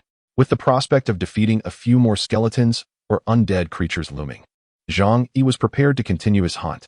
Suddenly, a commotion erupted from the rear. Turning to investigate, he was met with the sight of a throng of players surging toward him from the second zone of the necromancer's city. Meanwhile, Guan Hao and Lu Xing, who were poised to exit, found themselves ensnared by the unexpected influx of players. Upon witnessing the IDs of the players above, Zhang Yi, who calmly crushed a skeletal assassin with a single blow, displayed a rather peculiar smile. At last, they have arrived. The Kingdom of Kings. A formidable throng, comprising several hundred players from the Kingdom of Kings, surged into the city of the undead, instilling fear in Guan Hao and others, as well as in several players grinding at level 3, who were left bewildered by the unfolding events. A glance revealed the leader of the Kingdom of Kings, Wang Zhirong, was also present, seemingly prepared. Upon entering the third-level zone, he surveyed the surroundings and quickly fixed his gaze upon Zhang. He is over there? Indeed. Wang Zhirong had brought such a multitude with the intent of confronting him. But how did he ascertain Zhang Yi's location? Could it be that the group of burly men, who had previously attempted to trouble Han Yaro upon their entry into the city of the undead, had inadvertently revealed his position? Initially, Zhang Yi felt unperturbed, yet a glance at the hammer in his hand incited a wave of concern. Just at this moment, the flame staff burst into flames. Was he truly expected to confront the players from the Kingdom of Kings wielding this hammer? Nevertheless, he resolved, a hammer would suffice. He could certainly topple the Kingdom of Kings with it. Ahead, as the legion of the Kingdom of Kings flooded into the third-level zone, the independent players training there hastily scattered in all directions. Meanwhile, under Wang Zhirong's command, the players from the Kingdom of Kings charged toward Zhang Yi with fervor. The air was filled with a cacophony of shouts as everyone, as they approached, brandished their weapons, each bearing an expression as if they were intent on devouring Zhang Yi. Eager to initiate their assault, Zhang Yi furrowed his brow slightly. Have these people consumed gunpowder today? Typically, they recoil at the sight of him like mice confronted by a cat, yet today, they appear reckless, as if they have no regard for their lives. Is this audacity merely a result of their numerical superiority? However, Zhang Yi pondered, it seems that they were equally numerous during their previous confrontations with him. The rapidly refreshing regional chat channel soon revealed the answer. Fallen Leaves. Male, level 16 archer, have you seen the people from the Kingdom of Kings? There's a massive crowd, at least several hundred, and they seem incredibly aggressive. Where are they headed, and what are they up to? Gray Avatar, male. Level 16 knight, they're probably going to the city of the undead, right? I've heard they seem intent on taking down One Promised City. The Kingdom of Glory has long proclaimed their intent to avenge One Promised City, and it appears they are finally poised to fulfill that vow. Previous attempts involved only dozens of them, and they were countered effectively. This time, they come with a formidable determination to eliminate One Promised City. Little Chicken, male. Level 17 assassin, what are we waiting for? Let us hurry to the city of the undead and witness the spectacle. The top player of the heavenly rankings versus the hundreds of the Kingdom of Kings. This will undoubtedly be an exhilarating confrontation. Enchantress, female. Level 17, mage, I'm already in the city of the undead. I just saw the people from the Kingdom of Kings arrive. There are so many of them. It's quite stirring. Meteor shower, female, level 16 priest, is that true? Wait for me. I'm heading over now. I must witness this epic showdown with my own eyes. Enchantment, spare me. If you haven't been to the city of the undead, do not even think of approaching. This is not a team battle. Inua Qing Chung stands alone. No matter how formidable, can one truly contend against the entire team of Wang Zhitianxia? I fear that even before you engage, the battle may already be over. Inua Qing Qing, This time, you are truly doomed. It turns out that Wang Zetianxia has nearly mobilized their entire army. Such a grand display genuinely leaves Zhang Yi feeling somewhat flattered by the attention. Ironically, the forces of Wang Zetianxia halted a full 50 meters away from Zhang Yi, aligning themselves in a straight line. Clearly, they understood that with Yi Nua Qingcheng's damage output, eliminating any one of them would be an effortless task. Thus, none dared to encroach upon Zhang Yi's effective attack range, fearing they might instantly meet their demise at his hands. Of course, they remained oblivious to the fact that Zhang Yi had now lost his ranged capabilities, rendered a melee mage devoid of any usable skills. At that moment, a level 16 archer named Wang Zhirong Yao emerged from the throng of Wang Zetianxia. Inua Qingcheng, this time, I wonder how much prowess you truly possess. Zhang Yi remained unflustered, refraining from hastily brandishing his hammer. Instead, he stood composed, gazing at the now level 16 Wang Zhirong Yao, and remarked, "Have I killed you so many times that your level has stagnated? As the captain of Wang Zetianxia, your current level of 16 is rather unconvincing, wouldn't you agree? In the realm of honor of kings." A sense of vengeance burned within Wang Ji as he declared, "Today, I have come to exact retribution upon you. You have repeatedly opposed my faction, and last night, you ruthlessly dispatched over a dozen of my comrades. Let us settle all accounts today." Zhang Yi, with a nonchalant demeanor, replied, "Very well, let us account for our grievances. Today, I am in high spirits." He understood the importance of maintaining an imposing presence, even though he was acutely aware that, despite his significant advantage in equipment, he could never match the sheer numbers of Wang Ji's faction alone. Yet, he remained undaunted, knowing that the worst outcome would simply be a single defeat. With 3 opportunities for resurrection at his disposal, Zhang Yi faced death without trepidation. Most importantly, even in the event of his demise, the exquisite gear he had fortified to level 25, bound by the system, would remain intact. The worst he could suffer was a loss of a level. However, for Wang Ji's faction to take him down, they would have to pay 100-fold in casualties. With a resounding clang, the massive black hammer crashed to the ground. Zhang Yi, gripping the handle firmly, called out to the players of Wang Ji's faction, positioned 50 meters away, "Come and attempt to slay me. I grant you another chance." Chapter 62. Ahead for 100 gold coins. Upon witnessing the formidable hammer in Zhang Yi's grasp, the players of Wang Ji's faction, standing at a safe distance, exchanged glances, their expressions filled with confusion. What was he up to now? Was he not a beastmaster? What was the significance of that hammer? Rumor had it that he had previously donned the novice armor of a level 10 beastmaster and had effortlessly defeated over a dozen of our members just last night. Every piece of seemingly worthless equipment he possesses is, in fact, of exceptional quality. Be cautious. The mighty hammer he wields is likely an artifact of level 10 or below, yet its attributes undoubtedly surpass those of a level 30 weapon.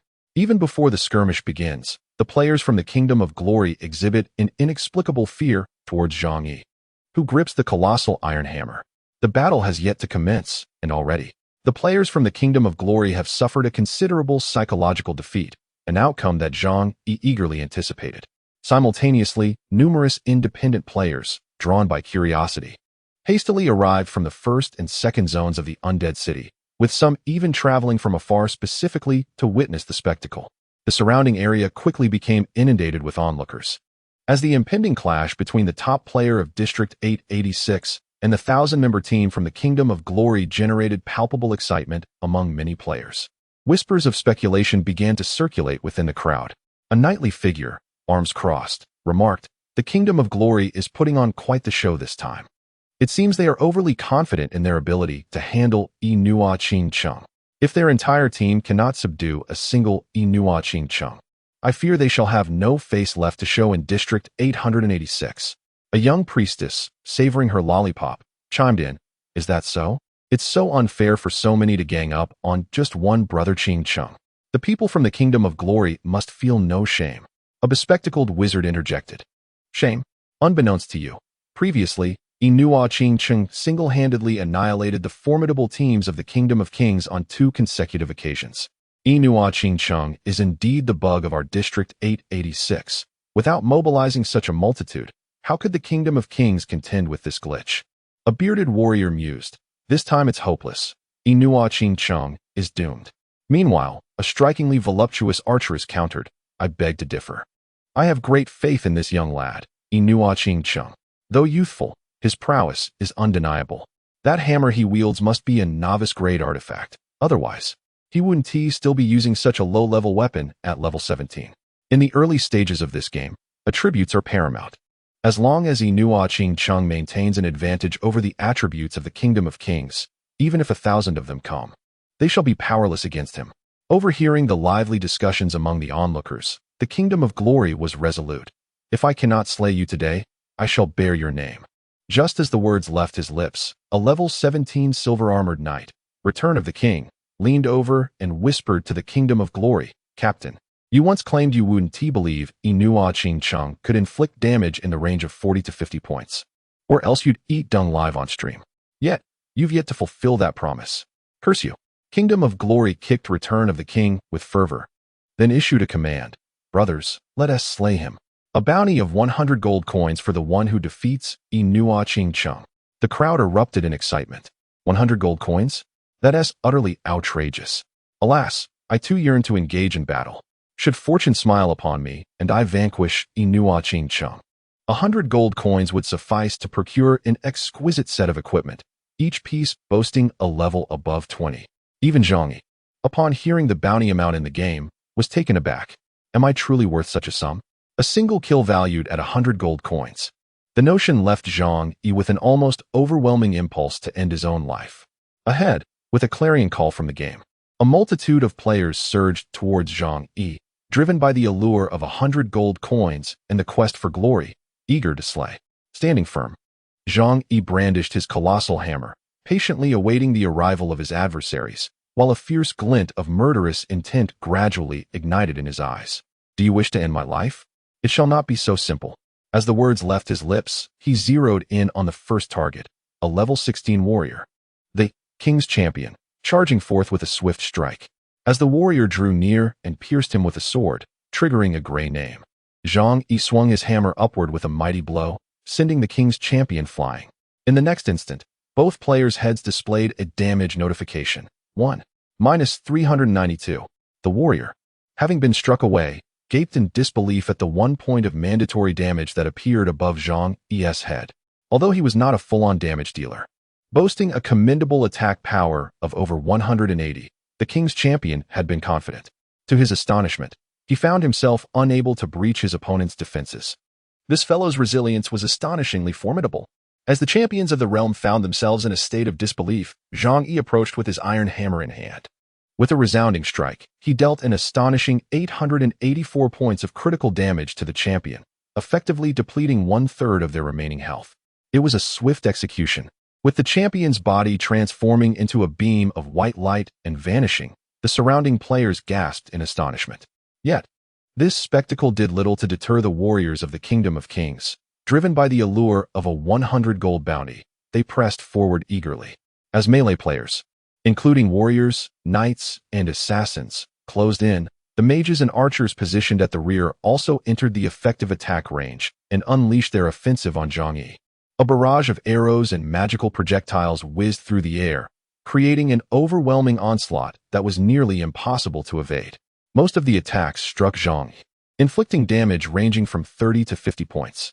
With a total health pool of 1,200, he could hardly withstand the concentrated fire, and soon found himself down by 1/3 of his health, even under the protection of the undead robe and its undead guardian talent. In the midst of this chaos, Zhang Yi swung his hammer once more, sending a nearby assassin, who had activated a speed skill, flying. The mighty hammer proved to be a formidable artifact. Nearly all melee players from the Kingdom of Kings who attempted to approach were unable to withstand its devastating blows. Bang, bang, bang. Critical hits of minus 375, minus 342, minus 798. With 2 strikes from the assassin and 3 from the warrior, even the most resilient knight could not withstand Zhang Yi's 4 strikes. Armed with a level 25 colossal hammer, Zhang Yi's damage output was nothing short of outrageous. Chapter 63, Then I Choose to Die With You.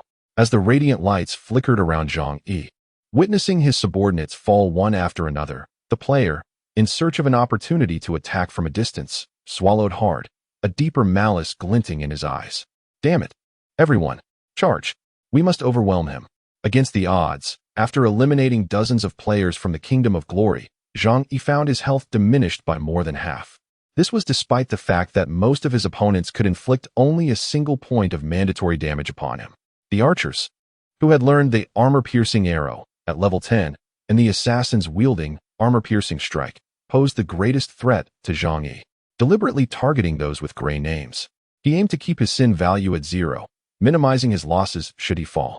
The damage to his fire staff severely limited Zhang Yi's mobility, transforming him from a ranged attacker into a melee combatant. Had he still been able to utilize his staff, the opposing mages and archers would not have dared to engage him from such a distance. With resolve to perish on the battlefield, Zhang Yi delivered another devastating blow, dispatching a level 16 warrior from the Kingdom of Glory.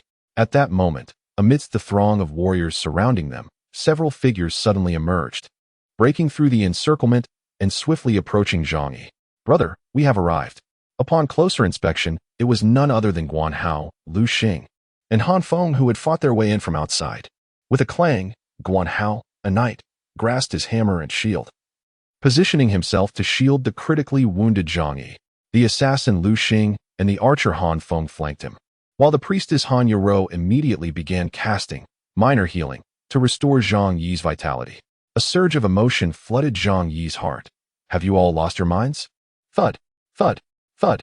Guan Hao, using his shield to block several incoming fireballs, turned to glance at Zhang Yi and proclaimed loudly, "Have you forgotten the oath of our brotherhood in the Peach Garden? We do not seek to be born on the same day, but we do wish to die together." As soon as Guan Hao finished speaking, Lu Xing echoed, "Indeed, we are brothers." The mere utterance of the word brother stirred Zhang Yi's soul. Truth be told, Guan Hao and the others' reckless charge to support him filled Zhang Yi with a long-lost sense of gratitude. Evoking memories of their past escapades, skipping class to play games at the internet CAF, fighting valiantly side by side. "Zhang Yi, stop daydreaming. I can't hold on much longer." Guan Hao glanced back at Zhang Yi, gritting his teeth and furrowing his brow. "Quick, take your medicine to recover, and then we either flee or confront them head-on. If we must die, let us take a few of them down with us." "Understood." Zhang Yi nodded, having just retrieved a vial of crimson elixir from his satchel. He raised it to his lips and drank deeply, when suddenly, a blood-curdling scream pierced the air. The scene that unfolded before him left Zhang Yi in utter astonishment. He beheld the assassin Lu Xing inexplicably launching a surprise attack on Guan Hao, plunging his blade through Guan Hao's back. This, coupled with the relentless barrage from a multitude of mages and archers from the Kingdom of Legends, resulted in Guan Hao's demise. As his health bar depleted entirely, Guan Hao turned his head, glancing over his shoulder at Lu Xing, who had betrayed him, incredulously uttering, "Lu Xing, you," before he could finish his sentence. Guan Hao collapsed to the ground, transforming into a wisp of white light before the eyes of Zhang Yi and Han Yaro. Lu Xing's expression twisted into a grimace, as if he had morphed into a different being. "I'm sorry, brother." With the agility typical of an assassin, Lu Xing then lunged towards the opposing archer, Han Feng. After toppling him to the ground, Lu Xing unleashed a flurry of vicious strikes to Han Feng's neck, blood splattering in the wake of his assault. As Han Feng's health bar dwindled to nothing, he struggled in a pool of his own blood for a brief moment before, like Guan Hao, he too dissipated into white light. "Brother!" Han Yaru cried out, her face a mask of disbelief as she stared at Lu Xing, the very figure who had just slain both Guan Hao, and amidst the crowd, the illustrious figure of emerged, addressing the frenzied Lu Xing with a smile. "Well done, my brother Lu Xuanda. From this day forth, you shall be a member of my illustrious realm." Picking up a piece of armor that had dropped after Han Feng's demise, Lu Xing rose and approached, grinning. "Thank you, Captain. I shall devote myself wholeheartedly to the team and strive to contribute, ensuring that I do not disappoint you." Han Yaru comprehended everything. She understood it all. "You have betrayed us, aligning yourself with." At that moment, Lu Xing had transformed entirely, seeming like a stranger compared to his former self. "Otherwise, how do you think became aware of Zhang Yi's presence here?" Han Yaru gazed at Lu Xing in disbelief. "So it was you who leaked the information. Why would you do such a thing?" Lu Xing let out a cold laugh, his eyes revealing a profound indifference. "Do you still not understand? In this brutal world of the survival of the fittest, what value does brotherhood hold compared to the will to survive?" Had long declared that anyone who dared to associate with Yi Nua Ching Chung would be deemed an enemy of the entire I had previously warned the rat and your brother, but they disregarded my counsel, insisting on aiding Zhang Yi. Lu Xing remarked, what chance do we have against? Continuing to associate with Zhang Yi leads only to certain death. After a pause, Lu Xing continued, thus, I added Brother Yao as a friend and mentioned that I knew Yi Nua Qing Cheng. He responded that if I provided him with her location, he would grant me an opportunity to join. The Brother Yao spoken of by Lu Xing refers to the game Honor of Kings. As he spoke, Lu Xing deliberately inquired of Honor of Kings, Brother Yao, did I perform adequately? Adequately? Quite the contrary.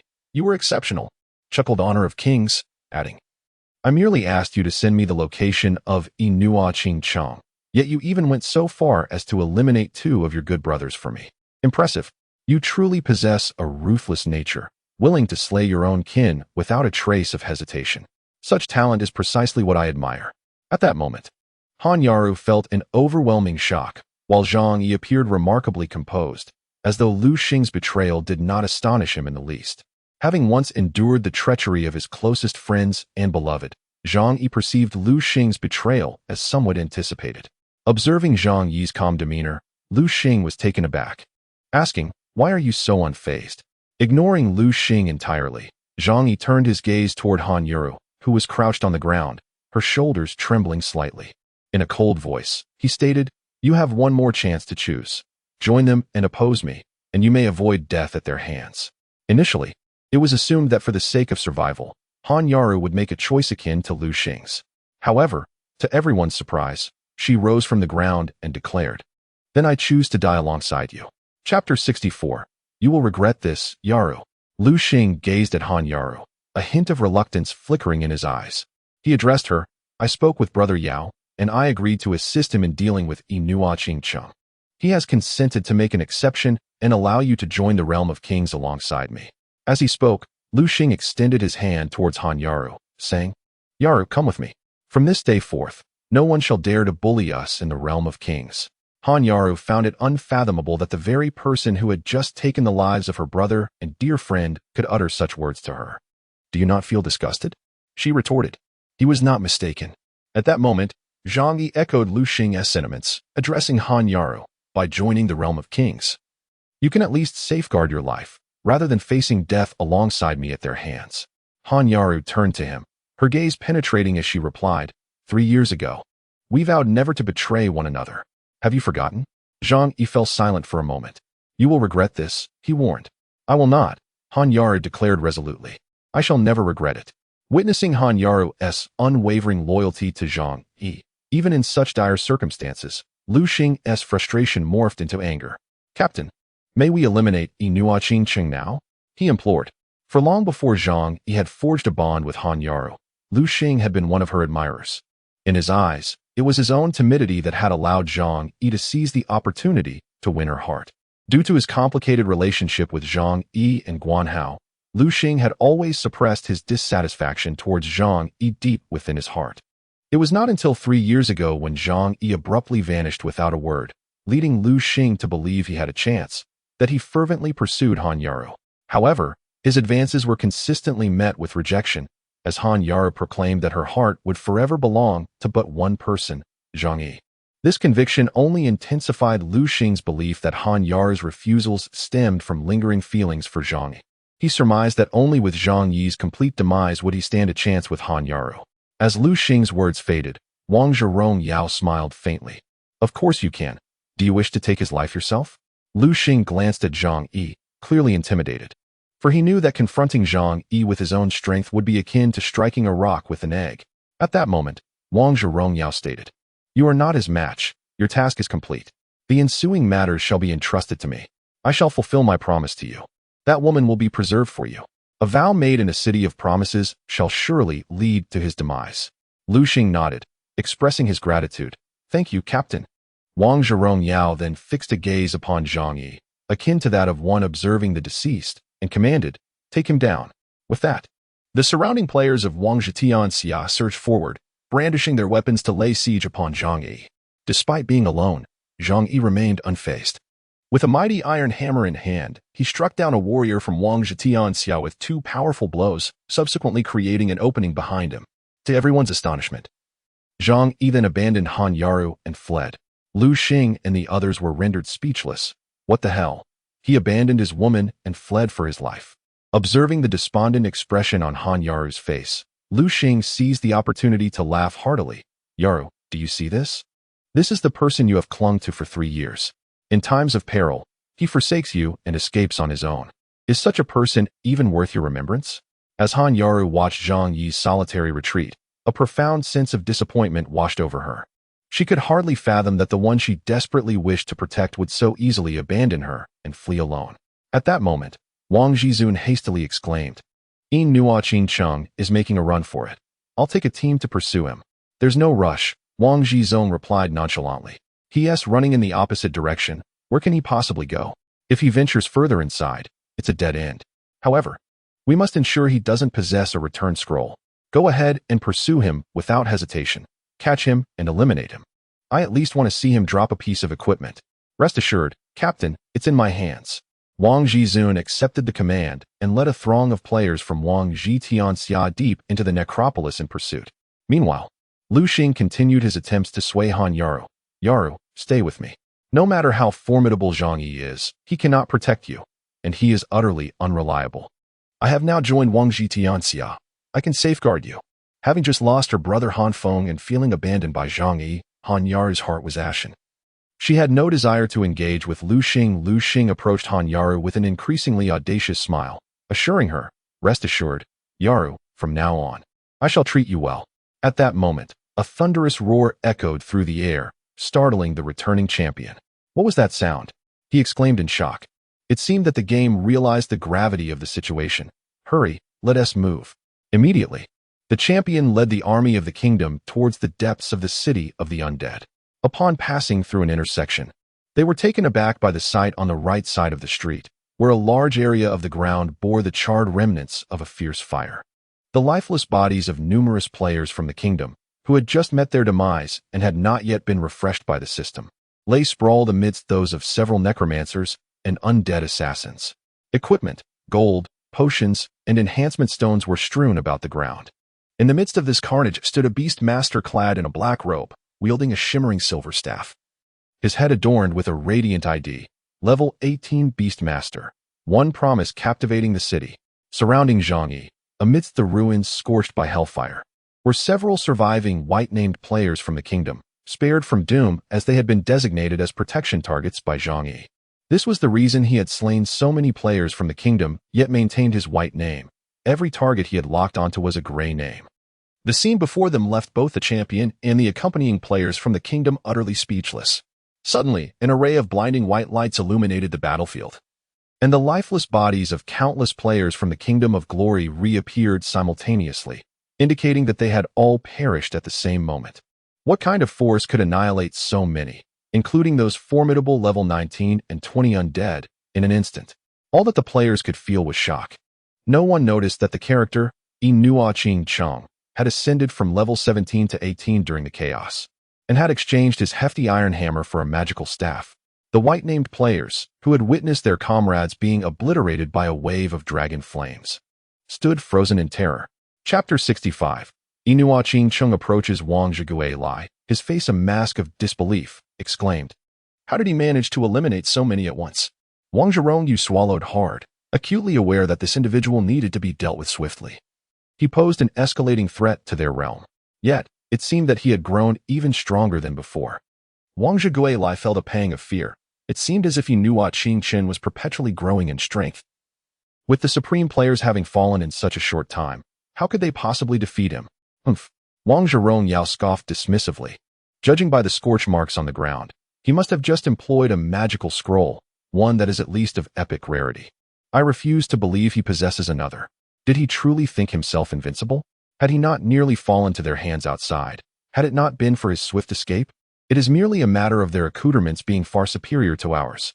Regardless, he stands alone here, and should we, with our numbers, fail to vanquish a solitary foe, then we shall all be deserving of ignominy. After a pause, Honor of Kings proclaimed, "Slay him. All of you, advance together. Strip him of his armaments. Let them be ours." At Honor of King's command, the myriad players of King's World surged towards Zhang Yi. With unwavering composure, Zhang Yi's gaze remained fixed. awaiting the vanguard of King's World to encroach within the 50-meter threshold of his effective range. Boom!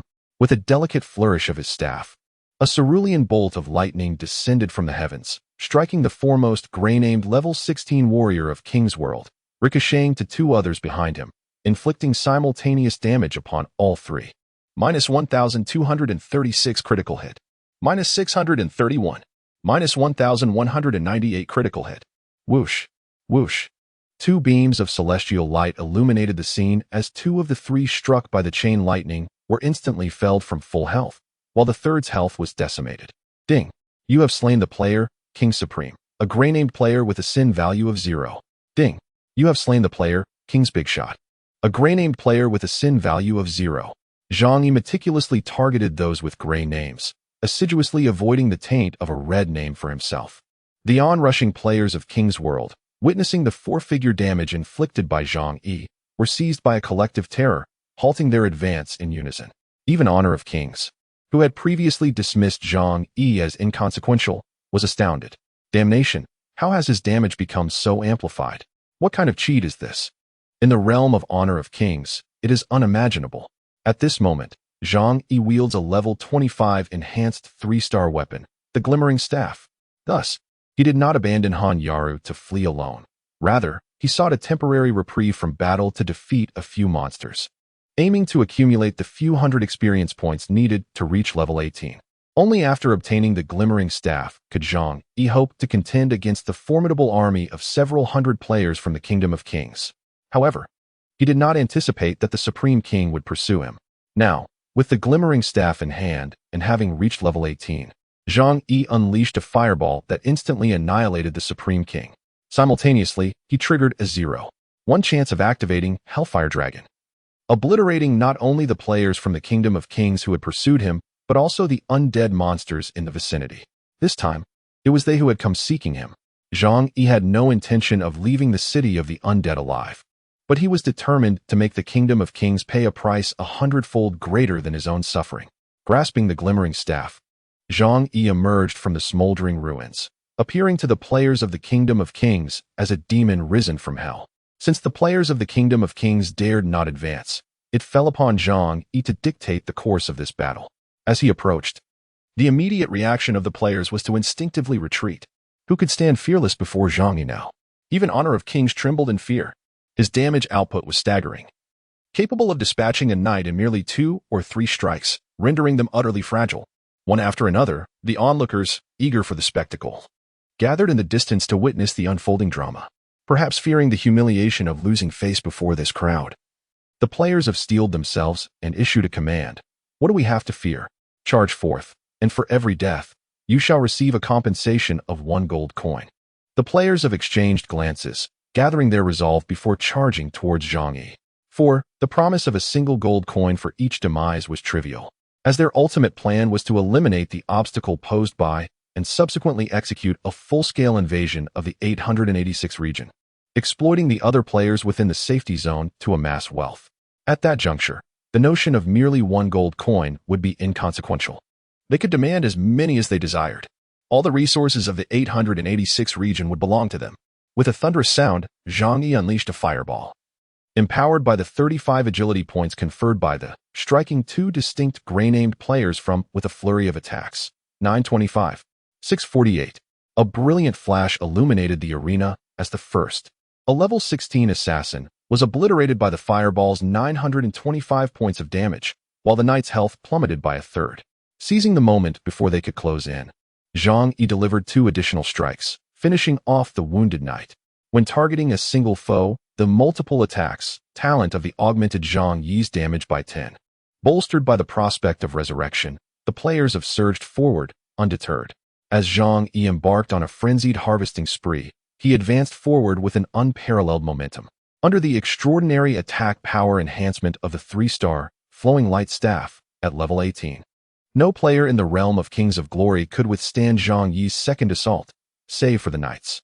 The speed of his single-target basic attacks proved insufficient, prompting him to activate the multiple attacks, talent of the Flowing Light Staff. With each basic attack, he unleashed 2 magical orbs simultaneously, targeting 2 adversaries. Although the damage was dispersed, with each orb inflicting merely 60 of its potential. The damage racked up to an impressive 300 to 400 points on the players of Kings of Glory. In but 2 or 3 instances of multiple attacks, he could eliminate 2 enemies in a heartbeat. On the battlefield, beams of white light erupted one after another, with Zhang Yi's ID remaining pristine white. It appeared that Kings of Glory had made a realization. This fellow exclusively targeted players with gray names. Team Captain. At that moment, a subordinate of Kings of Glory, trembling in fear, pointed at the ID above their leader's head and exclaimed, "You are a gray name. Inua Qingcheng is coming for you. Everyone, get out of my way. Let me flee first." Chapter 66. The live stream exploded. The players of Kings of Glory scarcely had the opportunity to approach Zhang Yi before they were obliterated from dozens of meters away. The rate of corpse respawn could not keep pace with the mounting pile of bodies, and soon enough, the ground ahead was heaped with fallen foes, littered with various loot. Gradually, faced with the seemingly invincible Zhang Yi, the players of Kings of Glory shifted from an offensive stance to a defensive one, retreating in palpable dread. None could fathom the source of Inua Qingcheng's formidable prowess. From the very beginning, it seemed as though he was the frontrunner of District 886, the first to enter the safe zone, the first to complete his job transition. And there were even whispers among many that the unnamed player who triggered the hidden quest was none other than Inua Qingcheng. Of course, they could never have imagined that Zhang Yi was a being from 8 years after the apocalypse, endowed with the consciousness of the future, the extraordinary lineage of the dragon race, and divine-level talents. It was precisely this exceptional combination that made Zhang Yi an unbeatable force. As he ascends in levels and eventually enters the main city, one cannot guarantee that his journey will remain as smooth, for indeed, there are always greater talents beyond the horizon, and he is not the sole individual blessed with divine gifts and dragon blood in this world. However, at least until that moment arrives, Zhang Yi can leverage his early advantages to dominate as the foremost player in District 886, treating the mere realm of the King's world with disdain. Meanwhile, the battle rages on, with Zhang Yi relentlessly slaughtering the players of the King's world. At this juncture, the chat channel of District 886 is inundated with messages from onlookers bearing witness to this massacre. Mo Liu. Male, level 17 assassin. My goodness. The formidable Inua Qingcheng is incredible, single-handedly facing 1,000 opponents. The entire team of King's world is on the brink of annihilation. Xin Shizhu. Male. Level 16 mage? Are you joking? Is this for real? How can one person take on an entire team? This is impossible unless he is cheating. Disdain. Crayon Shinchan. Female, level 16 warrior. This is genuine. I am currently on site, witnessing the players from Kingdoms in besiege. One promise to the city. To my astonishment, one promise to the city executed a remarkable counterattack, leaving heaps of corpses in their wake. Astonishment. Flowing Cloud. Male, level 17 assassin. Wow. Is it that exhilarating? Had I known, I would have ventured to the city of the undead as well. Are there any brothers present who could initiate a video live stream? Crayon Shinchan. Can this game actually support live streaming? Question. Flowing Cloud. Yes, it can, but the fees seem exorbitant. They charge by the second. And every moment is costly. Fire at the Brow. Male, level 17 mage. Money is not an issue. Hurry and start the live stream. We will shower you with gifts, ensuring you won't incur losses. Hurry. The online live stream feature was originally introduced by Tianyun Group as a means of profit, allowing players to broadcast live while being charged per second. Other players in the live stream room can send gifts, with the host receiving half and the game retaining the other half. Observing a multitude of players urging on the chat channel at the City of the Undead, a female warrior with the ID Crayon Shinchan clumsily initiated the live stream, incurring a staggering cost of 1 silver coin per second. At the moment the live stream commenced, Crayon Shinchan posted a message in the regional channel. I have only a few dozen silver coins in my bag. The live stream consumes 1 silver coin per second. I have started the stream, but how long it lasts depends on you all. As the live broadcast commenced, numerous players not present in the City of the Dead flocked to the streaming interface, seeking out the Crayon Shinchan live room before joining in. Consequently, within the live room, a flurry of system messages appeared. Player, I am a fool, entered the live room. Player, Nuwa is crazy, entered the live room. Player, King Bomb, entered the live room. From Crayon Shinchan's perspective, the scene being broadcast showcased an expansive city street. where a multitude of players from the Kingdom of Champions were being pressed back in a desperate struggle against a lone Beastmaster. With a mere flick of his wrist, the Beastmaster summoned one or two beams of white light in swift succession. Above the Beastmaster, the striking white ID of Yi Nua Qing Chung stood out prominently. The magnificent spectacle prompted the viewers in the live room to exclaim in admiration, "Feng Qing Yun Dan, it's truly a 1v1000. Wow, Yi Nua Qing Chung is incredible. Miss Sunny, it's terrifying that so many from the Kingdom of Champions cannot overcome just one player. This Yi Nua Qing Chung is astonishing. Seabreeze, 666, 666, 6666 Scorpio, 6666666666666. Soon thereafter, Crayon Shinchan witnessed the barrage of gifts flooding the screen. Player Feng Qing Yun Dan sent a gift flower, X1. Unit price 1 silver coin. You receive 50 profit, 50 copper coins. The system has automatically deposited it into your backpack. Player Feng Qing Yun Dan sent a gift, flower, X66. Miss Sunny, the player, generously bestowed gifts of fireworks X10, each priced at 3 silver coins. Player Storm Angel presented a magnificent yacht, priced at 10 gold coins. Exclaimed in astonishment, goodness. Even the formidable Storm Angel has arrived, splurging on a yacht worth 10 gold coins. Truly, wealth breeds audacity. Meanwhile, witnessing the rapid influx of gifts in the live broadcast, Crayon Shinchan's funds soared from a mere handful of silver coins to a staggering sum of over 10 gold coins, nearly bringing him to tears. He had never encountered such an abundance of gold, and all he did was open the live stream. Observing the fervent popularity of Crayon Shinchan's broadcast, numerous players present at the scene eagerly followed suit, launching their own streaming sessions. To capture attention, the titles of their broadcasts were whimsically varied. Watch the great Yi Nua single-handedly take on 1,000, utterly vanquishing the warriors of the world. And Yi Nua, the unparalleled force, reigning supreme as the #1 in Zone 886. On the battlefield, Zhang Yi was indeed wreaking havoc, having already dispatched over 50 players from the warriors of the world beneath the shimmering glow of his staff. The reason so many from the warriors of the world struggled against Zhang Yi was their overwhelming fear, rendering them incapable of mounting any offensive. Zhang Yi was but a man, not a deity. Despite his formidable defense and substantial health, a coordinated assault from a dozen archers and assassins could swiftly bring him down. Fear had clouded their judgment, compelling them to treat Zhang Yi as an invincible force. Thus, Zhang Yi, undaunted, pressed forward to the location where Guan Hao and his companions had previously fallen. Oblivious to the events that had transpired ahead, Lu Xing remained closely tethered to Han Yaru, seeking to curry her favor. It was not until he witnessed the forces of the Kingdom of Kings retreating in disarray, and Zhang Yi slicing through the encirclement with his staff, gradually approaching him, that Lu Xing was struck with astonishment. Chapter 67. A life-risking protection. Lu Xing gazed in disbelief at Zhang Yi, who, undeterred by the overwhelming numbers of the Kingdom of Kings, was advancing directly towards him. At the same time, Han Yaru, who had felt abandoned by Zhang Yi and had resigned herself to despair, experienced a flicker of warmth within her heart upon seeing his return, her eyes fixed intently on him. Zhang Yi. Lu Xing rose to his feet, calling out to the approaching figure, "You have forsaken Yaru. What do you return for? Leave at once. You are unworthy of her love. From this day forth, I shall take your place and care for her properly." Regardless of Lu Xing's words, Zhang Yi remained silent, steadily drawing nearer. Strangely, the surrounding players from the Kingdom of Kings did not dare to intervene. Lu Xing found this incredulous. How is it that you all are so timid? With so many of you, none dared to confront him? Though Lu Xing contemplated fleeing, he glanced at Han Yaru beside him, gritted his teeth, and resolutely drew his dagger, challenging Zhang Yi. Fine, if they won't act, then let me lead the charge. Boasting the skills of an assassin, along with the expertise in armor-piercing techniques and a newly acquired stabbing ability, Lu Xing, despite knowing Zhang Yi's formidable power, felt little trepidation. For he knew that Zhang Yi, no matter how formidable, was merely a beast master with a low growth rate and fragile vitality. As long as he relied on his exceptional agility to evade Zhang Yi's strikes, he was confident that he could swiftly approach and eliminate him in one decisive move.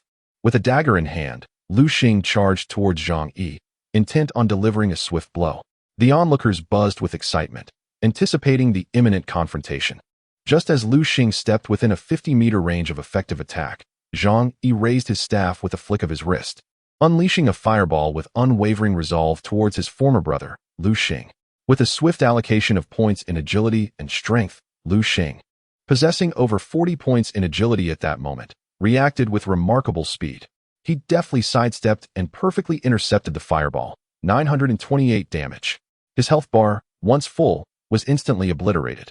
Lu Xing, a level 15 assassin, was utterly annihilated, collapsing to the ground, wide-eyed as he gazed at Zhang Yi, only to dissolve into a beam of white light moments later.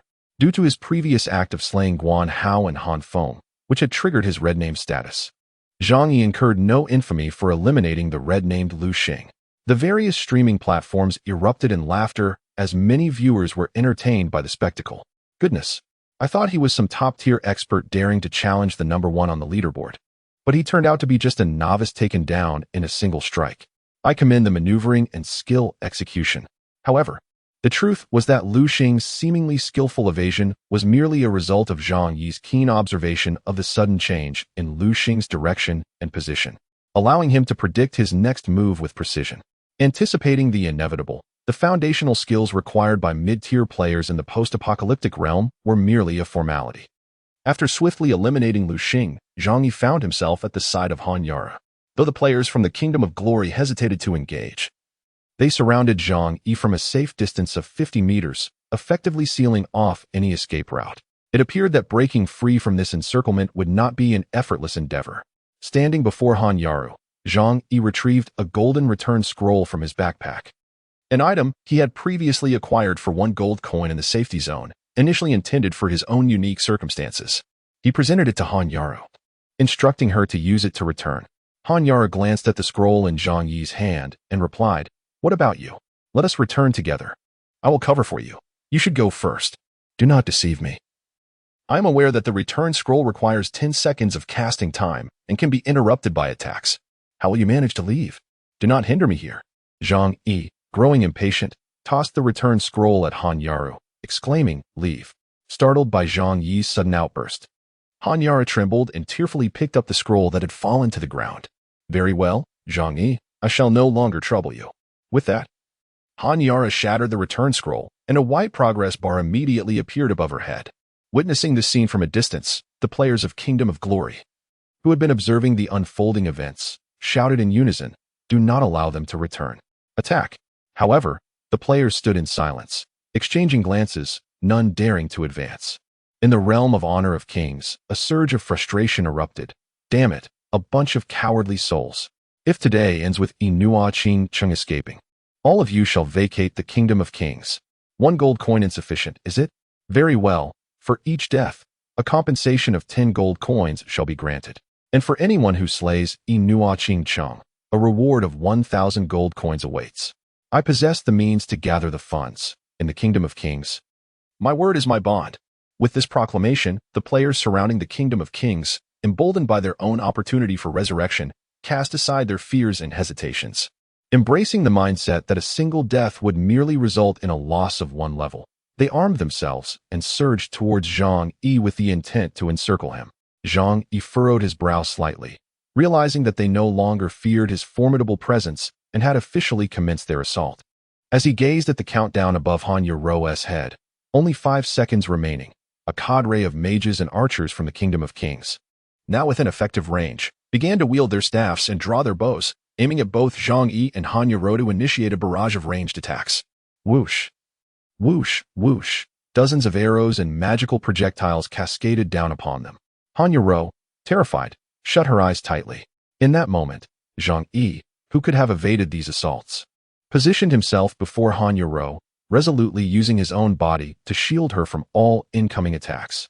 Fireballs and arrows rained down upon Zhang Yi. 46. -1. -9. -126. -78. With damage numbers ranging from 100 to a mere 1 erupting above his head, causing his health bar to plummet by half in an instant. Upon witnessing this scene, the protagonist of the game, Wang Zhirong Yao, suddenly realized a previously overlooked issue. It seemed he was not invincible after all. Laughter erupted among his comrades, urging one another to unleash a concentrated assault, declaring that their foe would soon meet his demise. Amidst this fervor, Countless mages and archers from all corners of the realm of Wang Zetianxia unleashed a barrage of attacks upon Zhang Yi from a distance. Meanwhile, Han Yuro, having opened her eyes, beheld Zhang Yi standing valiantly before her, instinctively gasping in surprise and gratitude. Zhang Yi was indeed shielding her with his own body. Swiftly, he retrieved a potion of superior vitality from his satchel, replenishing his health. In mere moments, the next wave of concentrated fire from their adversaries descended upon him. To safeguard Han Yuro's retreat, Zhang Yi braved the onslaught, absorbing all the damage, and this time, his health bar was completely depleted. Zhang Yi, Han Yuro cried out in anguish as she completed her teleportation, transforming into a beam of white light and vanishing from the undead city. Chapter 68. The game has only just begun. Ding, you have been struck by the player, Wang Zhirong, with the piercing arrow, attack, losing 235 health points. You have perished. With his health bar obliterated, Zhang Yi, who had seemed nearly invincible in the eyes of the surrounding players from Wang Zetianxia and passers-by, dissipated into a wisp of light. In that fleeting moment of his demise, viewers across various streaming platforms were left in utter disbelief at the unfolding events. What just happened? The renowned player, Yi Cheng, has been eliminated? Wasn't he supposed to be invincible? In the realm of divinity, the notion of invincibility is but a fallacy. After all, one is merely human, not a deity. The idea of triumphing in a 1 versus 1,000 scenario is preposterous. It was merely the fear of death that paralyzed those foolish individuals from the Kingdom of Champions, leading them to hesitate. Had they truly taken action, the illustrious Yi Cheng would have long since met his demise. One adorable observer remarked, "What are you saying? Can you not see? Yi Cheng was undoubtedly protecting that young lady named Yuro. Otherwise, how could he have been so swiftly defeated?" Another sweet soul chimed in, "Indeed. I envy that young lady from earlier. Yi Cheng sacrificed himself for her protection." The lonely invincibility lamented, "Alas, my undefeated deity has fallen." Witnessing Yi Cheng, who was once nearly invincible, being so effortlessly vanquished was astonishing. Even the one who delivered the final blow, Wang Zhirong, could scarcely believe it. Is he truly done for? After a moment's pause, Wang Zhirong erupted into laughter, declaring, "What did I tell you? That fellow is human, not a god. With so many of us in the Kingdom of Champions, how could we possibly be bested by a single individual?" As the one who claimed the final strike, Wang Zhirong laughed uncontrollably. "I never anticipated the final blow would be mine. What a fortunate stroke. Saving me 1,000 gold coins." At that moment, beside him, Wang Zhigui exclaimed with excitement, "Captain, that young man, Yi Cheng, is laden with precious equipment. Even a single item he drops would be worth a fortune." Prompted by Wang Zhigui's reminder, Wang Zhirong jolted with realization. "Goodness, I almost forgot." As he spoke, Glory of Kings swiftly made his way to the spot where Zhang Yi had just perished. Gazing at the small pile of silver coins, a dozen enhancement stones, and several potions scattered on the ground, he couldn't help but spit in disdain. What a letdown. Not a single valuable drop. How is this brat so fortunate? Although a twinge of regret lingered, Glory of Kings felt a surge of exhilaration. Never mind. Managing to defeat him once is enough to temper his arrogance. Look at this insufferable brat. How will he dare to be so brazen in the realm of the kings from now on? With that, Glory of Kings seized the opportunity to make a statement in the chat channel of Zone 886. Yi Cheng, weren't you supposed to be formidable and invincible? How did you fall into my hands today? Haha, I thought you were something special, but it turns out you're quite ordinary. I dispatched you with such ease. It really lacks excitement. I hope you have the chance to resurrect so you can read my words. Yi Cheng, mark my words. This is merely your first encounter. From this day forth, every time I lay eyes on you, I shall eliminate you, and without a chance for revival. You had best remain hidden in the safe zone. Do you understand? Your days of ease are over." As Glory of Kings messages flooded the chat channel, countless players in Zone 886, having just witnessed the live stream or the event in person, felt a sense of injustice for Yi Cheng. Yet, fearing retribution from the Kingdom of Kings, they refrained from speaking out in the channel, opting instead for hushed whispers among themselves. Player A remarked, "To mobilize an entire team of 1,000 to besiege just one person, how shameless." Player B, "Indeed, although in the end, Yi Cheng was slain. Prior to that, he single-handedly dispatched countless opponents from the realm of kings. A rough estimation would suggest at least 50 or 60, wouldn't you agree?" Player C, moreover, Nuoqing Chung met his demise while attempting to rescue that priestess. Had it not been for her, it would have been far less likely for him to fall so easily. He is, after all, the bug of our 886 district. Just look at how the realm of kings flaunts their prowess. They conveniently overlook the times Nuoqing Chung has single-handedly taken down their players. They resort to overwhelming numbers, those shameless individuals. Player D, shoo, keep your voice down. We mustn't let the realm of kings overhear us. Otherwise, we shall meet the same fate as Nuoqing Cheng and face their wrath indiscriminately. While there are players who stand in solidarity with Nuoqing Cheng, many sycophantic players are eager to curry favor with the realm of kings. The latter, unrestrained, unabashedly extol their praises in the regional channel. Wang Lao Wu Male, level 16 assassin truly, the captain of the realm of kings, is formidable. Even the top-ranked Nuoqing Chung cannot match his prowess.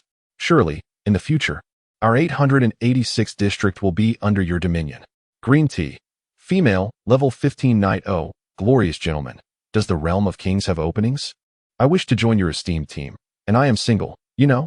Wang Zhigui Lai, male, level 16 Knight absolutely. We welcome all.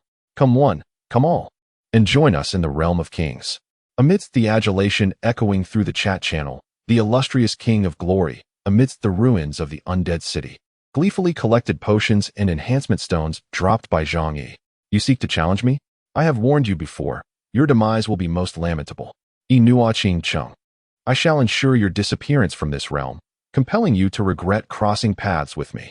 Simultaneously, at the revival spring in Hope Town, a radiant beam of light flickered as Zhang Yi emerged anew from the waters. Ding! You have incurred the penalty of death. Resurrection opportunities -1, level -1. Due to your insufficient level, you do not meet the equipment requirements. Your item, Flowing Light Staff, has been automatically unequipped and placed into your backpack. Upon his revival, Zhang Yi promptly assessed his gear, relieved to find that none of his equipment had been lost. One must acknowledge the advantages of God-level enhancement binding. Had he lost the Flowing Light Staff, it would have surely brought him to tears. At that moment, observing the incessantly refreshing messages in the regional chat, Zhang Yi paused for a moment before composing a message. Nuoqing Chung, male, level 17 Beastmaster game on. This is merely the beginning. The arrival of this prominent figure revitalized the chat, sparking curiosity among many regarding Zhang Yi's cryptic declaration of the beginning. However, after sending that message, Nuoqing Chung fell silent. Strangely enough, upon reading his words in the regional channel, King of Glory felt an unsettling chill run down his spine. Yet, in the regional channel, King of Glory remained undeterred. Oh, you still have a resurrection opportunity? In a realm where safety is paramount, one must remain hidden and refrain from emerging, lest one faces obliteration from this world. Chapter 69, The God of Death, the Golden Skeleton King Zhang Yi. Devoid of leisure to engage in conversation with these individuals, was acutely aware that the clock had struck 5 in the afternoon, leaving merely a handful of minutes before the Skeleton King's incursion upon Hope Town. Prior to the boss's downfall, Zhang Yi had to elevate his level back to 18 and re-equip the Radiant Staff. For only then could he seize the opportunity to land the final blow amidst a throng of over 10,000. Thus, Zhang Yi made his way to the town's garrison, seeking out the NPC guard Mog at the entrance to initiate dialogue and submit the quest titled, Hunt the Skeleton. Young warrior, you have indeed lived up to my expectations. By vanquishing those skeletons and undead, the Golden Skeleton King's power will be significantly diminished. Consequently, we shall have a chance to thwart its invasion and bring about its demise. Please accept the reward you rightfully deserve. As Mog's words faded, a melodious system notification resonated in Zhang Yi's ears. Ding, congratulations on completing the special quest, Hunt the Skeleton.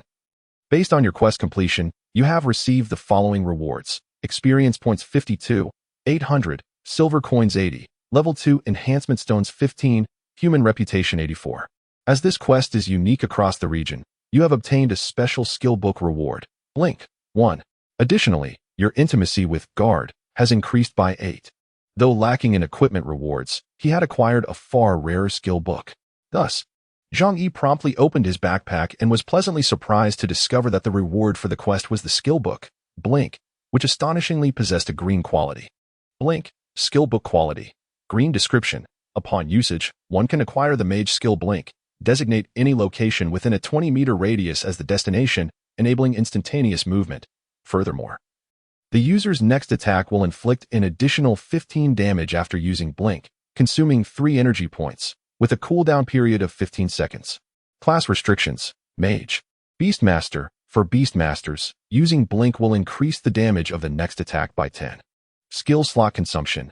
2 Blink is an indispensable survival skill for the fragile Mage class, particularly crucial when targeted by enemy assassins.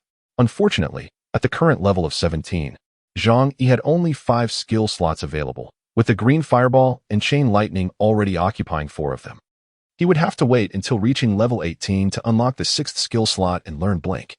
Consequently, he placed the skill book in his bag and checked his status bar, 72 experience. He planned to grind in the Undead City once more, aiming to level up to 18 before the boss was defeated, which he deemed quite feasible.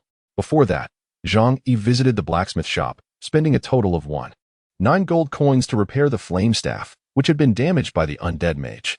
This was achieved while enjoying a 5 discount due to having reached level 1 in intimacy with IL. As a 1-star quality piece of equipment, the flame staff itself held little value. Its worth lay in its potential enhancement at level 25. As the enhancement level of the equipment rises, so too do the costs of repair. Prior to achieving level 18 with the Radiant Staff, Zhang Yi could scarcely confront the skeletal foes of the Undead City unarmed. After replenishing his potions and spending a gold coin in the shop to purchase another teleportation scroll, Zhang Yi departed from Hope Town. Embarking on his journey back to the Undead City, time stood still at 5:10 when the system's regional announcement echoed once more. Ding.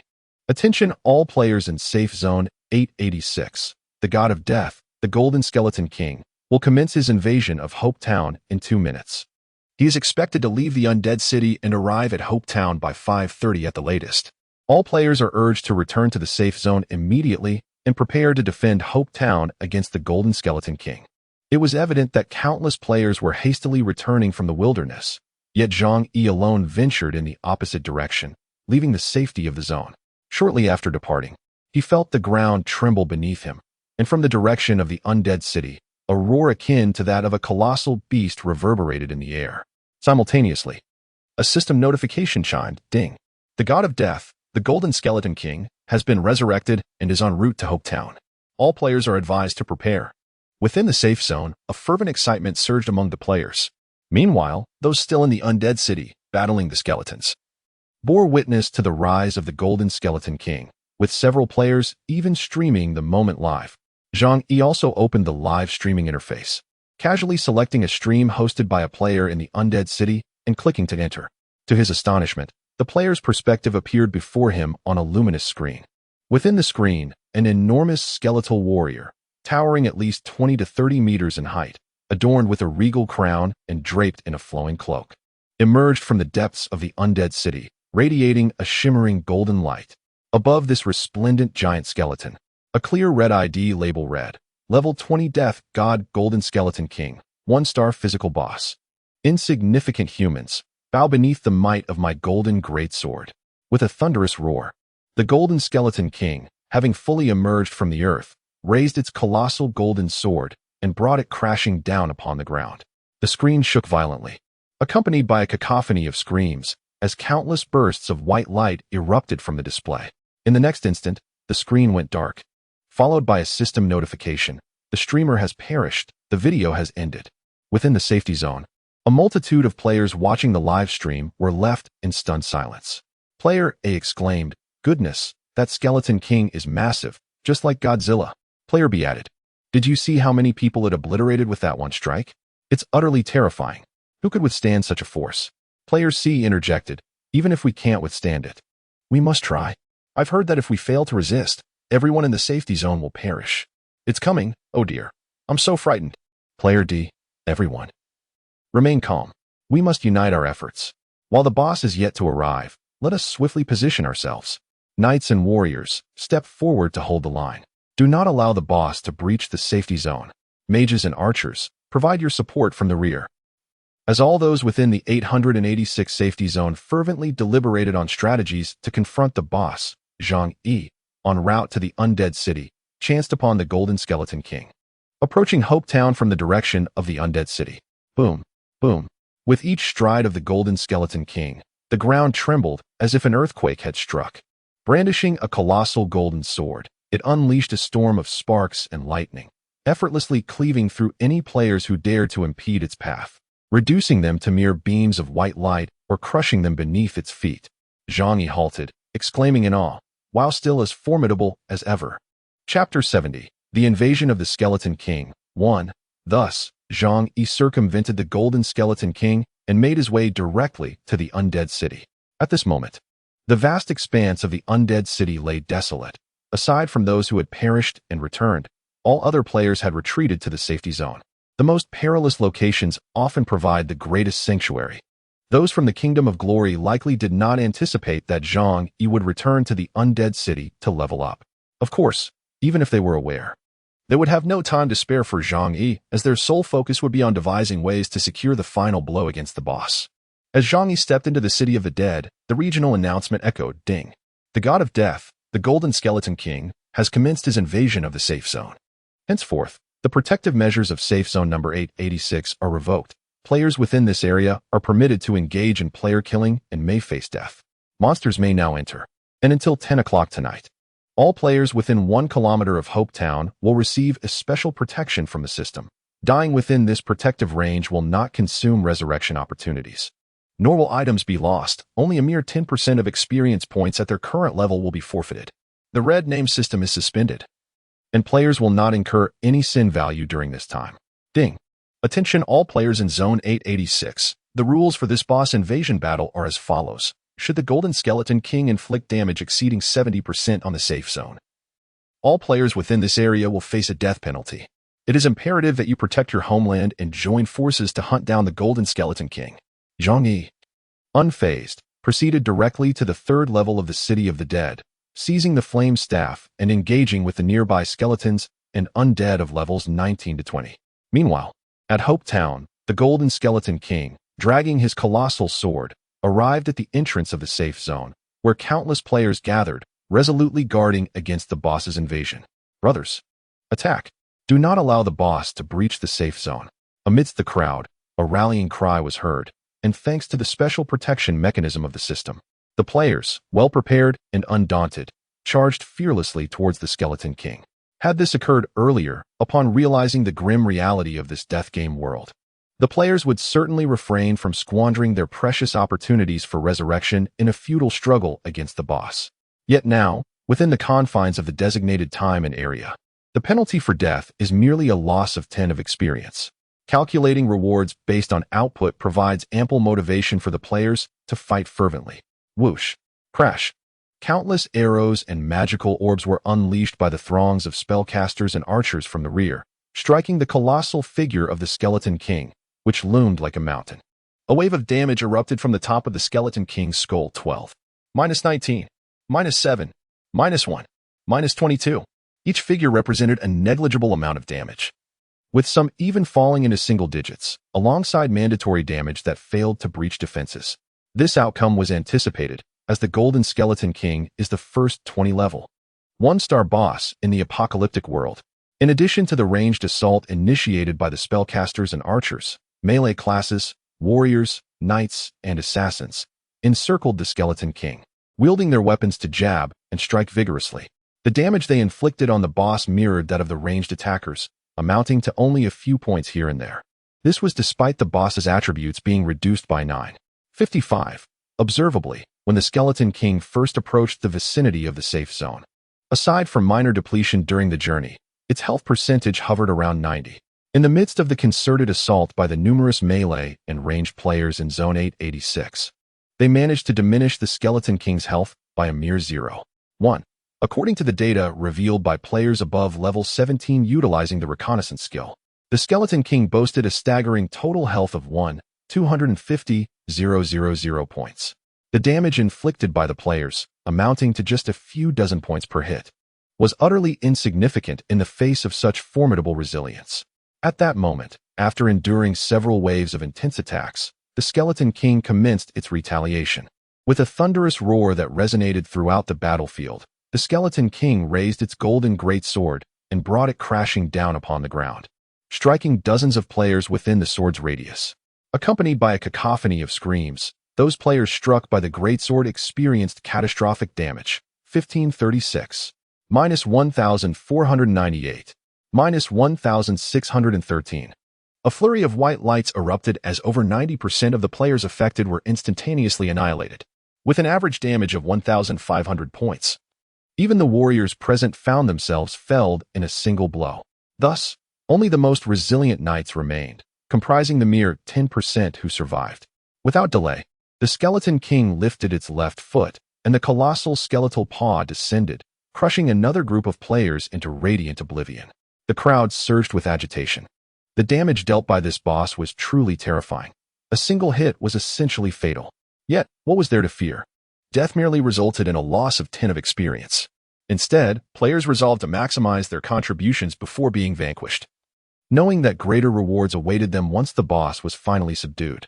Thus, the players, undaunted, charged forth in waves against the boss, employing a strategy of sheer numbers. The might of the Golden Skeleton King was indeed formidable. A mere flick of its hand could obliterate dozens of players in an instant. Although the players' attacks seemed trivial, the cumulative damage, though gradual, was sufficient to slowly deplete the Skeleton King's health bar. However, the main reason for the protracted struggle lay in the fact that not all players in the 886th district could participate simultaneously in this battle. Due to the game's mechanics preventing players from occupying the same space, only a few hundred players within a 50-meter radius were able to engage the Skeleton King. Those beyond this range, including mages and archers, found themselves unable to strike the boss due to exceeding the effective range. Thus, while it appeared to be a battle of thousands against the boss, in reality, only 200 or 300 were actively participating at any given moment. Only when the players within the circle fell could others from outside seize the opportunity to join the fray. If all 10,000 players in the safe zone could attack the Skeleton King simultaneously, this boss encounter would be resolved in mere minutes. After all, even if each individual could inflict just 10 points of damage, such a multitude would collectively deliver a staggering 100,000 points of damage in a single assault. Meanwhile, as the fierce boss battle raged on in the safe zone, Zhang Yi, who was in the undead city and currently spawning skeletons, opened his live stream interface only to discover that someone was indeed broadcasting this boss battle live. Intrigued, Zhang Yi entered the live stream to glean insights into the progress of the encounter. Chapter 71. The Invasion of the Skeleton King. 2. The player broadcasting live was a girl, likely caught up in the excitement of the moment, for the cross-region streaming feature had yet to be activated. Presently, nearly all players from Zone 886 were gathered to vanquish the boss. Who was she streaming for? Just as she prepared to end her broadcast, a system notification appeared. Player Inua Qingqing has entered the live stream. Inua Qingqing. The girl could hardly believe her eyes. She rubbed them and focused again, realizing that it was indeed the esteemed top player from Zone 886. A wave of joy washed over her. Oh my. The number 1 player has joined my broadcast. However, the subsequent system notification sent her into a frenzy of excitement. Player Inua Qingqing has gifted Yacht X1, a yacht worth 10 gold coins. At that moment, Zhang Yi spoke in the live chat. Find a safe spot and continue your stream. I will shower you with gifts. Once this wave ends, start broadcasting again when the boss's health reaches 10, and I shall send you 2 more yachts. Amidst the crowd, a level 16 sorceress with the ID, I like you, followed Zhang Yi's instructions, seeking a secure location away from the boss. And there she provided a live broadcast solely for him. Thus, through the perspective of a young lady unable to penetrate the tumultuous battlefield, relegated to observing from the periphery, Zhang Yi witnessed the unfolding of the boss battle in the live stream. The broadcast revealed a chilling moment as the Golden Skeleton King unleashed a devastating sword attack, radiating fierce energy across a 50-meter radius, obliterating hundreds of players in an instant. Zhang Yi could not help but gasp in astonishment at the sheer terror of it all. While he deftly wielded his staff to dispatch skeletons, he remained engrossed in the live stream. For Zhang Yi, the luxury of a yacht priced at 10 gold coins seemed extravagant, with a total of just over 30 gold coins to his name. He could afford a mere 3 yachts. However, the prospect of securing the first kill of the Skeleton King and acquiring the treasures it might yield rendered those few dozen coins utterly insignificant. As Zhang Yi was unable to witness the action firsthand, he relied on the broadcast of other players to stay informed. Missing the moment would result in a staggering loss of millions. Unfortunately, the streamer, overwhelmed by the demands of broadcasting, concluded her stream after a mere 3 minutes. Yet, she had made a promise to Zhang Yi to resume the broadcast when the boss's health dwindled to 10%, solely for his benefit. To safeguard against any potential lapses or unforeseen circumstances, Zhang Yi had taken precautions of his own. From the brief 3-minute stream, he noted that the Skeleton King's health had decreased by exactly 3%, averaging a 1% loss per minute. The Skeletal King begins with a health percentage of 90. At this pace, if no mutations occur during the battle, this boss fight could conclude in just an hour and a half. Zhang Yi merely needs to return approximately 1 hour and 20 minutes into the encounter. In the world of Apocalypse, every boss-level creature has a chance of mutating once its health drops to 30. Such mutations significantly enhance the boss's combat prowess for a limited duration, which can be quite terrifying. However, once the mutation period concludes, the boss will enter a state of weakness. After the live stream of the young woman titled, "I Like You" ended, Zhang Yi continued his relentless assault on the monsters. As one skeletal and undead creature after another, all ranging from levels 19 to 20, succumbed to the strikes of Zhang Yi's fiery staff, his experience points surged, bringing him ever closer to level 18. Meanwhile, within the safe zone, countless players fervently attacked the boss, their collective focus directed solely at the Golden Skeletal King. Yet, no one seemed to notice that the two largest factions in Zone 886, the Kings of Glory and the Storm family, were conspicuously absent from this engagement. Outside the safe zone, behind towering remnants of urban decay, nearly 1,000 players lay in wait, their eyes fixed intently on the boss ahead. This group, nestled in concealment, belonged to the Kings of Glory faction. Observing the distant battlefield alongside the Kings of Glory, the anxious figure of King Supreme, hidden behind the ruins, voiced his concern, "Captain, it seems this boss battle rewards are based on damage dealt. Shall we not surge forth and engage now? What a foolish notion. In the realm of honor of kings," one mused, how significant can a participation prize truly be? As long as we secure the boss's first kill reward, we shall ascend to greatness. In comparison, the participation prize is of little consequence. Furthermore, losing 10 of experience upon death is no trivial matter. Let us wait until the boss nears its demise before we strike and claim victory. By then, the scattered players will have been sufficiently worn down by the boss. Anyone who dares to obstruct us shall face our wrath. Amidst this discourse, the triumphant warrior chuckled, "The captain is wise." Yet, the esteemed leader expressed concern. "It seems the members of the Storm family have not engaged in battle. Could they share our intent to swoop in for the boss at the last moment?" The fearless warrior dismissed the thought. "I have thoroughly assessed the Storm family's capabilities. A mere ragtag team of 400 cannot possibly contend with our illustrious 1,000-member team, Honor of Kings. Previously, in the Goblin Forest, they bested us by wielding superior gear, aided by the likes of Inua Qingqing. Now, however, our equipment disparity is minimal, and Inua Qingqing has already fallen to our hands. This time, should they dare to seize the boss, I shall ensure they return empty-handed, avenging our prior defeat in Goblin Forest." Meanwhile, behind a pile of rubble, players from the Storm family lay in wait, whispering, "Captain, we do not see any members of Honor of Kings. They are likely hiding, preparing to ambush the boss." As the words of the 17th level warrior, Storm Dragon King, faded, Storm Angel gazed at the distant Skeleton King and declared, "Regardless of the circumstances, we must seize the first kill prize and the loot from the boss. It absolutely cannot fall into the hands of the sovereign realm. Otherwise, the 886th district will no longer have a place for our Storm family." Amidst this fervent declaration, the sorceress, Storm Fantasy, suddenly pointed towards a cluster of debris where a few heads peeked out, exclaiming, "Darling, could those be members of Sovereign Realm?" Chapter 72, The Defense of the Safe Zone. Ding player, King of Glory, has sent you a friend request via ID search. Just as Storm Angel turned to follow the direction indicated by Storm Fantasy, a notification sound echoed. Upon realizing it was a friend request from King of Glory, Storm Angel frowned slightly and accepted the request.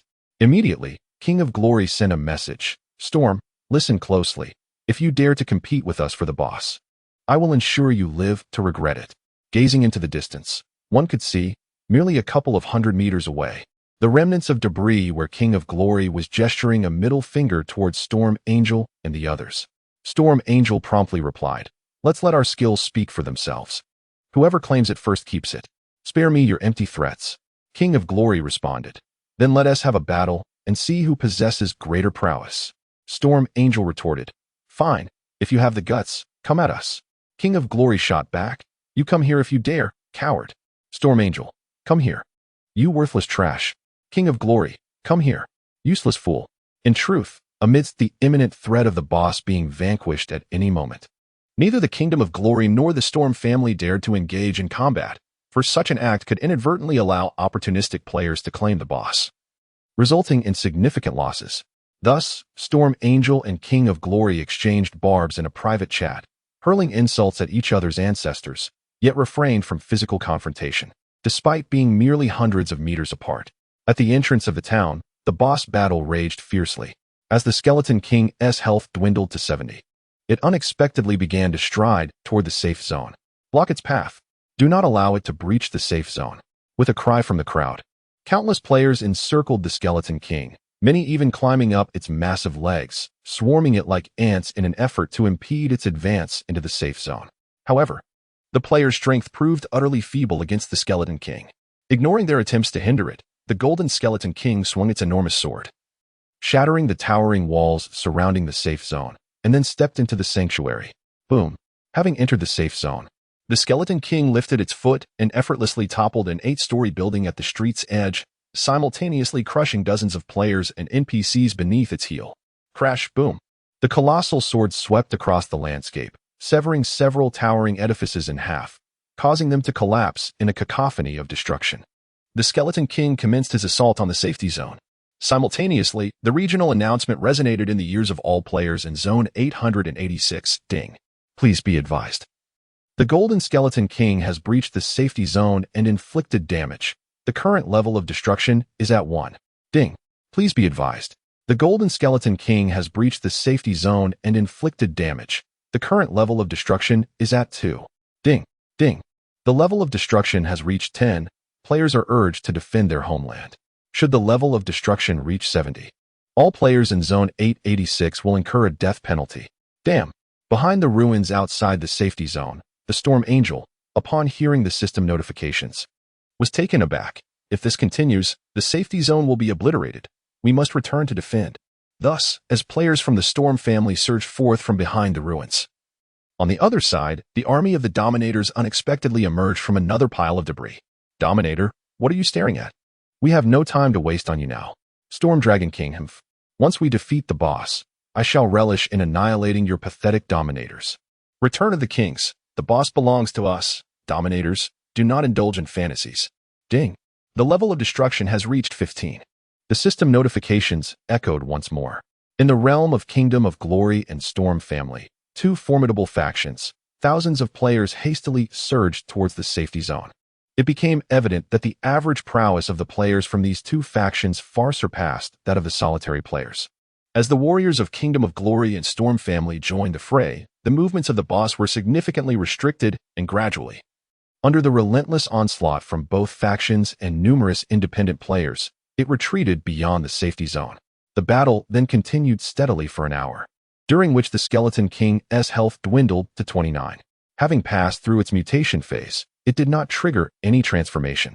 As the health further dropped to 15, then 14, it was at this moment that the true nature of Kingdom of Glory players emerged. They brazenly began to slaughter the unsuspecting independent players around them. With a flurry of strikes, several solitary players, who were fully engaged in combating the boss, were caught off guard and swiftly dispatched by nearby members of Kingdom of Glory, dissolving into ethereal light. Panic ensued among the crowd. Among the independent players, a level 16 warrior wielding a longsword gazed incredulously at Supreme King of Kingdom of Glory, who had just fatally struck another solitary player. "What do you mean by this?" he exclaimed. "What do I mean? Your demise awaits." With that, Supreme King charged forth, dispatching the wounded warrior with a flurry of blows. At that moment, Kingdom of Glory bellowed, "Those who wish to live, get lost. The boss belongs to us, Kingdom of Glory. Why should it be yours? We battled for the boss together. What gives you the right? Simply put, it is due to our strength." Having spoken, the player of Honor of Kings knocked an arrow and, in concert with his teammates, swiftly eliminated the sorcerer who had just spoken. Due to the system's protection, the red name penalty was temporarily lifted, allowing the player, who had already achieved multiple kills, to continue his relentless assault on the surrounding casual players. His ID still displayed in white. Arrows flew in a frenzy, and a cacophony of anguished cries filled the battlefield. Under the brutal onslaught of the players from the Kingdom of Kings and the ruthless rampage of the boss, the Golden Skeleton King, the scattered players gradually succumbed to despair and fled in all directions, unwilling to offend the Kingdom of Kings for the sake of a single boss. Even the renowned top player, Inua Qingcheng, had fallen victim to the wrath of Honor of Kings. What hope did these casual players have? Some smaller clans and teams, however, were unwilling to relinquish the nearly defeated boss without a fight and openly resisted the Kingdom of Kings, only to meet their demise at the hands of its players. While executing their massacre, the players of Honor of Kings remained vigilant, keeping a close watch on the boss's health. Unbeknownst to them, the Skeleton King's health had already plummeted to 10. The first kill of the level 20, one-star boss, the Golden Skeleton King, was destined to be theirs. Just then, another faction emerged from the safety zone, the Storm family. In the entire 886 region, only the Storm family possessed the strength to challenge the Kingdom of Kings. Without hesitation, players from both families engaged in a fierce battle before the Skeleton King, each vying for the coveted first kill. As the foremost boss in the apocalyptic world, the first kill of the Golden Skeleton King holds paramount significance. The one who secures this coveted first kill shall claim all the rewards and ascend as the leader of the 886th district. This is a fierce contest between the Kingdom of Kings and the Storm family, a struggle that could determine the fate of the future. Meanwhile, in the Undead City, Zhang Yi, engrossed in defeating skeletons, remained oblivious to the passage of time. At last, a beam of golden light descended upon him. Ding. Congratulations, you have leveled up. Current level, 18. The journey back to level 18 has been arduous.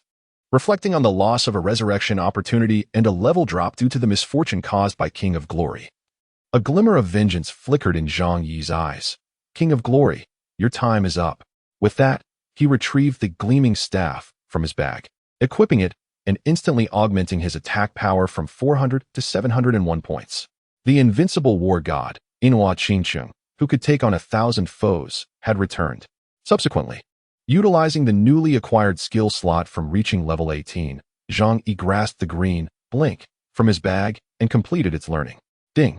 Congratulations. You have mastered a new skill, blink. Checking the time, it was nearly the hour. Just as Zhang Yi prepared to open the live streaming interface, a notification chimed. Ding. The streamer you follow, I like you, has begun their live broadcast. Hurry to the stream and take a look. Upon accessing the live streaming interface, he found that the entire screen showcased only one broadcast, hosted by I Like You, and Zhang Yi promptly entered the live stream. Zhang Yi, through the live stream captured from her perspective, observed the Golden Skeleton King, who was still amidst the crowd, wielding a colossal sword and ruthlessly slaughtering foes. The health bar above its head was precisely fixed at 10, neither more nor less. Simultaneously, it appeared that two major factions of players were embroiled in an internal conflict. Without needing to glance at their ID tags, one could easily surmise that it was undoubtedly the royal dominance in the Storm family. Yet, their skirmish bore no significance. For regardless of who emerged victorious, the boss would ultimately belong to Zhang Yi. Thus, in accordance with his earlier promise to I Like You, Zhang Yi proceeded to lavishly donate 2 yachts, valued at a total of 20 gold coins, in the live stream before unfollowing I Like You and exiting the broadcast. Retrieving a town return scroll that he had meticulously prepared, he shattered it without hesitation. With a flash, Zhang Yi vanished from the undead city. As his vision shifted, he reappeared in Hope Town, wielding the radiant staff, and opened his ID as he made his way towards the village entrance. At that moment, the largest exit of Hope Town was teeming with players, all gathered to witness the Golden Skeleton King, whose health was now but a thread. The players could only stand at a distance within the safety zone, daring not to engage the boss. Discontent and grievances echoed throughout the crowd. Player A exclaimed, "The royal dominance is utterly shameless. They weren't even present during the boss fight, and now that it is on the brink of defeat, they emerge, seeking to claim it all for themselves while preventing us from participating." Player B added, "And what of the Storm family? How do they differ? It is all for personal gain. Such is the nature of humanity." Player C, "Yet their power is formidable, and we are but mere challengers. One can only hope they engage in mutual destruction, leaving behind a solitary boss for us to seize." As the crowd buzzed with chatter, a sudden cry pierced through the din. Inua Qingcheng has arrived.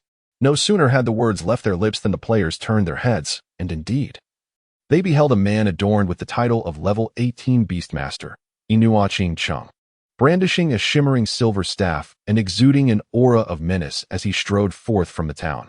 The formidable presence of Zhang Yi stirred a wave of excitement among the players.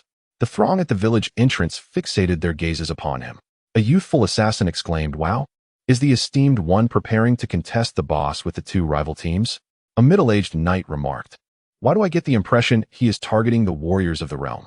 Look at the murderous intent in his eyes. He must have been slain by them in the undead city. Did he not proclaim in the district that the real game has only just begun?" A voluptuous archer chimed in, "Oh my, Inua is so handsome. I eagerly await his performance. It seems the warriors of the realm are in for misfortune." Just as the debate raged on, Zhang Yi suddenly halted, hesitated for a moment, and then turned to enter a noodle shop by the roadside. The players were left agape in astonishment. Some even found it hard to believe and rushed to the entrance of the noodle shop, only to witness Zhang Yi leisurely enjoying a bowl of beef noodles inside. What a remarkable calmness he possessed. Outside, two rival factions were fervently battling the boss. Yet this individual had the audacity to savor his meal.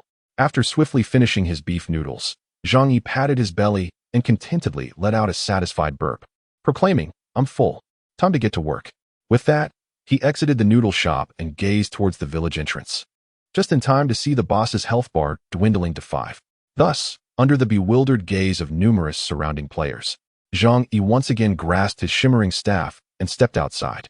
Observing the extraordinary demeanor of this remarkable player, the onlookers dared not utter a word or pose any questions.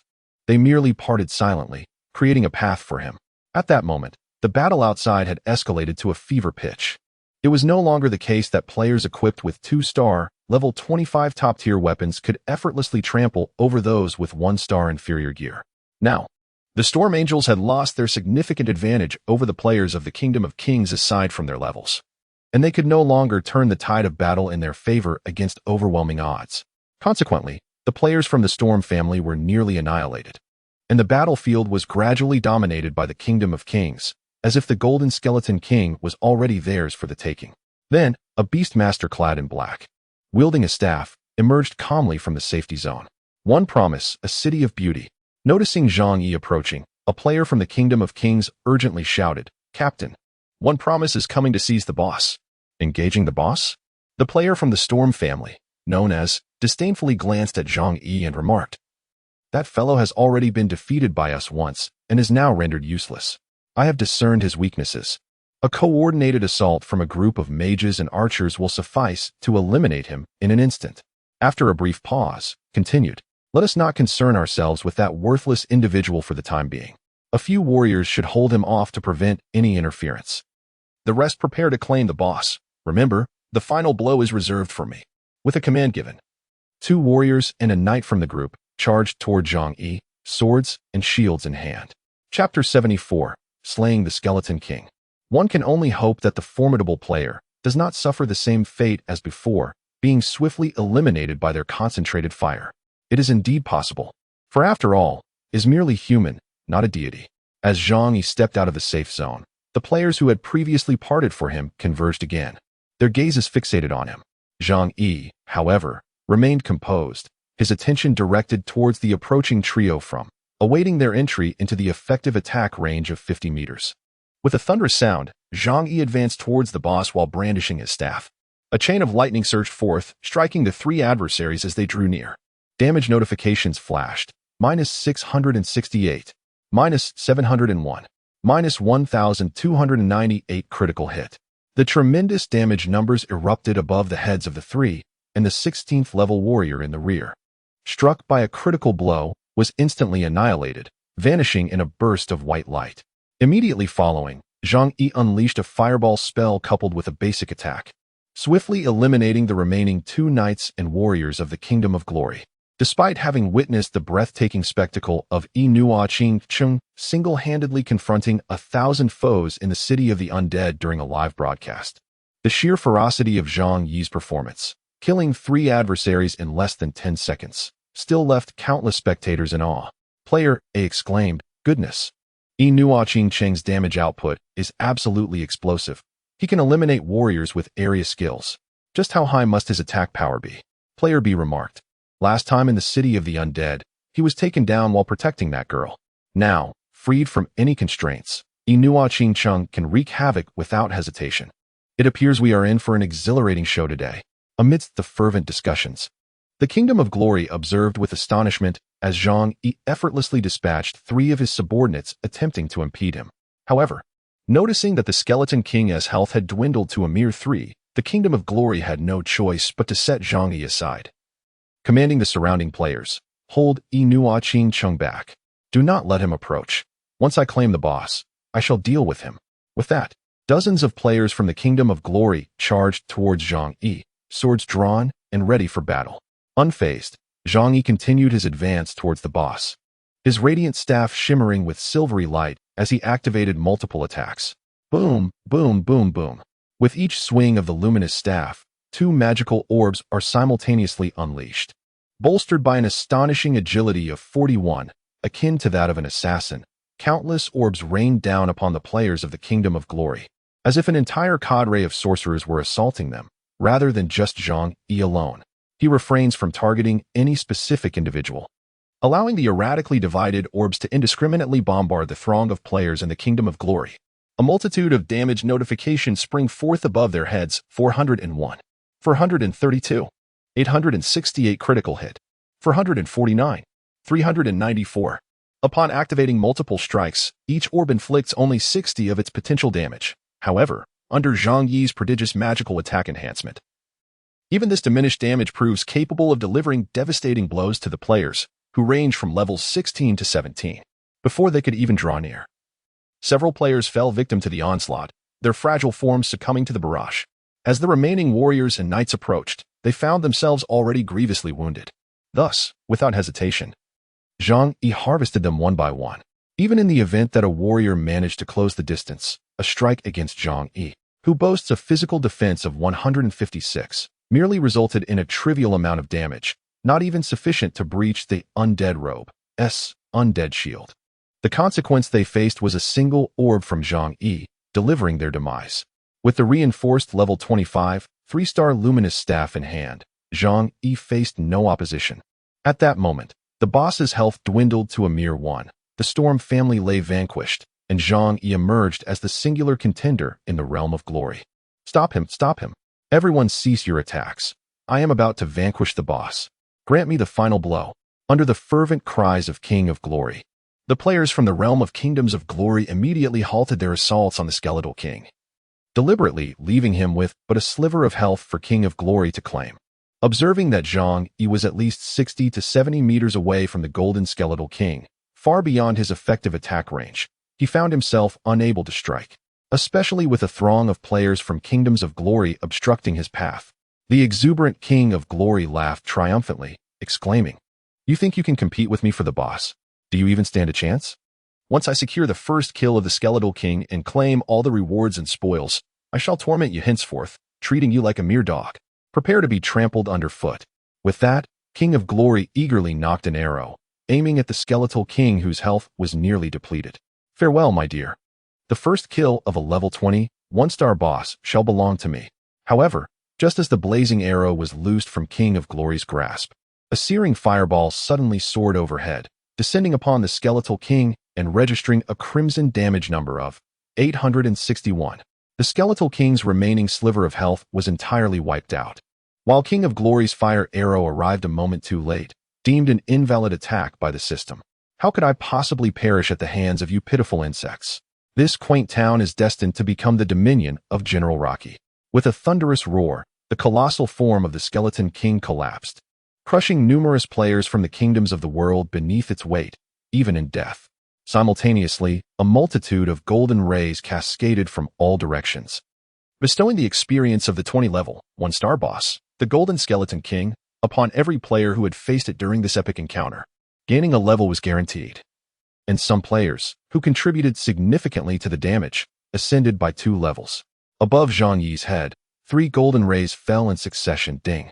Congratulations on delivering the final blow to the 20-level, 1-star boss, the God of Death, Golden Skeleton King, earning you the final blow experience of 600. 000 and 2. 400 reputation. Ding. Congratulations on reaching level 19. Ding. Congratulations on reaching level 20. Ding. Congratulations on reaching level 21. The next level requires 350. 000 experience points. Ding. Congratulations on achieving the first kill of the Golden Skeleton King on the server. The system will announce it across the entire server. Please choose to publicly display or conceal your ID. Chapter 75. Server-wide first kill. Server announcement. Ding. Congratulations to the player from the 886th safe zone in the 8th district for securing the first kill of the God of Death, Golden Skeleton King. Completing the boss first kill achievement and receiving rewards. Level 1, 100 gold coins, 12,000 reputation, 1 5-star treasure chest, and 1 resurrection opportunity. Server announcement. Ding. Server announcement. Ding.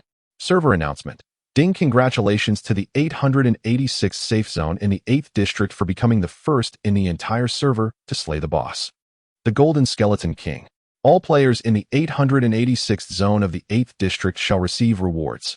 Level 1, 3 gold coins, 1,000 reputation, 2-star treasure chest, 1, and 1 revive chance. Server announcement. Ding. The cross-server chat feature has been temporarily activated, lasting for 1 hour. Players can speak in the cross-server channel by expending a certain amount of currency. Furthermore, all identities and level information of participants in this cross-server chat will remain concealed. As a series of server announcements echoed, the newly opened cross-server chat channel was instantly inundated with countless messages. Little friends. Tremble, player from the 250th zone of the 4th district. Wow. Is the 8th district really that formidable? It's only 7 o'clock, and the boss was just released an hour ago, and you've already taken it down? Are you using hacks? Why does the boss in our zone still have 50 health? Throwing Thunder, Mother, player from the 886th zone of the 6th district. Throwing Thunder, Mother. That made my blood boil. It turns out it's the 8th district 886th zone, not my 6th district 886th zone. I was excited for nothing. Love in the City, player from the 999th zone of the 25th district. Wow. The reward for the first kill is simply marvelous. Everyone in the entire safe zone is level 1, plus 3 gold coins. Wow, wow, wow. Envy and jealousy abound. I want that too. Final kill, player from Region 18. Zone 364. The individual who secured the first kill has struck gold, a bounty of 100 coins and a 5-star treasure chest. This time, they've truly hit the jackpot. The rewards have propelled them to new heights. Hellish Azura, player from Region 1, Zone 1. Damn. I was just a moment too late. We were so close to claiming the first kill prize. I love Binshi, player from Region 1, Zone 89. What the player above said sounds utterly preposterous. Just a tad closer? I find that hard to believe. Server announcement. Ding. Congratulations to the first safe zone in Region 1 for becoming the second zone in the entire server to vanquish the boss, the Golden Skeleton King. All players in Region 1, Zone 1, will receive a reward of 80 experience, 2 coins, 800 reputation, 1 2-star treasure chest, and 1 revival opportunity. Upon hearing the system announcement, Zhang Yi was left feeling somewhat disheartened. Fortunately, the first kill was almost taken from us. Indeed, there are always those more skilled than oneself. Zhang Yi had previously accepted the quest with remarkable speed and advanced the hunt for skeletons quest to an impressive 955 points. Yet he was surprised to learn that another zone was nearly a step ahead in defeating the boss. Nonetheless, Zhang Yi felt a sense of fulfillment. He had achieved the first kill across the entire server, in addition to the substantial experience reward from the level 21-star boss, which allowed him to ascend 3 levels instantly. Both personal and regional achievement rewards further elevated him by 2 levels. Thus, Zhang Yi's level surged from 18 to 23 in the blink of an eye, an astonishing rise of 5 levels. However, the announcement from the system left the champions of glory in utter astonishment. This was something that King of Glory could never have imagined. He thought the boss was undoubtedly his, only to find in the end that it was snatched away by a player named Inua Chi-Ching. But how did he manage to seize the boss? In astonishment, King of Glory turned to see that Inua Chi-Ching had somehow traversed the distance of 60 to 70 meters and arrived within 50 meters of the Skeleton King. How could this be possible? How could he possess such incredible speed, breaking through the defenses of so many players in the Kingdom of Glory to instantly reach this position? Soon, King of Glory deduced the answer. He must have used a blink ability. It must be said that his guess was indeed correct. Seeing the prize that was so nearly within his grasp being snatched away by someone he despised, Inua Qingqing, King of Glory, was filled with rage. Nearly exploding with fury, "Damn, Inua Qingqing! How dare you steal my boss? You seek death." Zhang Yi dismissed him with indifference. "Oh, your boss?"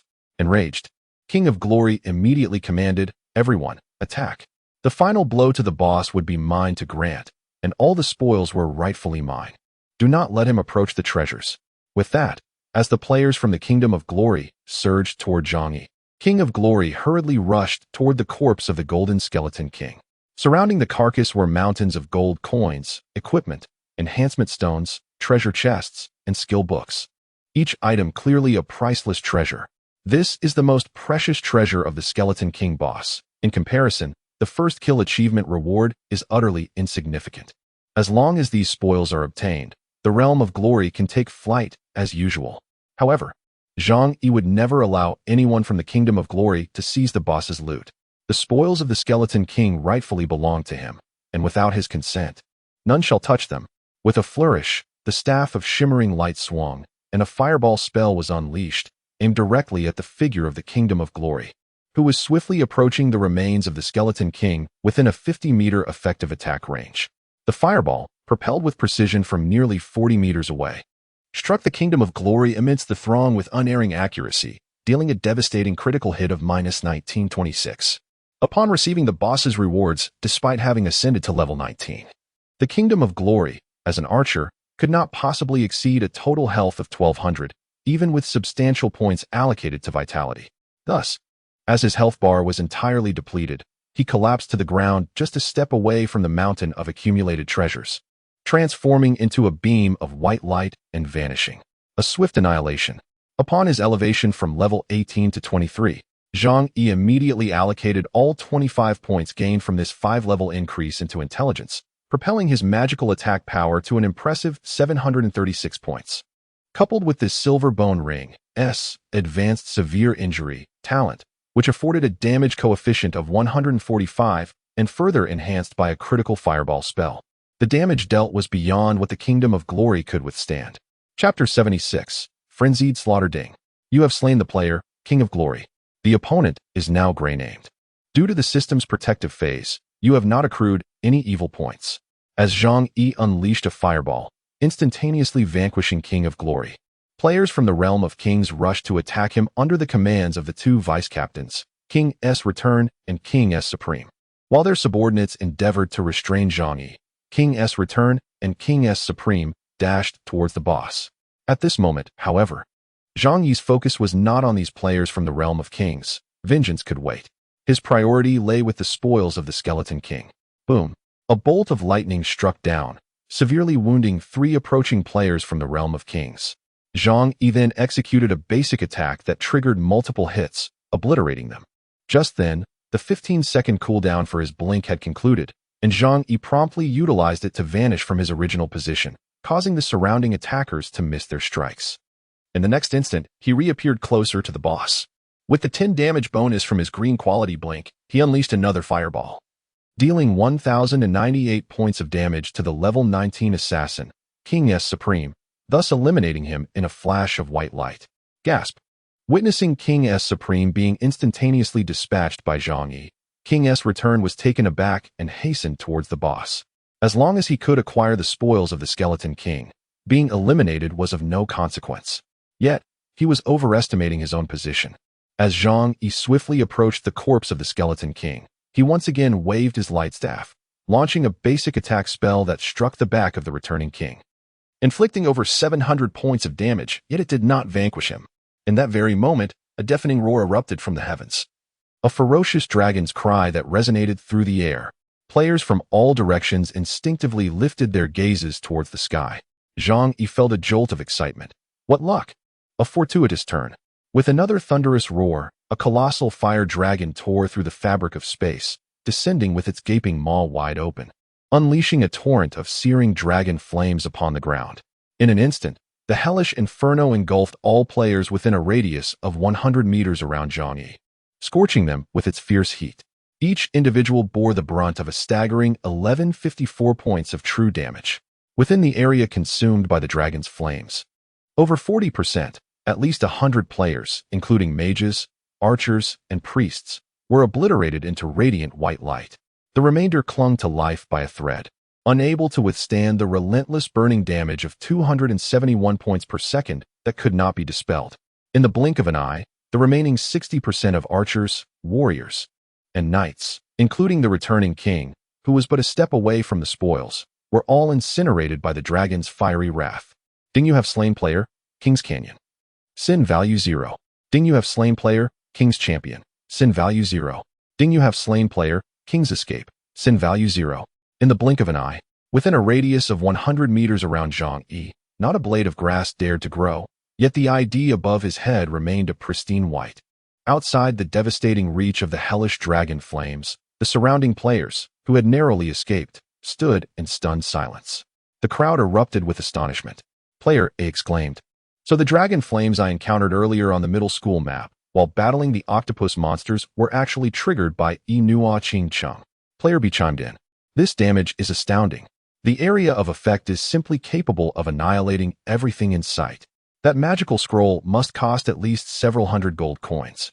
How could he possibly afford it?" Player C countered, "How do you know it's a scroll? Could it not be a skill he possesses?"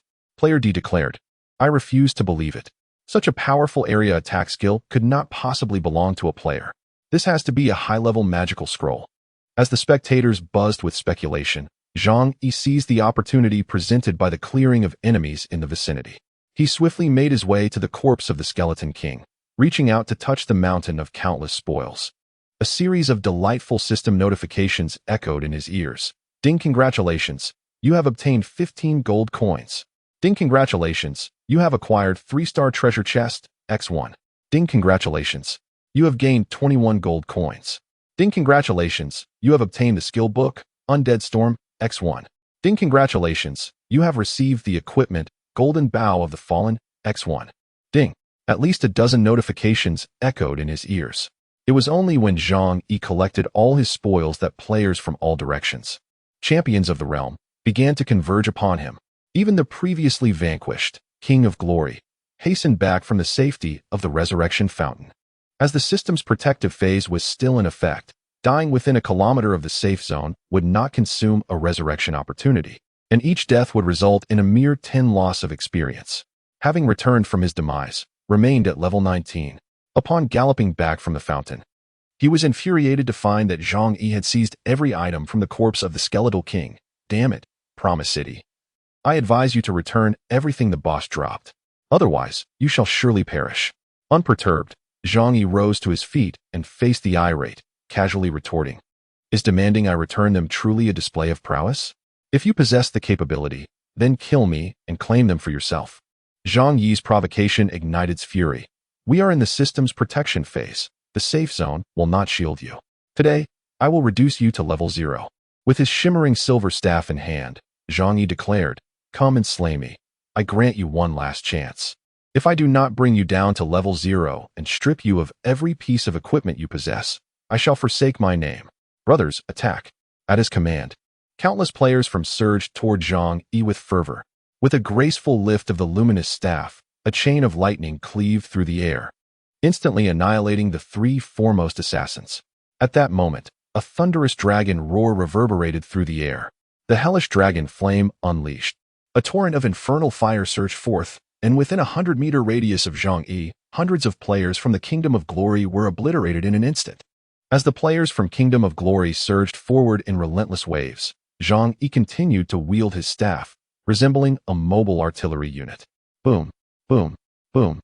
The sound of multiple attacks triggered the dual magical orbs, leaving the players from all directions with scant opportunity to approach Zhang Yi, as they fell lifelessly at a distance of 2 to 3 dozen meters away. Chapter 77. The Glory of Kings falls again.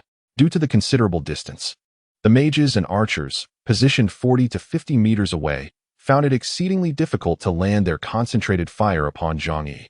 In the world of Apocalypse, the farther the distance, the lower the hit rate for ranged classes. With his agility attribute of 41, Zhang Yi could easily evade the incoming attacks with minimal movement. A stark contrast to the earlier incident in the Undead City, where they had been swiftly taken down. Witnessing the futility of the concentrated fire from the mages and archers, The observers from Glory of Kings, standing 50 meters away, swallowed hard in disbelief, murmuring, "How has this guy suddenly become so formidable? Why does he seem so different from the one we encountered in the undead city? Is this truly the same person?" The Supreme King, harboring the same bewilderment as Glory of Kings, inquired of his captain, "Have you noticed it too? That Inua, so captivating. I even suspect he allowed us to slay him this afternoon in the undead city." The Supreme King, in utter disbelief, remarked, "His movements, his maneuvers. I refuse to believe he was incapable this afternoon. Could it be that he was truly slain in an effort to protect that girl?" After a moment of silence, Glory of Kings suddenly experienced a revelation. The area within 1 kilometer of the safe zone is currently in a protective phase. Killing will not result in a red name. By heavens, that rascal was indeed deliberate. He feigned weakness to avoid a red name, knowing full well that the system activates protection when the boss invades the safe zone. Just as Glory of Kings grappled with this astonishing realization, Zhang Yi abruptly appeared, having teleported from a distance of 60 to 70 meters to within 50 meters of Glory of Kings, exclaiming, "I told you, the game has only just begun." No sooner had the words left his lips than a fireball spell hurtled toward Glory of Kings, who barely had time to react before being instantaneously vanquished. What the hell? A blinding light erupted as Glory of Kings vanished from the throng, his fate sealed despite the multitude of players from the Kingdom of Kings surrounding him. Meanwhile, a triumphant smirk slowly crept across Zhang Yi's face. Zhang Yi's intentions were indeed deliberate. In the afternoon, while in the city of the undead, he was aware that he should not indulge too much in the act of killing. Should he become notorious for his actions, the repercussions would be too great for him to bear. Thus, he cleverly used the pretext of protecting Han Yaru to offer the Kingdom of Kings an effortless opportunity to eliminate him. As a reincarnated being returning from 8 years hence, Zhang Yi understood that when the boss invasion commenced, all safe zones would activate their protective systems, rendering player killings without consequence during this phase. Therefore, what Zhang Yi displayed was his unreserved, true prowess. Under Zhang Yi's relentless onslaught, the death toll among the players of the Kingdom of Kings soared, with countless beams of white light erupting around him, stirring the hearts of the onlooking solo players in the distance. Player A exclaimed, "The great Inua Ching Chung is magnificent." Player B remarked, "This is truly a 1v1000 scenario. I wish I could live stream this for all to see. Does the game support cross-region streaming now?" Before long, a throng of players surged forth from the safe zone, and members of the Storm family joined the fray. "Brothers, unleash your fury. We are in the protective phase, so fear not. Let us crush the Kingdom of Kings and send them back to level 0. With a commanding call from Storm Angel, the players of the Storm family launched into battle against those from the Kingdom of Kings. The arrival of the Storm family players felt like divine intervention for Zhang Yi. The top 2 players from the 886th district, united in their strength, mounted a robust counterattack against the 1,000-strong team of the Kingdom of Kings. The scene descended into chaos, with piercing screams mingling with blinding light, rising and falling in a dissonant symphony. The flickering of blades danced in the air, reflecting a tumultuous clash. Thanks to the system's protective measures, the penalties for death were significantly mitigated. Thus, players from the Kingdom of Kings and the Storm family perished only to resurrect, relentlessly charging forth like participants in a seemingly interminable war, astonishing the onlookers from afar. Onlooker A, who do you think will emerge victorious in this battle? Onlooker B, I wager a packet of spicy snacks on the Kingdom of Kings. After all, they have the numbers, over 1,000 strong, while the Storm family, alongside Inua Ching Ching, is barely half that. Onlooker C, what does it matter who wins or loses? It doesn't affect us, and there is nothing to loot. It's rather dull. I'll just go grind monsters and level up. After half an hour of combat, the average level of players from both the Kingdom of Kings and the Storm family plummeted from level 20 to 18. Zhang Yi, a level 23 Beastmaster who had claimed at least 400 lives from the Kingdom of Kings, switched hands with his staff, weary from the right, to continue the battle with the left. An hour later, the player from the Kingdom of Kings returned at level 16. What the hell? Are we still fighting? It's pitch dark. Don't you all eat? Barely had he finished speaking when the level 17 warrior, Storm Dragon King, cleaved him into a beam of light, stepping over the still fresh corpse of the returning king. The Storm Dragon King spat disdainfully, declaring, "Curse you, trash. Heh, spit." 2 hours later, The average level of players from both factions had dwindled to 12, igniting a frenzy in the regional chat of Zone 886. Male. Level 19 Knight. My goodness, have the people from King's Glory and Storm Clan gone mad? Is it truly necessary to exert themselves so fiercely? Male. Level 20 Archer. After much effort, I finally secured a boss kill and earned the regional first kill reward to level up. Yet, look at those two teams. They have all dropped several levels, with many plummeting to single digits. What a pity. Female. Level 18 Mage. Have you all noticed that while the members of King's Glory and Storm Clan have each died dozens of times, the charming gentleman from One Promise to the City has yet to perish even once? Male. Level 19 Beastmaster. Indeed, his damage output is utterly explosive. Anyone from King's Glory who approaches him meets their demise, and the number of kills amassed by One Promise to the City exceeds 4 digits. Female. Level 18 Priest. Goodness, if it weren't for the system's protection, the consequences would be unimaginable. Would they dare to fight like this without the system's protection? As the clock struck 9:30 in the evening, only half an hour remained until the system's sanctuary would cease. At that moment, Zhang Yi had already pushed King's Glory to the resurrection fountain. Observing King's Glory, who had just respawned at level 1, Zhang Yi stood before the fountain. His staff lifted gracefully. Fireball technique. Boom. Just as King's Glory revived, he fell once more. Chapter 78. Abundant harvest. Surrounding the revival spring were numerous players from the Kingdom of Glory, their levels having plummeted to around 10. Deprived of access to many high-level equipments, which had automatically unequipped themselves, their attributes had significantly diminished, rendering them incapable of posing any threat to Zhang Yi. Thus, they could only helplessly witness their captain, Glory, being eliminated time and again by Zhang Yi, only to resurrect repeatedly from the spring. Inua Ching Chong, if you dare to kill me again, I shall have ample opportunities to exact my revenge in the future. With that proclamation, Glory was once more vanquished by Zhang Yi. A mere 3 seconds later, he resurrected. Clad only in his undergarments, his countenance twisted in fury. Inua Ching Chong Yu. Yet again, Glory met his demise. Inua Ching Chong. Brother. Father. Grandfather. The surrounding players of the Kingdom of Glory turned away, unable to bear the spectacle. At precisely 10 o'clock, a regional announcement resounded. Ding. Attention, players. The system's protective effect has expired. The safe zone has now returned to normal. At that moment, a fireball spell struck the freshly revived Glory. Though the damage was completely negated, instantly, Glory seemed to regain his audacious spirit, swaggering out from the revival spring, proudly adorned in his undergarment. And defiantly gazing at Zhang Yi, he declared, "Come and kill me. If you dare, try it again." Zhang Yi set down his staff, his expression devoid of emotion as he gazed at the player known as Glory of Kings, and declared, "If you possess the audacity, remain within the safety zone for eternity and do not venture out.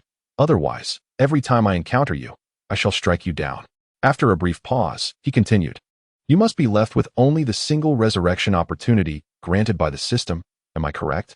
Glory of Kings was momentarily taken aback, rendered speechless.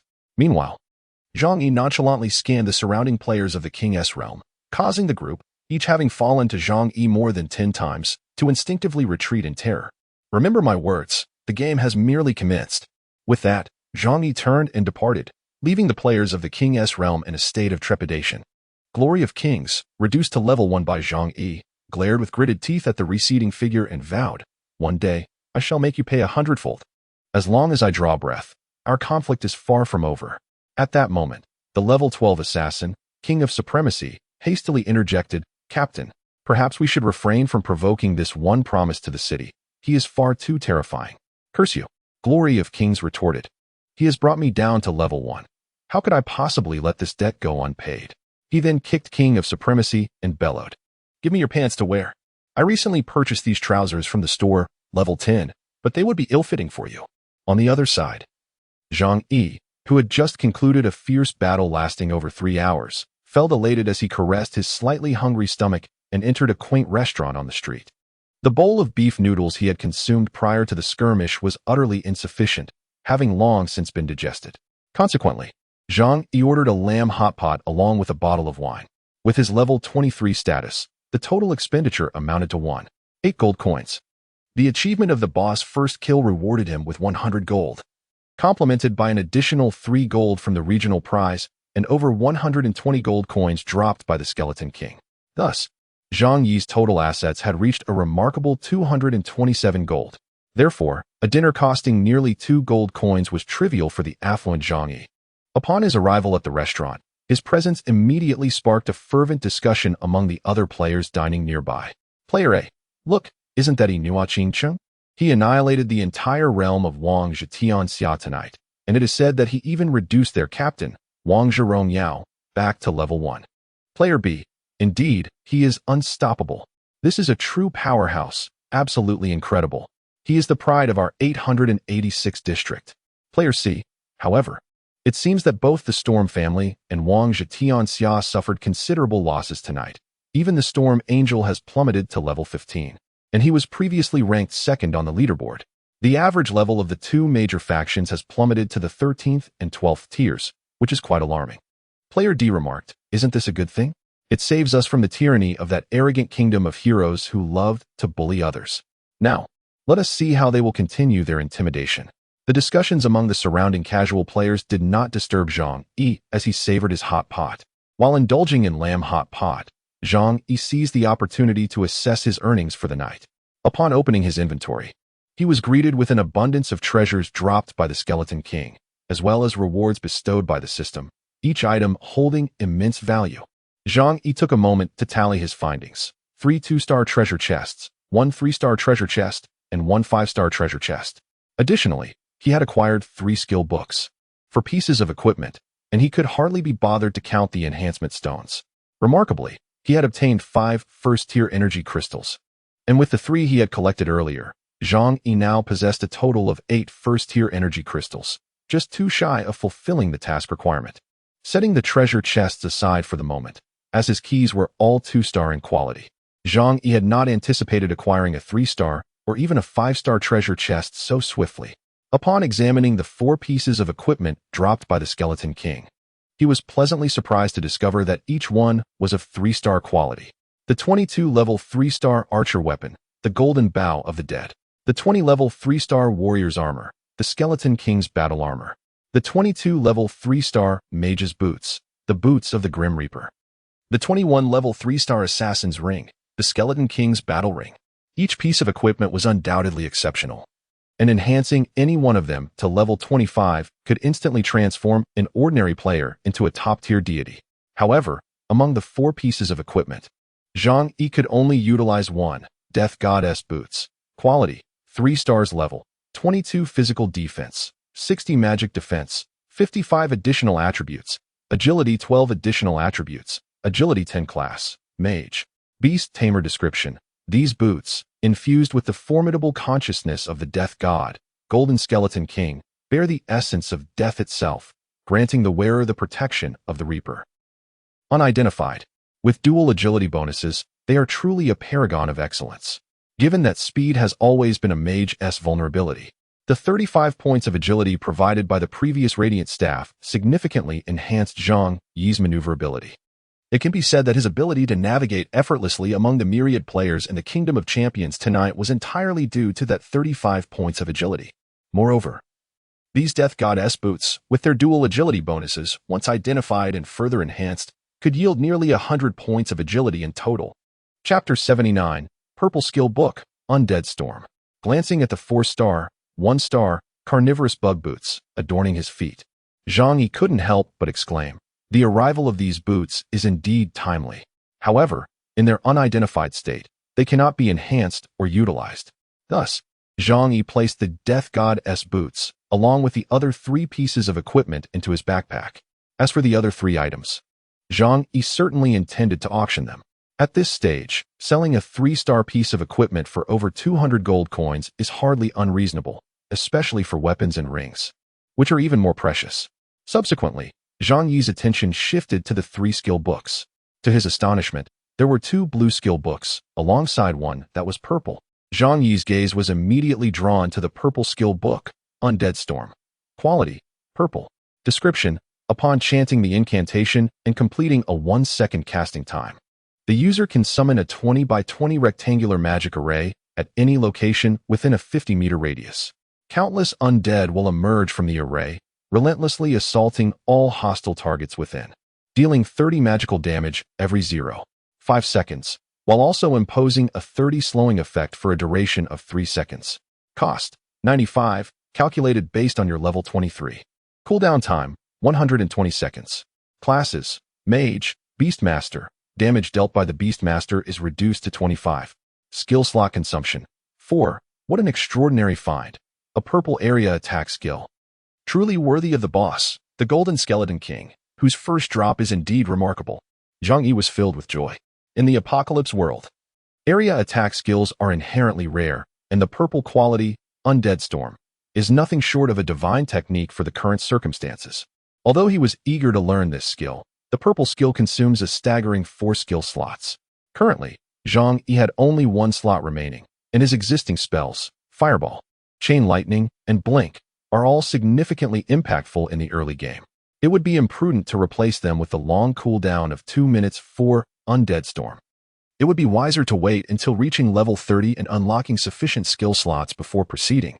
Thus, Zhang Yi placed the Necromantic Storm into his bag and then turned his gaze towards the 2 other blue skill tomes. These 2 were not meant for his use. One was the Knight's Necromantic Puncture, and the other was the Priest's Necromantic Healing. All 3 skill tomes dropped by the Skeleton King were of the Necromantic school. At this stage, green skill tomes were rare commodities, while blue quality tomes were worth their weight in gold. Furthermore, in the world of the Apocalypse, necromantic skills were heavily inclined towards damage, making them a coveted find for players who sought high output. Selling these 2 tomes for over 100 gold pieces would be no challenge. Crucially, having just concluded a boss invasion battle, every player in District 886 received a system reward of 3 gold coins, meaning that money was no longer a concern. Additionally, the Skeleton King had also dropped over 100 level 2 enhancement stones, as well as several quality magic scrolls. Attack buff scroll. Quality increases attack power by 20 for half an hour. Effects do not stack. Defense buff scroll. Quality increases defense by 20 for half an hour. Speed buff scroll. Quality increases attack speed and movement speed by 20 for half an hour. Life buff scroll. Quality increases maximum health by 20 for half an hour. There were 2 of each type of scroll, totaling 8 quality scrolls dropped by the Skeleton King. Just these quality buff scrolls would command a price of at least 5 gold each in the store. Moreover, they might not even be available in the shop, making these scrolls immensely valuable. Using such rare scrolls for daily monster hunting is undoubtedly a waste. There will be moments in the future when they will prove useful. Thus, Zhang Yi placed these scrolls into his bag. He then utilized the 3 spare 2-star keys from his inventory to unlock the 3 2-star treasure chests dropped by the Skeleton King, as well as those rewarded by the system, acquiring 3 pieces of 2-star equipment in the process. The market value of 2-star equipment has plummeted significantly. Items around level 20 are only worth approximately 5 or 6 gold coins. Selling the 3 pieces could yield a respectable sum of over 10 gold coins. The greatest anticipation now rests upon the 3-star treasure chest and the rare 5-star chest awarded for the first kill achievement. It is estimated that the 3-star chest could provide Zhang Yi with an exceptional 3-star piece of equipment. As for the 5-star chest, the contents remain a mystery. Yet whatever emerges will surely not disappoint Zhang Yi. Should he procure a 5-star item, it would truly elevate his status. Zhang Yi is aware that a 5-star key is not inexpensive, so he plans to purchase one at the shop when he returns to appraise the Death Goddess boots. Overall, this first kill of the Skeleton King has significantly enhanced Zhang Yi's overall strength. In the entirety of the 886 district, his presence is already invincible, even against the might of the entire realm of kings. Zhang Yi also intends to conclude this novice journey upon completing several key tasks.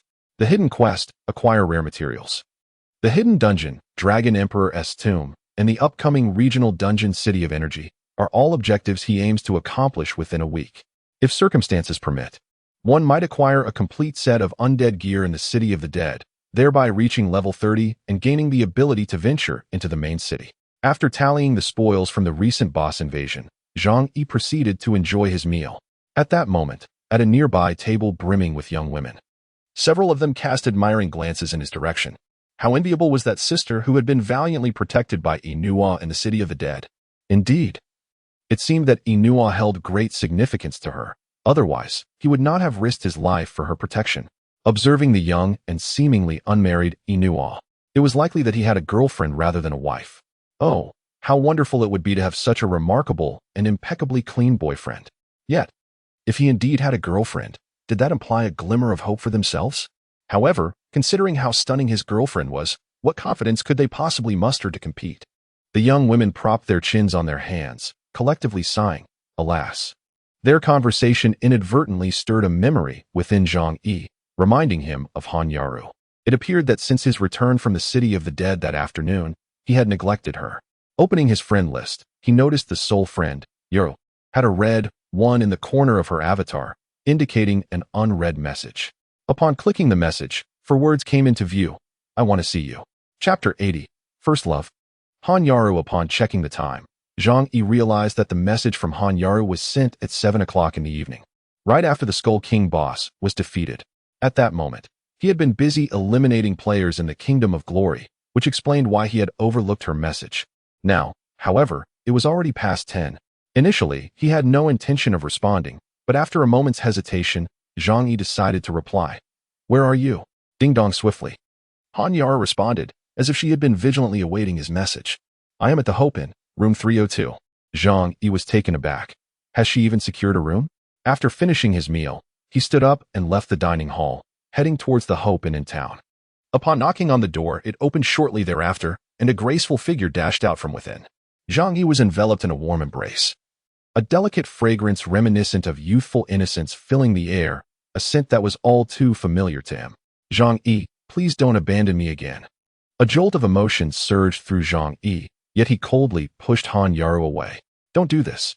Han Yaru gazed at him with tear-streaked cheeks, imploringly stating, I have nothing left. I am completely devoid of possessions. Realizing something, Zhang Yi glanced into the empty room behind Han Yaru and inquired, Where are Haozi and your brother? Han Yaru could only weep silently, offering no response. Zhang Yi understood then that when Lu Xing had slain her that afternoon, both Guan Hao and Han Feng had already lost their chances for resurrection. Previously, Zhang Yi had not given it much thought, believing that they would surely have another chance at resurrection. He had thought that even if they were killed, they could still come back to life.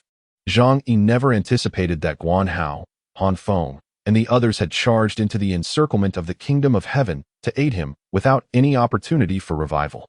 Realizing this, tears welled up in Zhang Yi's eyes, and he was suddenly overwhelmed by an indescribable emotion. It seemed that Lu Xing had also perished.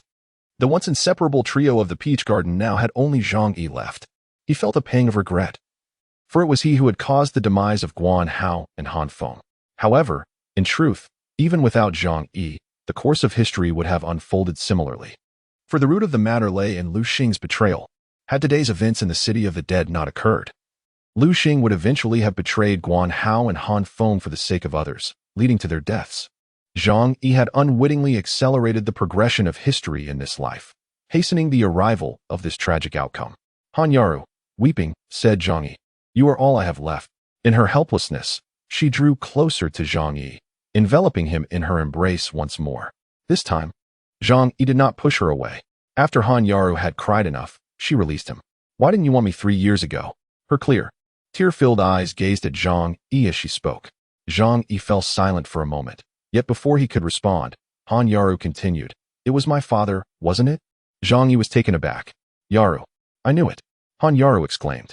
It must have been my father who approached you, otherwise, you would never have been so heartless as to abandon me. Indeed, 3 years ago, Zhang Yi departed without a word, prompted by the intervention of Han Yaru's father, the esteemed chairman of Han Enterprises. In a clandestine meeting, he offered Zhang Yi a sum of 1 million to sever ties with his daughter, believing that Zhang Yi, an orphan without any connections, was unworthy of her. Zhang Yi, fully aware of his own standing, had initially been oblivious to Han Yaru's affluent background. By the time he discovered the truth, he had already fallen deeply in love with her. Consequently, he acquiesced to her father's demands and resolutely left Han Yaru and his friends, without a word of farewell. However, he did not accept the 1 million offered by her father, and he often regretted that decision in the days that followed. Zhang Yi sighed. It is all in the past. Yet, my feelings for you remain.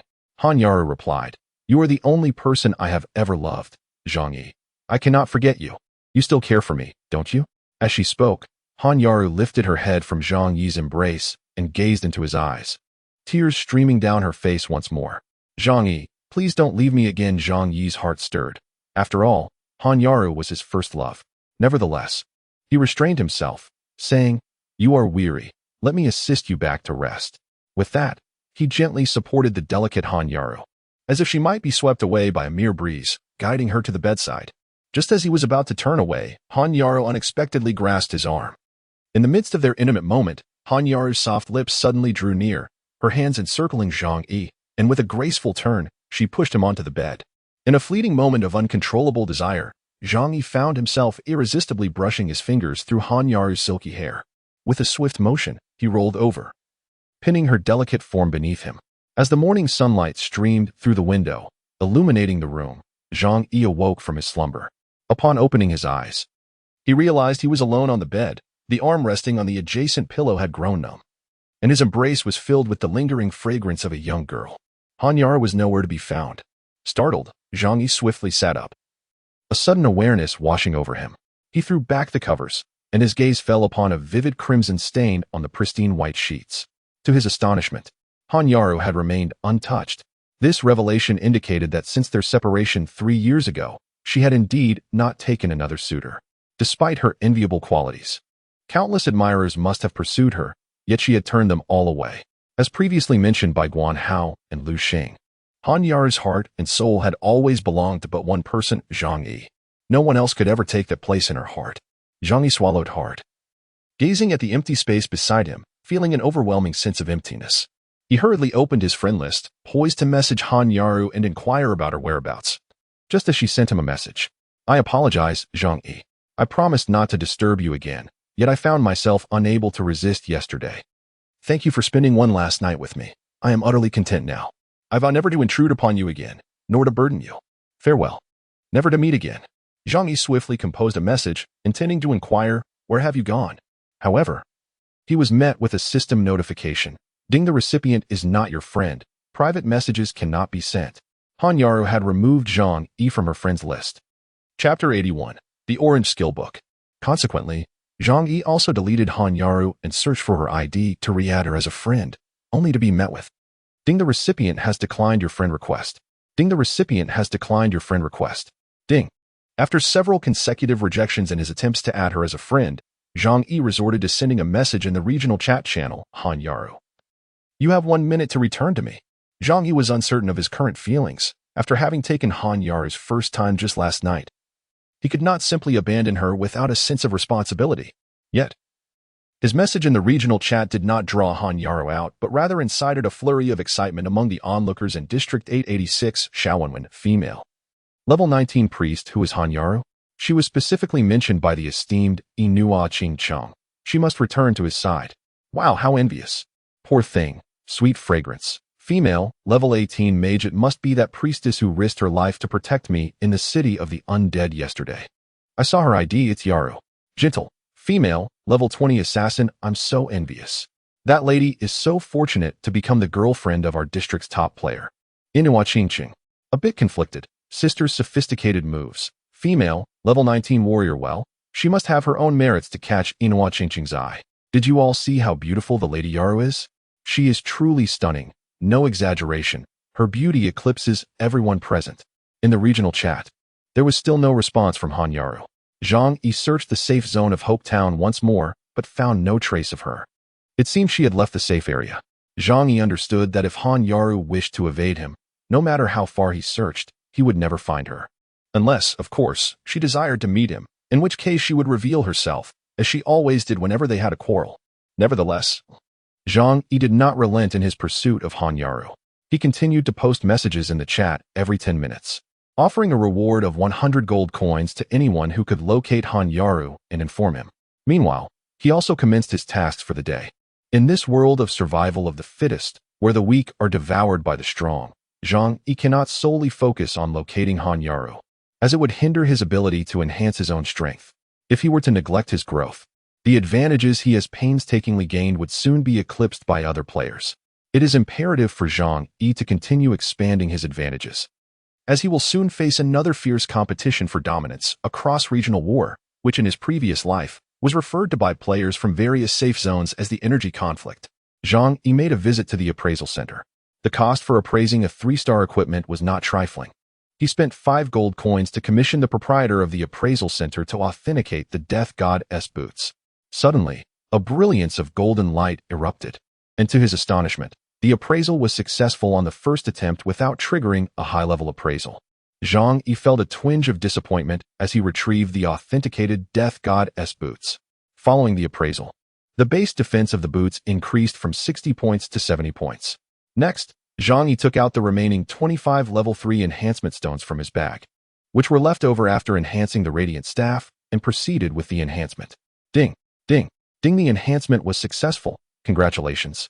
Your equipment, Death God's boots, has reached enhancement level 25, unlocking the exclusive talent, Godspeed. To his surprise, the exclusive talent activated by this enhancement turned out to be an active skill, Godspeed. Upon activation, it increases movement speed by 50 for 10 seconds, with a cooldown of 10 minutes. The talents unlocked upon fully enhancing equipment are predominantly passive. The likelihood of activating active skills is exceedingly rare. However, should an active skill be triggered, the value of that equipment would soar tenfold. Consequently, Zhang Yi promptly replaced his current footwear, the Devourer boots, with the Death God boots. Eager to examine his status, his defense dramatically surged. Physical defense at 373, and magical defense at 342. In the present safety zone, unless one possessed a 3-star weapon, none could breach Zhang Yi's formidable defenses. Coupled with an agility attribute elevated to 132 points, he could deliver critical strikes nearly twice in succession, truly invincible. Yet, when pitted against the guardian of the hidden dungeon, the Dragon Emperor's tomb, or the Dragon Blood Swordsman, such statistics were insufficient. Zhang Yi knew he must continue striving for greater strength. Subsequently, Zhang Yi expended 18 gold coins to identify 3 additional pieces of equipment dropped by the Skeleton King: the Wraith's Golden Bow, the Skeleton King's armor, and the Skeleton King's ring. None triggered advanced identification. They all remained 3-star items. Nevertheless, after identification, their base attributes were significantly enhanced. Aside from these 3 pieces, his bag brimmed with various other items and equipment. Rather than setting up a stall, he opted to visit the auction house in town, entrusting the system to handle the sale of all surplus items. The advantage of the system auction house is that it alleviates the burden from players. One simply lists items and sets prices, and upon sale, the system automatically deposits the proceeds into the seller's account. However, the downside is that, while listing is free, the system deducts a 5 fee from each successful transaction. The remaining 2-star equipment was listed at the market's average price. Zhang Yi placed the Fallen Gold Bow, the Skeleton King's armor, and the Skeleton King's ring for auction, each starting at a bid of 50 gold coins. In this auction mode, players could not directly purchase the equipment. Instead, they had to bid, with the highest bidder winning once the auction time concluded. Additionally, the fees charged by the system were significantly higher, reaching 10. Ultimately, Zhang Yi also listed the skill book, Undead Puncture, with the same starting bid of 50 gold coins. As for the priest's skill, Undead Healing, Zhang Yi hesitated for a moment before deciding to keep it in his inventory. After claiming the Skeleton King's first kill, Zhang Yi found himself quite occupied. Once he finished those tasks, he ventured to the shop, where he discovered that the price of a 5-star key astonishingly reached 50 gold coins, while a 3-star key was merely 5 gold coins. "Young man, you can't catch a wolf without letting go of the child," said the shopkeeper, eyeing Zhang Yi greedily. Although high-star treasure chest keys could also be obtained by defeating elite monsters and above, Zhang Yi could not afford to wait. Glancing at his 210 gold coins, he withdrew 55 gold to purchase 1 5-star key and 1 3-star key, prioritizing the opening of the 5-star chest. Ding, congratulations. You have obtained the orange skill book, Sword Shadow Storm 1. Ding, congratulations. You are the first player in Region 8 to acquire an orange skill book. The system will announce this across the entire region.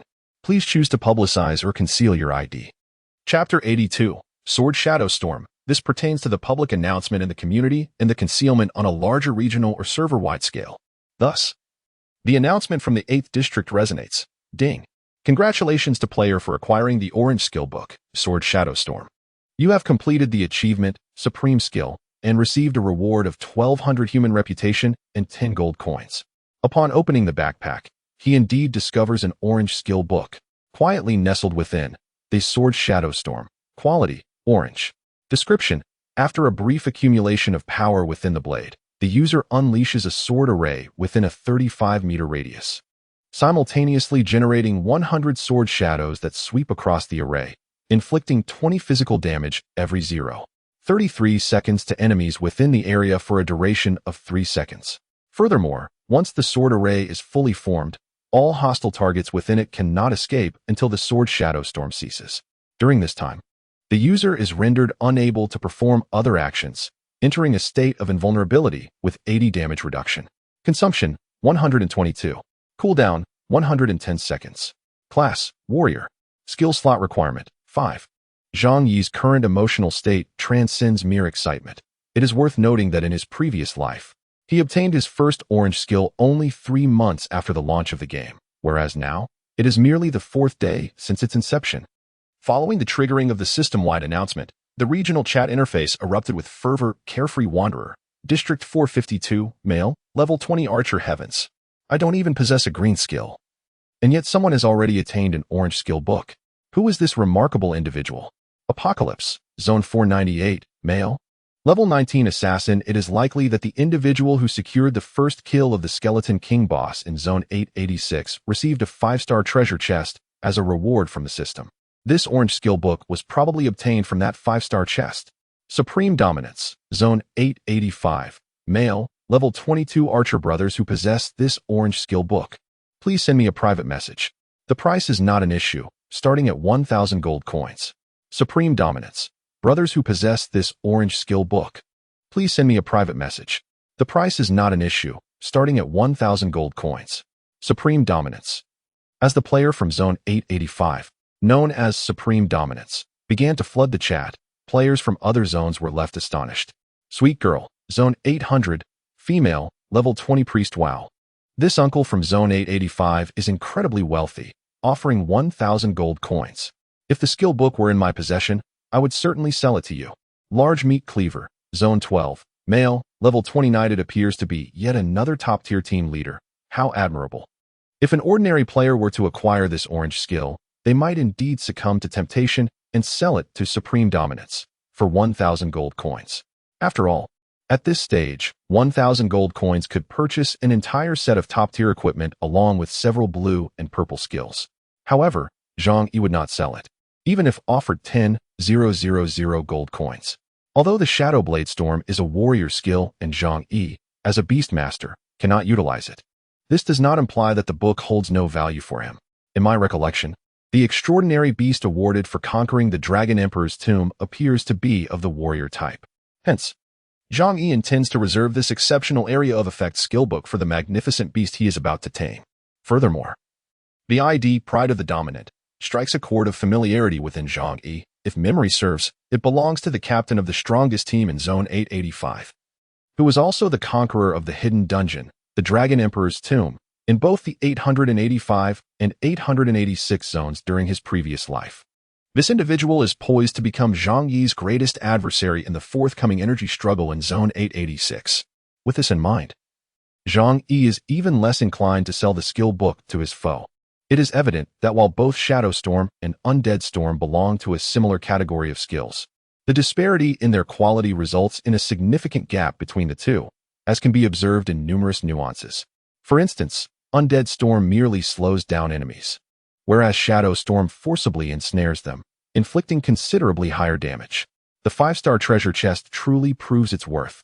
Subsequently, Zhang Yi opened the remaining 3-star treasure chest, but luck did not favor him this time, yielding only 50 gold coins. Nevertheless, after deducting the 5 gold coins spent on the key, he still profited 45 gold coins, which is quite commendable, considering that accumulating this amount through questing and monster hunting would take a week. Having accomplished this, Zhang Yi chose not to accept any tasks in the safety zone and made his way directly to the city of the undead. At present, he is burdened with a more significant task, to traverse the city of the undead and undertake other missions. It would be an utter waste of Zhang Yi's time to engage in farming the undead set and pursuing the hidden task of acquiring rare materials in the city of the undead. While en route to this destination, Zhang Yi opened the chat interface, only to find that no one had sent him a private message. Nonetheless, He did not lose hope and sent a message in the regional channel seeking information about Hanyaru. He attempted once more to add Hanyaru as a friend, but this time, his request was simply ignored. It appears he must await Hanyaru's calmness before she seeks him out. Unexpectedly, during his journey to the city of the undead, Zhang Yi stumbled upon a group of players from the kings of the world, engaged in leveling up by battling the bio beasts within a level 15 wilderness area. Since the previous night, when Zhang Yi and the Storm family members raised their average level to around 11 or 12, the players of the king's family had been grinding throughout the night, finally managing to raise their average level to approximately 14. Upon spotting the group of over a dozen players from the kings of the world, Zhang Yi's face broke into a peculiar smile as he brandished his radiant staff and approached them. Moments later, a series of anguished cries echoed through the air. Ding, you have slain the player King Little Pig, Sin value 100. Ding, you have slain the player King Awesome, Sin value 100. Ding. In a mere matter of seconds, several beams of white light illuminated the map, signaling the demise of numerous players from the Kingdom of Heroes who were grinding levels, leaving behind a scattered array of dropped items. Zhang Yi could hardly muster the energy to collect them. What valuable treasures could these players, merely in their 13th or 14th levels, possibly yield? With an air of nonchalance, he sheathed his staff, adorned with a purple ID, and departed, leaving the nearby solitary players in sheer astonishment. Bystander A, could it be that Inua Qingcheng has become a relentless killer overnight? Bystander B, the Kingdom of Heroes has truly brought this upon themselves. They have long tormented the civilian players, and now retribution has arrived. Chapter 83, The Devilish Speed of Monster Farming with Zhang Yi's Current Prowess. Venturing directly to the third level of the Undead City to farm level 26 to 30 undead creatures would pose no challenge. However, the Undead City adheres to a progressive rule. Players must commence their journey from the first level, overcoming each layer's challenges to ascend to the next. Zhang Yi surveyed his challenge progress. The metrics for skeleton warriors, skeleton archers, undead mages, and undead assassins had all reached approximately 800, not far from completion. After all, he had spent nearly the entire previous day farming in the Undead City. Yet, due to the fact that the Undead Exorcism quest could only be claimed once a day, Zhang Yi resolved not to squander this singular opportunity on lower difficulty levels. He thus accepted a Undead Exorcism quest with a difficulty rating of 5 and a coefficient of 500, requiring him to venture to the second level of the Undead City within the day and slay 400 level 24 and above skeleton shield guards, as well as 400 level 24 and above undead paladins. Upon receiving the task, Zhang Yi, adorned with a violet ID, stepped into the city of the undead under the gaze of countless players. According to the rules of the apocalypse, a player with a purple name would drop all their equipment upon death. In Area 886, it was common knowledge that every piece of gear worn by the top player, Inua Qingcheng, was of immense value. Unaware that Zhang Yi's equipment was bound, many players coveted his gear. However, most dared not provoke him. A few, blinded by greed, recklessly sought to eliminate Zhang Yi, only to inadvertently increase his malevolent reputation. At present, Zhang Yi's attributes rendered him invincible. Even archers and assassins with armor-piercing attacks posed no threat, for the effectiveness of their basic armor-piercing skills was limited, with Zhang Yi boasting an astounding defense exceeding 370 points. Even without considering the armor-piercing aspect, those archers and assassins found themselves incapable of inflicting harm upon him.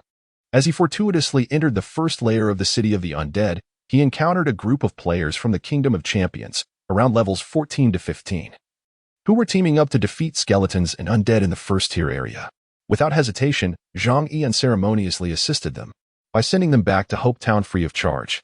At the Resurrection Spring in Hope Town, several players from the Kingdom of Champions, recently revived, wore expressions of utter bewilderment. What just happened? Wasn't I fighting monsters?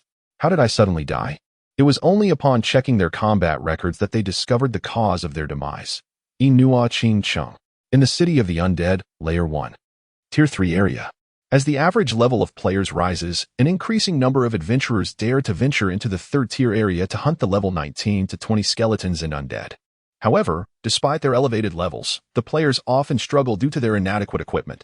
When confronted with the formidable skeletons and undead, they find themselves overwhelmed in their groups. In this moment of challenge, Zhang Yi, wielding the Radiant Staff, begins to solo the onslaught. Boom! A fireball spell is unleashed. striking a level 20 skeleton archer within the effective attack range, inflicting a staggering 963 points of damage, resulting in its instant demise. Ding! You have slain a level 19 skeleton archer, earning 60 experience points. Sin value -1. The experience points from a level 19 creature are originally 100. Yet due to Zhang Yi's elevated level, the final yield has been reduced by a substantial 40. In the world of the apocalypse, players gain additional experience bonuses when defeating monsters that are 5 levels below them, while battling creatures of a lower level diminishes their rewards. In addition to the experience points, monetary rewards are similarly diminished, merely serving to accumulate sin value. Soloing proves to be a slow endeavor. Consequently, Zhang Yi activates the multiple attacks feature of the Radiant Staff and commences a massacre in the 3rd-tier region of the City of the Undead. Boom, boom, boom. With an impressive agility attribute of 132, Zhang Yi strikes with an attack speed surpassing that of archers and assassins, swiftly wielding his staff to unleash a torrent of magical orbs, obliterating the skeletons and undead from distances of 30 to 50 meters. Those players who struggle to defeat even 2 skeletons or undead in their small groups stand in stunned amazement at this spectacle. Player A, goodness. Why is there such a vast disparity among us mere mortals? Could it be that Yi is perhaps the favored child of the Tianyan group? Player B, my word. Let us maintain our distance, lest we inadvertently fall victim to his unwarranted wrath. Thus, under the explosive output of Zhang Yi, he accomplished the 4-kill challenge within an hour. Only when the progress for all 4 kills reached 1,000 did the system's notification resonate. Ding. Congratulations on completing the first layer challenge of the Undead City. The teleportation portal to the second layer is now open. No sooner had the words left the system's interface than a luminous barrier materialized before Zhang Yi. He stepped through the veil, a privilege granted only to those who had triumphed in the first layer's trials. As his gaze shifted, Zhang Yi found himself in the second layer of the Undead City. The layout mirrored that of the first layer, but here the monsters had transformed into skeletal shield guards wielding shields and broadswords, alongside the undead paladins riding spectral steeds and brandishing skeletal longbows. Creatures of levels 21 to 23 no longer posed a challenge to the now level 23 Zhang Yi. He promptly advanced through the first-tier area of the second layer and entered the second-tier area, where the skeletal shield guards and undead paladins had escalated to levels 24 to 25. In comparison to Zhang Yi's data, even the level 25 shield guard and holy knight possess relatively modest attributes. However, each boasts a rather formidable talent. Skeleton shield guard, normal physical creature, level 25, talent, retaliation. The skeleton shield guard reflects 10 of the damage it receives back to the attacker. Physical attack, 390, physical defense, 280, magic defense, 240, health points, 3250, skills, shield strike. Cleave. Description. Similar to knights among humans, these skeleton shield guards exhibit remarkable defensive capabilities. It is advisable not to challenge them without sufficiently high attack power. Undead Holy Knight. Normal physical creature. Level 25. Talent. Undead shot. The arrows of the Undead Holy Knight are imbued with necromantic power, inflicting an additional damage equal to 10 of the enemy's maximum health upon each successful hit. Physical attack, 485, physical defense, 220, magic defense, 185, health points, 1980, skills, rapid fire. Undead arrow. Description. In contrast to the skeleton shield guard, the Undead Holy Knight possesses commendable offensive strength, though its frail vitality remains a vulnerability. The Undead Shot talent further amplifies its damage output. Level 25 creatures appear to pose a considerable challenge. Chapter 84. Fortune awaits currently. Zhang Yi is the sole player to have entered the second floor of the City of the Undead. Without further ado, he raises the Radiant Staff and begins his assault. Boom. Unleashing a barrage of strikes, the staff's basic attack manifested into 2 magical orbs, hurtling towards the 2 skeletal shield sentinels within range. 696 critical hit. 696 critical hit. The golden critical damage erupted from the crowns of the skeletal sentinels, a remarkable feat attributed to 132 points of agility, which significantly enhanced the critical strike rate. After all, even a level 20 assassin fully specialized in agility, supplemented by equipment bonuses, could only aspire to achieve a prowess akin to Zhang Yi's. Yet, Zhang Yi was a mage. With a foundational 6-star agility growth as a beast tamer and an additional 5-star boost from his dragon lineage. His 11-star agility growth was merely 1 star shy of the assassin's potential. In this moment, Zhang Yi epitomized a formidable amalgam of a violent assassin and a powerful mage. However, as he inflicted damage upon the 2 skeletal sentinels, he triggered the reflective damage talent, causing 2 instances of 45 points of damage to manifest above his head. The damage reduction talent from the magician's pants provided Zhang Yi with a respite of 25 points from each hit.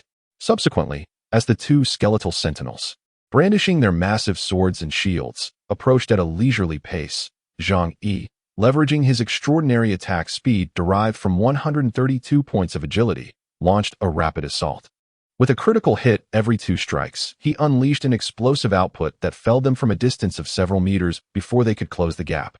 Ding, you have slain a level 25 skeletal sentinel, earning 220 experience points. Sin value -1. Ding, you have slain a level 25 skeletal sentinel, earning 220 experience points. Sin value -1. Although Zhang Yi effortlessly dispatched 2 shield guards without sustaining a single hit, he nonetheless found himself on the receiving end of over 400 points of damage due to the effects of the reflective damage talent. With only 2/3 of his health remaining and no opportunity to recover, he proceeded to lock onto his next target. A chain of lightning ensued, simultaneously attracting 2 undead paladins and 1 skeleton shield guard.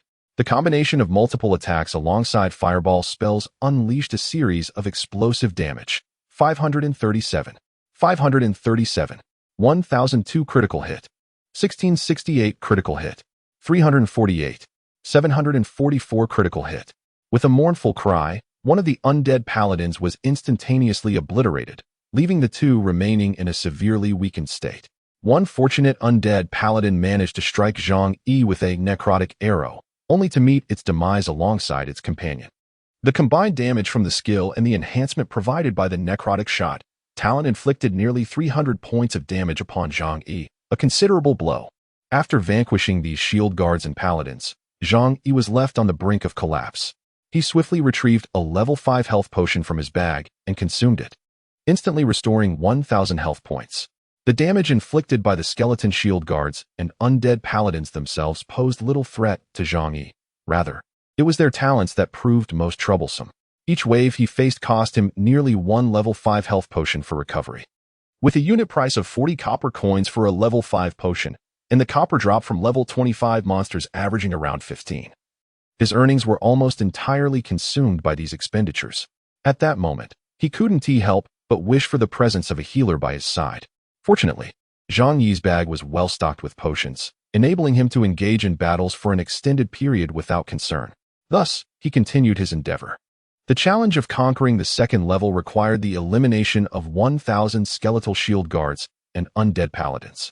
At Zhang Yi's current pace, it should take approximately 1.5 days, at most 2, to accomplish this task. In the vast city of the undead, he was the sole living being. The solitary hours spent vanquishing monsters were invariably tedious and monotonous. As he battled the skeletal shield guards and undead paladins, he opened the chat interface to check for any messages regarding the whereabouts of Hanyaru. There were no private messages. However, in the regional chat channel, he stumbled upon a recent conversation, returning to roots. Male, level 17 Beastmaster, 3 pieces of 3-star equipment have been listed at the auction house. Has everyone seen it? Shame. Male, level 19 Assassin, I've seen it. So what? The starting bid is 50 gold coins. Can you afford it? Wow. Male, level 20 Archer, wow. I saw it too. There's even an exquisite weapon for archers, the Golden Bow of the Fallen. I desperately want it. Sweet, female. Level 18 Mage, who do you think listed those 3-star items? Even 2-star equipment is so scarce these days. Yet someone managed to acquire 3-star equipment and put it up for auction without using it. Shame. Who else could it be but the illustrious Inua Ching Chung? The 3 pieces of equipment are all related to the undead, evidently dropped by the Skeleton King. Yesterday, the first kill of the Skeleton King and all the spoils were claimed by Inua Ching Ching. These items undoubtedly belong to him, along with that Blue Knight skill book. Ian Jioding. Male, level 20 Assassin, to be frank. Could you lend me some money? I wish to purchase that Skeleton King ring, and I promise to repay you double once I earn some. Lulang. Male, level 20 Priest, we should not entertain such thoughts. I am currently at the auction house, and the bidding for those 3 pieces of equipment has already surged above 100. Even if you borrowed money, you wouldn't be able to afford it. This is due to the Storm family and the Kingdom of Kings competing in the bidding. As Zhang Yi observed the chat logs in the regional channel, a sense of anticipation began to swell within him. With only 2 or 3 hours remaining until he listed those 3 pieces of equipment, the price had already climbed to 100 gold coins. What heights would it reach by the end of the 24-hour auction? Zhang Yi felt he was on the brink of fortune. There was no rush. He would let them bid at their leisure while he continued to complete challenges and tasks in the undead capital. He immersed himself in this endeavor for the entire morning and part of the afternoon until around 2 o'clock. After vanquishing countless skeletal shield guards and undead paladins, Zhang Yi opened his quest interface and discovered that the level 5 Undead Exorcism quest was marked as complete. He had defeated 400 skeletal shield guards and undead paladins. The efficiency of this solo endeavor was nothing short of extraordinary. Upon noticing that the potions in his bag were nearly depleted, Zhang Yi proceeded to the outskirts of the city of the undead, where he submitted his task to the necromancer merchant, Allah. Ding.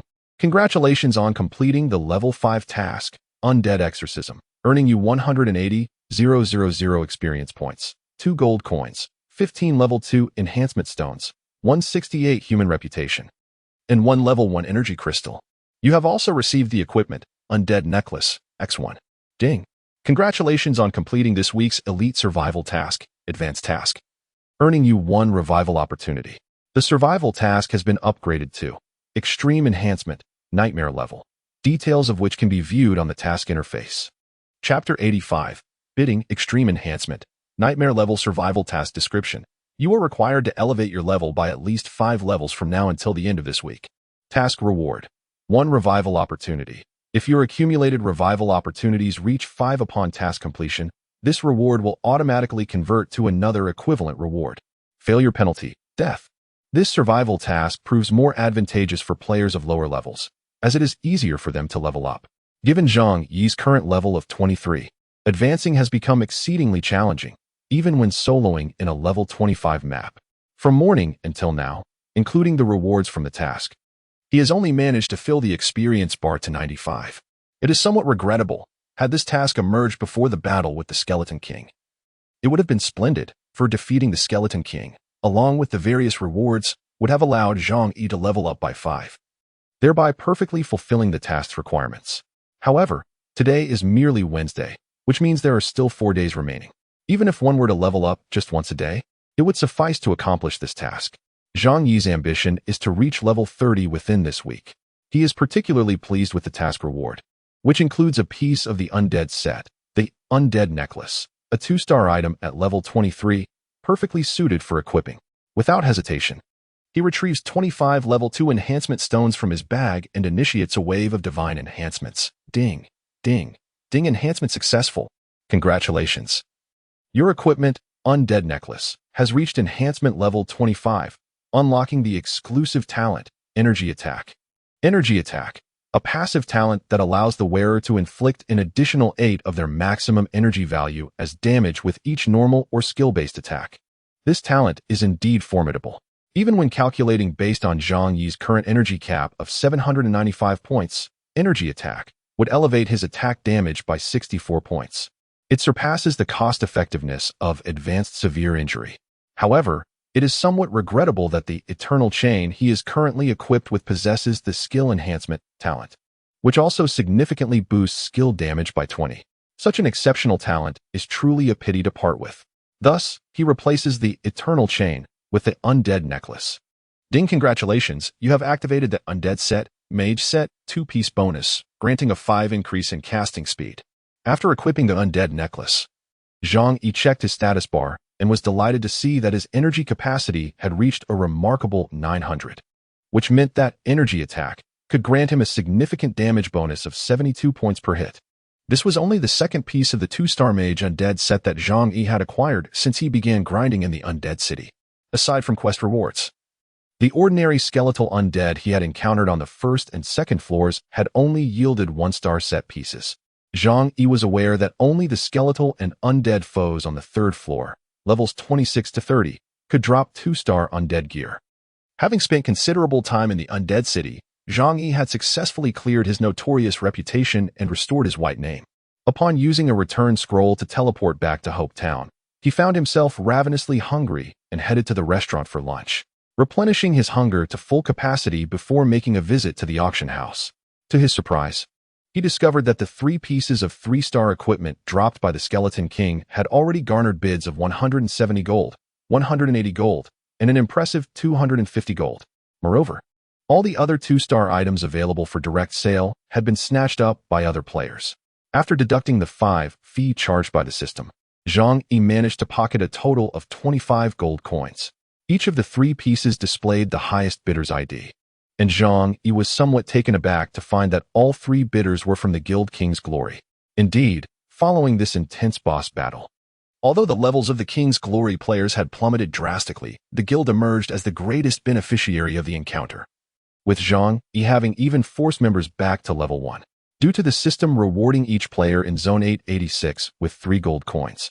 The total wealth amassed by the Realm of Kings has reached an impressive sum of 3,000 gold coins, considering there are 1,000 players involved. Furthermore, these assets can be appropriated at will by the game.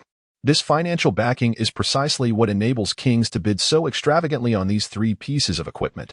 Consequently, Zhang Yi has decided to adjust the auction duration, reducing it from the original 24 hours to a mere 12 hours. This alteration will result in a significant reduction of the system's fees after the auction concludes. Zhang Yi is acutely aware that no one can afford to outbid such a sum. The Storm family, unlike others, is not known for their lavish spending, especially given their considerable losses this time. The gold coins awarded by the system ought to be utilized for the enhancement of the entire team, and squandering them on these 3 items would sever their path to success.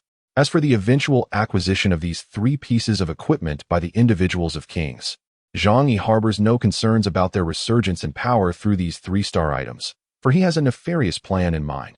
With Zhang Yi's modification of the auction time, in a level 12 wilderness map, a player who had painstakingly ascended from level 1 to level 11 with the assistance of teammates over the course of a day suddenly received a system notification, ding the auction time for the equipment, Death's Golden Bow, Skeleton King's Armor, and Skeleton King's Ring you bid on has been altered by the seller. The auction end time has been changed from tomorrow at 8 a.m. to tonight at 8 p.m. Should no higher bids be placed before tonight at 8 p.m., the equipment will be automatically sent to your backpack by the system, and the corresponding gold coins will be deducted from your account. Goodness, you startled me. I thought someone had raised the bid again. The system notification made the player of Honor of Kings jump. Yet, why had that individual altered the bidding time? The esteemed player questioned in confusion. Honor of Kings dismissed the concern. Who cares? This way, I can acquire those few pieces of equipment sooner. At that moment, the level 15 Knight King returns. Spoke up. However, it is said that the seller of these items is Yi Nua Qing Chong, and all these equipments were dropped by the Skeleton King. Whoever they belong to, once I purchase them, they shall be mine. Heroes do not question origins, and divine artifacts do not inquire about their provenance. Such eloquence, Captain. King Supreme clapped, then suddenly recalling something, remarked to Honor of Kings, by the way, I heard from our teammates that many of them were attacked by Yi Nua Qing Chong while out in the wild today. That Yi Nua Qing Chong directly slaughters anyone from our realm upon encounter. After claiming the boss's first kill, he has grown increasingly arrogant. Just wait until I obtain that 3-star weapon, the Golden Bow of the Dead. I shall seek vengeance. Honor of Kings gritted his teeth, declaring, Yi Nua Qing Chong, I will make you experience the taste of being reduced to level 0. As soon as he finished speaking, King Returns interjected, Captain. The lowest level in this game is level 1. There is no level 0. For heaven's sake, do not speak. Honor of Kings kicked King Returns and commanded, send someone to the auction house to keep watch, especially for that stormy turd. We must prevent him from snatching the bid at the last moment. Aside from him, I fear no one. No one can offer a price higher than mine. This golden bow of the undead must be mine. Chapter 86. The Undead Golden Bow. After enjoying lunch in the safe zone, Zhang Yi checked into a 5-star room at the inn for a brief respite. At this moment, Zhang Yi was no longer reluctant to spend his gold coins, for by 8 o'clock that evening, after selling the 3 pieces of 3-star equipment and the skill book, Undead Stab, he would instantly become a wealthy tycoon, boasting a fortune of 800 gold coins. Around 4 in the afternoon, having rested sufficiently, Zhang Yi returned to the city of the undead to continue challenging the second level, gathering divine bones and undead knowledge. Meanwhile, after enduring a grueling afternoon, by 7 o'clock, the hard-earned level 14 player eagerly brought a group of brothers back to the safe zone. Upon arriving at the auction house, he discovered a bustling crowd of players entering and exiting. The auction house was indeed a captivating place. Hurried to the auction points for the undead golden bow, skeleton king armor, and skeleton king ring, only to find the area already thronged with people. Countless casual players gazing enviously at the exquisite 3-star equipment. A level 21 warrior stared intently at the 20-level 3-star skeleton king armor displayed in the auction cabinet, thinking to himself, if this equipment were mine, my health would at least double. A level 20 assassin youth leaned upon the transparent display case, which encased the coveted level 21 3-star skull king battle ring, drooling with desire. This is utterly irresistible. How I yearn for that ring. If I were to don it, I could execute a flawless combo and annihilate any contender. Do you believe that? The crowd murmured in response, unimpressed. A statuesque level 20 archer maiden clad in a midriff-bearing outfit chimed in. I really want that bow. Whoever buys it for me, I shall be their girlfriend. What do you say? Observing the throng's fervent longing for these prized items, the victorious figure, known as the Glory of Kings, reveled in his imminent ownership of the 3 coveted pieces. Clearing his throat twice, he approached the display case, eliciting envious glances from those around him. Indeed, it was he who had placed the highest bids. All 3 items were procured by him. Truly, as the captain of the realm's champions, his wealth was astounding. Over 600 gold coins spent without a flicker of hesitation. While basking in his triumph, he began to search the crowd for the elusive Storm Angel. Upon failing to spot her, a sense of relief washed over him. It seemed that the Storm Angel lacked the financial means to challenge him. Just as Glory of Kings was lost in his self-satisfaction, he noticed a figure draped in a black cloak, loitering ominously near the display case. The Supreme King warned him, "Captain, that individual seems rather suspicious." Observing the level 18 Beastmaster, Squirtle, with its ID hovering above, Glory of Kings remained unimpressed. No worries, aside from the Storm family. No one can afford these 3 pieces of equipment. As 8 o'clock approached, and Glory of Kings prepared to procure the coveted gear, a sudden system notification chimed in. Ding, the bidding price for the equipment, Golden Bow of the Dead, has been surpassed by another player. Please return to the auction house to place a new bid. Startled, Glory of Kings scanned the area and spotted the Beastmaster Squirtle engaged in the bidding process at the auction counter. Alarmed, Glory of Kings rushed over to outbid Squirtle, only to receive another notification. Ding, the bidding time for the equipment, Golden Bow of the Dead, has ended. Regrettably, you did not secure the item. It has been successfully acquired by player Squirtle for 251 gold coins. Shortly thereafter, Glory of Kings witnessed the Beastmaster Squirtle exiting the auction house with the Golden Bow of the Dead in hand, where the long-waiting Storm Angel awaited, promptly claiming the item from Squirtle. How careless! This Squirtle was indeed one of Storm's minions. Consumed with indignation, Glory of Kings stormed to the entrance of the auction house, unleashing a torrent of curses at Storm Angel. How despicable of you to snatch the bid at the last second. Storm Angel merely smiled faintly. Isn't the last second still part of the bidding time? As she spoke, the Storm Angel deliberately brandished the recently acquired Death's Golden Bow, declaring, I have secured this bow. Leaving it in your possession would be a waste. Only in my hands can it realize its utmost potential. Being within the safety zone, the Realm of Honor had no recourse but to watch helplessly as the Storm Angel claimed the bow. Fortunately, aside from the Death's Golden Bow, the other 2 items, Skull King's armor and Skull King's ring, remained and were successfully bid on by Honor at 170 and 180 gold coins, respectively. Clearly, the resources of the Storm family did not match the might of Honor, as they only dared to contend for the most valuable Golden Bow. Refraining from further bidding on the other 2 items, Honor planned to dispatch someone to keep an eye on the Storm Angel, intending to eliminate him once he departed, thereby reclaiming the Death's Golden Bow. Unexpectedly, after acquiring the Golden Bow, the Storm Angel took his wife, Storm Fantasy, to a hotel for a romantic getaway.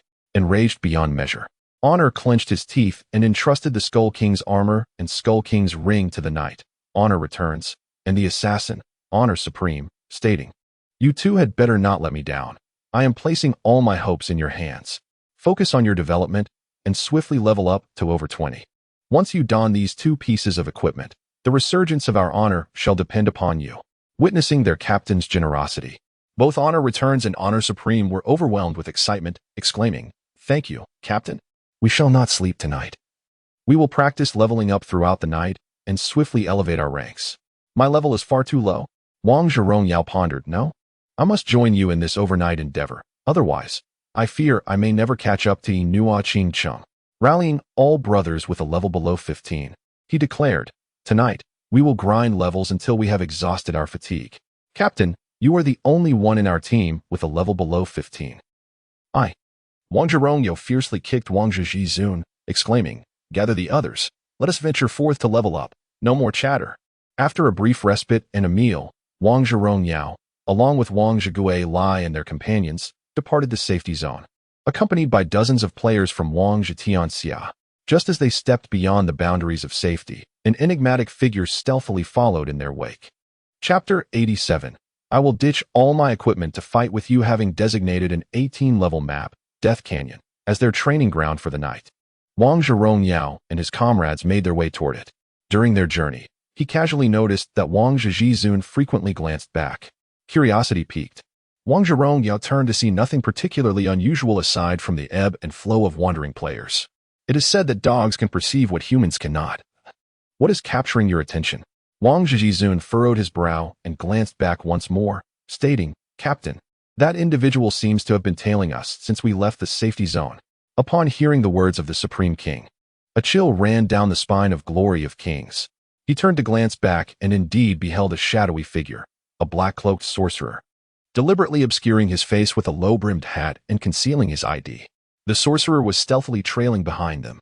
Consequently, Glory of Kings halted in his tracks, pivoted to confront the sorcerer, and called out, "Hey, why are you following us? Seeking your own demise?" No sooner had the words left his lips than the sorcerer, standing several meters away, lifted his head, revealing a visage that left Glory of Kings and his companions utterly astonished. It was Nua Qing Cheng. Instantly, the members of the King's realm recoiled in fear. Glory of Kings was particularly incredulous. Just moments before, he had been vigilant and had not noticed Nua Qing Cheng in the vicinity, which had emboldened him to emerge. Yet, unexpectedly, he had been singled out by Nua Qing Cheng, and had it not been for the warning from the Supreme King, he would have remained blissfully unaware. As Zhang Yi appeared, the immediate reaction of the players from King's realm was one of tension, readying themselves for battle, despite the knowledge that even their combined strength could not match Zhang Yi's prowess. For Zhang Yi had ascended to an impressive level of 24, while their average level languished at merely 16. Glory of Kings stared in shock at Zhang Yi, stammering, What do you intend to do? What do you think?" Zhang Yi replied, his smile under the moonlight possessing an unsettling quality. Glory of Kings swallowed hard. "The ones who killed your two friends yesterday had nothing to do with me. It was your other friend Lu Xuanda." "Then what?" Zhang Yi remarked casually as he drew forth his radiant wand, gradually advancing towards the players of the Kingdom of Glory. "Captain, this lunatic has been attacking anyone from our Kingdom of Glory in the wild these past few days, regardless of who they are. We must flee." Upon the reminder from the returning king, Glory nodded. "You all hold him off. Allow me to escape first." With that, Glory was the first to pivot and dash away, with the others hastily following suit, none daring to linger and impede Zhang Yi, for that would be tantamount to courting death. However, just as the players of the Kingdom of Glory had barely taken a few steps, Zhang Yi mysteriously materialized before them in the blink of an eye. "How can this guy be so fast?" Glory mused in disbelief. The distance of a blink shouldn't be this extensive. Indeed, Zhang Yi had harnessed the 50 movement speed boost from the Death's Boots, active talent, Swiftness, pursuing them for a short distance before executing a blink to teleport in front of the players of the Kingdom of Glory, without granting them a moment's respite. Zhang Yi stood a mere 10 meters away, and before the astonished gazes of Glory and his companions, he began to remove all his equipment, to avoid accusations of bullying. "How about this? I shall step back and engage you all without my gear, save for my boots. What do you say?" This unexpected gesture left the players of the Kingdom of Glory utterly bewildered, and it astonished the onlookers who had gathered to witness the spectacle. "What's this all about?" one bystander remarked. "Why is he stripping off all his gear? Isn't that just asking for death?" Bystander B: "Indeed, it seems he has become rather reckless lately." Without any equipment enhancements, his defense is a mere 0, and his health must be around 200 or 300 points at most. Anyone from the Kingdom of Kings could easily take him down with just a hit or two. Bystander C. But he is still wearing a pair of shoes, isn't he? Shoes are equipment that can increase defense. Bystander D. What good can a single pair of shoes do for his defense? Does it even matter whether he wears them or not? Despite Zhang Yi's candid demeanor, the players from the Kingdom of Kings remained suspicious and hesitant to approach him. What scheme is he up to? The returning king mused. Who knows? The Supreme King remarked. However, he has removed all his equipment. Even if he is trying to deceive us, re-keeping will take time, and that time is sufficient for us to eliminate him. This is a rare opportunity. Even if we are only in our teens, taking down a player with 0 attributes like Nu Ching Chung will be more than manageable. Brothers, let us go and eliminate Nu Ching Chung. With the Supreme King's command, the players from the Kingdom of Kings no longer hesitated, charging towards Zhang Yi with their weapons drawn. It would be utterly cowardly to fear an unprotected individual. As the others from the Kingdom of Kings rushed towards Zhang Yi, only one player from the Glory of Kings stood still, suddenly realizing something. He quickly shouted, "Brothers, retreat. Do not engage him. We have fallen into a trap." However, the fervent cheers of the crowd drowned out the sounds of the game, as the valiant players of the King's Glory charged forward without hesitation. At the forefront was the assassin, the Supreme King, swiftly approaching with a piercing thrust, complemented by a barrage of spells and arrows from the rear. Their concentrated fire rained down upon Zhang Yi, and in the next moment, the damage inflicted was astonishing. 42. -1. -1. Except for the armor-piercing attack from the Supreme King, the others could only inflict a meager point of forced damage upon Zhang Yi. How could this be possible? The players of the kingdom were dumbfounded. How could this individual, without donning a single piece of equipment, possess such formidable defenses? While the players of the kingdom struggled to comprehend the situation, Zhang Yi, equipped only with a pair of level 22, 3-star enhanced Death Goddess boots, rendered all attempts at penetrating his defenses futile. Upon hearing the combat notifications in his ears, a slight smile graced his lips. Ding player, Supreme King, launched a malicious attack against you, causing 42 points of damage. The opponent has turned gray. Ding player, King's arrow, launched a malicious attack against you, causing 1 point of damage. The opponent has turned gray. Ding. Observing the multitude of gray names before him, Zhang Yi swiftly equipped the Radiant Staff, benefiting from the full attack power bonus conferred by his still-worn ring, and unleashed a fireball toward the Supreme King. 1744 critical hit. A swift execution. With a thud, the Supreme King dropped an item before disintegrating into a burst of white light. Zhang Yi's gaze was fixed upon the equipment that the player Supreme King had dropped, the Skeletal King's Battle Ring. Chapter 88. The Return of the Belongings Ding. You have slain the player, Supreme King. Due to their gray name, your sin value is 0. At that moment, the tardy Night King, having returned, finally comprehended Zhang Yi's cunning strategy. He had deliberately lured them into initiating an attack, resulting in their gray names. Thus, when Zhang Yi struck them down, he would incur no sin value and could seize an item from them with a 100 guarantee. However, by the time the Night King realized this, it was too late to halt his charge. Like a raging bull, he barreled forward, his shield crashing against Zhang Yi, pushing him back a few steps while inflicting 1 point of mandatory damage due to his own gray name. Next, the now gray Night King looked on in terror at the sight of Zhang Yi, who had just annihilated the Supreme King. Boom. With astonishing speed, Zhang Yi unleashed a chain lightning spell targeting a single foe, amplifying the damage coefficient to 120. Coupled with a regular attack, he dealt 2 critical hits of 1600 damage and an additional 700 points of regular damage, ultimately vanquishing him. Plop. An item dropped from the Night King, revealing itself to be the Skeletal King's armor. A stroke of fortune. The game's mechanics dictate that when a player dies and drops equipment, there is a high likelihood that unused items from their inventory will be prioritized. Both the Supreme King and the Night King bore gray names, ensuring that upon death, they would drop an item either from their person or their inventory.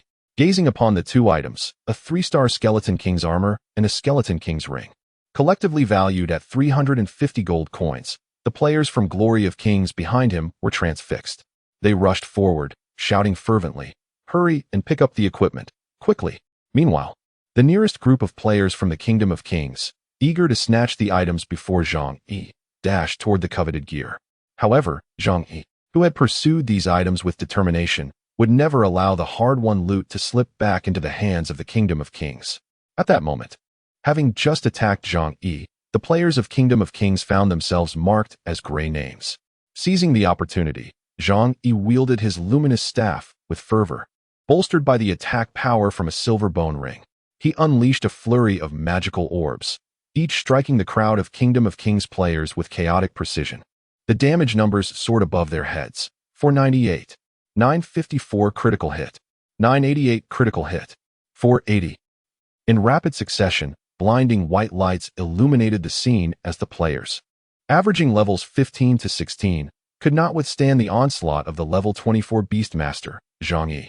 One by one, they fell to the merciless barrage of his luminous staff. The spectators from Glory of Kings stood in awe. Such speed, such critical hit rates. Could this truly be a mage? In the blink of an eye, over 20 players from the Kingdom of Kings were annihilated at Zhang Yi's hands, transforming into a scattered bounty of monetary enhancement stones and equipment upon the ground. With the ID still displayed in white, Zhang Yi calmly donned his equipment and leisurely picked up the Skeleton King's armor and Skeleton King's ring from the ground. 350 gold coins, an effortless acquisition. Wang Zhirong was on the verge of tears, yet felt powerless to retaliate. Despair etched across his face. He implored Zhang Yi, "Big pot, could you return my equipment? I purchased it with my own money." "Sure," Zhang Yi replied nonchalantly. "Tell me how much you spent, and I will sell it back to you." "You've got to be kidding me." Wang Zhirong suppressed his inner fury and retorted, "Fine. Just put it back in the auction house, and I will buy it." "All right, let's discuss it when I return tonight or tomorrow morning." As he spoke, Zhang Yi brandished the flowing light staff and approached Wang Zhirong. "What are you doing? Don't be so ruthless. What do you think?"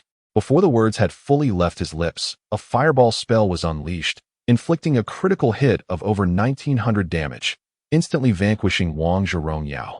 As the only white-named player in the realm of Wang Zhitianxia, Zhang Yi earned 100 points of malevolence upon killing Wang Zhirong, causing his ID to shift to red. The items dropped by Wang Zhitianxia were of no interest to Zhang Yi. He deemed them a waste of time to collect and turned away without a second glance. For him, the only things of true importance, the Skeleton King's armor and Skeleton King's ring, had already been secured. Though worthless to Zhang Yi, these items scattered on the ground represented a bountiful resource for other players. As soon as Zhang Yi departed, the nearby players rushed over to frantically snatch up the items strewn across the ground. At the revival spring in the town, the esteemed player, having squandered their final resurrection opportunity, found themselves resurrected only to witness their hard-earned level of 14 revert back to 13, leaving them utterly despondent. Inua Ching-chung was truly my nemesis.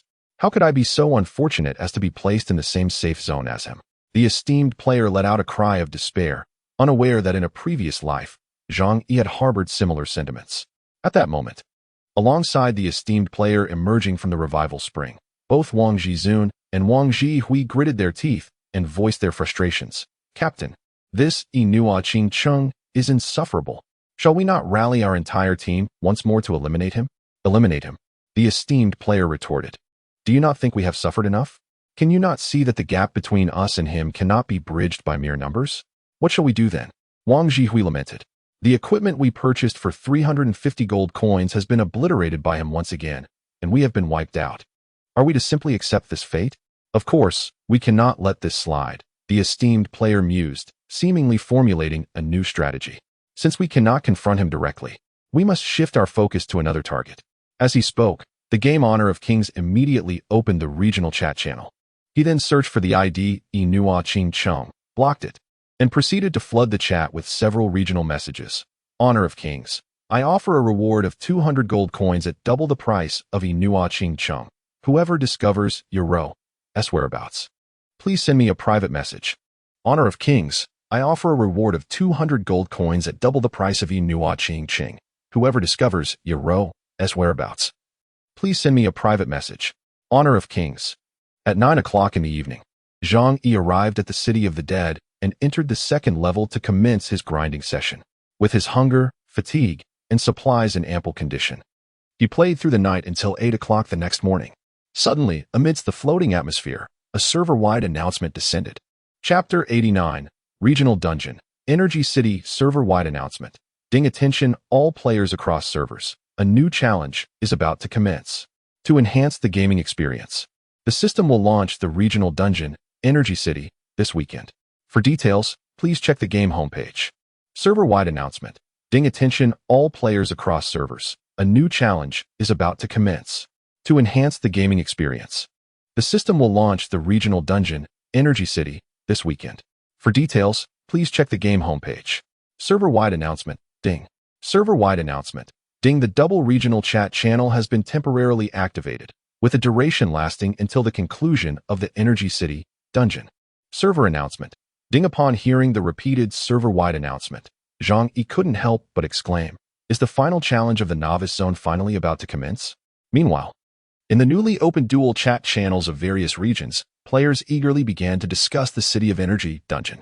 In the 886 region, where Zhang Yi resided, the assigned area was also a competitor in the City of Energy Dungeon, which was the 885 region. Dual chat channel 885-886, unprecedented, region 885, male. Level 21 Mage City of Energy? What is it? Does anyone know? Could you explain it to me? Little Red Riding Hood, region 885, female. Level 21 Assassin. Isn't there an introduction on the game's homepage? Just take a look for yourself. However, I did see this event on the official Apocalypse site. You can regard the City of Energy as a battlefield that opens between every two adjacent safe zones. In the City of Energy, defeating dungeon monsters yields energy points, and slaying players from rival regions allows you to plunder energy from them. At the conclusion of the dungeon, the accumulated energy of all players from both safe zones will be tallied. The region with the most energy will reward all its players. Additionally, the energy obtained can be exchanged for various top-tier equipment and items in the energy shop after the dungeon concludes. Sweet. Region 886. Female. Level 20 Mage. That sounds thrilling. I hope the older brothers and sisters from Region 885 will show mercy and go easy on us. Rogue. Region 886. Male. Level 21 Priest. What nonsense is this? How could our Region 886 be defeated by those from Region 885? Fear not, sweet sister. Just stick close to Rogue in the dungeon.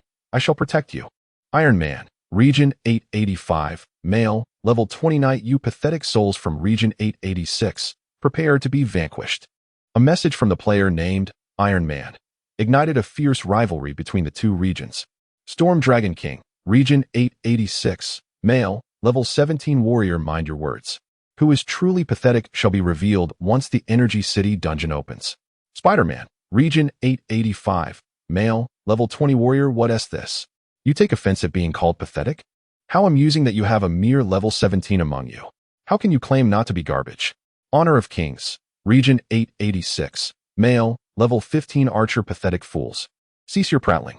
When my team, the kings of the 886 region, enters the dungeon, we shall utterly obliterate you. Iron Man. Good heavens. There is even a level 15 among you. Region 886. You truly are full of surprises. Shadow. Region 885. Male. Level 22 Assassin Kings of the 886 region? What a joke.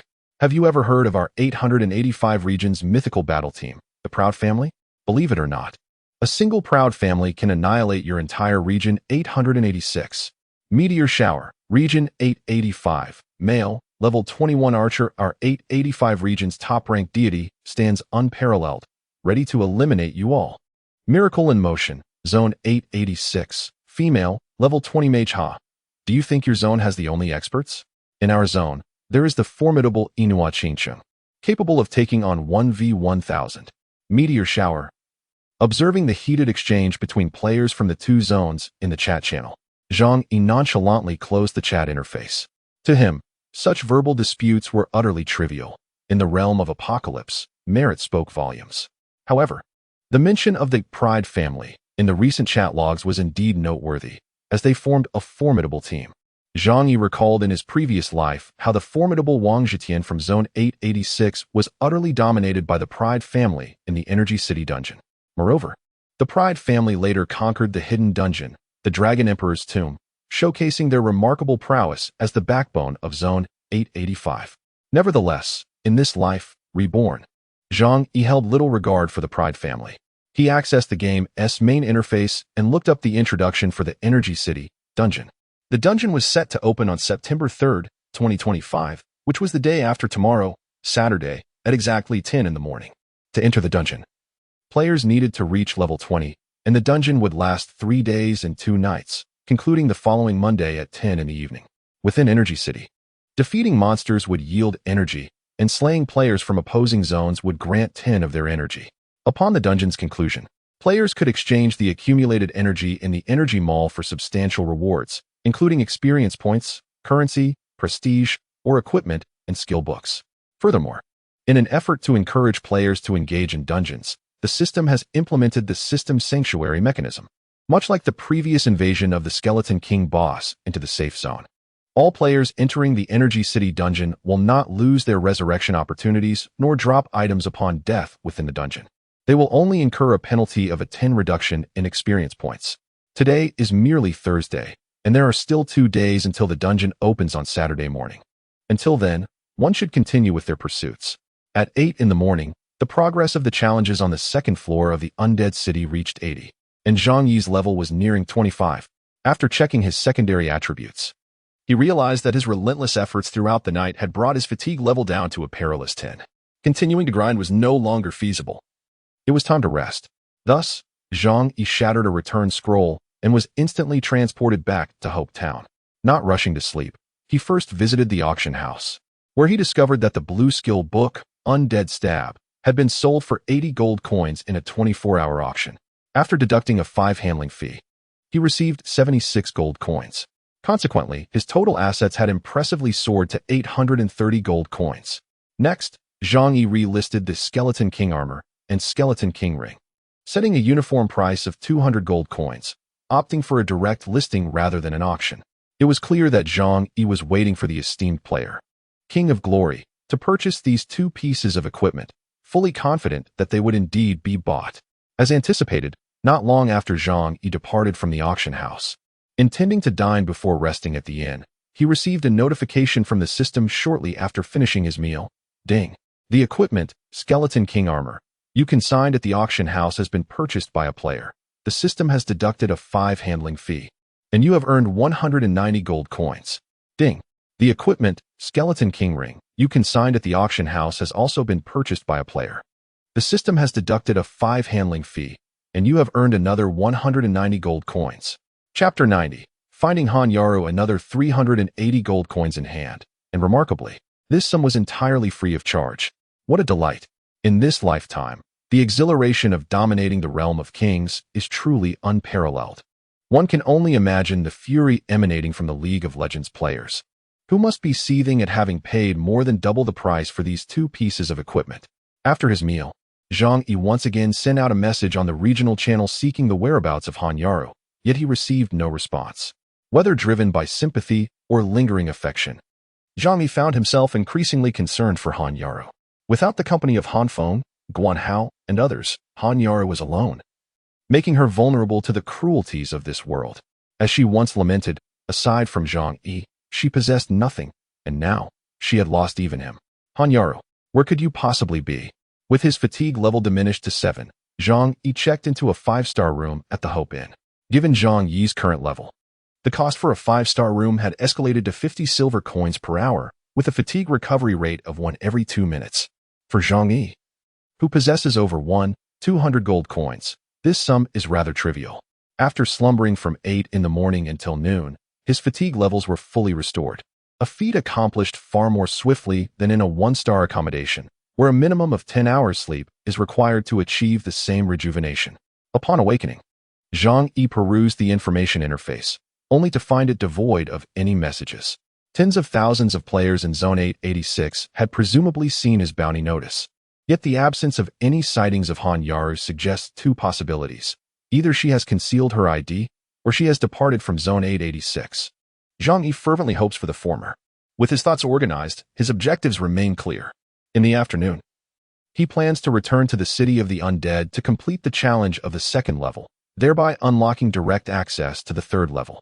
He also intends to accept the Undead Exorcism, quest of difficulty level 6 to 7, aiming to acquire a complete set of the Mage's Undead gear.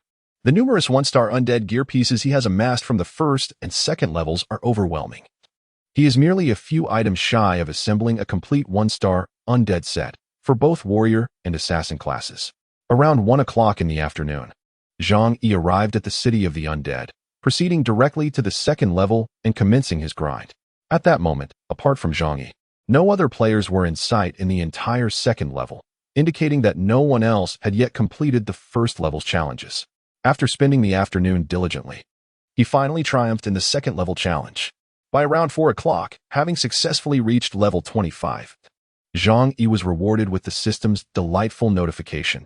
Ding, congratulations on completing the City of the Undead second level challenge.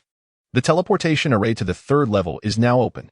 Until this moment, only a handful of teams had managed to ascend from the first layer to the second, while Zhang Yi had already traversed the luminous barrier and entered the third layer. This scene left the players who had just stepped into the second layer utterly astounded. Player A: goodness, did someone just activate the teleportation array to the third layer? Has anyone gone there? Player B: my heavens, we've only just entered the second layer. Who is so formidable to have already completed the challenges of the second layer? Player C: it must be Nua Ching Chung. Moreover, he has always been a solo player. It's terrifying, simply monstrous. The third layer is inhabited by the most formidable creatures of the City of the Undead, level 26 to 30 skeleton guards and undead protectors. Not only are they of high level, but these two types of monsters also represent the pinnacle of strength within the City of the Undead, possessing exceptional talents. Previously, all the monsters Zhang Yi encountered had only ordinary talents, with the Skeleton King being the sole exception, boasting an epic level talent, alongside the rare talent of the Dragon Emperor Guardian, Dragon Blood Swordsman.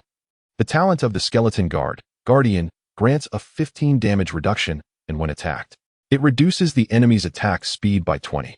The talent of the Undead Protector, Offensive, increases its own damage by 15 and can diminish the enemy's movement speed by 20 with its attacks. The combination of the Skeleton Guard and the Undead Protector, both endowed with exceptional talents, significantly undermines a player's combat effectiveness, with an estimated power level that would require a team of 5 level 25 players to barely contend with.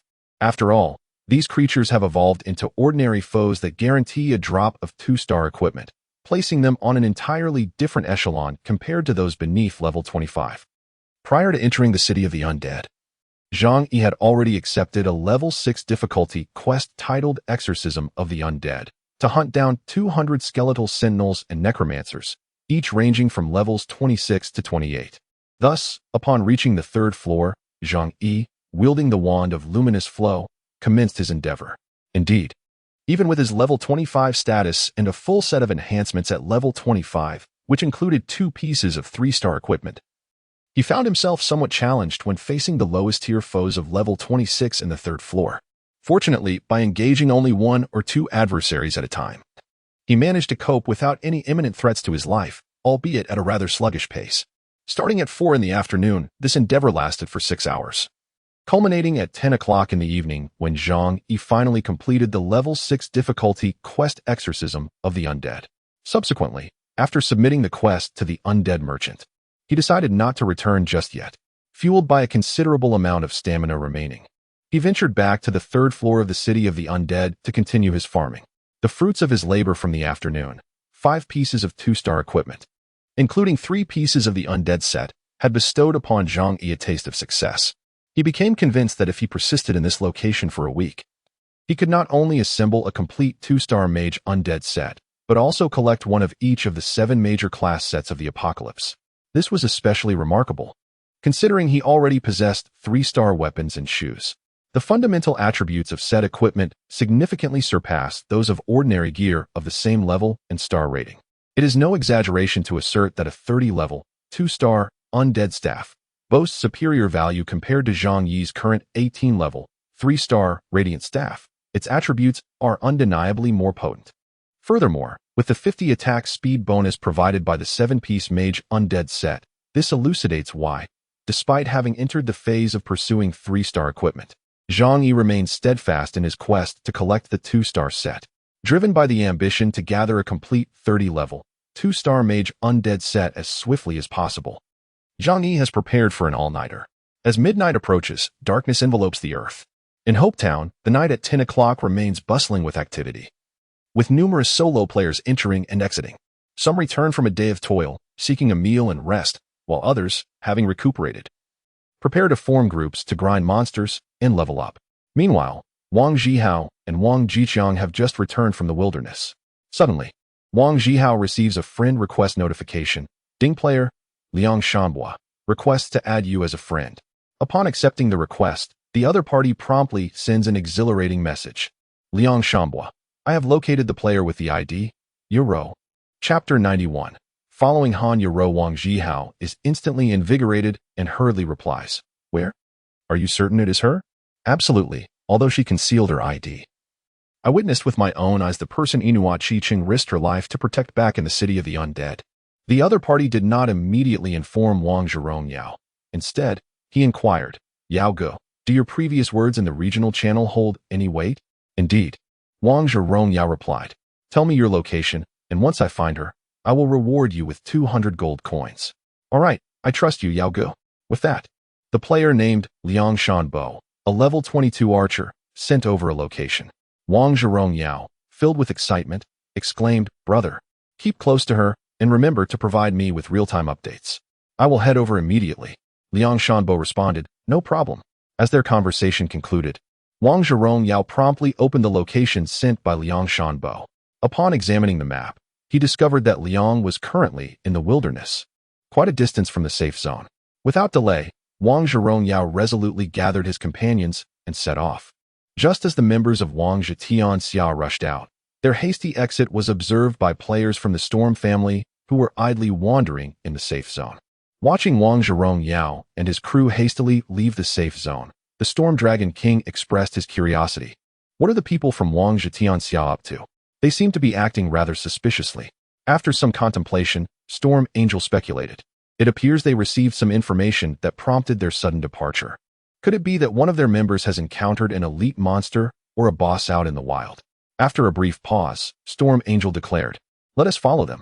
If there are benefits to be had, we cannot allow them to seize it alone. In the wilderness, along a dilapidated city road, a priestess clad in a pale blue robe, with her ID obscured, ambles along in solitude. This priestess is none other than Han Yaro.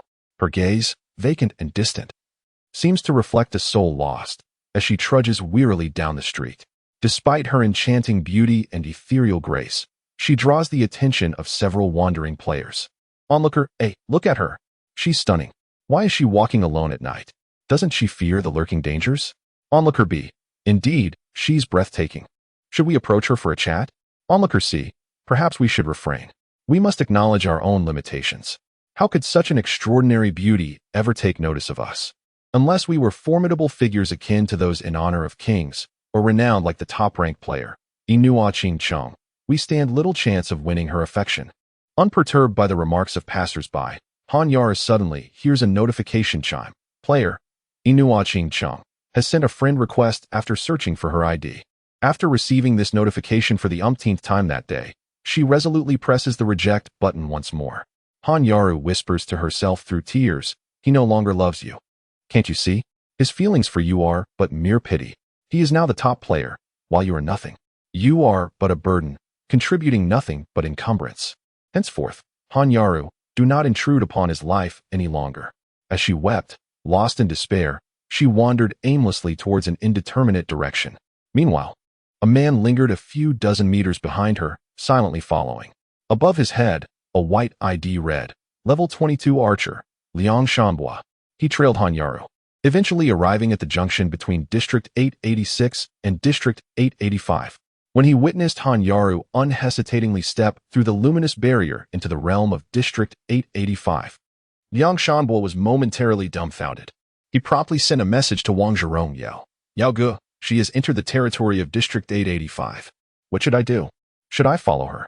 What business does she have in District 885? Wang Zhirong Yao replied swiftly. Follow her, continue tracking, provide me with another location. I am on my way. However, the regional restrictions would expose my identity if I entered District 885, and I would also face attribute suppression. Currently, the conflict between District 885 and District 886 is at its peak within the Energy City instance. I fear. Fear what? Have you no resurrection opportunities left? Liang Shanbo pondered. I do have resurrection opportunities. It's just, isn't that sufficient? If those in District 885 manage to eliminate you, I will mobilize the entire realm of Wangzhetianxia to avenge you, and additionally compensate you with 100 gold coins for your losses. Wang Zhirong Yao's words instantly bolstered Liang Shambua's resolve. All right, Yao go. I shall continue to follow her. After speaking, Liang Shambua swiftly advanced to catch up with Han Yaru. Meanwhile, Han Yaru had just passed through the white luminescent barrier that marked the boundary of the region, arriving in a city ruins that had suffered over 80% destruction, teeming with biomutated beasts. At that moment, a system notification echoed in her ears. Ding, please be advised. You have entered a territory not belonging to you, Zone 885. Within this area, you will experience a suppression of all attributes by 30, and your ID cannot be concealed. As you are forcibly assigned a red zone marker, the barrier will enter a 10-minute cooldown. Only after 10 minutes may you return to Zone 886 through the barrier. As the system prompt concluded, Han Yaru's previously blank headspace displayed her ID. Zone 886 Level 19 Priest Yaru. Apart from the standard white display of her ID, the added designation of Zone 886 was rendered in a conspicuous red, making it stand out. At the border of the two zones, the nearby ruins were inhabited by formidable bio-creatures around Level 22. With her low level and the 30 attribute suppression, Han Yaru did not dare to venture further alone. Thus she chose to pause in her tracks. Opening her friends list, she glanced at the sole friend currently available and sent a message. Cousin, I have arrived. Where are you? Ding dong. After a minute, the reply came. I was just grinding monsters and didn't see your message. Sorry, Yaru. It's all right. Have you arrived? Please send me your location and stay right there. I will come to find you shortly. All right. Han Yaru promptly sent her current location to the friend she referred to as her cousin. After closing the friend interface, a sudden chill swept through the air, causing Han Yaru to wrap her arms around her shoulders in an attempt to ward off the cold.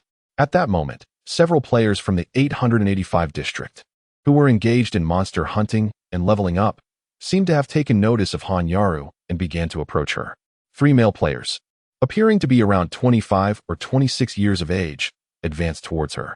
One was a level 22 warrior, another a level 22 archer, and the third a level 21 priest, a rather conventional trio for leveling up. As they drew near, Han Yaru instinctively took a step back. However, just as she retreated to the boundary between the 885 and 886 districts, the barrier loomed behind her like an insurmountable wall. Simultaneously, a notification echoed in her mind. Ding, the regional barrier is cooling down. You may pass again in 8 minutes and 32 seconds. By this time, the 3 players had reached Han Yaru, their gazes laden with ill intent as they scrutinized her from head to toe. The leader, a level 22 silver-armored warrior with the ID, smiled and addressed her. Little sister, what brings you out here all alone at such a late hour? The wilderness is teeming with monsters. It's far too perilous. Would you like us, your older brothers, to escort you back to the safety zone? Han Yaru lowered her gaze in trepidation, avoiding their stares, and replied, No, I am waiting for someone. Who might that be?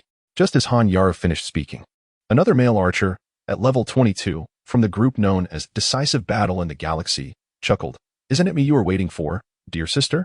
Upon hearing this, the shortest and lowest-ranked member of the trio, a level 21 priest named Striving Against Heaven and Earth, scoffed. Galaxy, you shameless cad. She's clearly waiting for me. He then turned to Han Yaru, grinning. Isn't that right, little sister? It's been a while since I've encountered such a stunning beauty. Besides, she is not from our district. So brothers, let us take good care of her. With that, the trio, whom Han Yaru did not recognize, reached out towards her with ill intentions.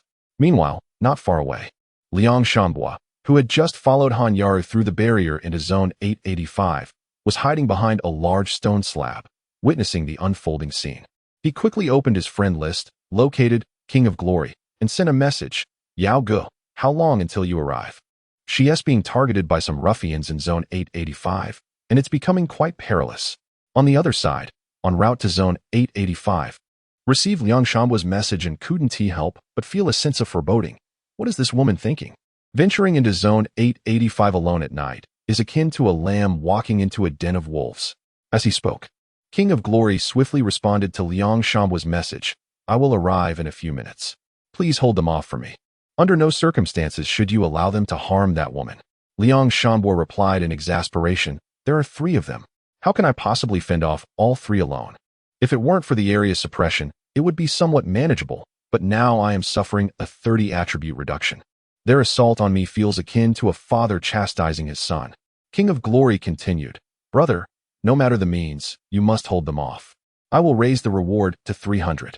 You must protect that woman and ensure she remains unharmed.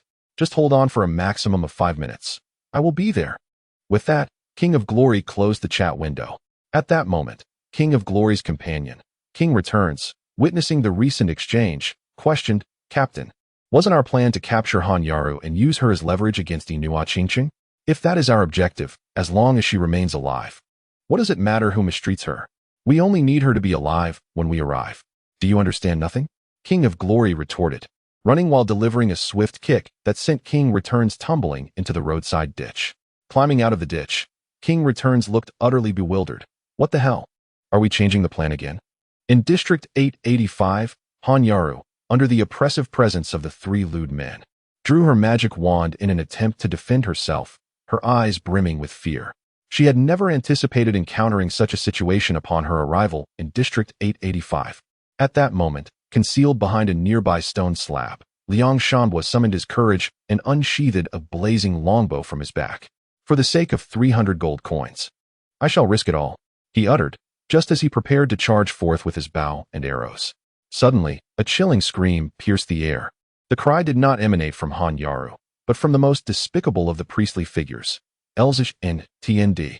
As Liang Shanhua cast his gaze ahead, a blinding flash of white light illuminated the scene. Before Han Yaru, 3 players were reduced to 2, for the priest Elzich and TND had met his demise. With the death of his comrade, the duo of NZH, NC Enki Ing, and Juzich NYNH turned in unison.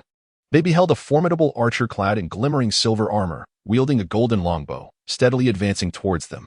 Atop his head loomed a crimson ID that struck terror into the hearts of NZH, NC Enki Ing, and Juzich NYNH. Level 24 Archer. OSQ Nexiang. The two, startled by the sudden appearance of this imposing archer, instinctively recoiled. OSQ Nexiang halted, his gaze piercing and frigid as he addressed them with a commanding voice. You seek death.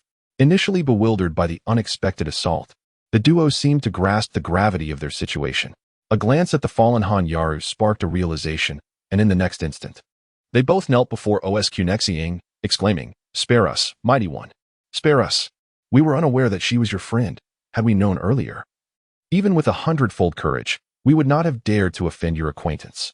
Nearby, Liang Shanhua, upon hearing the grand title, nearly spewed out his drink.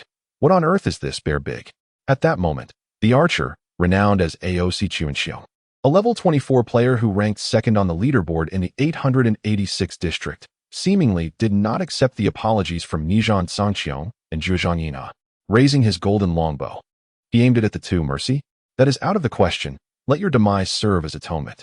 No sooner had the words left his lips than, with extraordinary speed, AOC Chuanxiong unleashed a barrage of arrows, more than a dozen in a mere second, resembling a rain of projectiles, descending upon Nizhan Sangqiong and Jue Zhangyi. The arrows struck with such velocity that the two had no time to evade. In the blink of an eye, they were riddled with arrows, their health bars depleting with damage numbers soaring to 200 or 300 points each, leaving them no opportunity to retaliate. In an instant, their health was extinguished. Double kill. Chapter 93. AOC Chuanxiong. As the two beams of white light illuminated before Han Yaru, Liang Shanhua, who was hiding behind a nearby stone slab, was left utterly astonished. Nizhan Sangqiong and Jue Zhangyi were both level 22 players, equipped with seemingly exceptional gear. Yet, in the hands of AOC Chuanxiong, they could not even endure a single second before being simultaneously eliminated. The most terrifying aspect was AOC Chuanxiong's attack speed. A 10-shot barrage in a second? Surely, this must be the result of some speed hack. On the battlefield, after effortlessly vanquishing the 3 players, the individual whose ID now glowed a deep crimson, named Overlord, approached Han Yaru. He disregarded the items strewn about on the ground, directing his full attention towards Han Yaru. Yaru, I apologize for my tardiness. Are you unharmed? Did they bully you? No, Han Yaru replied, shaking her head, her gaze filled with gratitude as she looked at Overlord. Cousin, thank you for rescuing me. Overlord smiled lightly. It was no trouble at all. It is only natural for me to protect you. Yet, These reckless individuals dared to bully my cousin. Such folly. As he spoke, a fierce glint of anger flickered in Overlord's eyes. Noticing Han Yaru's silence, he feared his intense emotions had frightened her and quickly regained his composure. Yaru, it brings me great joy that you sought me out. I'm sorry for bothering you, cousin, Han Yaru said, a hint of shame creeping into her voice. My brother and all his companions have perished, and I truly felt cornered. At the mention of her brother, Han Feng, her eyes began to glisten with unshed tears. Hearing this, Overlord felt a surge of fury. Who was responsible for your brother's death? Tell me, Yaru, and I shall avenge him. Han Yaru shook her head, then added, Cousin, may I stay in your 885 district for a while? In a few days, I will return to our 886 district. In truth, Han Yaru sought refuge in the 885 district solely to escape from Zhang Yi. Upon hearing Han Yaru's words, Ao Shikun Xiong appeared somewhat elated. Of course, you can stay in our district 885 for as long as you wish. Rest assured, with me around, no one will dare to bully you in the future. Thank you, cousin, Han Yaru replied, her face illuminating with gratitude. She then curiously inquired, by the way, how are you so incredibly strong? Those three individuals were dispatched in an instant. Han Yaru's commendation filled Ao Shikun Xiong with excitement. Yaru, let me escort you back to the safe zone. We can converse leisurely along the way. Han Yaru nodded in agreement. All right. Thus, Ao Shikun Xiong led Han Yaru away. Meanwhile, Liang Shanbua, who had been hiding nearby, grew anxious. He was about to open his friends list to contact Wang Zhirong Yao when suddenly, a group of players intruded from the boundary of the area. Upon closer inspection, he recognized it was a handful of players from Wang Zhitianxia, including Wang Zhirong Yao himself. Liang Shanbua hurried to join forces with Wang Zhirong Yao. Yao Gu, you finally arrived. Where are the others? Wang Zhirong Yao scanned the surroundings and, upon noticing the spoils scattered on the ground not far ahead, exclaimed in astonishment, Did I not instruct you to protect her? Yet she still got eliminated? Not quite. Yao Gu, Liang Shanbua replied. These are the spoils dropped by those players who were bullying her. After I sent you the message, I intended to engage them, but out of nowhere, an archer appeared and single-handedly dispatched all three of them. Then he took Yaru away. What? Wang Zhirong Yao gasped in surprise. Was it coercion? No. I just heard that Yaru referred to that archer as her cousin, and she came here seemingly in search of him. Cousin, is he truly so formidable as to take on three opponents? Liang Shanbua felt a lingering apprehension. Indeed, I sense that his prowess rivals that of our district's esteemed player.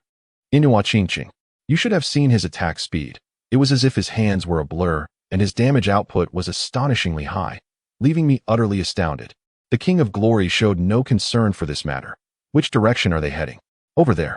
Liang Shanbua pointed towards the direction in which Ao Shikun Xiong and Han Yaru had just departed, then addressed the King of Glory.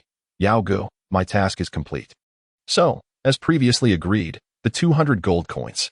To his surprise, the King of Glory promptly retrieved exactly 200 coins from his bag and traded them to Liang Shanbua, then led several members of Wang Zhitianxia towards the direction Liang Shanbua indicated. Observing this, Liang Shanbua hastily called out to the King of Glory, Yao Gu. That archer is incredibly powerful. You all won't stand a chance against him. Please reconsider. The King of Glory, however, paid no heed to Liang Shanbua and continued his pursuit of Ao Shikun Xiong. Liang Shanbua shook his head. Ignoring the counsel of the wise leads to immediate misfortune. After finishing his words, he was preparing to leave District 885 and return to his own territory when suddenly, a large group of players burst through the barrier ahead. The Storm family. Encountering Feng Bao and the Storm Angels, Liang Shanbua wore a look of bewilderment. What is the situation? Are the individuals from the Kingdom of Glory and the Storm family all intent on vying for the affection of Inua Qingqing? The Storm Angel, upon arriving, immediately inquired of Liang Shanbua, Where is the King of Glory? Having just witnessed the members of the Kingdom of Glory entering, Liang Shanbua undoubtedly knew their whereabouts. Reluctant to offend the Kingdom of Glory, yet equally hesitant to slight the Storm family, he pointed in the direction they had just departed, over there. Without a moment's hesitation, the Storm Angel swiftly led his companions in pursuit. Meanwhile, Ao Shikun Xiong, escorting Han Yaru towards the safety zone 885, addressed the silent Han Yaru. Rest assured, Yaru, from this day forth, with me by your side, no one shall dare to bully you. Lost in her thoughts, Han Yaru was jolted back to reality. glancing at Ao Shirkunxiong and smiling. Thank you, cousin. Ao Shirkunxiong, eager to showcase his prowess before Han Yaro, boasted. I am currently the #1 on the heavenly ranking of Zone 885, commanding a premier battle group. The Ao Shir family, comprising 2,000 elite members. In all of Zone 885, there is no one who can rival me. All who encounter me must yield 3 steps back. After reveling in his achievements, he looked at Han Yaro with pride, expecting her to gaze at him with admiration. To his surprise, she appeared lost in thought, seemingly oblivious to his words. Feeling a bit awkward, Ao Shirkunxiong chose to remain silent. The two remained silent for a moment, when suddenly, the proud figure turned and embraced Han Yaro. Yaro, stay with me. From now on, I shall protect you. Chapter 94. The Supreme Deity of District 885. Cousin, what are you doing? Han Yaro exclaimed, startled, as she quickly wriggled free from the embrace, stepping back several paces, her face a canvas of astonishment. The proud figure, unfazed, responded, Yaro, after all this time, do you truly not perceive my feelings for you? Han Yaro, bewildered, retorted, but you are my cousin. Indeed, you have declared me your cousin, not your brother, he replied, advancing toward her. Yaro, I have harbored feelings for you for quite some time. My silence was predicated on the belief that you understood my affections. Before Han Yaro could interject, he continued, moreover, you even remembered my gaming ID and intentionally searched for it to add me as a friend. Is it not true that you sought to draw nearer to me? His self-indulgent sentimentality left Han Yaro astounded once more. That ID was something you shared with me before entering the game, stating that should any issues arise, I could reach out to you. I never intended to seek you out. Yet, here you are, pursuing me. After a brief pause, he added, let us set that aside and address what truly matters. You are aware of the current state of the world. Without sufficient strength, one cannot advance even a step. Amidst the gathering storm, Aosi Chuanxiong proclaimed with unwavering confidence, I possess the formidable strength to protect you. As long as you consent to be with me, Yaro, I assure you that no one shall dare to bully you. No, please, no? Han Yaro retreated, shaking her head in disbelief. Just as she turned to flee, Aosi Chuanxiong seized her with a swift motion, enveloping her in his embrace. Yaro, I genuinely care for you. Grant me a chance, will you? Let me go? Han Yaro struggled fiercely, but her strength paled in comparison to Aosi Chuanxiong's. Her efforts were futile against his overpowering grasp. At that moment, a commanding voice pierced through the tension. Stop. Release that girl. Aosi Chuanxiong turned towards the source of the voice and beheld a group of players rapidly approaching. Each bore the title of king in their IDs, accompanied by a distinctive red emblem of the 886th district. Unfazed, Aosi Chuanxiong held Han Yaro firmly and addressed the players with indifference. You worthless lot from the 886th district, do you dare to come to my 885 district and cause trouble? Pointing accusingly at Han Yaro, the leader of the group, known as Wang Zhirong Yao, shouted, you dare to lay a hand on my woman? You are courting death. Your woman? Wang Zhirong Yao's words piqued Aosi Chuanxiong's interest. Pulling Han Yaro behind him, Aosi Chuanxiong regarded Wang Zhirong Yao with a cold stare and inquired, are you the ex-boyfriend whom Yaro has been unable to forget for the past 3 years?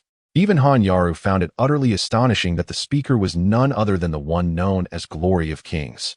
Moreover, he had audaciously pursued from District 886 to District 885. What could be his intention? Instead of responding to the provocation of the player known as Overlord, Glory of Kings pointed directly at him and declared, who do you think you are? I give you 3 seconds, release Yaro. Unless you wish to meet a humiliating end in your own territory. Observing the level indicators of 16 to 18 above the heads of Glory of King's companions, Overlord scoffed. You dare to act brazenly before me, you trash from District 886? Glory of Kings retorted with a disdainful huff, clearly. You have never heard of the might of District 886. Unperturbed, Overlord replied. It seems you are equally unaware of the prowess of the Overlord family from District 885. Very well, let us see who is superior. With that, Glory of Kings issued a command. Brothers, charge. Capture him. As the words left his lips, players from the Kingdom of Kings brandished their weapons and surged towards Overlord. Although the opposing player boasted a higher level, Glory of Kings felt confident in their victory, for he had a formidable team of 8 at his back. Could one man truly possess the strength of a legendary figure like Inua Chi-Ching? Meanwhile, Overlord retrieved the longbow from his back, gripping it firmly in his left hand, his gaze radiating an aura of lethal intent. Seeking death, he muttered, and with a swift draw, he aimed at the approaching players of the Kingdom of Kings. In a flurry of motion, he loosed a barrage of arrows at an astonishing speed, raining down upon the gathered players like a storm of lethal projectiles. In an instant, anguished cries echoed as the two level 17 warriors of the Kingdom of Kings were swiftly annihilated under a relentless barrage of damage, each hit inflicting 200 to 300 points. The remaining members of the team were similarly battered, barely able to approach before they had already lost half their health. King of Glory was struck with shock. How is his attack speed so extraordinarily rapid, at least 4 to 5 times that of an ordinary person? This is inconceivable. While King of Glory was momentarily stunned, apart from King of Supremacy and King of Return, the other 5 players from Kingdom of Kings had already been ruthlessly dispatched by the Dominator of All. With a 30 attribute suppression, coupled with a level disparity of 6 to 8, and enhanced by the Dominator's impressive damage and astonishing speed, the members of Kingdom of Kings appeared as fragile as mere paper before him. The ID above the Dominator of All turned a vivid crimson, while the trio from King of Glory dared not approach any closer. With a light chuckle, the Dominator taunted, "What's this? Have you lost your nerve? Did you not claim that Kingdom of Kings was the top team in the 886 district? It seems that everyone from 886 is just as feeble as you, if not even more so. Honor may be slain, but it cannot be humiliated," King of Glory thought, seething with indignation. He gritted his teeth and commanded King of Supremacy and King of Return, "You two, go and strike him." The two quickly retreated, shaking their heads in frantic denial. "Captain, it's the Dominator of All. He is the top player from the 885 district. How could this be?" King of Glory gasped in disbelief. "He is on par with Yi Nua and Qing Cheng. No wonder he is so formidable." In the realm of Honor of Kings, a sense of regret enveloped him as he had traversed a great distance only to meet his demise, for he had exhausted all chances of resurrection. How could he, Yi Nua Qing Cheng, fail to safeguard his own beloved, leaving it to others to protect her? Amidst his lament, he summoned his final resort. "I warn you. The woman behind you is none other than the wife of Yi Nua Qing Cheng, the foremost deity of our 886 district. Should you harbor any ill intentions toward her, beware, for our district's supreme deity shall descend upon your safe zone with wrath." To his surprise, AOC Kun Xiong remained unfazed by this threat, dismissing it as mere folly. "Let him come find me." No sooner had the words left his lips than a rapid barrage ensued, swiftly annihilating the two warriors, King S Return and King S Supreme, who stood behind him, with their gazes now fixed solely upon the last remaining warrior of Honor of Kings. AOC Kun Xiong drew back his bowstring. Suddenly, from the surrounding ruins, a formidable throng of players surged forth. Storm Family. Chapter 95. The rescue of 2 battalions upon witnessing the players approaching, all bearing the prefix Storm in their IDs, each adorned with the crimson emblem of the 886 district. AOC Kun Xiong felt a tinge of curiosity. Is your row held in such high esteem within your 886 district? You would mobilize 2 battalions to protect her? Yet, even Han Yoro herself had not anticipated that the Storm family and those from the Kingdom of Kings would come to her aid. Was it perhaps due to the bounty announcement that Zhang Yi had repeatedly broadcasted in the regional channel? Without uttering a word, and unbeknownst to when they had stealthily approached, the Storm family players encircled the proud and defiant figure, launching a concerted assault. Relying on their overwhelming numbers, a throng of archers and mages, all around levels 17 to 18, unleashed a barrage that reduced the health of the level 24 archer, proud and defiant, by a substantial margin. Yet, the latter remained unfazed. He swiftly consumed a red potion, restoring over 80% of his lost vitality. Then, drawing his bow, he initiated a counterattack. With an astonishing speed that surpassed the norm by at least 5-fold, countless arrows rained down from proud and defiant, indiscriminately striking the surrounding Storm family players. In an instant, beams of white light illuminated the area, as the Storm family players found themselves unable to withstand the onslaught, akin to the earlier fate of the Kingdom of Glory members. They fell one by one as they approached, stunned by the rapid-fire prowess of proud and defiant. The Storm Angel, unlike the still bewildered members of the Kingdom of Glory, quickly grasped the situation. He possessed at least a legendary level talent for attack speed. Do not approach him, ranged brethren. Concentrate your fire and suppress him. Create an opening for Han Yoro. With the Storm Angel's command, the players of the Storm family ceased their advance towards proud and defiant, while the mages and archers intensified their assault. Fortunately, a substantial number of individuals from the Storm family arrived, initially believing that the Kingdom of Champions was engaged in some covert operation. Thus, they dispatched more than 50 people to follow along, only to discover that Han Yuru, the girlfriend of Yi Nua Qing Cheng, had met with misfortune. The Storm Angel, who had previously sought to draw closer to Yi Nua Qing Cheng, could not remain indifferent. Even though they appeared as mere fodder, easily felled by a few arrows before the Overlord. The numerous members of the Storm family were more than capable of holding their own against the Overlord for quite some time. Fortunately, Han Yuru, shielded by the Overlord, witnessed the concerted efforts of both the Kingdom of Champions and the Storm family to rescue her.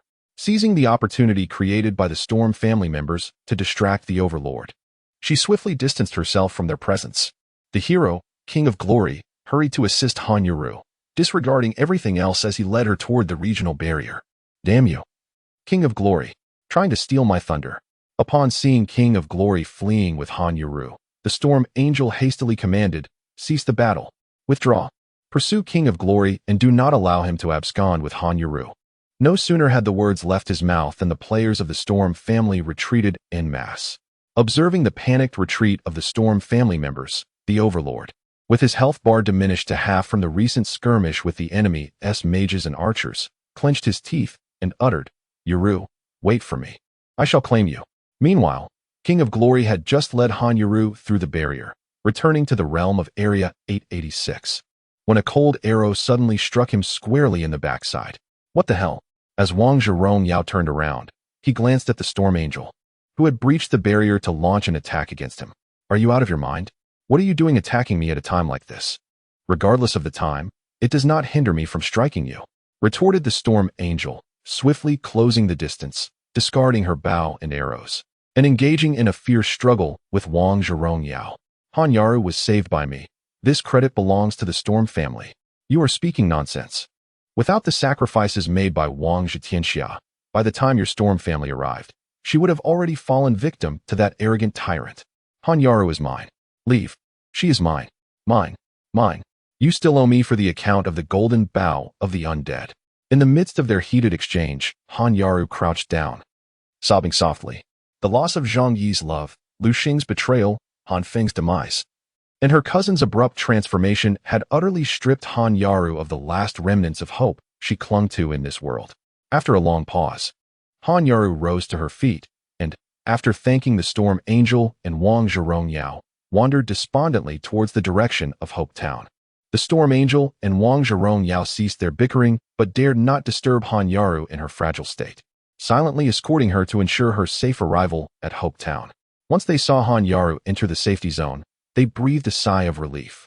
Standing at the entrance of Hope Town, Wang Zhirong inquired of the Storm Angel, what are you doing over there? The Storm Angel retorted to the King of Glory. Did you exhaust every effort to find Han Yaru merely to exploit her as a means of threatening and retaliating against Inua Qingqing? I never anticipated that you would actually save her. Have you turned over a new leaf? Why does it concern you? King of Glory shot back. Next time you follow me, I shall break all 3 of your legs. After a brief pause, King of Glory continued, however, I must admit, I appreciate your assistance just now. You saved my life. With that, King of Glory swaggered into the small town. Bystander players who witnessed the interaction between Storm Angel and King of Glory were left in disbelief.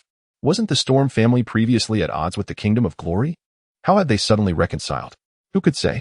Perhaps it was because the Energy City dungeon was about to commence.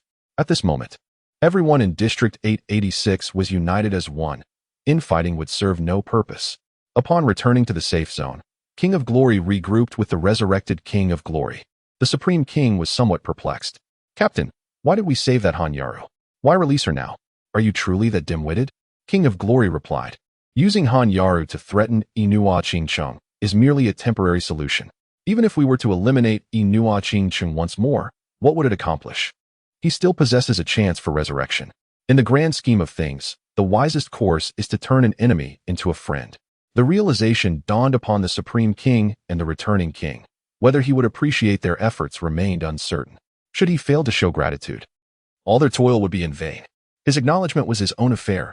They had done all they could, and now it was left to fate. The King of Glory sighed, his heart weighed down by 1,000 regrets for opposing Inua Ching-chung. Had he chosen to befriend him from the outset, perhaps the realm of kings would have already soared to new heights. Suddenly recalling something, the King of Glory hastily inquired of the returning king and the Supreme King. What about the equipment? It hasn't been lost, has it? No. The armor and ring are still intact. That is reassuring. The King of Glory exhaled with relief. I shall depend on these 2 pieces of equipment to exact revenge upon that insufferable wretch in the Energy City. Meanwhile, in the secluded alleys of Hope Town, Hanyaru sat on the ground, engulfed in tears. Time seemed to blur until she lifted her head and found Zhang Yi standing beside her. Chapter 96. I will surely obtain you upon seeing Zhang Yi. Hanyaru rose to her feet, her eyes swollen from crying as she gazed at him. In a hoarse voice, she asked, Zhang Yi, is it out of pity for me that you are here?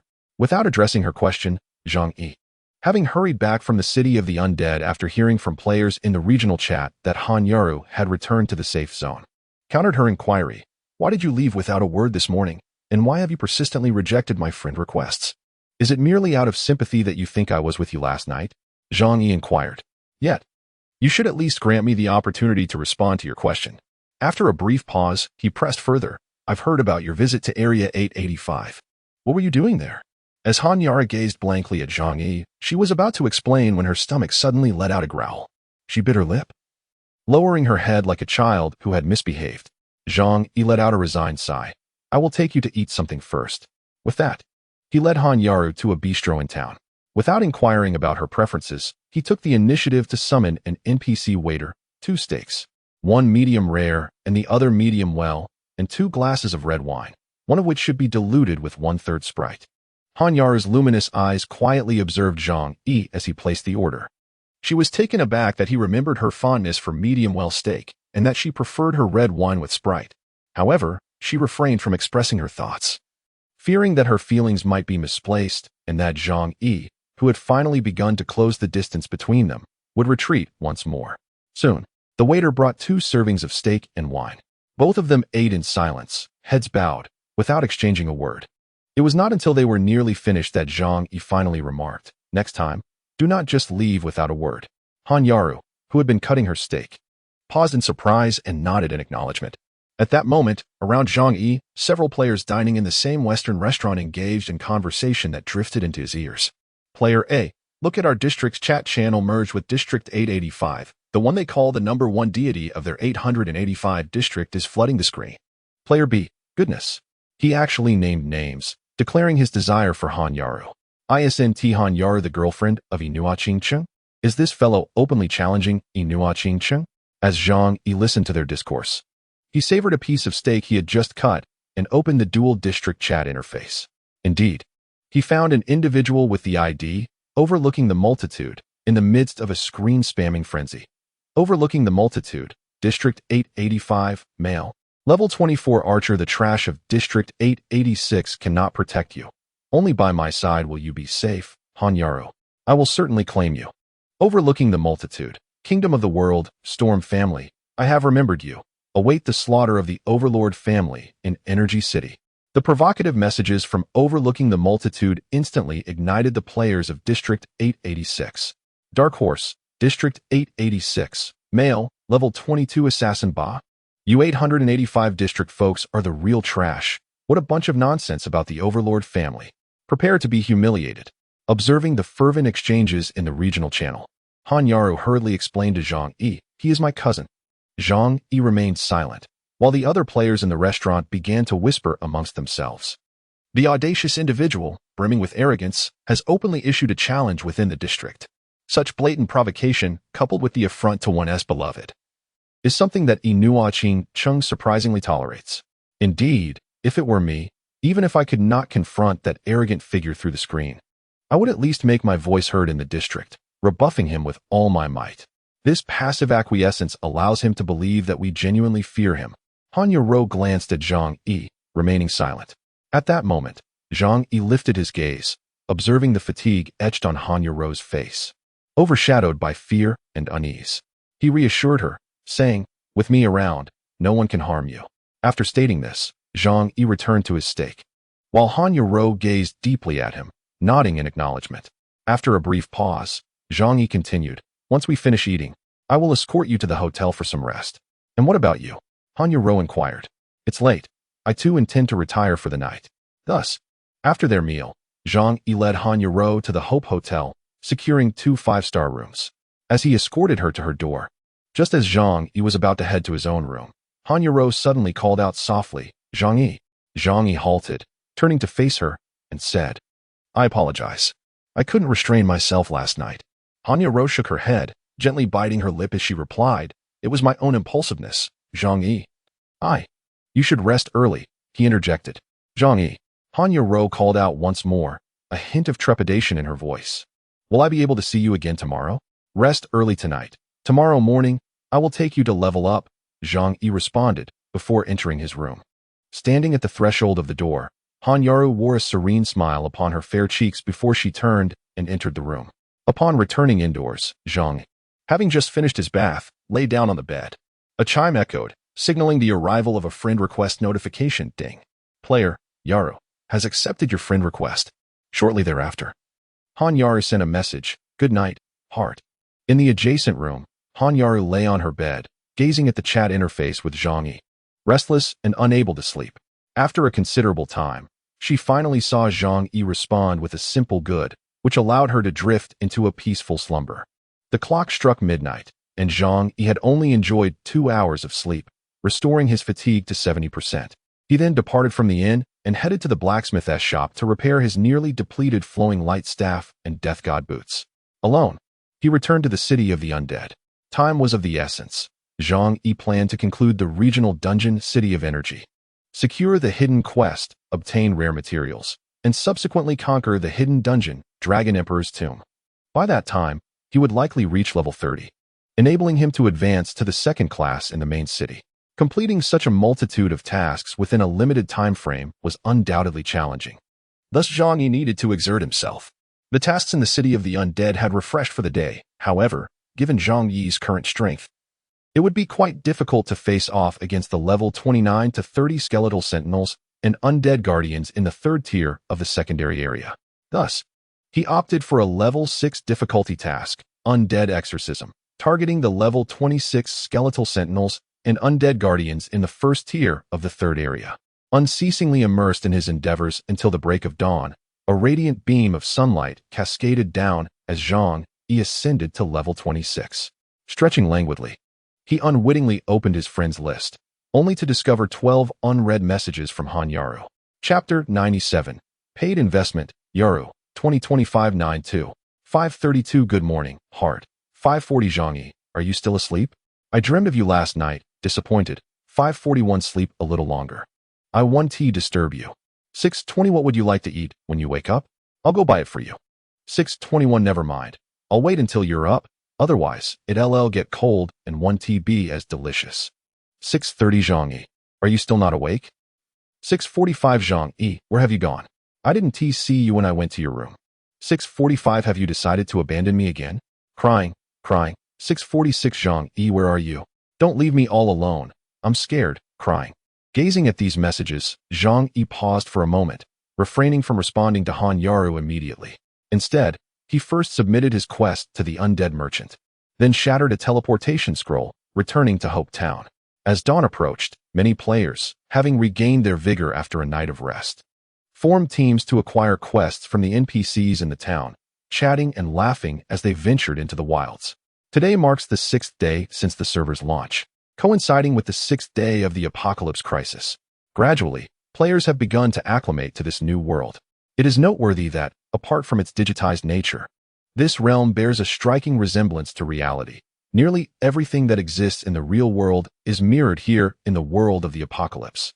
Thus, Zhang Yi ventured to a breakfast shop, spending 10 silver coins on a serving of steamed dumplings, 2 meat buns, and 2 cups of soy milk before returning to the Hope Inn. Upon reaching his door, he spotted Han Yaro, curled up on the bed with a despondent expression. The moment she heard him approach and saw Zhang Yi at the entrance, she hurriedly scrambled off the bed and enveloped him in a tight embrace, tearfully exclaiming, "Where have you been? I thought you had abandoned me." "You fool," Zhang Yi replied gently. "I went out to buy breakfast." As Han Yaro released him and glanced at the dumplings and soy milk in his hands, her anxiety dissipated instantly. You remembered I love steamed dumplings. Well, hurry and eat. Once you finish, I'll take you out to level up. All right. Han Yaru wiped her tears and accepted the dumplings and soy milk from Zhang Yi, settling down on the edge of the bed to eat quietly. Zhang Yi, in turn, indulged in a meat bun priced at 2 silver coins. In this world of the apocalypse, the cost of goods escalates as players' average levels increase. He recalled in his previous life how many players, having reached the maximum level and lacking ambition, resorted to opening eateries in the main city to support their families. After finishing their breakfast, Zhang Yi led Han Yaru to the auction house. In recent days, I have amassed an abundance of 1-star equipment, white skill books, and even a complete 1-star undead set in the City of the Dead. Additionally, I have captured several low-star, low-quality magical beasts of the undead type. These items hold no value for Zhang Yi, so he promptly listed them on the auction house at the market price set by the system. Han Yaru, at a mere level 18, possesses equipment that appears rather inferior. In her current state, she can only function as a burden beside Zhang Yi. However, her profession, priest, is the most significant advantage in Zhang Yi's eyes.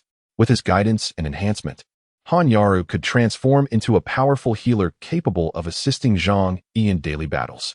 Therefore, he placed all the priest gear he had crafted for levels 17 and 18 on the auction house.